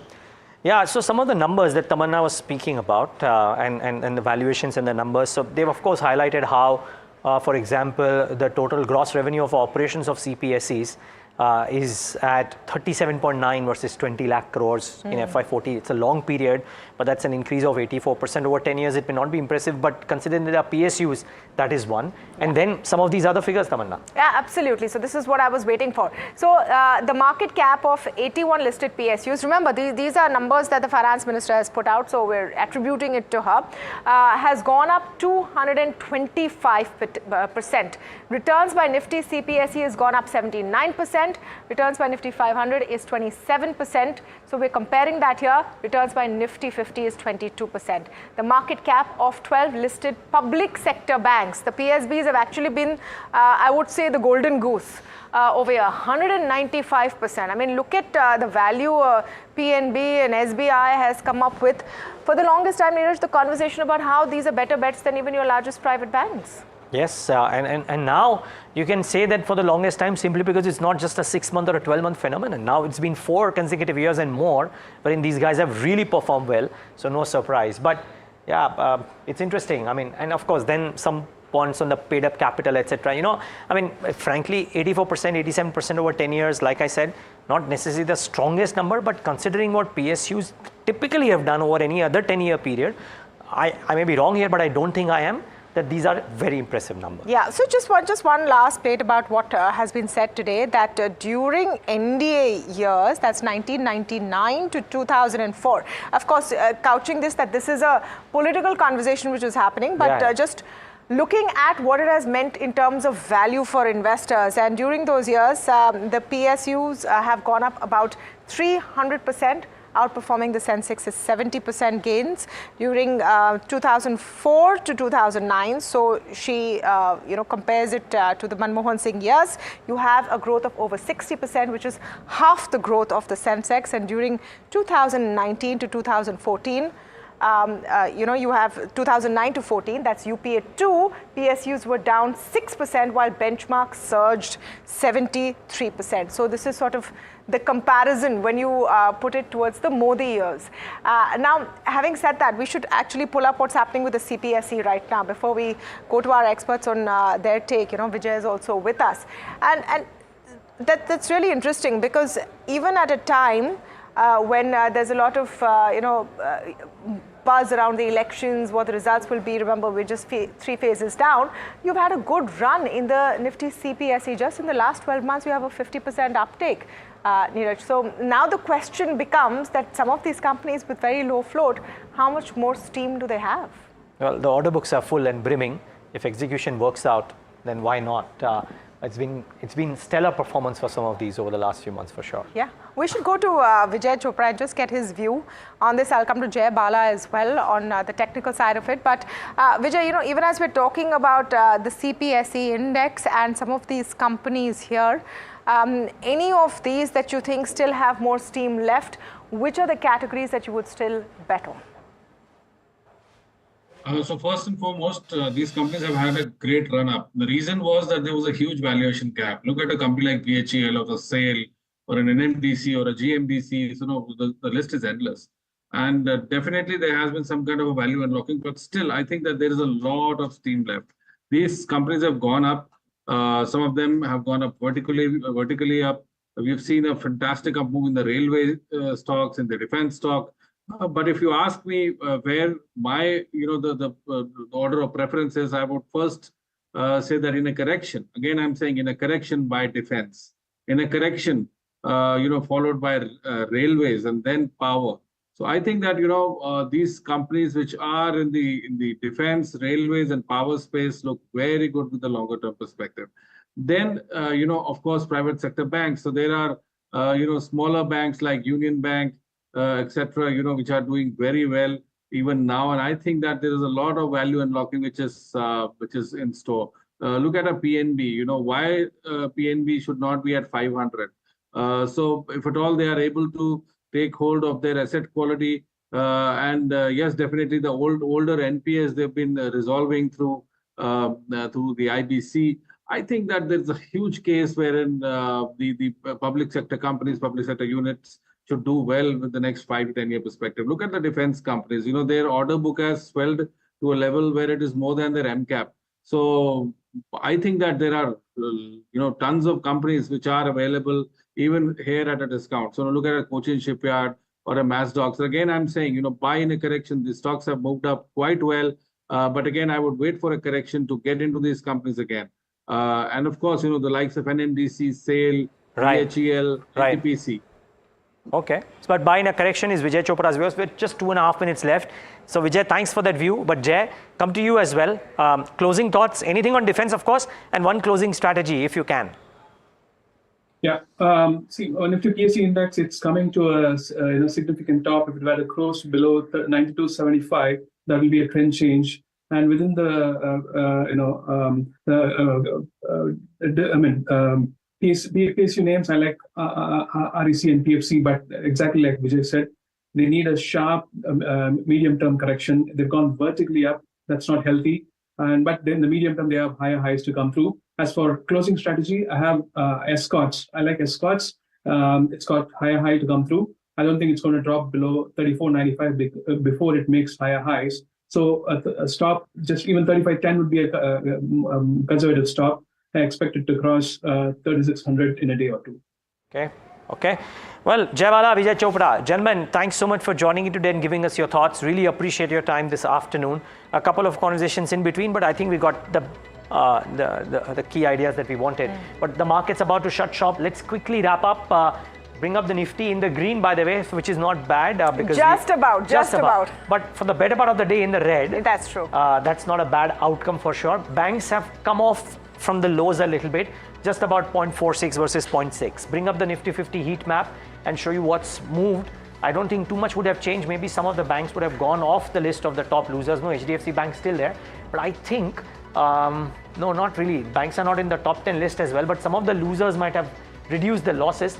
Otherwise, it seems to be an auto day with Tata Motors and Hero MotoCorp post results, though Hero is also off the highs of the day. But look at the PSU presence there.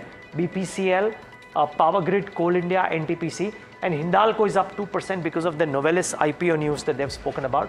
On the losing side, Tamanna, just the same set of names, but Grasim and Ultratech, interestingly, are amongst the top two losers today. I'm also looking at the pullback, which you've seen in an HUL after doing very well through last couple of days, and yesterday's trade also it was the top gainer. Now in that bottom list, even IT is sort of middling. HCL Tech, they're down 1.5%. But on the broader end of the spectrum, let's look at how the mid-cap and the small-cap indices are shutting shop. Nifty mid-cap not bad at all, up about 1%.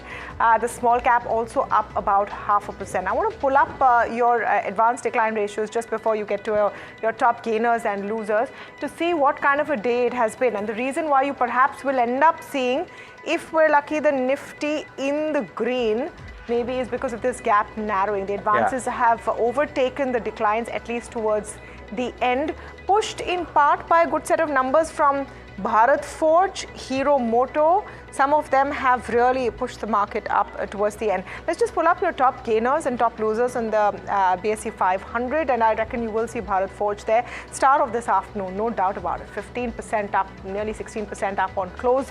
Balaji Ameen's also, again, good numbers, up about 11%. That seems to be the story there largely. On the other hand, Sonata soft down because of numbers. Rainbow Children having a strange move last couple of days. Gujarat Flora also not great on the numbers. 197 has been having a tough time last few sessions. Voltas because of numbers, Pidilite because of numbers, JSW because of numbers. So unless there is a very clear theme, it's all about what your corporate results are and how the market is judging you on them, isn't it? And also, as it should be, simply because this is the most important part for some of these. Interestingly, JSW Energy started off really well and then came off. The commentary was okay, I thought, but nevertheless, you'll hear from the management tomorrow at 9:40 on our channel as well. But well, that's the long and short of the market wrap. Hope you enjoyed the show with the conversations that we had with Nielsen as well as Bharat Forge and our experts. But for now, from Tamanna and me and the team that put this show together, thanks so much for watching.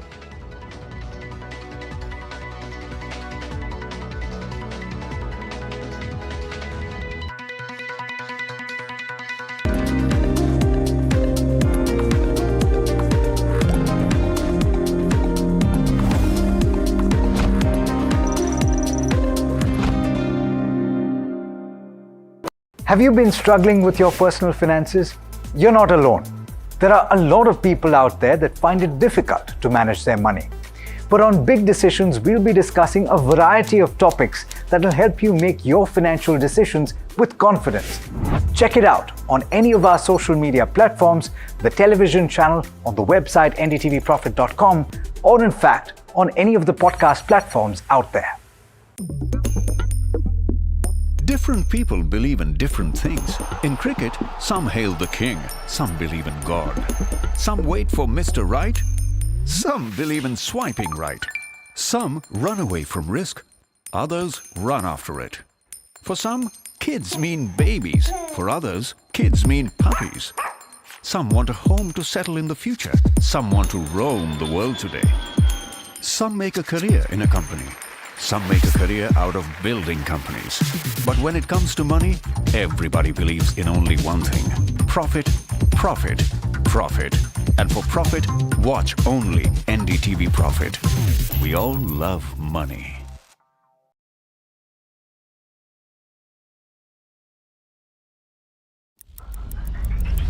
Headlines you start your day with.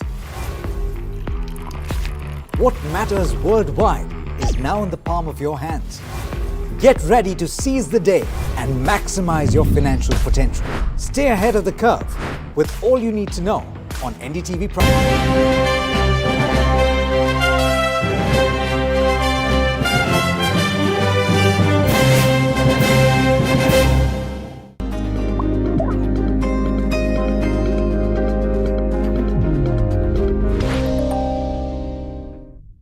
Today, we're joined by the management of Indraprastha Gas, and with us today is the Managing Director, Mr. Kamal Kishore Chatewal. Good morning, Mr. Chatewal. Good morning to the viewers of NDTV Profit. To you. Yes. So at first, I want to start by on what the company's outlook was, and give us some color on how the quarter went by for you all. Yeah. First, I will tell about the annual performance. We have declared the quarter in the annual results. So annually, we have increased the sales volume by around 4%. But our EBITDA has increased by 17% from 2025 to 2367. And PAT has increased by 21% from 1445 to 1748 crores. That has been the performance, the 21% increase in EBITDA, 17% in EBITDA and 21% increase in PAT. And volume increase has been around 4%. Yeah. And when you talk, can you give us the outlook on the quarter? And on the quarterly basis, the volumes were around 8.73 sequentially. It was an increase of around almost 3 to 4% increase also there. And on the profit front, PAT is down by around 3-4%. That has been there sequentially because of some of the bookings related to CSR were done in the last quarter. Got it. And now the exit volume was lower than the 9 MMSMD guided earlier. What can this be attributed to, and what are volume expectations next quarter and for the year end? Yes, we had guided an exit volume of around 9 million, but it was actually 8.73. Now, the major reason has been the volume drop due to the KEC conversion EV. That has been the major factor. Earlier, we were at 7%. Contribution of DTC volumes were around 7%. That has reduced to around. So there is some volume drop due to that. Conversions on the conversion front, however, it has been very encouraging that from the previous year, 14,000 conversions have been in the range of that's around 10 to 11% increase. Industrial and volumes were also stagnant, but the domestic and commercial segment, those are the two segments in PNG domestic and PNG commercial. There we see an increase of around 14 to 15% in both. That is really encouraging. But in the fourth quarter, we were able to increase our industrial volumes also by around 8 to 10%. So we expect that going forward, our industrial volumes should contribute. I think we see 8 to 10% growth there. And the commercial and domestic segment, they will continue to grow at around 15%. The CNG segment may be around 7 to 8% growth. See, for the next year, the guidance would be 9.8 to 8.43 this year. So next year, we are targeting 9.5 overall volumes. 71, 72% coming to CNG and it's from So y'all are tweaking your 10 MMSD MDA guidance for FY25 lower to 9.8. 9.5. 9.5. Okay. And for Q1, what do y'all expect volumes to be for Q1? Q1 would be, I think, 8.99 million. That is what we are targeting. Okay. And in terms of CNG, now y'all did take a price cut in March 2023. Y'all did take a price cut recently of 2.5 rupees per kg. How would that translate in terms of volume pickup and also kind of the financial impact on margins due to the cut? I think the price cut was not only in CNG, but subsequently we saw that petrol and diesel segment also there was a cut. So since those are the competing fuels. So, but in CNG terms, the percentage cut was more, but base was used slightly less. On price, they also reduced by 2. Not much benefit is there in terms of they have petrol and diesel also. But that has definitely improved our conversions. When we speak to OEMs, they were they were skeptical that given the geopolitical situation and how the domestic allocation is going down and LNG volumes are going up, they were not expecting us to cut the price. But this has really surprised them and they have revised their target. OEMs have revised their target in terms of the new variants and other things. We expect that going forward, the CNG volumes will definitely. And what would be the price trajectory going forward? Can we see more cuts in FY25? No, I think we are at a fairly comfortable level since that we are, consumer is able to see around 40 to 45% benefit as compared to petrol. So I think the present prices are very competitive. We do not see any further price cut. And I now want to talk about the APM gas allocation. What was it for Q4 and what's the company's outlook and strategy given the rising shortfall? I think for the last year it was 78 and 2% RLNG. Now it has changed to 72% domestic and 8% RLNG. So, but we have some contracts and we have lined up further contracts in the medium and long term.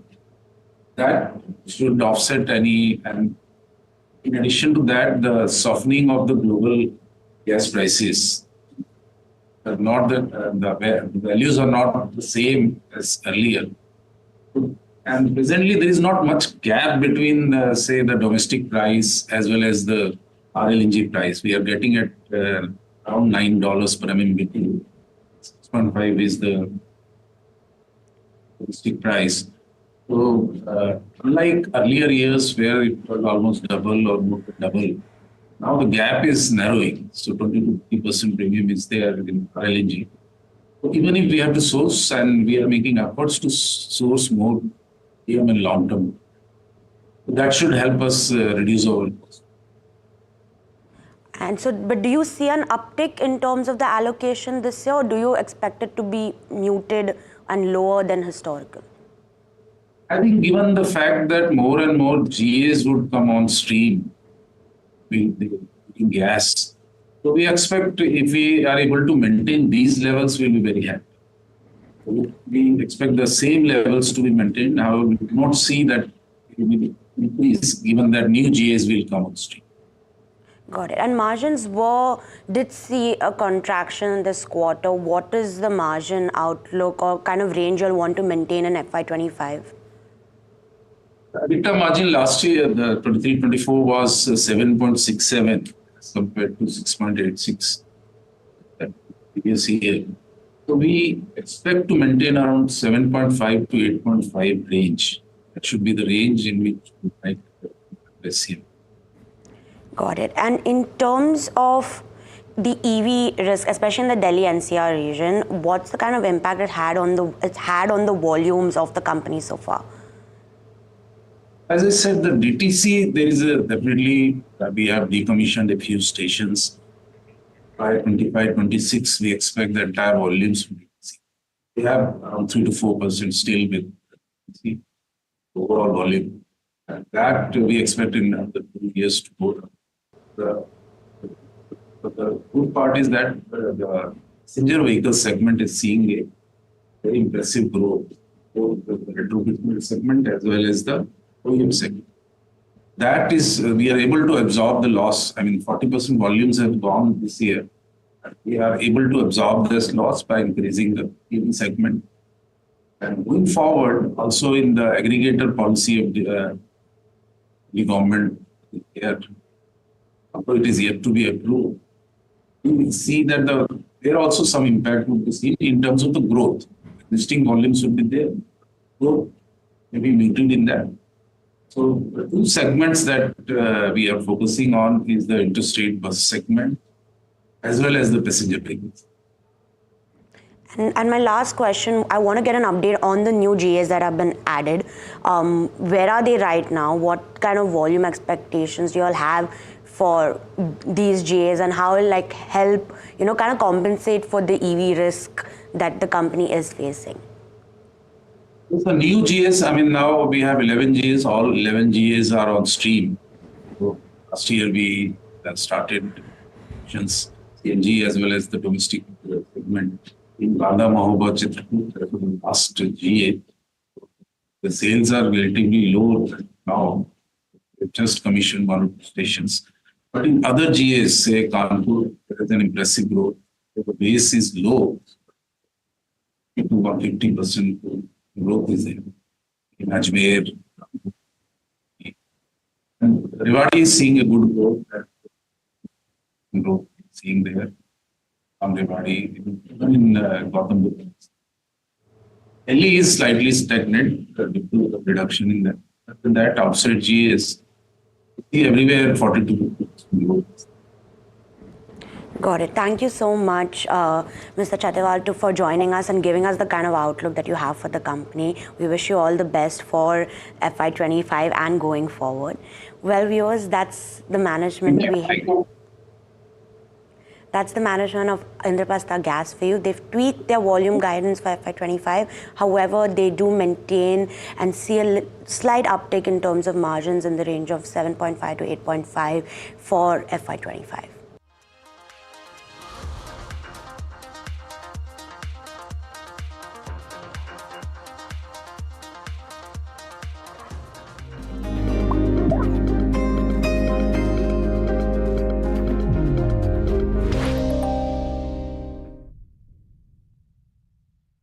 Presented by Patanjali Kesh Kanti Oil and Shampoo. Tootna mana hai. Have you been struggling with your personal finances? You're not alone. There are a lot of people out there that find it difficult to manage their money. But on Big Decisions, we'll be discussing a variety of topics that will help you make your financial decisions with confidence. Check it out on any of our social media platforms, the television channel, on the website ndtvprofit.com, or in fact, on any of the podcast platforms out there. Different people believe in different things. In cricket, some hail the king, some believe in God. Some wait for Mr. Right, some believe in swiping right. Some run away from risk, others run after it. For some, kids mean babies. For others, kids mean puppies. Some want a home to settle in the future. Some want to roam the world today. Some make a career in a company. Some make a career out of building companies. But when it comes to money, everybody believes in only one thing: profit, profit, profit. And for profit, watch only NDTV Profit. We all love money.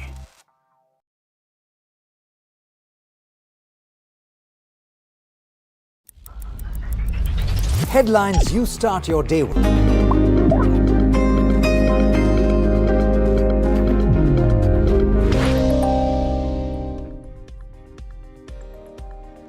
Welcome back. You're watching the Small and Mid Cap Show here on NDTV Profit.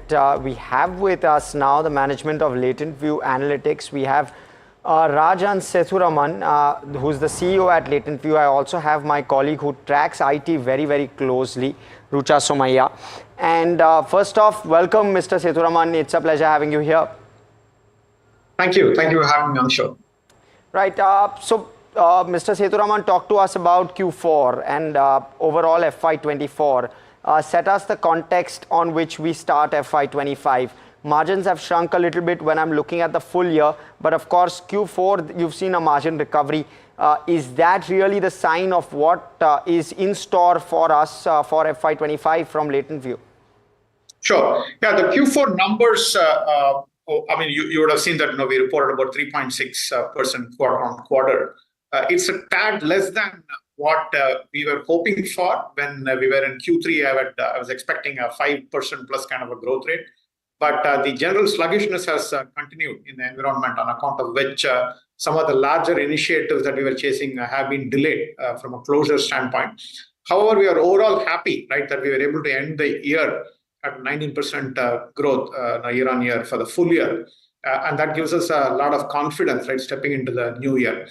Much of the work that we are expecting, the growth in demand that we are expecting in the next year, will be on the back of the new ideas and capabilities that we are able to put on the table, whether it is around generative AI, around Microsoft Fabric, around our new marketing analytics center of excellence that we are creating, or the opportunities brought about by the acquisition of Decision Point, right, which brings significant revenue growth management capabilities and solutions. So these are the ones that will play out in the coming year.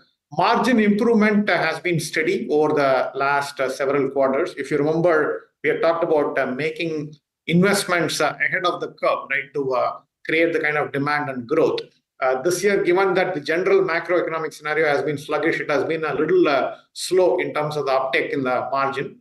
We're expecting that the margin trajectory will continue to stay positive. Of course, Q1 itself will get impacted by the wage hike and the compensation revisions, plus the fact that we have onboarded many of the campus hires, right, to whom we had made offers. But beyond Q1, we should again expect to see a recovery. By the end of the year, we're expecting to get close to the 25% margin. And for the full year, we should be in the same range, right, around 23% or so. Sure, sir, got that. I would like to have more focus on the discretionary part of client spending. Do you think you are seeing a revival in terms of discretionary spends, or is it more skewed towards the second half of FY25?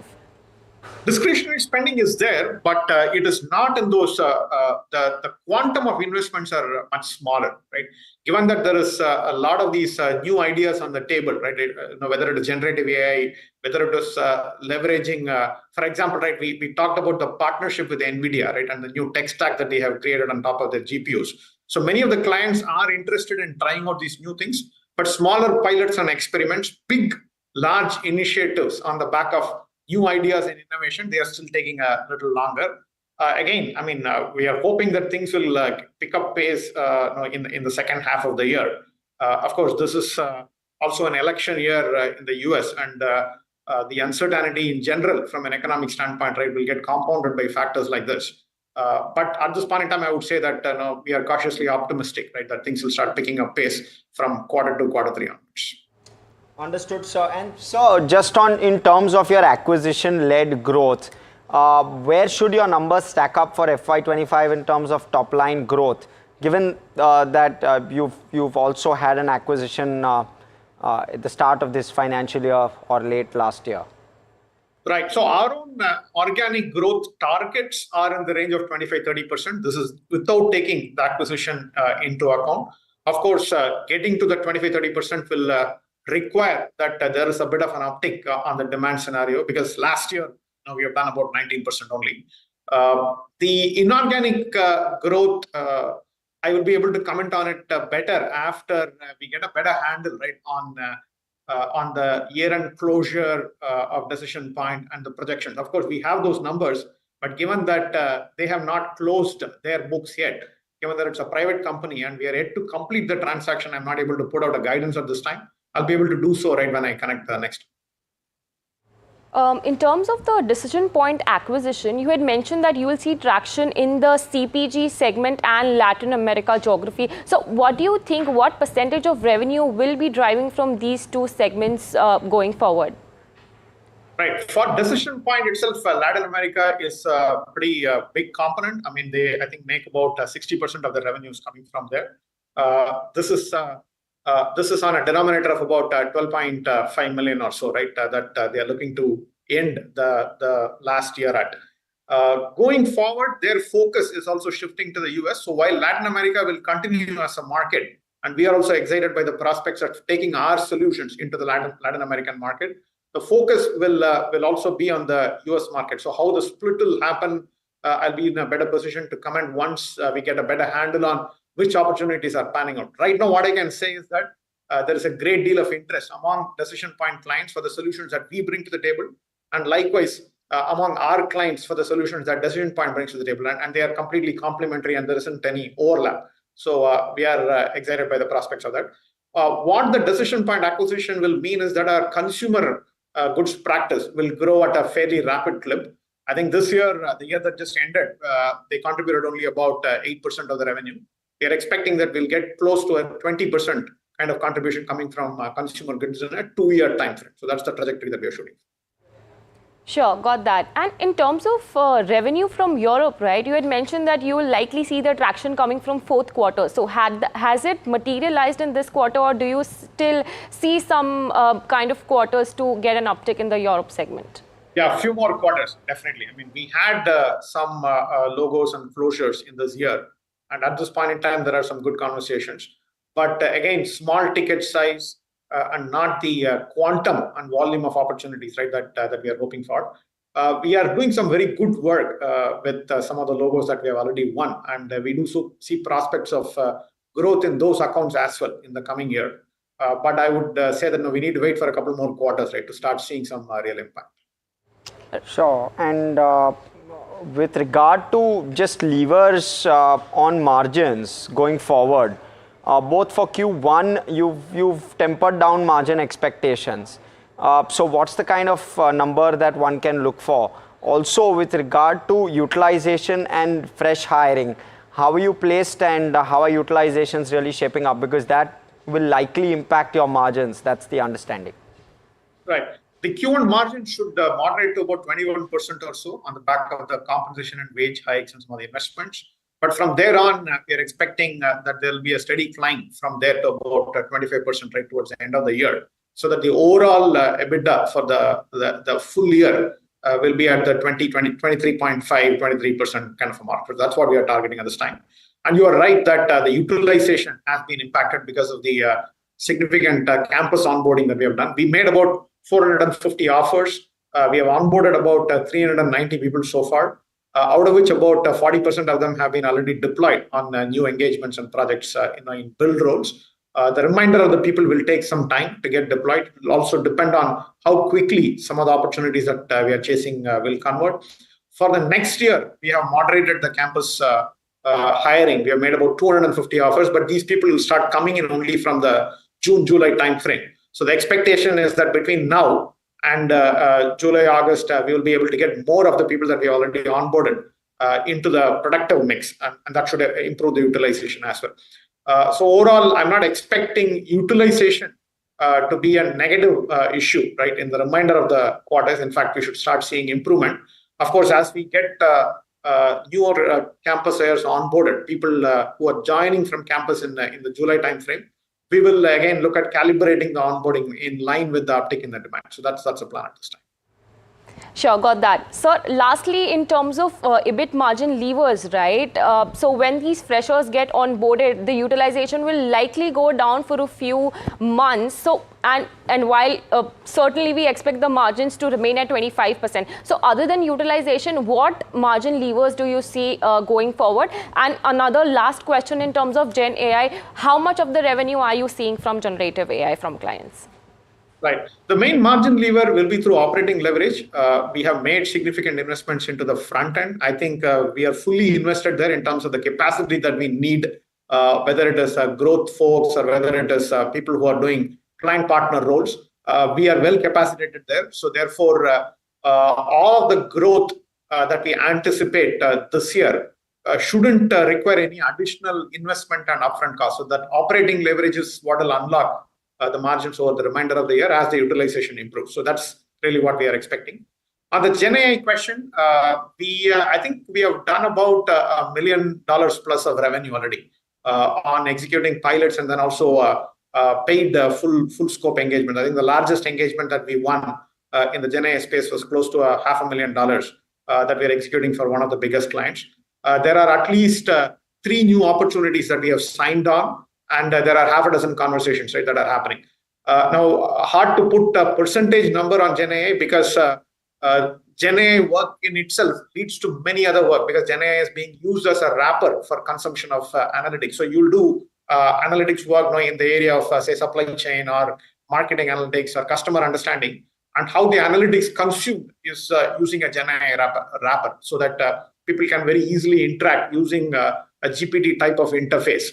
So that's what we are saying. So a lot of that leverage will be there now because of GenAI. GenAI will create even more impetus for undertaking such initiatives, because the consumption of the analytics and the insights will become a lot easier. So I think, yeah, we'll have to factor that in, right, if you have to get a overall percentage at all. Okay, plenty of moving parts there. Thank you so much, Mr. Sethuraman, for all of that perspective. It's been a pleasure speaking with you. Thank you. Right, completely out of time on this one. Of course, from Rucha, myself, everyone who puts the show together, thanks so much for tuning in. And continue to watch NDTV Profit. More on the other side. Stay tuned.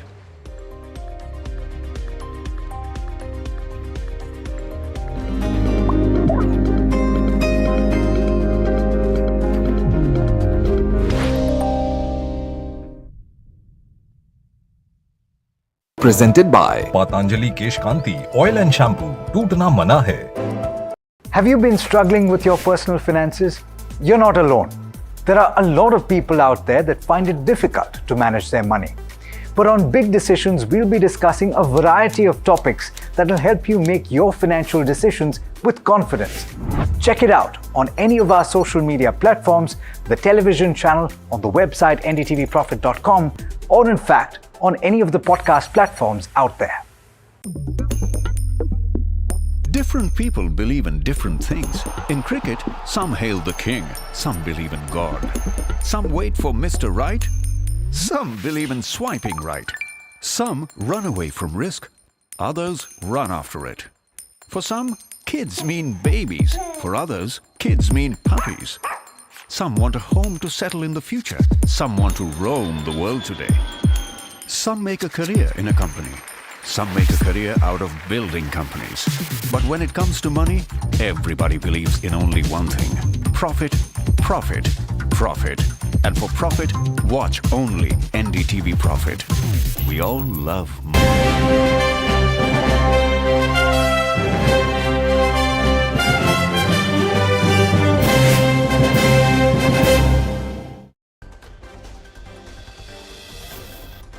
Benchmarks end flat on yet another range-bound day of trade. Nifty Oil and Gas and PSU Bank Index gain close to 2%. Fresh turbulence at Air India as the airline cancelled over 80 flights since last night. Up to 300 senior crew members across the country have gone on a mass sick leave post the rollout of its new terms of employment. Serum Institute responds to AstraZeneca's global withdrawal of COVID vaccines, says the manufacture of Covishield ended in 2021 and all rare side effects of the vaccine were already disclosed. Prime Minister Modi launches a fresh attack on Rahul Gandhi, questions Congress source of funding.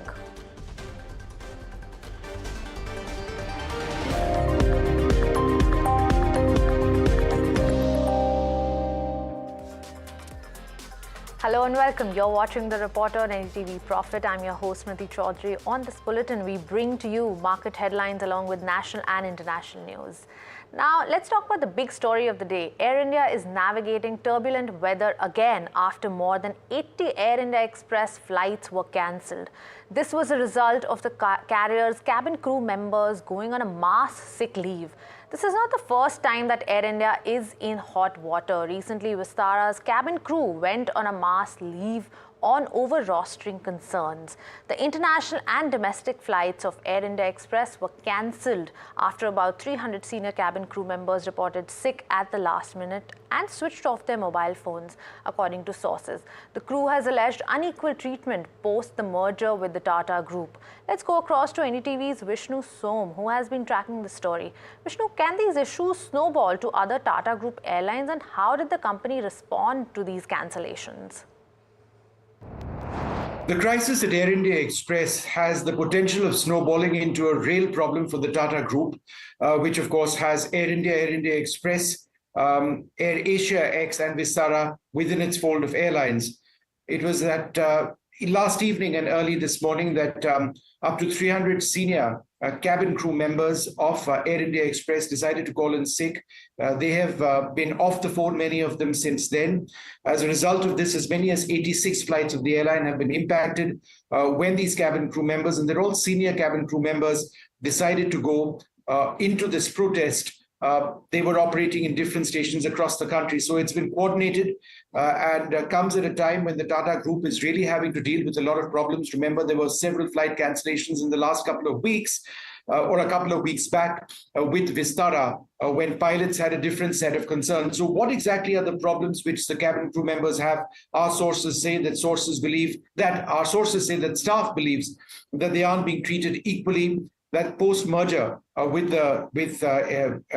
AirAsia X, which of course is also part of the Tata Group of airlines, staff have been offered lower job positions despite clearing interviews for higher job positions. Key parts of the compensation package have been modified, and according to sources, management is shutting down dissenting voices.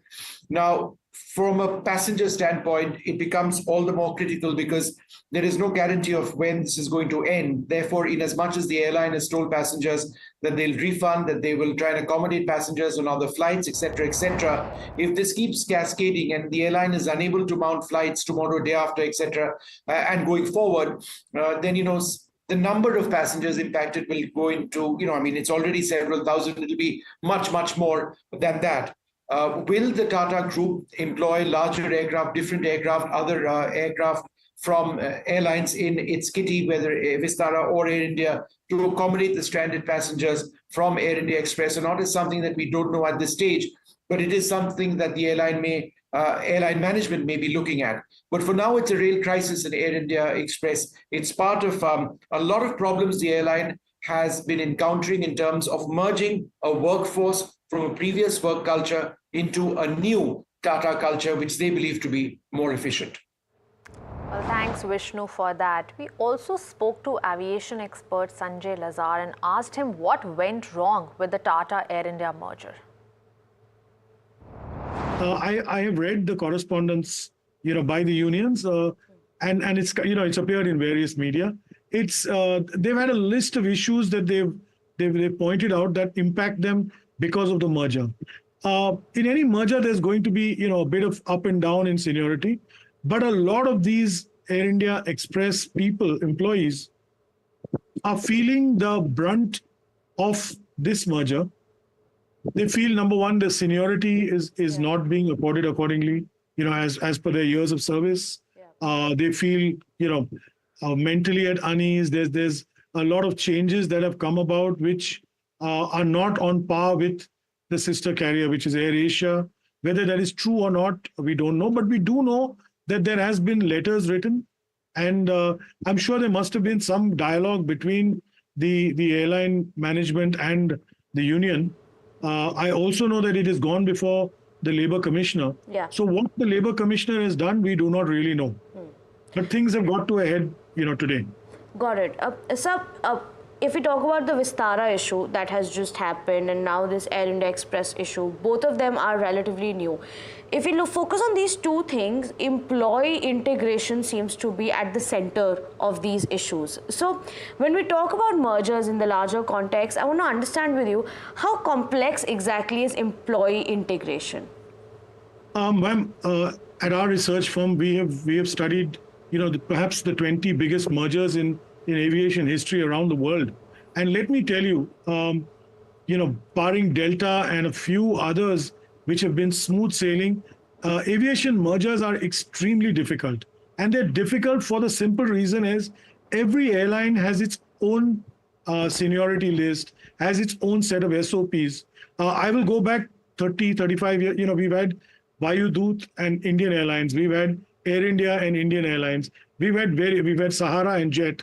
We've seen we've seen a number of examples within in Indian aviation itself. And not one of them has been either successful or happy. Well, let's switch focus to markets now. The broader markets did outperform the benchmarks, and the sectors were a mixed bag. My colleague Neeraj Shah joins in to give a wrap of all the D-Street action today. A flat close for the market, but within that, a lot of ramifications. Not too much of volatility today. Well, it looks exaggerated, but that's restricted to less than a 1% band for the Nifty. The Bank Nifty was sulking in trade, and that one certainly was down about 0.5%. But the mid caps and the small caps did well. Both indices ending in the green, 0.73% for the mid cap index, and a bit of a surge in the end. Similarly for the small cap space, about 0.5%, so not bad going. The advanced decline ratio in the positive. The heat map on the Nifty should come up on your screen. This is the market breadth, of course, in the favor of the gainers. And the heat map on the Nifty will show you how PSUs dominated the list and autos dominated the list. So BPCL, Coal India, Power Grid, NTPC, amongst the PSU stocks that did well. And then autos had a good run today. Hero MotoCorp about 2.5% post results. Tata Motors had a fair run today, about 2.5% as well. Not bad going. And the Aditya Birla Group stocks had conflicting fortunes. While Grasim as well as Ultratech were down in the red, Hindalco, because of this proposed Novelis IPO in September, is up about 2.2% in trade today. So pretty good going for that one. HDFC Bank put on some pressure on the indices today, as did HUL, but HDFC Bank, by virtue of being a heavyweight, was down. But at the broader end of the spectrum, or market-wide, it was all about results. And the BSE 500 gainers and losers. Bharat Forge, good results. Very strong commentary. No surprise that the stock is ending as the top gainer. Whether it's 15%, 10%, doesn't matter. But it is up 16% on very solid commentary from the management. You heard Amit Kalyani on NDTV Profit talk about this. Balaji Amines up about 10.5. There was strength in Hudco, there was strength in Century Textiles as well as Crompton Greaves. On the losing side, Sonata Software, after weakish numbers, 14.5% lower. Weakness in Gujarat Fluoro, SRF, Naveen Fluorine was flattish as well. Weakness in 197. And even these three are results of what happened in the quarter or the commentary. So Voltas, Pidilite and JSW Energy also correcting quite swiftly in trade today. Net, decent day of trade for companies which perform well in the quarter. The market's giving a thumbs up and otherwise showing a bit of a thumbs down. The last two stocks that I want to highlight before I wrap up are PFC, REC. The REC con call was positive. There is some rumor about how, or some commentary about how the proposed norms might not be as bad for the stocks because the government might do a rethink. And both these stocks ending the day in the green, REC about 5.5% higher. So in some sense, these stocks stood out as amongst the key PSU performers of the day today. Thanks Neeraj for that. Now banks have sought relaxations on the from the Reserve Bank of India's draft regulation that requires setting aside high provisioning for the financing of infrastructure projects. Now remember, on May 3rd, the central bank proposed that banks must increase provisions to 5% of the loan amount disbursed for the projects in the construction phase. Until now, this requirement was set at 0.4% when the project becomes operational. This can be reduced to 2.5% and then lowered to 1% once the project reaches net positive cash flows and repays 20% of the dues the RBI had said in the circular. But now it seems that the bankers are seeking clarification on this project. Banks are also seeking a graded provisioning requirement for this. They are also seeking 1,500 crore cutoff for guidelines to apply from here on. Now, banks are also in the process of assessing the financial impact of these draft guidelines, and we'll bring you more updates as and when they happen. Let's talk about another counter, which is Bharat Forge. Now, that closed 16% higher today after its fourth quarter profits jumped 78% and margins expanded by over 300 basis points. This comes on the back of tremendous order flow from business moving to India from China and Europe. The company secured new orders of over 4,400 crore rupees across segments. We spoke to the Vice Chairman and Joint MD Amit Kalyani for more on the fourth quarter earnings. Listen in. Perhaps we were being a little more cautious than we should have because that was when the Red Sea crisis was really precipitating, and we didn't know which way that would go. Thank God things have turned out far better for the global economy. Few of the things that have really worked for us is, we've had a strong performance on our standalone basis. We've had an extremely strong performance in our defense business, where this business is starting to take off. Our industrial castings business has grown 2 years at 30% CAGR, and we expect this to continue growing. And as we've said, in less than 4 years, we should double this or more than double this business. Defense also is doing very well. We have a large order book that we have secured, something to the tune of 5,200 crores. This is both for existing business, existing products, new products, existing customers, new customers, and this is all majorly exports to be completed in the next 3 to 4 years, some in 3, some in 4. So that gives us a steady business, and this does not include the Indian orders of products such as ATAGs, etc., that are yet to fructify, which should happen shortly after the elections. That was Amit Kalyani of Bharat Forge talking about the execution time of the large order book of about 4,400 crore that they have. But let's shift our focus to the tech space now. Google Wallet made its debut in India and is available for all Android users. But how is it different from Google Pay? Through Google's Wallet, users will be able to access essentials like boarding passes, loyalty cards, event tickets, public transport passes, gift cards, and other such documents. But the catch is that users will not be able to use it for payments and will have to continue with Google Pay. And users can download the application from the Google Play Store. But let's also shift focus now. Today, CEA Anant Nageswaram expects India's inflation to head to 4% during monsoon. He also expects a steady growth of 6.5 to 7% for India in the medium term. Listen in. Within the RBI's reference range, and I think the expectation is that subject to the monsoon, it will continue to head towards the midpoint of the range, and that is what the midpoint of the target range, and that is what both the fund as well as the bank, as a Bank of India, are expecting. So that is our view on inflation. We don't see, we don't see at the moment. We don't see the scope for nasty upside surprises at this point. There can always be scenarios in geopolitics that can cause inflation to be more than what we expect. But at this point, our baseline scenario is that the inflation gradually converges towards the midpoint of the target range in FY25. It's time to slip into a short break, but don't go anywhere. We have lots more lined up for you on the other side.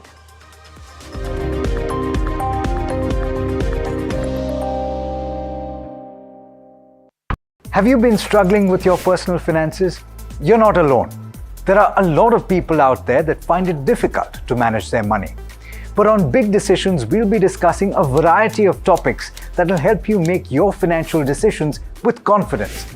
Check it out on any of our social media platforms, the television channel, on the website ndtvprofit.com, or in fact, on any of the podcast platforms out there.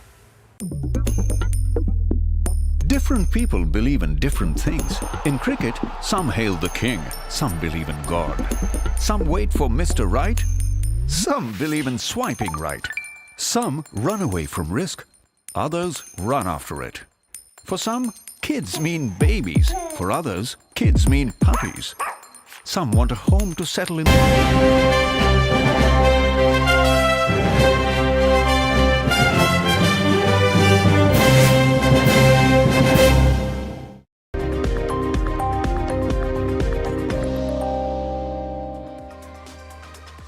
Welcome back. You're watching The Reporter on NDTV Profit. Now, Prime Minister Narendra Modi launches a fresh attack on Congress leader Rahul Gandhi at his campaign in Telangana today. He turned the tables on Gandhi's narrative on various industrialists. Listen into what he had to say. ये कांग्रेस के शहजादे पिछले 5 साल से सुबह उठते ही माला जपना शुरू करते थे। जब से उनका राफेल वाला मामला ग्राउंडेड हो गया, तब से उन्होंने एक नई माला जपना शुरू किया। 5 साल से एक ही माला जपते थे, 5 उद्योगपति, 5 उद्योगपति, 5 उद्योगपति। फिर धीरे धीरे कहने लगे अंबानी अडानी, अंबानी अडानी, अंबानी अडानी। 5 साल से।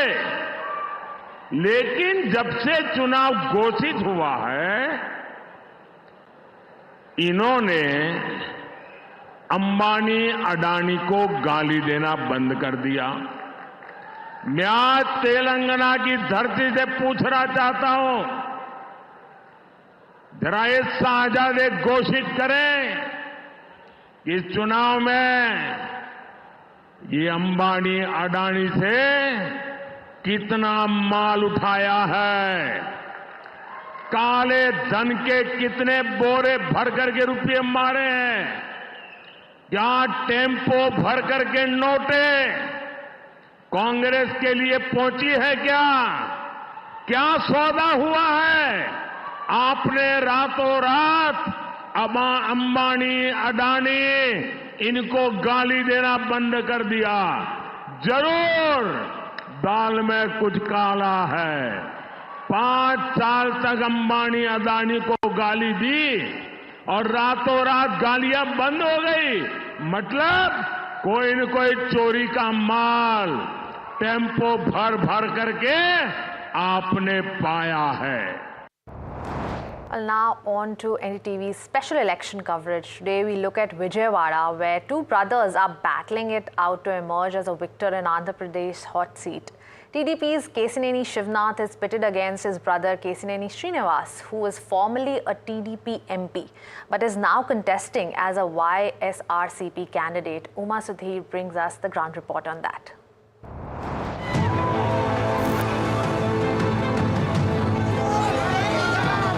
Kesineni Srinivas, popular as Nani, has been Telugu Desam MP 2 times from Vijayawada. He says he was forced to quit the TDP because he refused to accept Chandrababu Naidu's son Nara Lokesh as his leader. This time he is contesting as the YSRCP candidate.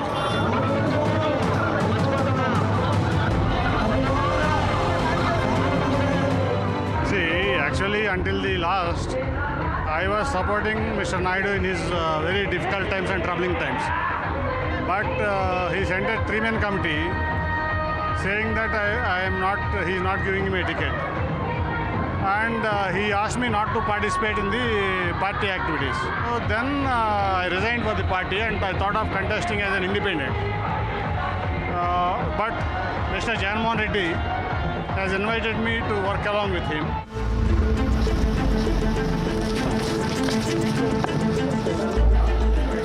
Chandrababu Naidu decided to field Srinivas's brother, Kesineni Shivnath, popular as Chinni, as the Telugu Desam candidate. There is no love lost between the 2 brothers. He's a habitual offender and a cheater. He was not with the TDP when you were there? See, we have parted as a family, as a business, and also we divided our properties 25 years back. Srinivas is confident his 2-time record as an MP will see him through. If you take my case, people like me, respect me, love me, just because of my work and my presence in the constituency and also in the parliament. And also they know that every minute in the last 10 years, I have used my time, energy, everything in development of this constituency and welfare of the people. Kesineni Shivnath is sparing no effort to win over voters, even in the scorching afternoon heat of Vijayawada. Here he is reaching out to the Muslim community. Minorities are well aware that Chandrababu Naidu, even with NDA from 2014 to 19, their rights were protected. People want development. They want to save their children with good jobs. Minority community, irrespective of party, they are voting for Chandrababu Naidu garu. Shivnath feels people are looking for jobs and development irrespective of caste or community. All the SC, BC and minority community are with Telugudesam and alliance parties. Actually, people here are struggling for the development. People are looking after the welfare of their children. Not even a single job was allotted to the children. From 2019 to 24, lot of unemployment was unrest in the state. And also people are aware that if Chandrababu Naidu can come to the power, then only the problems will be solved. Vijayawada lost out to Amravati that is proposed as an ambitious greenfield capital by Chandrababu Naidu soon after bifurcation. This is only media hype. From past 20 years, nobody knows, not even a single incident was done between a Kamma or Kapu or minority. We in Vijayawada live peacefully from past 20 years. Previous incidents, each and every time, for media's sake, they are getting these problems and they are showing to the people that we have a difference. We don't have any difference over here. In Vijayawada, with camera person Nagaraju, Uma Sudhir, NDTV.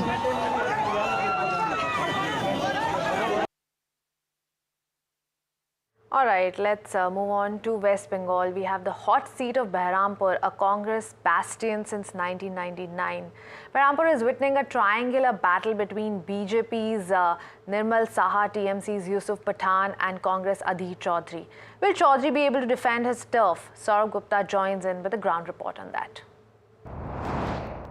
As a cricketer, Yusuf Pathan is an extremely popular candidate for the Lok Sabha elections from Behrampur, and there are crowds wherever he goes because of his popularity.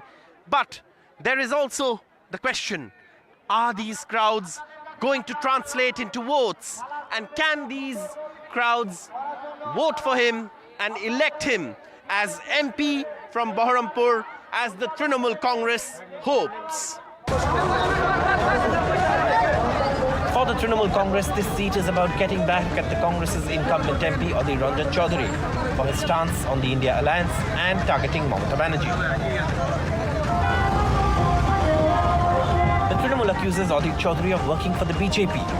And in Yusuf Pathan, it believes it can mount a challenge on a formidable opponent like Adhir Chaudhary, who hasn't lost since 1999.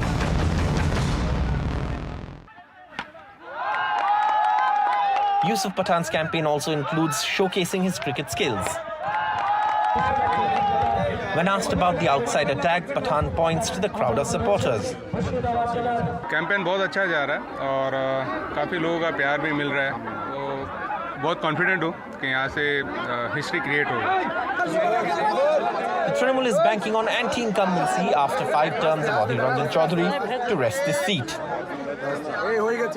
मैं respect करता हूँ उनका, काफ़ी साल से वो यहाँ पर एमपी है, लेकिन यहाँ के लोग जो है यहाँ पे बदलाव चाहते हैं और जिस तरह से मुझे यहाँ पे भेजा गया है कैंडिडेट बनाकर, और यहाँ के लोग ये चाहते हैं कि चेंज हो और उनके लिए यहाँ पर आके काम करें. Also in the race is BJP's Dr. Nirmal Saha, a popular surgeon who's reaching out to the minority vote as well. With an RSS background and his years of service to the community, the 66-year-old surgeon claims that taking on the Congress heavyweight is not going to be difficult. Here in Murshidabad, it is a Muslim-dominating area. But we, the Hindu and Muslim people, we are harboring here in a peaceful manner. There is nothing wrong with the religions. But the politicians who are basically makes their politics on religion, they are sometimes cross their limits and makes fire between religions. And that is a problem in our society. So everybody is a first-class citizen. For the Congress leader in the Lok Sabha and leader of opposition, this is a prestige battle. And he's pretty much doing it alone. The Congress party has limited resources and is focusing on seats it can win. Losing Behrampur would be a huge blow to the Congress and Adhir Chaudhary personally. His campaign is zipping through the narrow bylanes in the far-flung areas of the constituency, reaching out to as many people as he can. Adhir Chaudhary has the support of the left, and in a seat where the minority vote can sway the result, the tie-up is critical. expectations are quite high.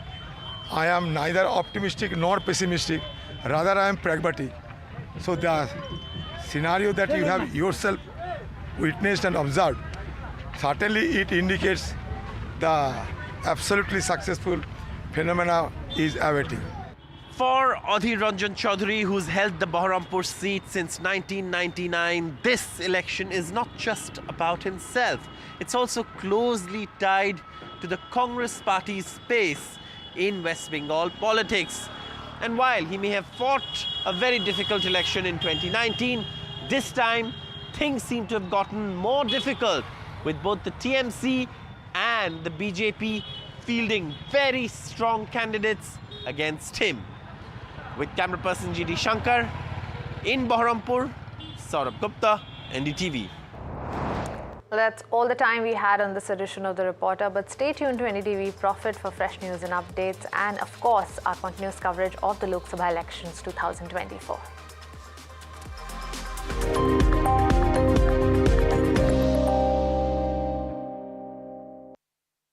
Have you been struggling with your personal finances? You're not alone. There are a lot of people out there that find it difficult to manage their money.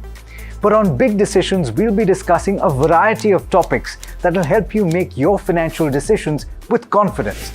Check it out on any of our social media platforms, the television channel, on the website ndtvprofit.com, or in fact, on any of the podcast platforms out there.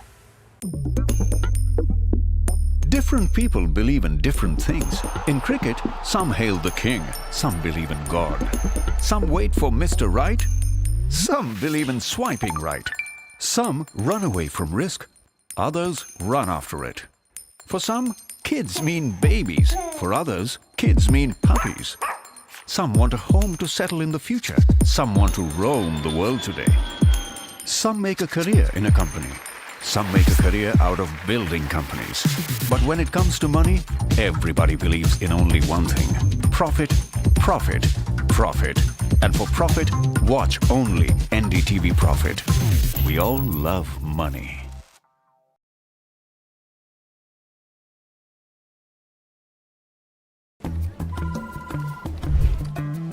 Bro, what are you doing? I'm trading FNOs. So, have you made any money? Oh, it's simple. If you think the market is moving upwards, just buy Nifty call option. But if you think the market could slide downwards, simplifying futures and options trading. Don't worry about the future.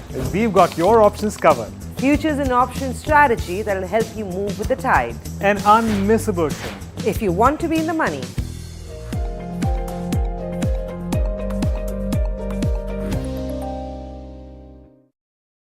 Stock selection isn't an easy task. And neither is choosing the...